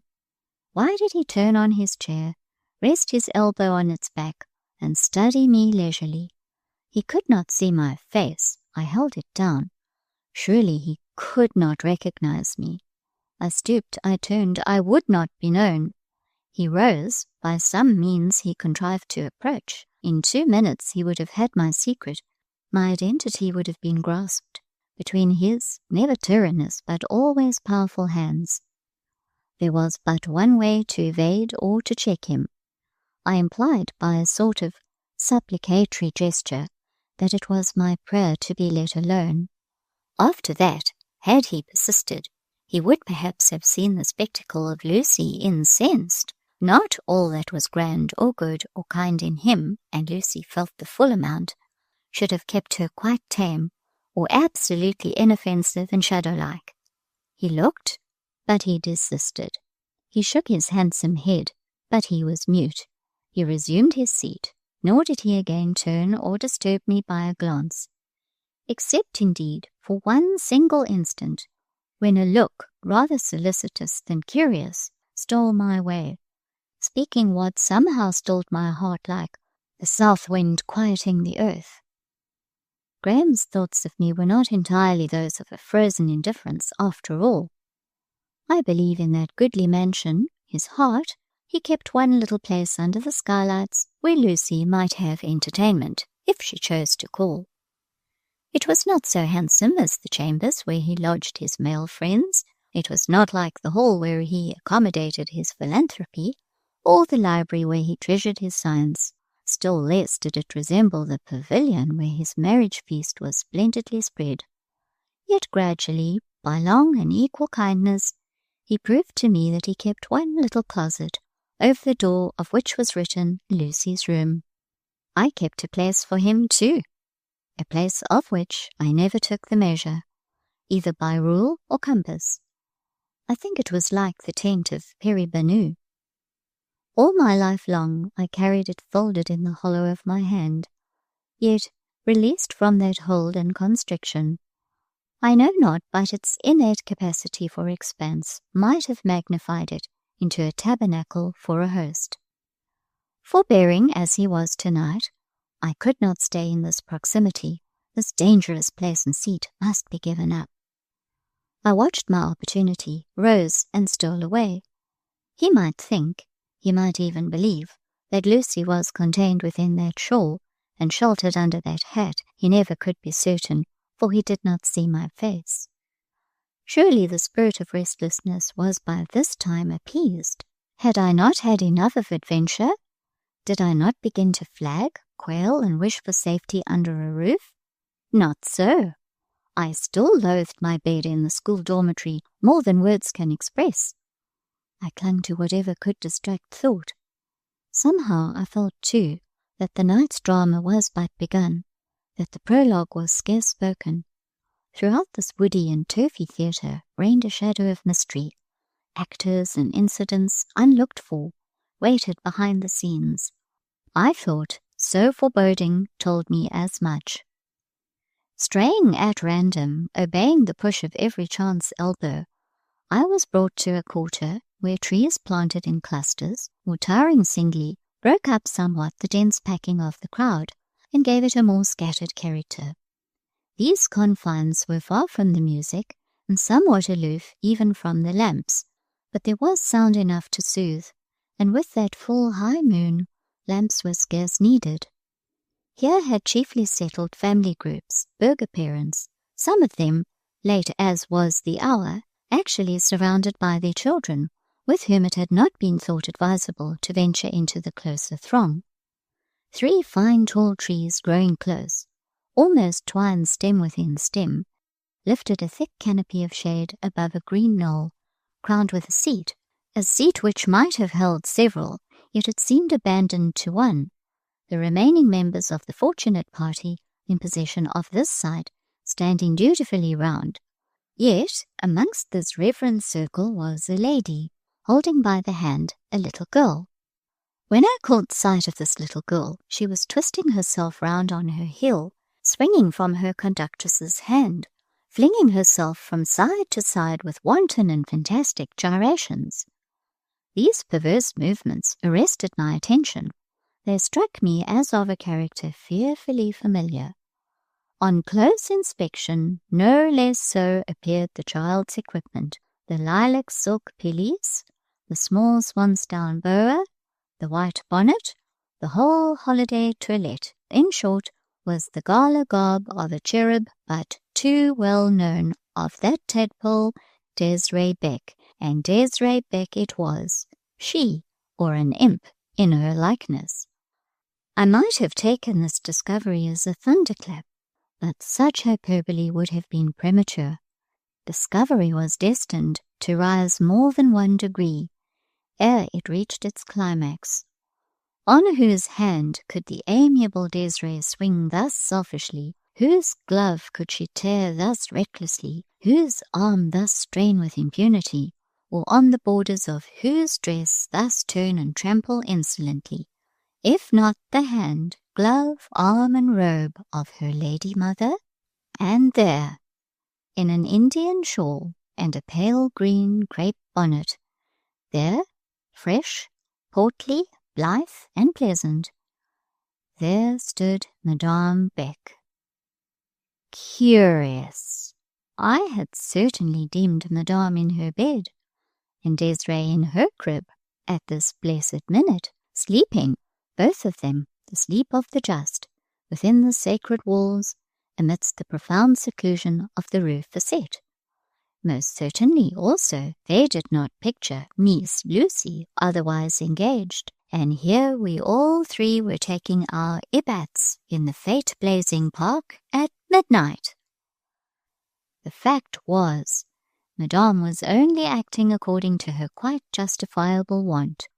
I remembered now I had heard it said among the teachers, though without at the time particularly noticing the gossip, that often, when we thought Madame in her chamber sleeping, she was gone, full dressed, to take her pleasure at operas, or plays, or balls. Madame had no sort of taste for a monastic life, and took care, largely, though discreetly, to season her existence with a relish of the world. 6 gentlemen of her friends stood about her. Amongst these I was not slow to recognize 2 or 3. There was her brother, Monsieur Victor Kint. There was another person, moustached and with long hair, a calm, taciturn man, but whose traits bore a stamp and a semblance I could not mark unmoved. Amidst reserve and phlegm, amidst contrasts of character and of countenance, something there still was which recalled a face, mobile, fervent, feeling, a face changeable, now clouded and now alight, a face from my world taken away, for my eyes lost, but where my best spring hours of life had alternated in shadow and in glow, that face where I had often seen movements so near the signs of genius, that why they did not shine fully out the undoubted fire, the thing, the spirit, and the secret itself, I could never tell. Yes, this Joseph Emmanuel, this man of peace, reminded me of his ardent brother. Besides Monsieur Victor and Joseph, I knew another of this party. This 3rd person stood behind and in the shade. His attitude, too, was stooping, yet his dress and bald white head made him the most conspicuous figure of the group. He was an ecclesiastic. He was Père Silas. Do not fancy, reader, that there was any inconsistency in the priest's presence at this fete. This was not considered a show of Vanity Fair, but a commemoration of patriotic sacrifice. The church patronized it, even with ostentation. There were troops of priests in the park that night. Père Silas stooped over the seat with its single occupant, the rustic bench, and that which sat upon it. A strange mass it was, bearing no shape, yet magnificent.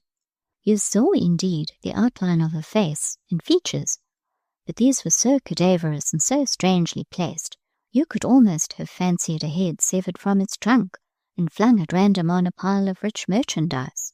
The distant lamp-rays glanced on clear pendants, on broad rings.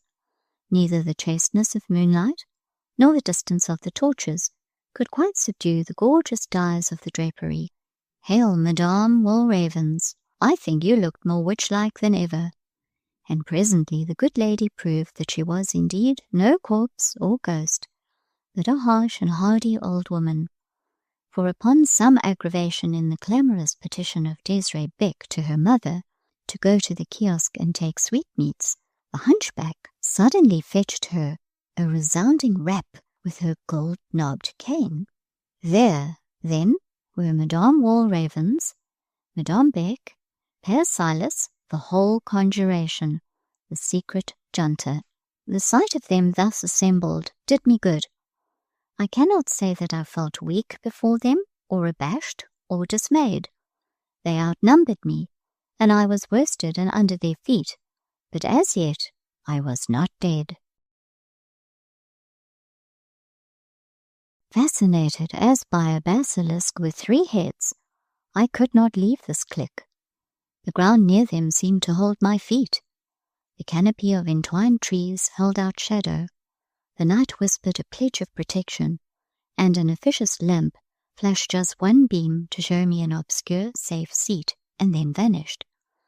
Let me now briefly tell the reader all that, during the past dark fortnight, I have been silently gathering from rumour, respecting the origin and the object of Monsieur Emmanuel's departure.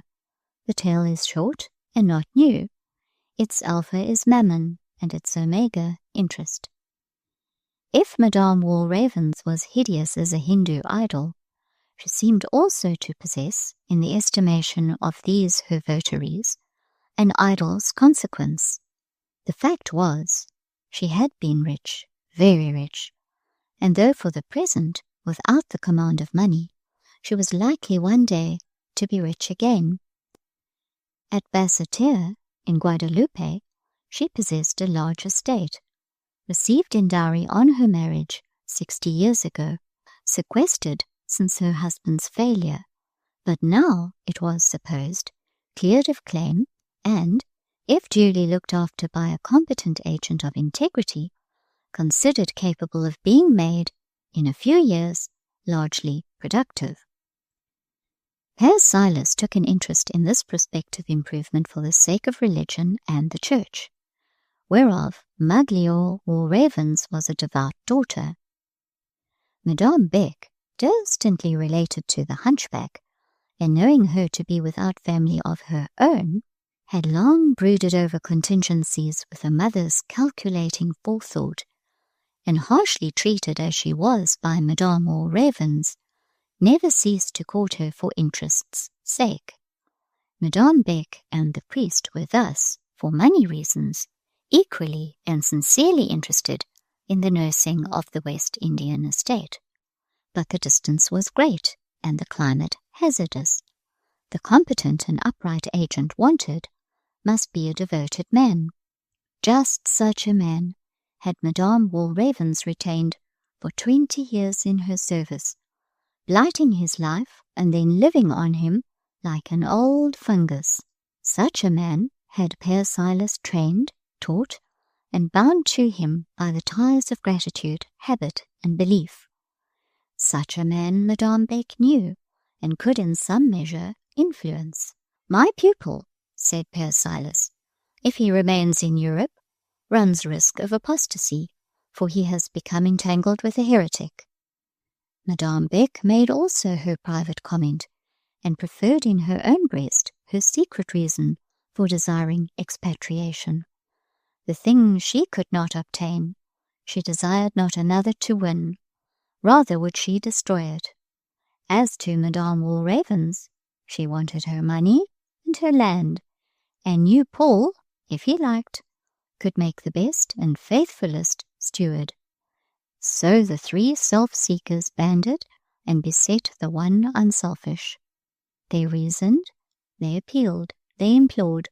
On his mercy they cast themselves. Into his hands they confidingly thrust their interests. They asked but 2 or 3 years of devotion. After that he should live for himself. One of the number, perhaps, wished that in the meantime he might die.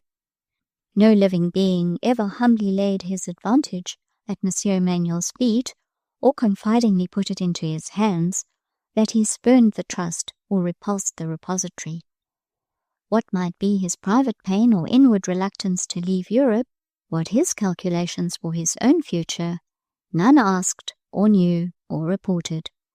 All this was a blank to me. His conferences with his confessor I might guess. The part duty and religion were made to play and the persuasions used I might conjecture. He was gone and had made no sign. There my knowledge closed. With my head bent and my forehead resting on my hands, I sat amidst grouped tree stems and branching brushwood. Whatever talk passed amongst my neighbours, I might hear if I would. I was near enough. But for some time there was scarce motive to attend. They gossiped about the dresses, the music, the illuminations, the fine night. I listened to hear them say, "It is calm weather for his voyage. The Antigua, his ship, will sail prosperously." No such remark fell. Neither the Antigua, nor her course, nor her passenger were named. Perhaps the light chat scarcely interested old Madame Walravens more than it did me. She appeared restless, turning her head now to this side, now that, looking through the trees and among the crowd, as if expectant of an arrival and impatient of delay. "Où sont-ils? Pourquoi ne viennent-ils?" I heard her mutter more than once, and at last, as if determined to have an answer to her question, which hitherto none seemed to mind, she spoke aloud this phrase, a phrase brief enough, simple enough, but it sent a shock through me. "Monsieur et Madame," said she, "où donc est Justine Marie?" Justine Marie? What was this? Justine Marie? The dead nun? Where was she? Why, in her grave, Madame Walravens. What can you want with her? You shall go to her, but she shall not come to you.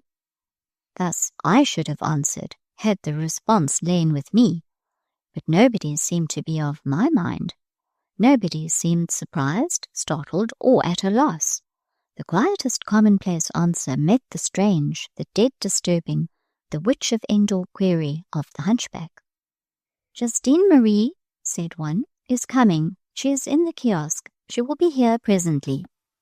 Out of this question and reply sprang a change in the chat. Chat it still remained, easy, desultory, familiar gossip. Hint, allusion, comment went round the circle, but all so broken, so dependent on references to persons not named, or circumstances not defined, that listen as intently as I would, and I did listen, now, with a fated interest, I could make out no more than that some scheme was on foot, in which this ghostly Justine Marie, dead or alive, was concerned. This family junta seemed grasping at her somehow, for some reason. It seemed question of a marriage, of a fortune, for whom I could not quite make out. Perhaps for Victor Kent, perhaps for Joseph Emmanuel. Both were bachelors. Once I thought the hints and jests rained upon a young fair-haired foreigner of the party, whom they called Heinrich Müller. Amidst all the badinage, Madame Walravens still obtruded from time to time hoarse, cross-grained speeches, her impatience being diverted only by an implacable surveillance of Desiree, who could not stir but the old woman menaced her with her staff. "La, voilà!" suddenly cried one of the gentlemen. "Voilà Justine Marie qui arrive." This moment was for me peculiar. I called up to memory the pictured nun on the panel. Present to my mind was the sad love story, I saw in thought the vision of the garret, the apparition of the alley, the strange birth of the berceau. I underwent a presentiment of discovery, a strong conviction of coming disclosure. Ah! When imagination once runs riot, where do we stop? What winter trees so bare and branchless? What wayside, hedge-munching animal so humble that fancy, a passing cloud, and a struggling moonbeam will not clothe it in spirituality and make of it a phantom? With solemn force pressed on my heart, the expectation of mystery breaking up. Hitherto I had seen the spectre only through a glass darkly. Now was I to behold it face to face. I leaned forward. I looked. "She comes!" cried Joseph Emmanuel. The circle opened as if opening to admit a new and welcome member. At this instant a torch chanced to be carried past. Its blaze aided the pale moon in doing justice to the crisis, in lighting to perfection the denouement pressing on. Surely those near me must have felt some little of the anxiety I felt, in degrees so unmeted. Of that group the coolest must have held his breath for a time. As for me, my life stood still. It is over. The moment and the nun are come. The crisis and the revelation are passed by. The flambeau glares, still within a yard, held up in a park-keeper's hand. Its long, eager tongue of flame almost licks the figure of the expected. There, where she stands full in my sight. What is she like? What does she wear? How does she look? Who is she? There are many masks in the park tonight, and as the hour wears late, so strange a feeling of revelry and mystery begins to spread abroad that scarce would you discredit me, reader, were I to say that she is like the nun of the attic, that she wears black skirts and white head-clothes, that she looks the resurrection of the flesh, and that she is a risen ghost. All falsities, all figments.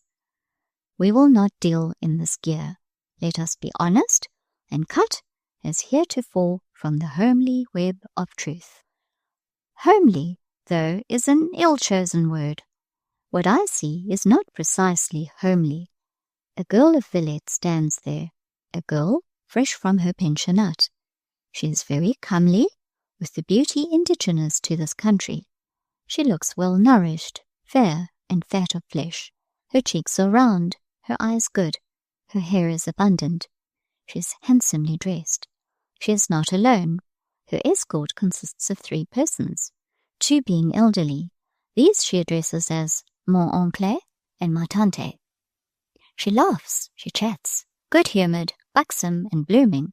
She looks, at all points, the bourgeois belle. So much for Justine Marie. So much for ghosts and mystery. Not that this last was solved. This girl certainly is not my nun. What I saw in the garret and garden must have been taller by a span. We have looked at the city belle. We have cursorily glanced at the respectable old uncle and aunt. Have we a stray glance to give to the 3rd member of this company? Can we spare him a moment's notice? We ought to distinguish him so far, reader. He has claims on us. We do not now meet him for the first time. I clasped my hands very hard, and I drew my breath very deep. I held in the cry. I devoured the ejaculation. I forbade the start. I spoke, and I stirred no more than a stone. But I knew what I looked on. Through the dimness left in my eyes by many nights' weeping, I knew him. They said he was to sail by the Antigua. Madame Beck said so. She lied. Or she had uttered what was once truth, and failed to contradict it when it became false. The Antigua was gone, and there stood Paul Emmanuel. Was I glad? A huge load left me. Was it a fact to warrant joy? I know not. Ask first, what were the circumstances attendant on this respite? How far did this delay concern me? Were there not those whom it might touch more nearly? After all, who may this young girl, this Justine Marie, be? Not a stranger, reader. She is known to me by sight. She visits at the Rue Fete. She is often of Madame Beck's Sunday parties. She is a relation of both the Becks and Walravens. She derives her baptismal name from the sainted nun who would have been her aunt had she lived. Her patronymic is Servieux. She is an heiress and an orphan, and Monsieur Manuel is her guardian. Some say her godfather. The family junta wish this heiress to be married to one of their band. Which is it? Vital question, which is it?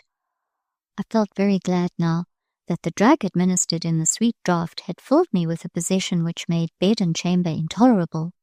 I always, through my whole life, like to penetrate to the real truth.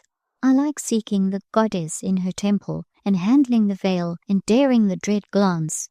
O Titaness among deities, the covered outline of thine aspect sickens often through its uncertainty, but define to us one trait, show us one lineament, clear in awful sincerity. We may gasp in untold terror, but with that gasp we drink in a breath of thy divinity. Our heart shakes, and its currents sway like rivers lifted by earthquake, but we have swallowed strength. To see and know the worst is to take from fear her main advantage. The Walravens' party, augmented in numbers, now became very gay. The gentlemen fetched refreshments from the kiosk. All sat down on the turf under the trees. They drank healths and sentiments. They laughed, they jested. Monsieur Emmanuel underwent some raillery, half good-humoured, half, I thought, malicious, especially on Madame Beck's part. I soon gathered that his voyage had been temporarily deferred of his own will, without the concurrence, even against the advice, of his friends. He had let the Antigua go, and had taken his berth in the Paul et Virginie, appointed to sail a fortnight later. It was his reason for this resolve which they teased him to assign, and which he would only vaguely indicate as the settlement of a little piece of business which he had set his heart upon. What was this business? Nobody knew. Yes, there was one who seemed partly, at least, in his confidence. A meaning look passed between him and Justine Marie. La petite va m'aider, n'est-ce pas? Said he. The answer was prompt enough. God knows. Mais oui, je vous adorerai de tout mon cœur. Vous ferez de moi tout ce que vous voudrez, mon parrain. And this dear parrain took her hand and lifted it to his grateful lips. Upon which demonstration I saw the light-complexioned young Teuton, Heinrich Müller, grow restless, as if he did not like it. He even grumbled a few words, whereat Monsieur Manuel actually laughed in his face, and with the ruthless triumph of the assured conqueror, he drew his ward nearer to him. Monsieur Manuel was indeed very joyous that night. He seemed not one whit subdued by the change of scene and action impending. He was the true life of the party, a little despotic, perhaps, determined to be chief in mirth, as well as in labour, yet from moment to moment proving indisputably his right of leadership. His was the wittiest word, pleasantest anecdote, the frankest laugh. Restlessly active, after his manner, he multiplied himself to wait on all, but oh, I saw which was his favourite. I saw at whose feet he lay on the turf. I saw whom he folded carefully from the night air, whom he tended, watched, and cherished as the apple of his eye. Still, hint and raillery flew thick, and still I gathered that while Monsieur Paul should be absent, working for others, these others, not quite ungrateful, would guard for him the treasure he left in Europe. Let him bring them an Indian fortune. They would give him in return a young bride and a rich inheritance.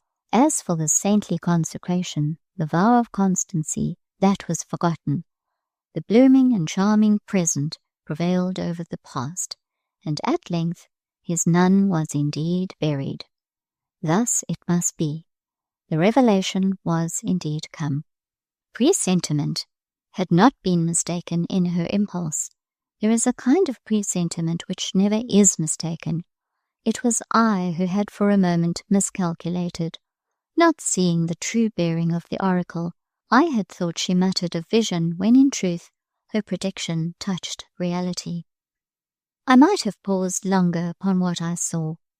I might have deliberated ere I drew inferences. Some perhaps would have held the premises doubtful, the proofs insufficient. Some slow skeptics would have incredulously examined ere they conclusively accepted the project of a marriage between a poor and unselfish man of 40 and his wealthy ward of 18. But far from me such shifts and palliatives, far from me such temporary evasion of the actual, such coward fleeing from the dread, the swift-footed, the all-overtaking fact, such feeble suspense of submission to her, the sole sovereign, such paltering and faltering resistance to the power whose errand is to march conquering and to conquer, such traitor defection from the truth. No, I hastened to accept the whole plan. I extended my grasp and took it all in. I gathered it to me with a sort of rage of haste, and folded it round me, as the soldier struck on the field folds his colours about his breast. I invoked conviction to nail upon me the certainty, abhorred while embraced, to fix it with the strongest spikes her strongest strokes could drive. And when the iron had entered well my soul, I stood up, as I thought, renovated. In my infatuation I said, "Truth, you are a good mistress to your faithful servants." While a lie pressed me, how I suffered, even when the falsehood was still sweet, still flattering to the fancy, and warm to the feelings. It wasted me with hourly torment. The persuasion that affection was won could not be divorced from the dread that, by another turn of the wheel, it might be lost. Truth stripped away falsehood, and flattery and expectancy, and here I stand, free. Nothing remained now but to take my freedom to my chamber, to carry it with me to my bed, and see what I could make of it. The play was not yet, indeed, quite played out. I might have waited and watched longer that love scene under the trees, that sylvan courtship. Had there been nothing of love in the demonstration, my fancy in this hour was so generous, so creative, she could have modelled for it the most salient lineaments, and given it the deepest life and highest colour of passion. But I would not look. I had fixed my resolve, but I would not violate my nature. And then something tore me so cruelly under my shawl, something so dug into my side, a vulture so strong in beak and talon. I must be alone to grapple with it. I think I never felt jealousy till now. This was not like enduring the endearments of Dr. John and Paulina, against which, while I sealed my eyes and my ears, while I withdrew thence my thoughts, my sense of harmony still acknowledged in it a charm. This was an outrage. The love born of beauty was not mine. I had nothing in common with it. I could not dare to meddle with it, but another love, venturing diffidently into life after long acquaintance, furnace tried by pain, stamped by constancy, consolidated by affection's pure and durable alloy, submitted by intellect to intellect's own tests, and finally wrought up, by his own process, to his own unflawed completeness. This love that laughed at passion, his fast frenzies and his hot and hurried extinction, in this love I had a vested interest, and whatever tended either to its culture or its destruction, I could not view impassively. I turned from the group of trees and the merry company in its shade. Midnight was long past. The concert was over. The crowds were thinning. I followed the ebb. Leaving the radiant park and well-lit Hauteville, still well-lit, this it seems was to be a nuit blanche in Villette, I sought the dim lower quarter. Dim, I should not say, for the beauty of moonlight, forgotten in the park, here once more flowed in upon perception. High she rode, and calm and stainlessly she shone. The music and the mirth of the fete, the fire and bright hues of those lamps, had outdone and outshone her for an hour. But now, again, her glory and her silence triumphed. The rival lamps were dying. She held her course like a white fate. Drum, trumpet, bugle had uttered their clangour, and were forgotten. With pencil ray she wrote on heaven and on earth records for archives everlasting. She and those stars seemed to me at once the types and witnesses of truth all regnant. The night sky lit her reign, like its slow wheeling progress, advanced her victory, that onward movement which has been, and is, and will be, from eternity to eternity. These oil-twinkling streets are very still. I like them for their lowliness and peace. Homeward-bound burghers pass me now and then, but these companies are pedestrians, make little noise, and are soon gone. So well do I love Villette under her present aspect, not willingly would I re-enter under a roof, but that I am bent on pursuing my strange adventure to a successful close, and quietly regaining my bed in the great dormitory before Madame Beck comes home. Only one street lies between me and the Rue Fete. As I enter it for the first time, the sound of a carriage tears up the deep peace of this quarter. It comes this way, comes very fast. How loud sounds its rattle on the paved path. The street is narrow, and I keep carefully to the causeway. The carriage thunders past, but what do I see, or fancy I see, as it rushes by? Surely something white fluttered from that window. Surely a hand waved a handkerchief. Was that signal meant for me? Am I known? Who could recognize me? That is not Monsieur de Bassompierre's carriage, nor Mrs. Bretton's, and besides, neither the Hotel Crecy nor the Chateau of La Terrasse lies in that direction. Well, I have no time for conjecture. I must hurry home. Gaining the Rue Fete, reaching the pensionnat, all there was still. No fiacre had yet arrived with Madame and Desiree. I had left the great door ajar. Should I find it thus? Perhaps the wind or some other accident may have thrown it to, with sufficient force to start the spring-bolt. In that case, hopeless became admission. My adventure must issue in catastrophe. I lightly pushed the heavy leaf. Would it yield? Yes, as soundless, as unresisting, as if some propitious genius had waited on a sesame charm in the vestibule within. Entering with bated breath, quietly making all fast, shoelessly mounting the staircase, I sought the dormitory and reached my couch. I reached it and once more drew a free inspiration. The next moment I almost shrieked, almost, but not quite, thank heaven. Throughout the dormitory, throughout the house, there reigned at this hour the stillness of death. All slept, and in such hush it seemed that none dreamed. Stretched on the 19 beds lay 19 forms, at full length and motionless. On mine, the 20th couch, nothing ought to have lain. I had left it void, and void should have found it. What then do I see between the half-drawn curtains? What dark, usurping shape, supine, long, and strange? Is it a robber who has made his way through the open street door and lies there in wait? It looks very black. I think it looks not human. Can it be a wandering dog that has come in from the street and crept and nestled hither? Will it spring? Will it leap out if I approach? Approach I must. Courage! One step. My head reeled, for by the faint night lamp I saw stretched on my bed the old phantom, the nun. A cry at this moment might have ruined me. Be the spectacle what it might, I could afford neither consternation, scream, nor swoon. Besides, I was not overcome. Tempered by late incidents, my nerves disdained hysteria. Warm from illuminations, and music, and thronging thousands, thoroughly lashed up by a new scourge, I defied spectra.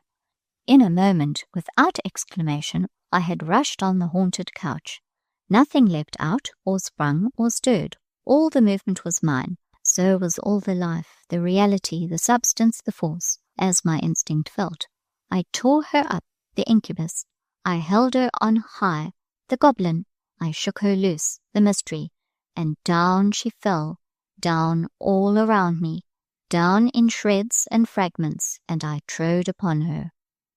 Here again, behold the branchless tree, the unstabled Rosinante, the film of cloud, the flicker of moonshine.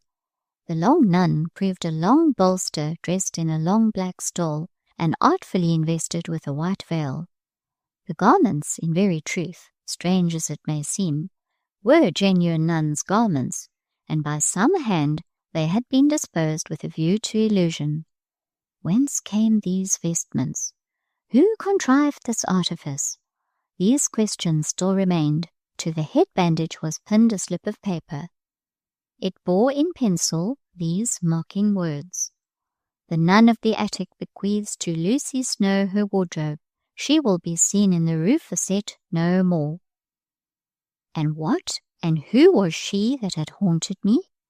She I had actually seen 3 times? Not a woman of my acquaintance had the stature of that ghost.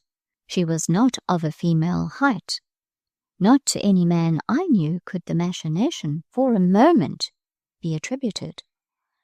Still mystified beyond expression, but as thoroughly as suddenly relieved from all sense of the spectral and unearthly, scorning also to wear out my brain with the fret of a trivial though insoluble riddle, I just bundled together stole, veil, and bandages, thrust them beneath my pillow, lay down, listened till I heard the wheels of Madame's home-returning fiacre, then turned, and worn out by many nights' vigils, conquered too perhaps by the now reacting narcotic, I deeply slept.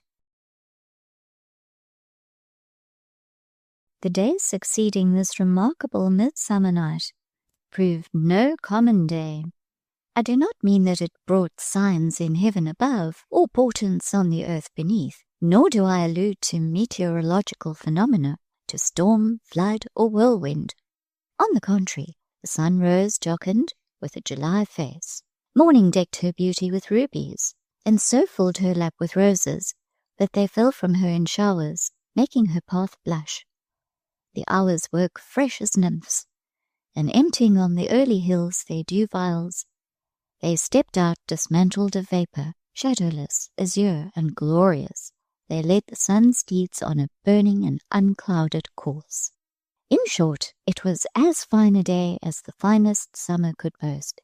But I doubt whether I was not the sole inhabitant of the Rue Fete who cared or remembered to note this pleasant fact.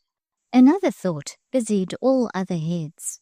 A thought, indeed, which had its share in my meditations, that this master consideration, not possessing for me so entire a novelty, so overwhelming a suddenness, especially so dense a mystery, as it offered to the majority of my co-speculators thereon, left me somewhat more open than the rest to any collateral observation or impression.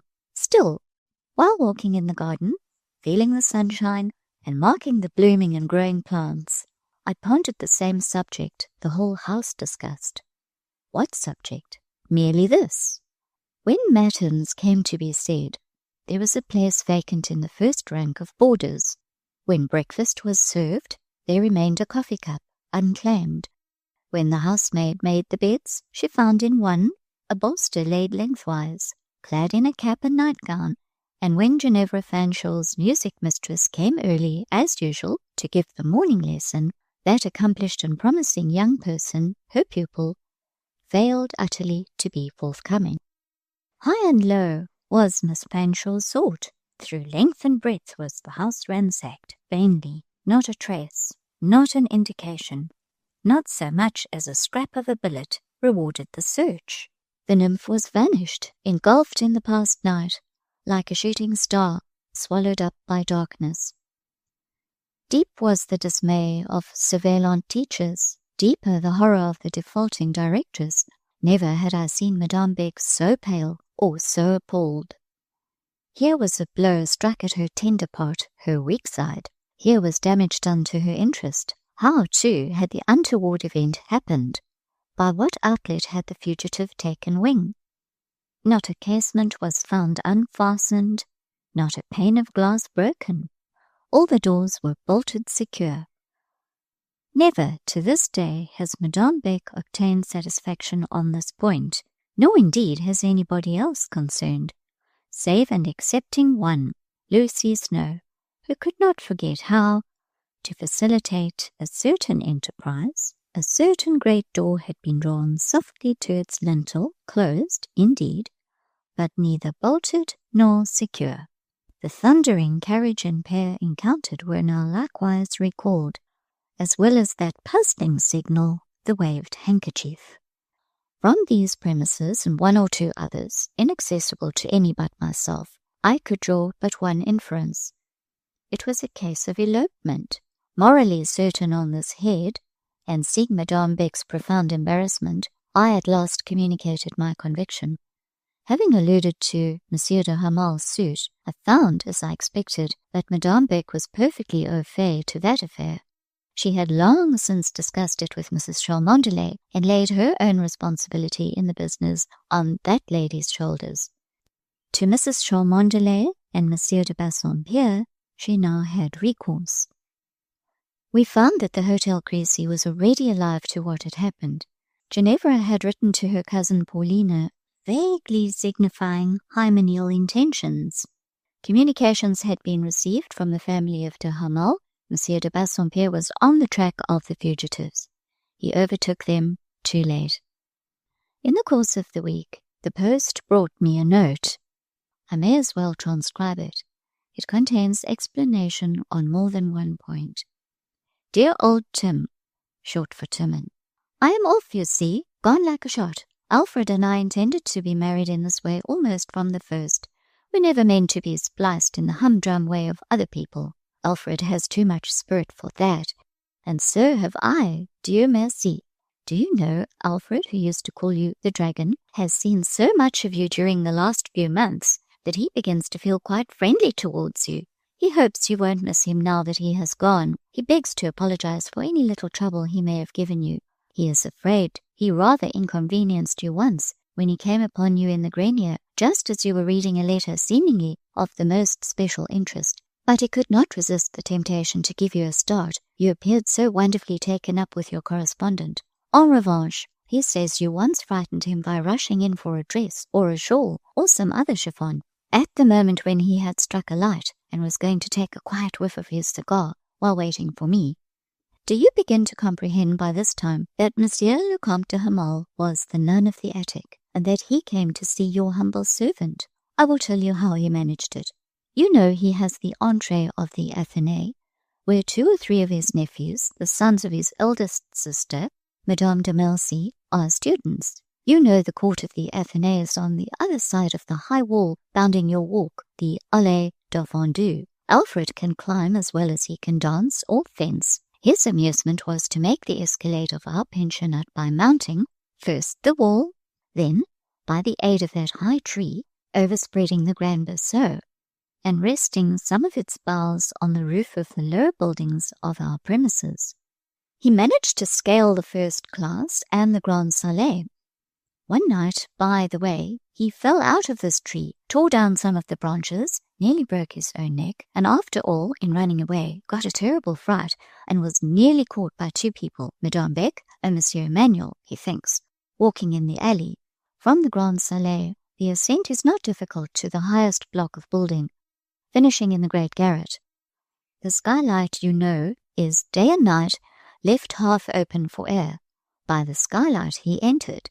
Nearly a year ago, I chanced to tell him our legend of the nun. That suggested his romantic idea of the spectral disguise, which I think you must allow he has very cleverly carried out.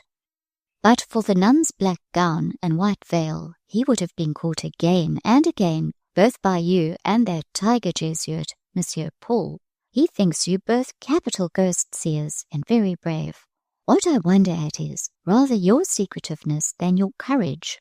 How could you endure the visitations of that long spectre, time after time, without crying out, telling everybody, and rousing the whole house and neighborhood? Oh, and how did you like the nun as a bedfellow? I dressed her up. Didn't I do it well?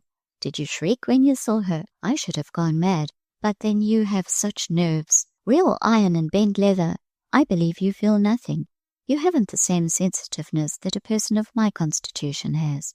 You seem to me insensible both to pain and fear and grief. You are a real old Diogenes.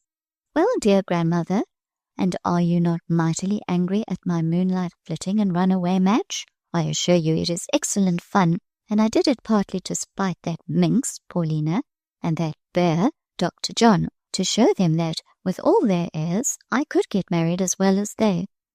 Monsieur de Bassompierre was at first in a strange fume with Alfred. He threatened a prosecution for détournement de mineur, and I know not what. He was so abominably in earnest that I found myself forced to do a little bit of the melodramatic. Go down on my knees, sob, cry, drench 3 pocket handkerchiefs. Of course, mon oncle soon gave in. Indeed, where was the use of making a fuss? I am married, and that's all about it. He still says our marriage is not legal because I am not of age, forsooth, as if that made any difference. I am just as much married as if I were 100. However, we are to be married again, and I am to have a trousseau, and Mrs. Cholmondeley is going to superintend it, and there are some hopes that Monsieur de Bassompierre will give me a decent portion, which will be very convenient, as dear Alfred has nothing but his nobility, native and hereditary, and his pay. I only wish Uncle would do things unconditionally, in a generous, gentlemanlike fashion. He is so disagreeable as to make the dowry depend on Alfred's giving his written promise that he will never touch cards or dice from the day it is paid down.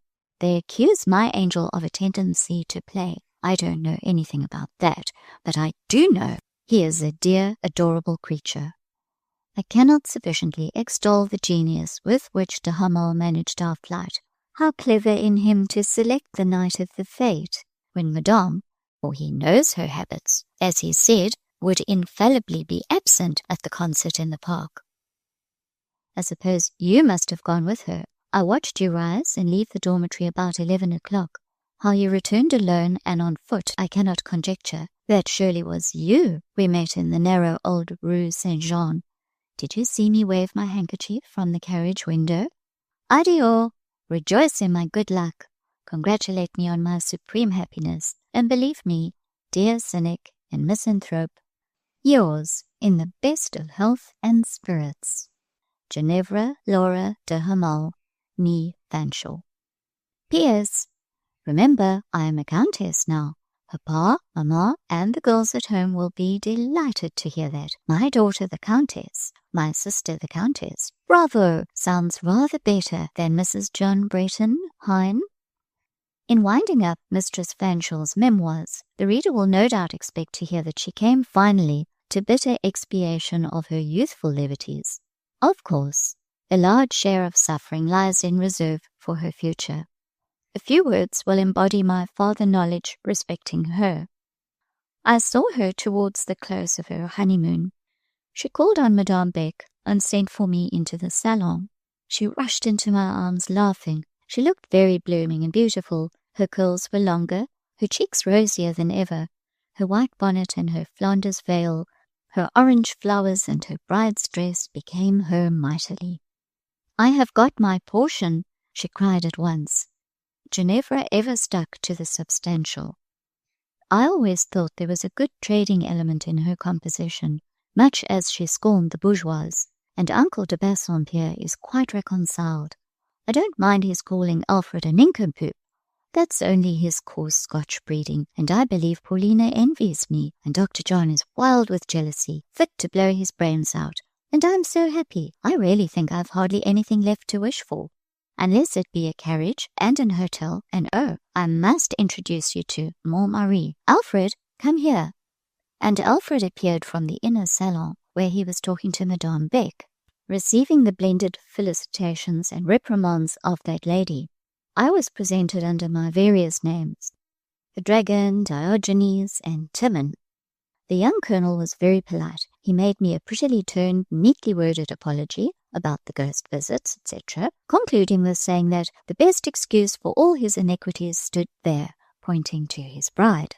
And then the bride sent him back to Madame Beck, and she took me to herself, and proceeded literally to suffocate me with her unrestrained spirits, her girlish, giddy, wild nonsense. She showed her ring exultingly. She called herself Madame la Comtesse de Hamal, and asked how it sounded a score of times. I said very little. I gave her only the crust and rind of my nature. No matter, she expected of me nothing better. She knew me too well to look for compliments. My dry jibes pleased her well enough, and the more impassable and prosaic my mien, the more merrily she laughed. Soon after his marriage, Monsieur de Hamal was persuaded to leave the army as the surest way of weaning him from certain unprofitable associates and habits. A post of attaché was procured for him, and he and his young wife went abroad. I thought she would forget me now, but she did not. For many years she kept up a capricious, fitful sort of correspondence. During the first year or two, it was only of herself and Alfred she wrote. Then, Alfred faded in the background. Herself and a certain newcomer prevailed. One Alfred Fanshawe de Bassompierre de Hamel began to reign in his father's stead. There were great boastings about this personage, extravagant amplifications upon miracles of precocity, mixed with vehement objurgations against the phlegmatic incredulity with which I received them. I didn't know what it was to be a mother. Unfeeling thing that I was, the sensibilities of the maternal heart were Greek and Hebrew to me, and so on. In due course of nature, this young gentleman took his degrees in teething, measles, whooping cough. That was a terrible time for me. The mamma's letters became a perfect shout of affliction. Never woman was so put upon by calamity. Never human being stood in such need of sympathy. I was frightened at first and wrote back pathetically. But I soon found out there was more cry than wool in the business, and relapsed into my natural, cruel insensibility. As to the youthful sufferer, he weathered each storm like a hero. 5 times was that youth in articulo mortis, and 5 times did he miraculously survive. In the course of years, there arose ominous murmurings against Alfred I. Monsieur de Bassompierre had to be appealed to. Debts had to be paid. Some of them of that dismal and dingy order called debts of honour. Ignoble plaints and difficulties became frequent. Under every cloud, no matter what its nature, Ginevra, as of old, called out lustily for sympathy and aid. She had no notion of meeting any distress single-handed. In some shape, from some quarter or other, she was pretty sure to obtain her will, and so she got on, fighting the battle of life by proxy, and on the whole, suffering as little as any human being I have ever known. Must I, ere I close, render some account of that freedom and renovation which I won on the fete night? Must I tell how I and the 2 stalwart companions I brought home from the illuminated park bore the test of intimate acquaintance? I tried them the very next day. They had boasted their strength loudly when they reclaimed me from love and its bondage, but upon my demanding deeds, not words, some evidence of better comfort, some experience of a relieved life, Freedom excused himself, as for the present impoverished and disabled to assist. And Renovation never spoke.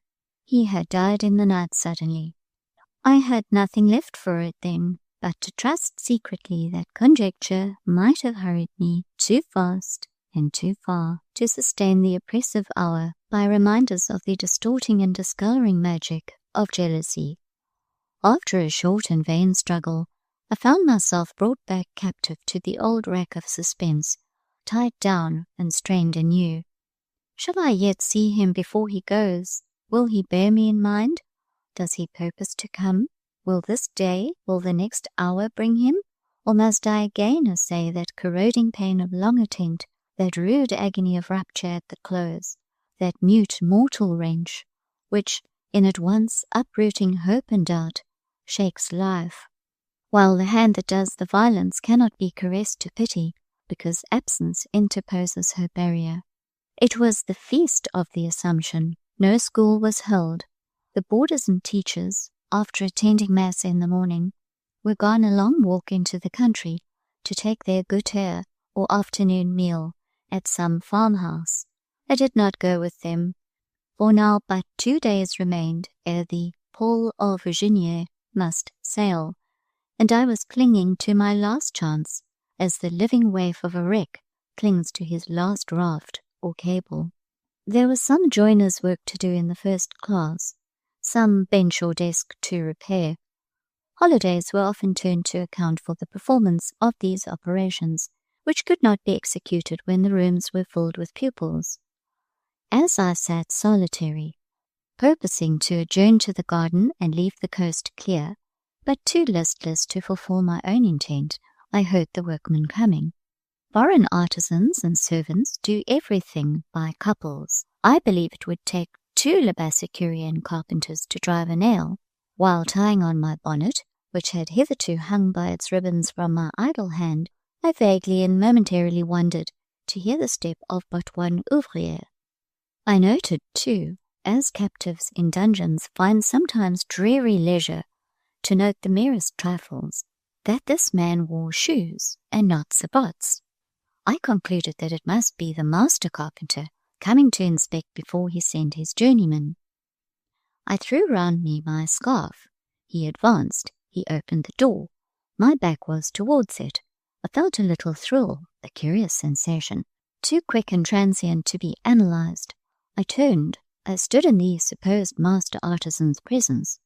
Looking towards the doorway, I saw it filled with a figure, and my eyes printed upon my brain the picture of Monsieur Paul.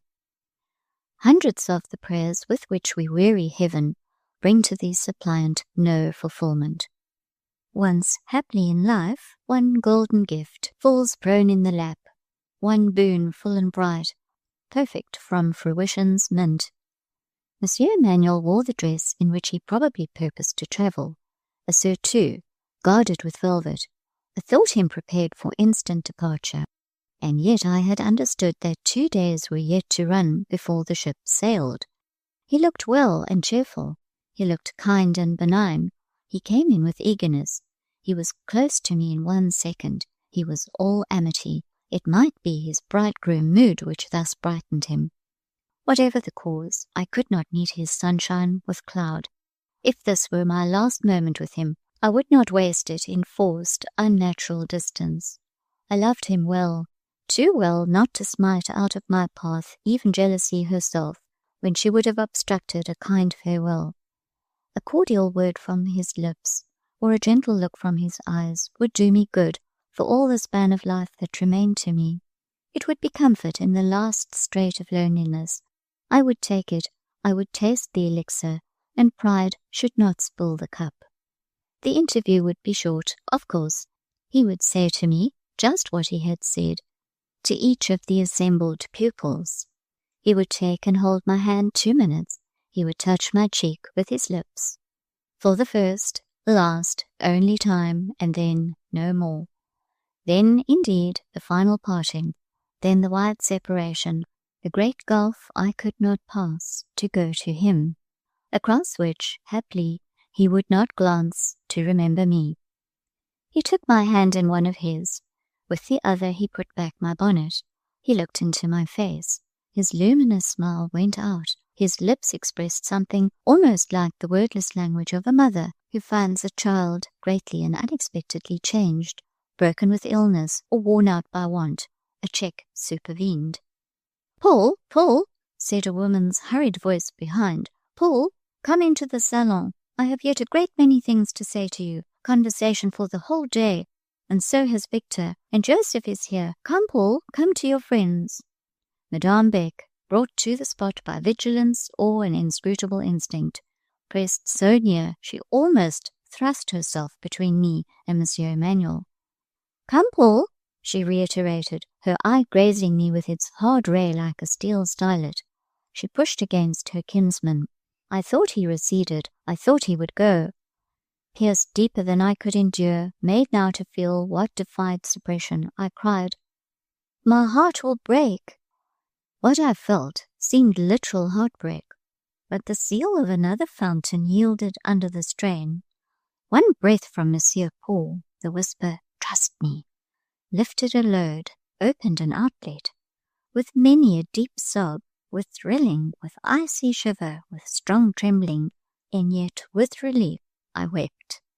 "Leave her to me. It is a crisis. I will give her a cordial, and it will pass," said the calm Madame Beck. To be left to her and her cordial seemed to me something like being left to the poisoner and her bowl. When Monsieur Paul answered deeply, harshly and briefly, "Laissez-moi," in the grim sound I felt a music strange, strong, but life-giving. "Laissez-moi," he repeated, his nostrils opening and his facial muscles all quivering as he spoke.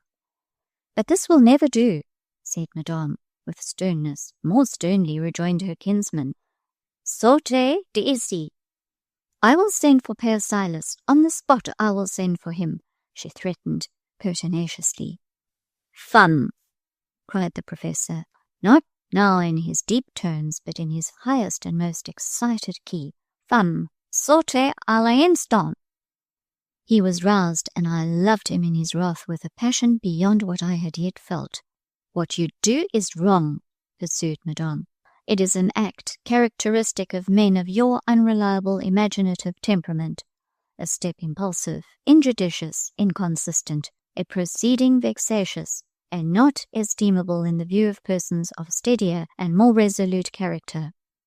You know not what I have of steady and resolute in me, said he, but you shall see. The event shall teach you. Modeste, he continued less fiercely, be gentle, be pitying, be a woman. Look at this poor face, and relent. You know I am your friend, and the friend of your friends, in spite of your taunts. You well and deeply know I may be trusted. Of sacrificing myself I made no difficulty, but my heart is pained by what I see. It must have and give solace. Leave me. This time in the leave me, there was an intonation so bitter and so imperative, I wondered that even Madame Beck herself could for one moment delay obedience. But she stood firm. She gazed upon him dauntless. She met his eye, forbidding and fixed as stone. She was opening her lips to retort. I saw over all Monsieur Paul's face a quick rising light and fire. I can hardly tell how he managed the movement. It did not seem violent. It kept the form of courtesy. He gave his hand. It scarce touched her, I thought. She ran. She whirled from the room. She was gone, and the door shut in 1 second. The flash of passion was all over very soon. He smiled as he told me to wipe my eyes. He waited quietly till I was calm, dropping from time to time a stilling, solacing word. Ere long I sat beside him once more myself, reassured, not desperate, nor yet desolate, not friendless, not hopeless, not sick of life and seeking death. It made you very sad, then, to lose your friend? Said he. It kills me to be forgotten, monsieur, I said. All these weary days I have not heard from you one word, and I was crushed with the possibility, growing to certainty, that you would depart without saying farewell. Must I tell you what I told Modeste Beck, that you do not know me? Must I show and teach you my character? You will have proof that I can be a firm friend. Without clear proof, this hand will not lie still in mine. It will not trust my shoulder as a safe stay. Good, the proof is ready. I come to justify myself. Say anything, teach anything, prove anything, monsieur. I can listen now. Then, in the first place, you must go out with me a good distance into the town. I came on purpose to fetch you. Without questioning his meaning, or sounding his plan, or offering the semblance of an objection, I retied my bonnet. I was ready. The route he took was by the boulevards. He several times made me sit down on the seats stationed under the lime trees. He did not ask if I was tired, but looked and drew his own conclusions. All these weary days, said he, repeating my words with a gentle, kindly mimicry of my voice and foreign accent, not new from his lips, and of which the playful banter never wounded, not even when coupled, as it often was, with the assertion that, however I might write his language, I spoke and always should speak it imperfectly and hesitatingly. All these weary days I have not for 1 hour forgotten you. Faithful women err in this, that they think themselves the sole faithful of God's creatures. On a very fervent and living truth to myself, I too, till lately, scarce dared count from any quarter, but, look at me. I lifted my happy eyes. They were happy now, or they would have been no interpreters of my heart. Well, said he, after some second scrutiny, there is no denying that signature. Constancy wrote it. Her pen is of iron. Was the record painful? Severely painful, I said with truth. Withdraw her hand, monsieur. I can bear its inscribing force no more. Elle est tout palais, said he, speaking to himself. Cette figure, la me fait mal. Ah, I am not pleasant to look at? I could not help saying this. The words came unbidden. I never remember the time when I had not a haunting dread of what might be the degree of my outward deficiency. This dread pressed me at the moment with special force. A great softness passed upon his countenance. His violet eyes grew suffused and glistening under their deep Spanish lashes. He started up. "Let us walk on." "Do I displease your eyes much?" I took courage to urge. The point had its vital import for me. He stopped and gave me a short, strong answer. An answer which silenced, subdued, yet profoundly satisfied. Ever after that I knew what I was for him, and what I might be for the rest of the world. I ceased painfully to care. Was it weak to lay so much stress on an opinion about appearance? I fear it might be. I fear it was. But in that case, I must avow no light share of weakness. I must own great fear of displeasing, a strong wish moderately to please Monsieur Paul. Whither we rambled, I scarce knew. Our walk was long, yet seemed short. The path was pleasant, the day lovely. Monsieur Emmanuel talked of his voyage. He thought of staying away 3 years.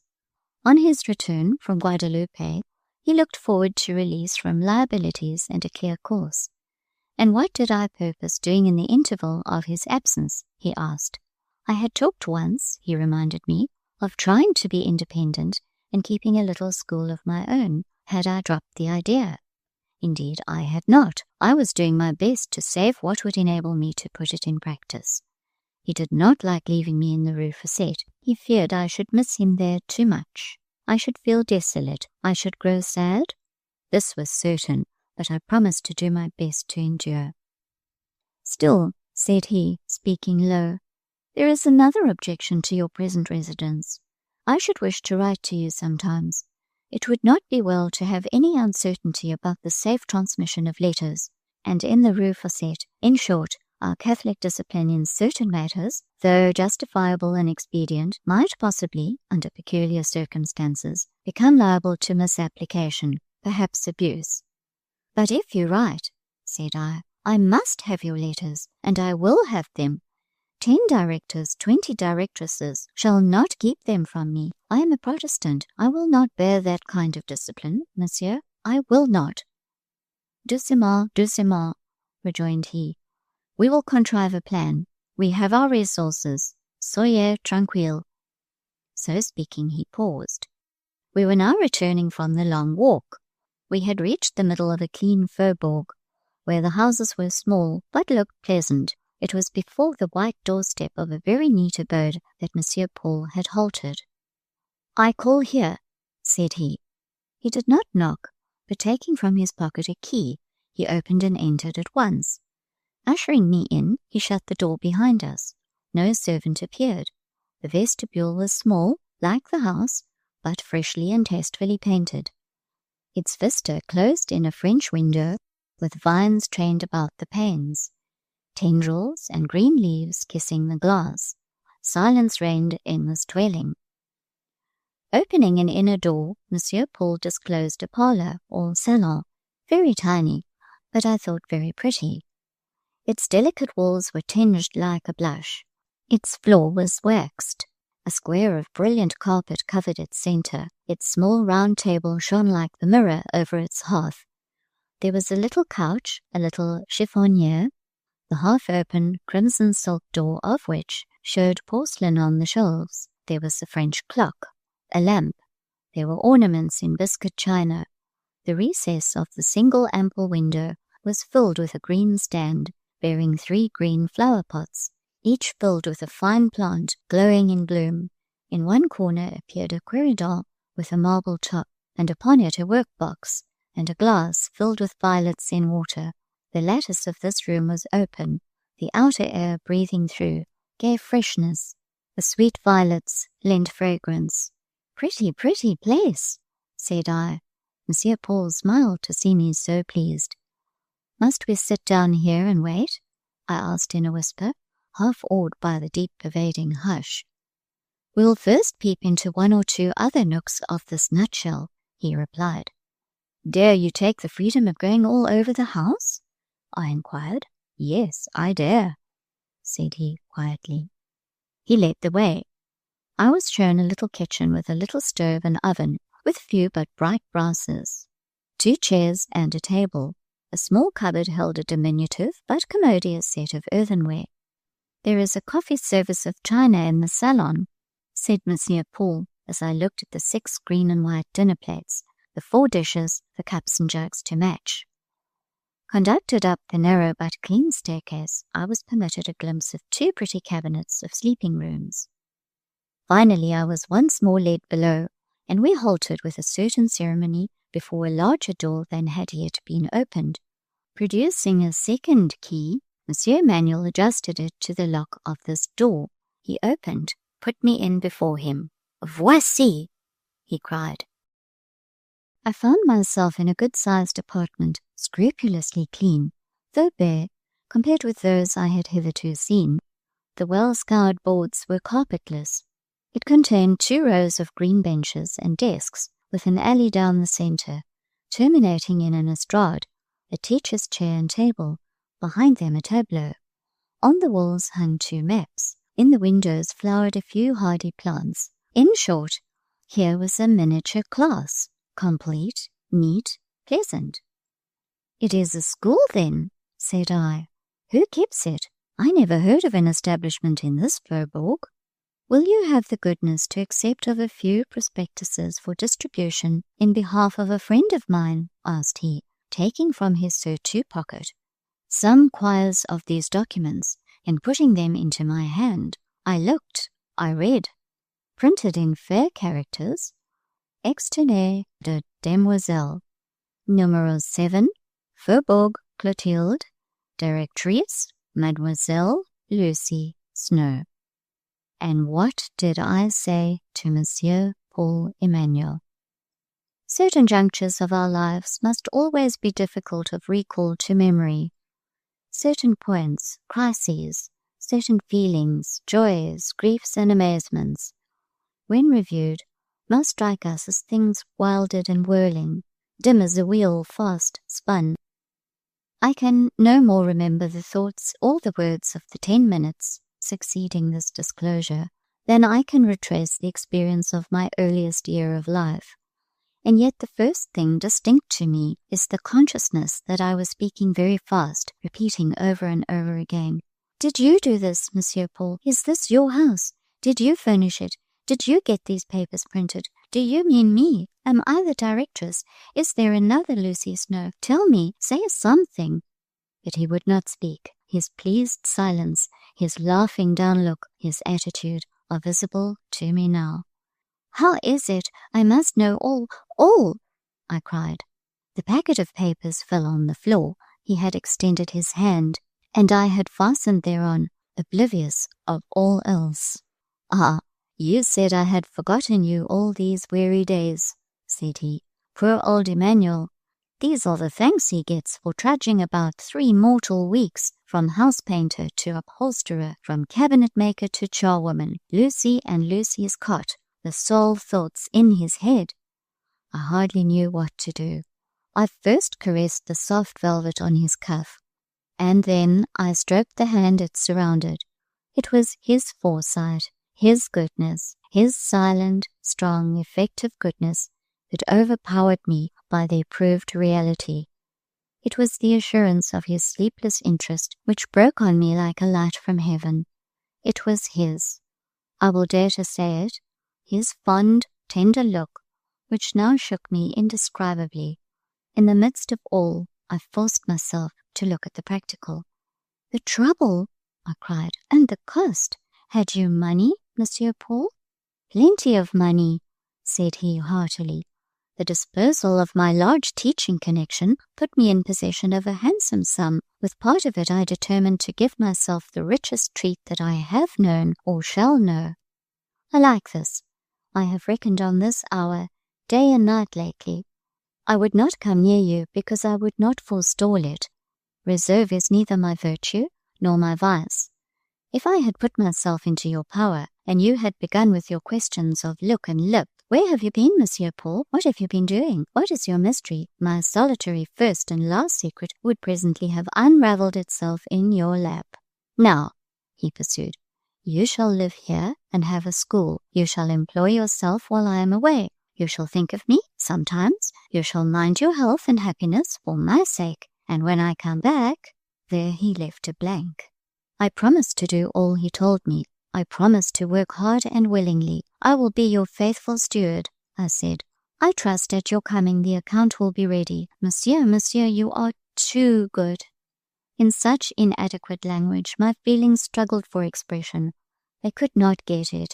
Speech, brittle and unmalleable, and cold as ice, dissolved or shivered in the effort. He watched me still. He gently raised his hand to stroke my hair. It touched my lips in passing. I pressed it close. I paid it tribute. He was my king. Royal for me had been that hand's bounty. To offer homage was both a joy and a duty. The afternoon hours were over, and the stiller time of evening shaded the quiet Faubourg. Monsieur Paul claimed my hospitality. Occupied and afoot since morning, he needed refreshment. He said I should offer him chocolate in my pretty gold and white china service. He went out and ordered what was needful from the restaurant. He placed the small gueridon and 2 chairs in the balcony outside the French window under the screening vines. With what shy joy I accepted my part as hostess, arranged the salver, served the benefactor guest. This balcony was in the rear of the house. The gardens of the Faubourg were round us. Fields extended beyond. The air was still, mild and fresh. Above the poplars, the laurels, the cypresses, and the roses, looked up a moon so lovely and so halcyon. The heart trembled under her smile.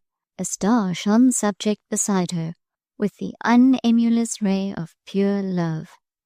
In a large garden near us, a jet rose from a well, and a pale statue leaned over the play of waters. Monsieur Paul talked to me. His voice was so modulated that it mixed harmonious with the silver whisper, the gush, the musical sigh, in which light breeze, fountain, and foliage intoned their lulling vesper. Happy hour, stay one moment, droop those plumes, rest those wings. Incline to mine that brow of heaven, white angel. Let thy light linger, leave its reflection on succeeding clouds. Bequeath its cheer to that time which needs a ray in retrospect. Our meal was simple: the chocolate, the rolls, the plate of fresh summer fruit. Cherries and strawberries bedded in green leaves formed the whole.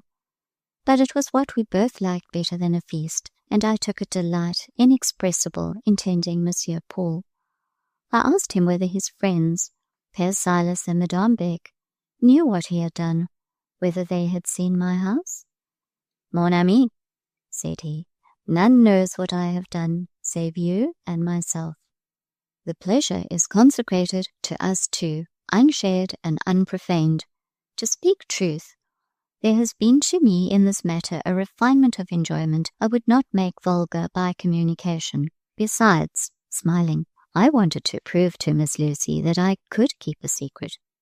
How often has she taunted me with lack of dignified reserve and needful caution? How many times has she saucily insinuated that all my affairs are the secret of Polichinelle?" This was true enough. I had not spared him on this point, nor perhaps on any other that was assailable. Magnificent-minded, grand-hearted, dear, faulty little man, you deserved candour, and from me always had it. Continuing my queries, I asked to whom the house belonged, who was my landlord, the amount of my rent. He instantly gave me these particulars in writing. He had foreseen and prepared all things. The house was not Monsieur Paul's, that I guessed. He was hardly the man to become a proprietor. I more than suspected in him a lamentable absence of the saving faculty. He could get but not keep. He needed a treasurer. The tenement, then, belonged to a citizen in the Bassompierre, a man of substance, Monsieur Paul said. He startled me by adding, "A friend of yours, Miss Lucy, a person who has a most respectful regard for you." And to my pleasant surprise, I found the landlord was none other than Monsieur Maret, the short-tempered and kind-hearted bookseller, who had so kindly found me a seat that eventful night in the park. It seems Monsieur Maret was, in his station, rich, as well as much respected, and possessed several houses in this Faubourg. The rent was moderate, scarce half of what it would have been for a house of equal size nearer the centre of Villette. And then, observed Monsieur Paul, should fortune not favour you, though I think she will, I have the satisfaction to think you are in good hands.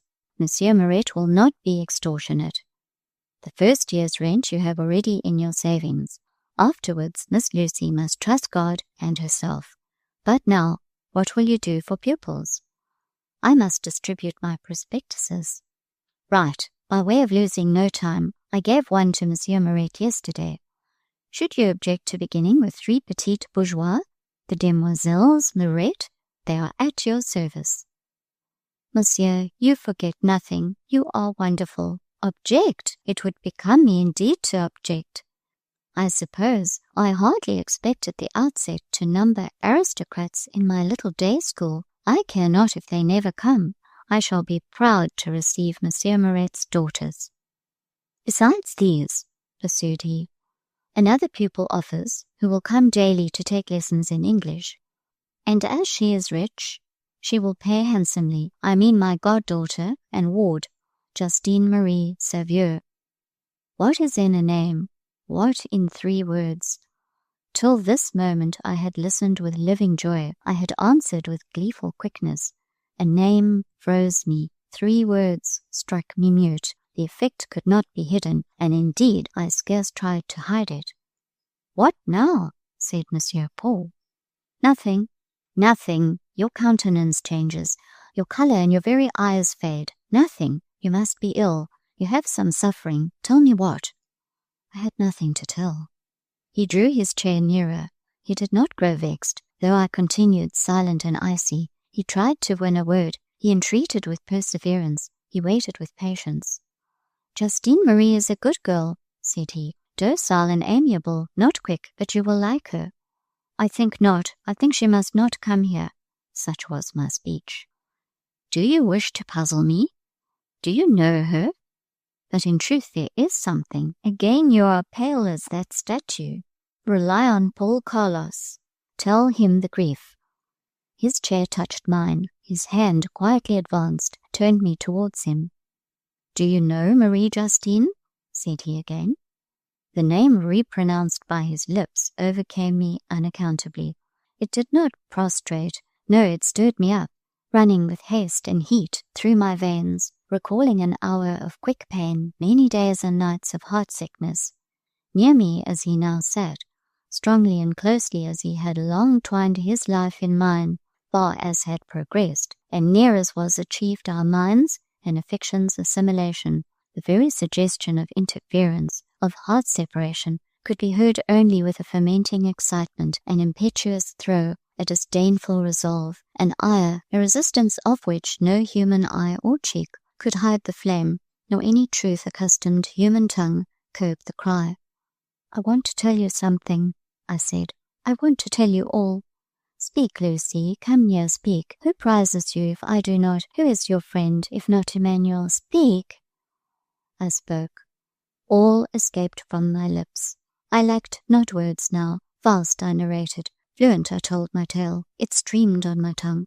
I went back to the night in the park. I mentioned the medicated draught, why it was given, its goading effect, how it had torn rest from under my head, shaken me from my couch, carried me abroad with the lure of a vivid yet solemn fancy, a summer night solitude on turf, under trees, near a deep, cool lakelet. I told the scene realized, the crowd, the masks, the music, the lamps, the splendors, the guns booming afar, the bells sounding on high.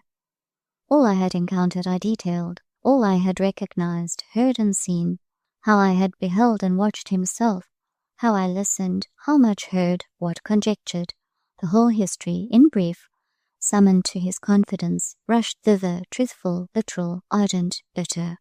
Still, as I narrated, instead of checking, he incited me to proceed. He spurred me by the gesture, the smile, the half-word. Before I had half done, he held both my hands. He consulted my eyes with a most piercing glance. There was something in his face which tended neither to calm nor to put me down. He forgot his own doctrine. He forsook his own system of repression when I most challenged its exercise. I think I deserved strong reproof. But when have we our deserts? I merited severity. He looked indulgence. To my very self I seemed imperious and unreasonable, for I forbade Justine Marie my door and roof. He smiled, betraying delight, warm, jealous, and haughty. I knew not till now that my nature had such a mood. He gathered me near his heart. I was full of faults. He took them, and me, all home. For the moment of utmost mutiny, he reserved the one deep spell of peace. These words caressed my ear. Lucy, take my love. One day, share my life. Be my dearest, first on earth. We walked back to the Rue Villette by moonlight, such moonlight as fell on Eden, shining through the shades of the great garden, and haply gilding a path glorious for a step divine, a presence nameless. Once in their lives, some men and women go back to these first fresh days of our great sire and mother, taste that grand morning's dew, bathe in its sunrise. In the course of the walk, I was told how Justine Marie Sauvieux had always been regarded with the affection proper to a daughter, how, with Monsieur Paul's consent, she had been affianced for months to one Heinrich Müller, a wealthy young German merchant, and was to be married in the course of a year. Some of Monsieur Emmanuel's relations and connections would, indeed, it seems, have liked him to marry her with a view to securing her fortune in the family. But to himself the scheme was repugnant, and the idea totally inadmissible. We reached Madame Beck's door. Jean-Baptiste's clock told 9. At this hour, in this house, 18 months since, had this man at my side bent before me, looked into my face and eyes, and arbitered my destiny. This very evening he had again stooped, gazed and decreed. How different the look, how far otherwise the fate. He deemed me born under his star. He seemed to have spread over me its beam like a banner. Once, unknown and unloved, I held him harsh and strange. The low stature, the wiry make, the angles, the darkness, the manner displeased me. Now, penetrated with his influence, and living by his affection, having his worth by intellect, and his goodness by heart, I preferred him before all humanity. We parted. He gave me his pledge, and then his farewell. We parted. The next day he sailed. Section 74. Man cannot prophesy. Love is no oracle. Fear sometimes imagines a vain thing. Those years of absence, how had I sickened over their anticipation? The woe they must bring seemed certain as death. I knew the nature of their cause. I never had doubt how it would harrow as it went. The juggernaut on his car towered there a grim load. Seeing him draw nigh, burying his broad wheels in the oppressed soil, I, the prostrate votary, felt beforehand the annihilating crunch. Strange to say, strange yet true, and owning many parallels in life's experience, that anticipatory crunch proved all, yes, nearly all the torture. The great juggernaut, in his great chariot, drew on lofty, loud and sullen. He passed quietly, like a shadow sweeping the sky at noon. Nothing but a chilling dimness was seen or felt. I looked up. Chariot and demon charioteer were gone by. The votary still lived. Monsieur Emmanuel was away 3 years. Reader, they were the 3 happiest years of my life. Do you scout the paradox? Listen. I commenced my school. I worked hard. I deemed myself the steward of his property, and determined, God willing, to render a good account. Pupils came, burghers at first, a higher class ere long. About the middle of the 2nd year, an unexpected chance threw into my hands an additional £100. One day I received from England a letter containing that sum. It came from Mr. Marchmont, the cousin and heir of my dear and dead mistress. He was just recovering from a dangerous illness. The money was a peace offering to his conscience, reproaching him in the matter of, I know not what, papers or memoranda found after his kinswoman's death, naming or recommending Lucy Snowe. Mrs. Barrett had given him my address. How far his conscience had been sinned against, I never inquired. I asked no questions. I took the cash and made it useful. With this £100, I ventured to take the house adjoining mine. I would not leave that which Monsieur Paul had chosen, in which he had left, and where he expected again to find me. My externat became a pensionnat. That also prospered. The secret of my success did not lie so much in myself, in any endowment, any power of mine, as in a new state of circumstances, a wonderfully changed life, a relieved heart. The spring which moved my energies lay far away beyond seas, in an Indian isle. At parting I had been left a legacy, such a thought for the present, such a hope for the future, such a motive for a persevering, and laborious and enterprising, a patient and a brave course.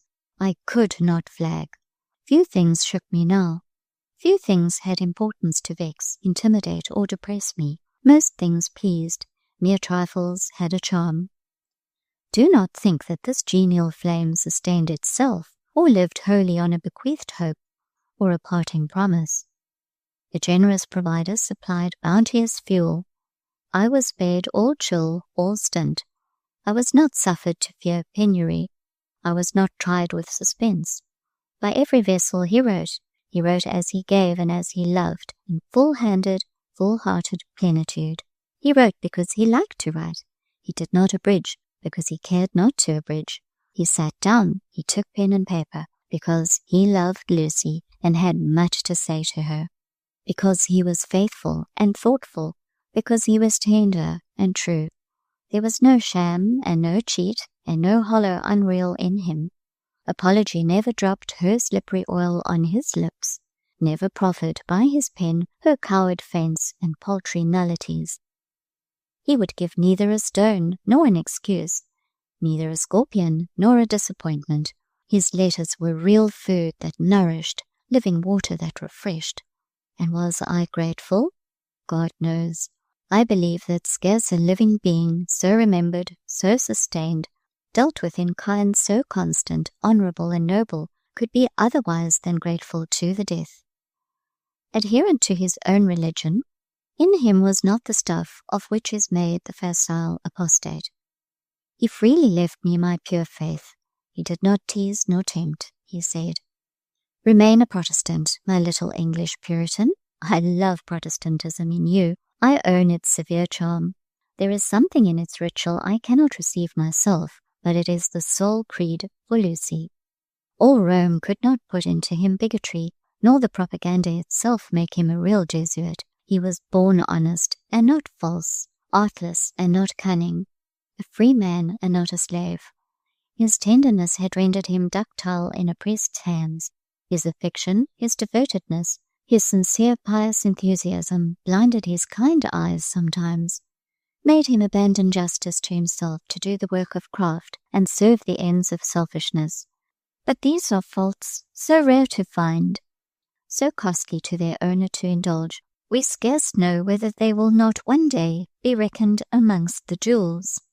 And now the 3 years are past. Monsieur Emmanuel's return is fixed. It is autumn. He is to be with me ere the mists of November come. My school flourishes. My house is ready. I have made him a little library, filled its shelves with the books he left in my care. I have cultivated out of love for him. I was naturally no florist. The plants he preferred, and some of them are yet in bloom. I thought I loved him when he went away. I love him now in another degree. He is more my own. The sun passes the equinox. The days shorten. The leaves grow sere. But he is coming. Frosts appear at night. November has sent his fogs in advance. The wind takes its autumn moan. But he is coming. The skies hang full and dark. A rack sails from the west. The clouds cast themselves into strange forms, arches and broad radiations. There rise resplendent mornings, glorious, royal, purple as monarch in his state. The heavens are one flame. So wild are they rival battle at its thickest. So bloody, they shame victory in her pride. I know some signs of the sky. I have noted them ever since childhood. God watch that sail, oh, guard it. The wind shifts to the west. Peace, peace, banshee, keening at every window. It will rise, it will swell, it shrieks out long. Wander as I may through the house this night, I cannot lull the blast. The advancing hours make it strong. By midnight, all sleepless watchers hear and fear a wild southwest storm. That storm roared frenzied for 7 days. It did not cease till the Atlantic was strewn with wrecks. It did not lull till the deeps had gorged their full of sustenance. Not till the destroying angel of tempest had achieved his perfect work would he fold the wings whose waft was thunder, the tremor of whose plumes was storm. Peace, be still, oh, 1,000 weepers, praying in agony on waiting shores, listened for that voice, but it was not uttered till, when the hush came, some could not feel it, till, when the sun returned, his light was night to some. Here pause at once. There is enough said. Trouble no quiet, kind heart. Leave sunny imaginations hope. Let it be theirs to conceive the delight of joy, born again fresh out of great terror, the rapture of rescue from peril, the wondrous reprieve from dread, the fruition of return. Let them picture union and a happy succeeding life. Madame Beck prospered all the days of her life, so did Père Silas. Madame Walravens fulfilled her 90th year before she died. Farewell. End of section 74. Recording by Leanne Fortune, South Africa.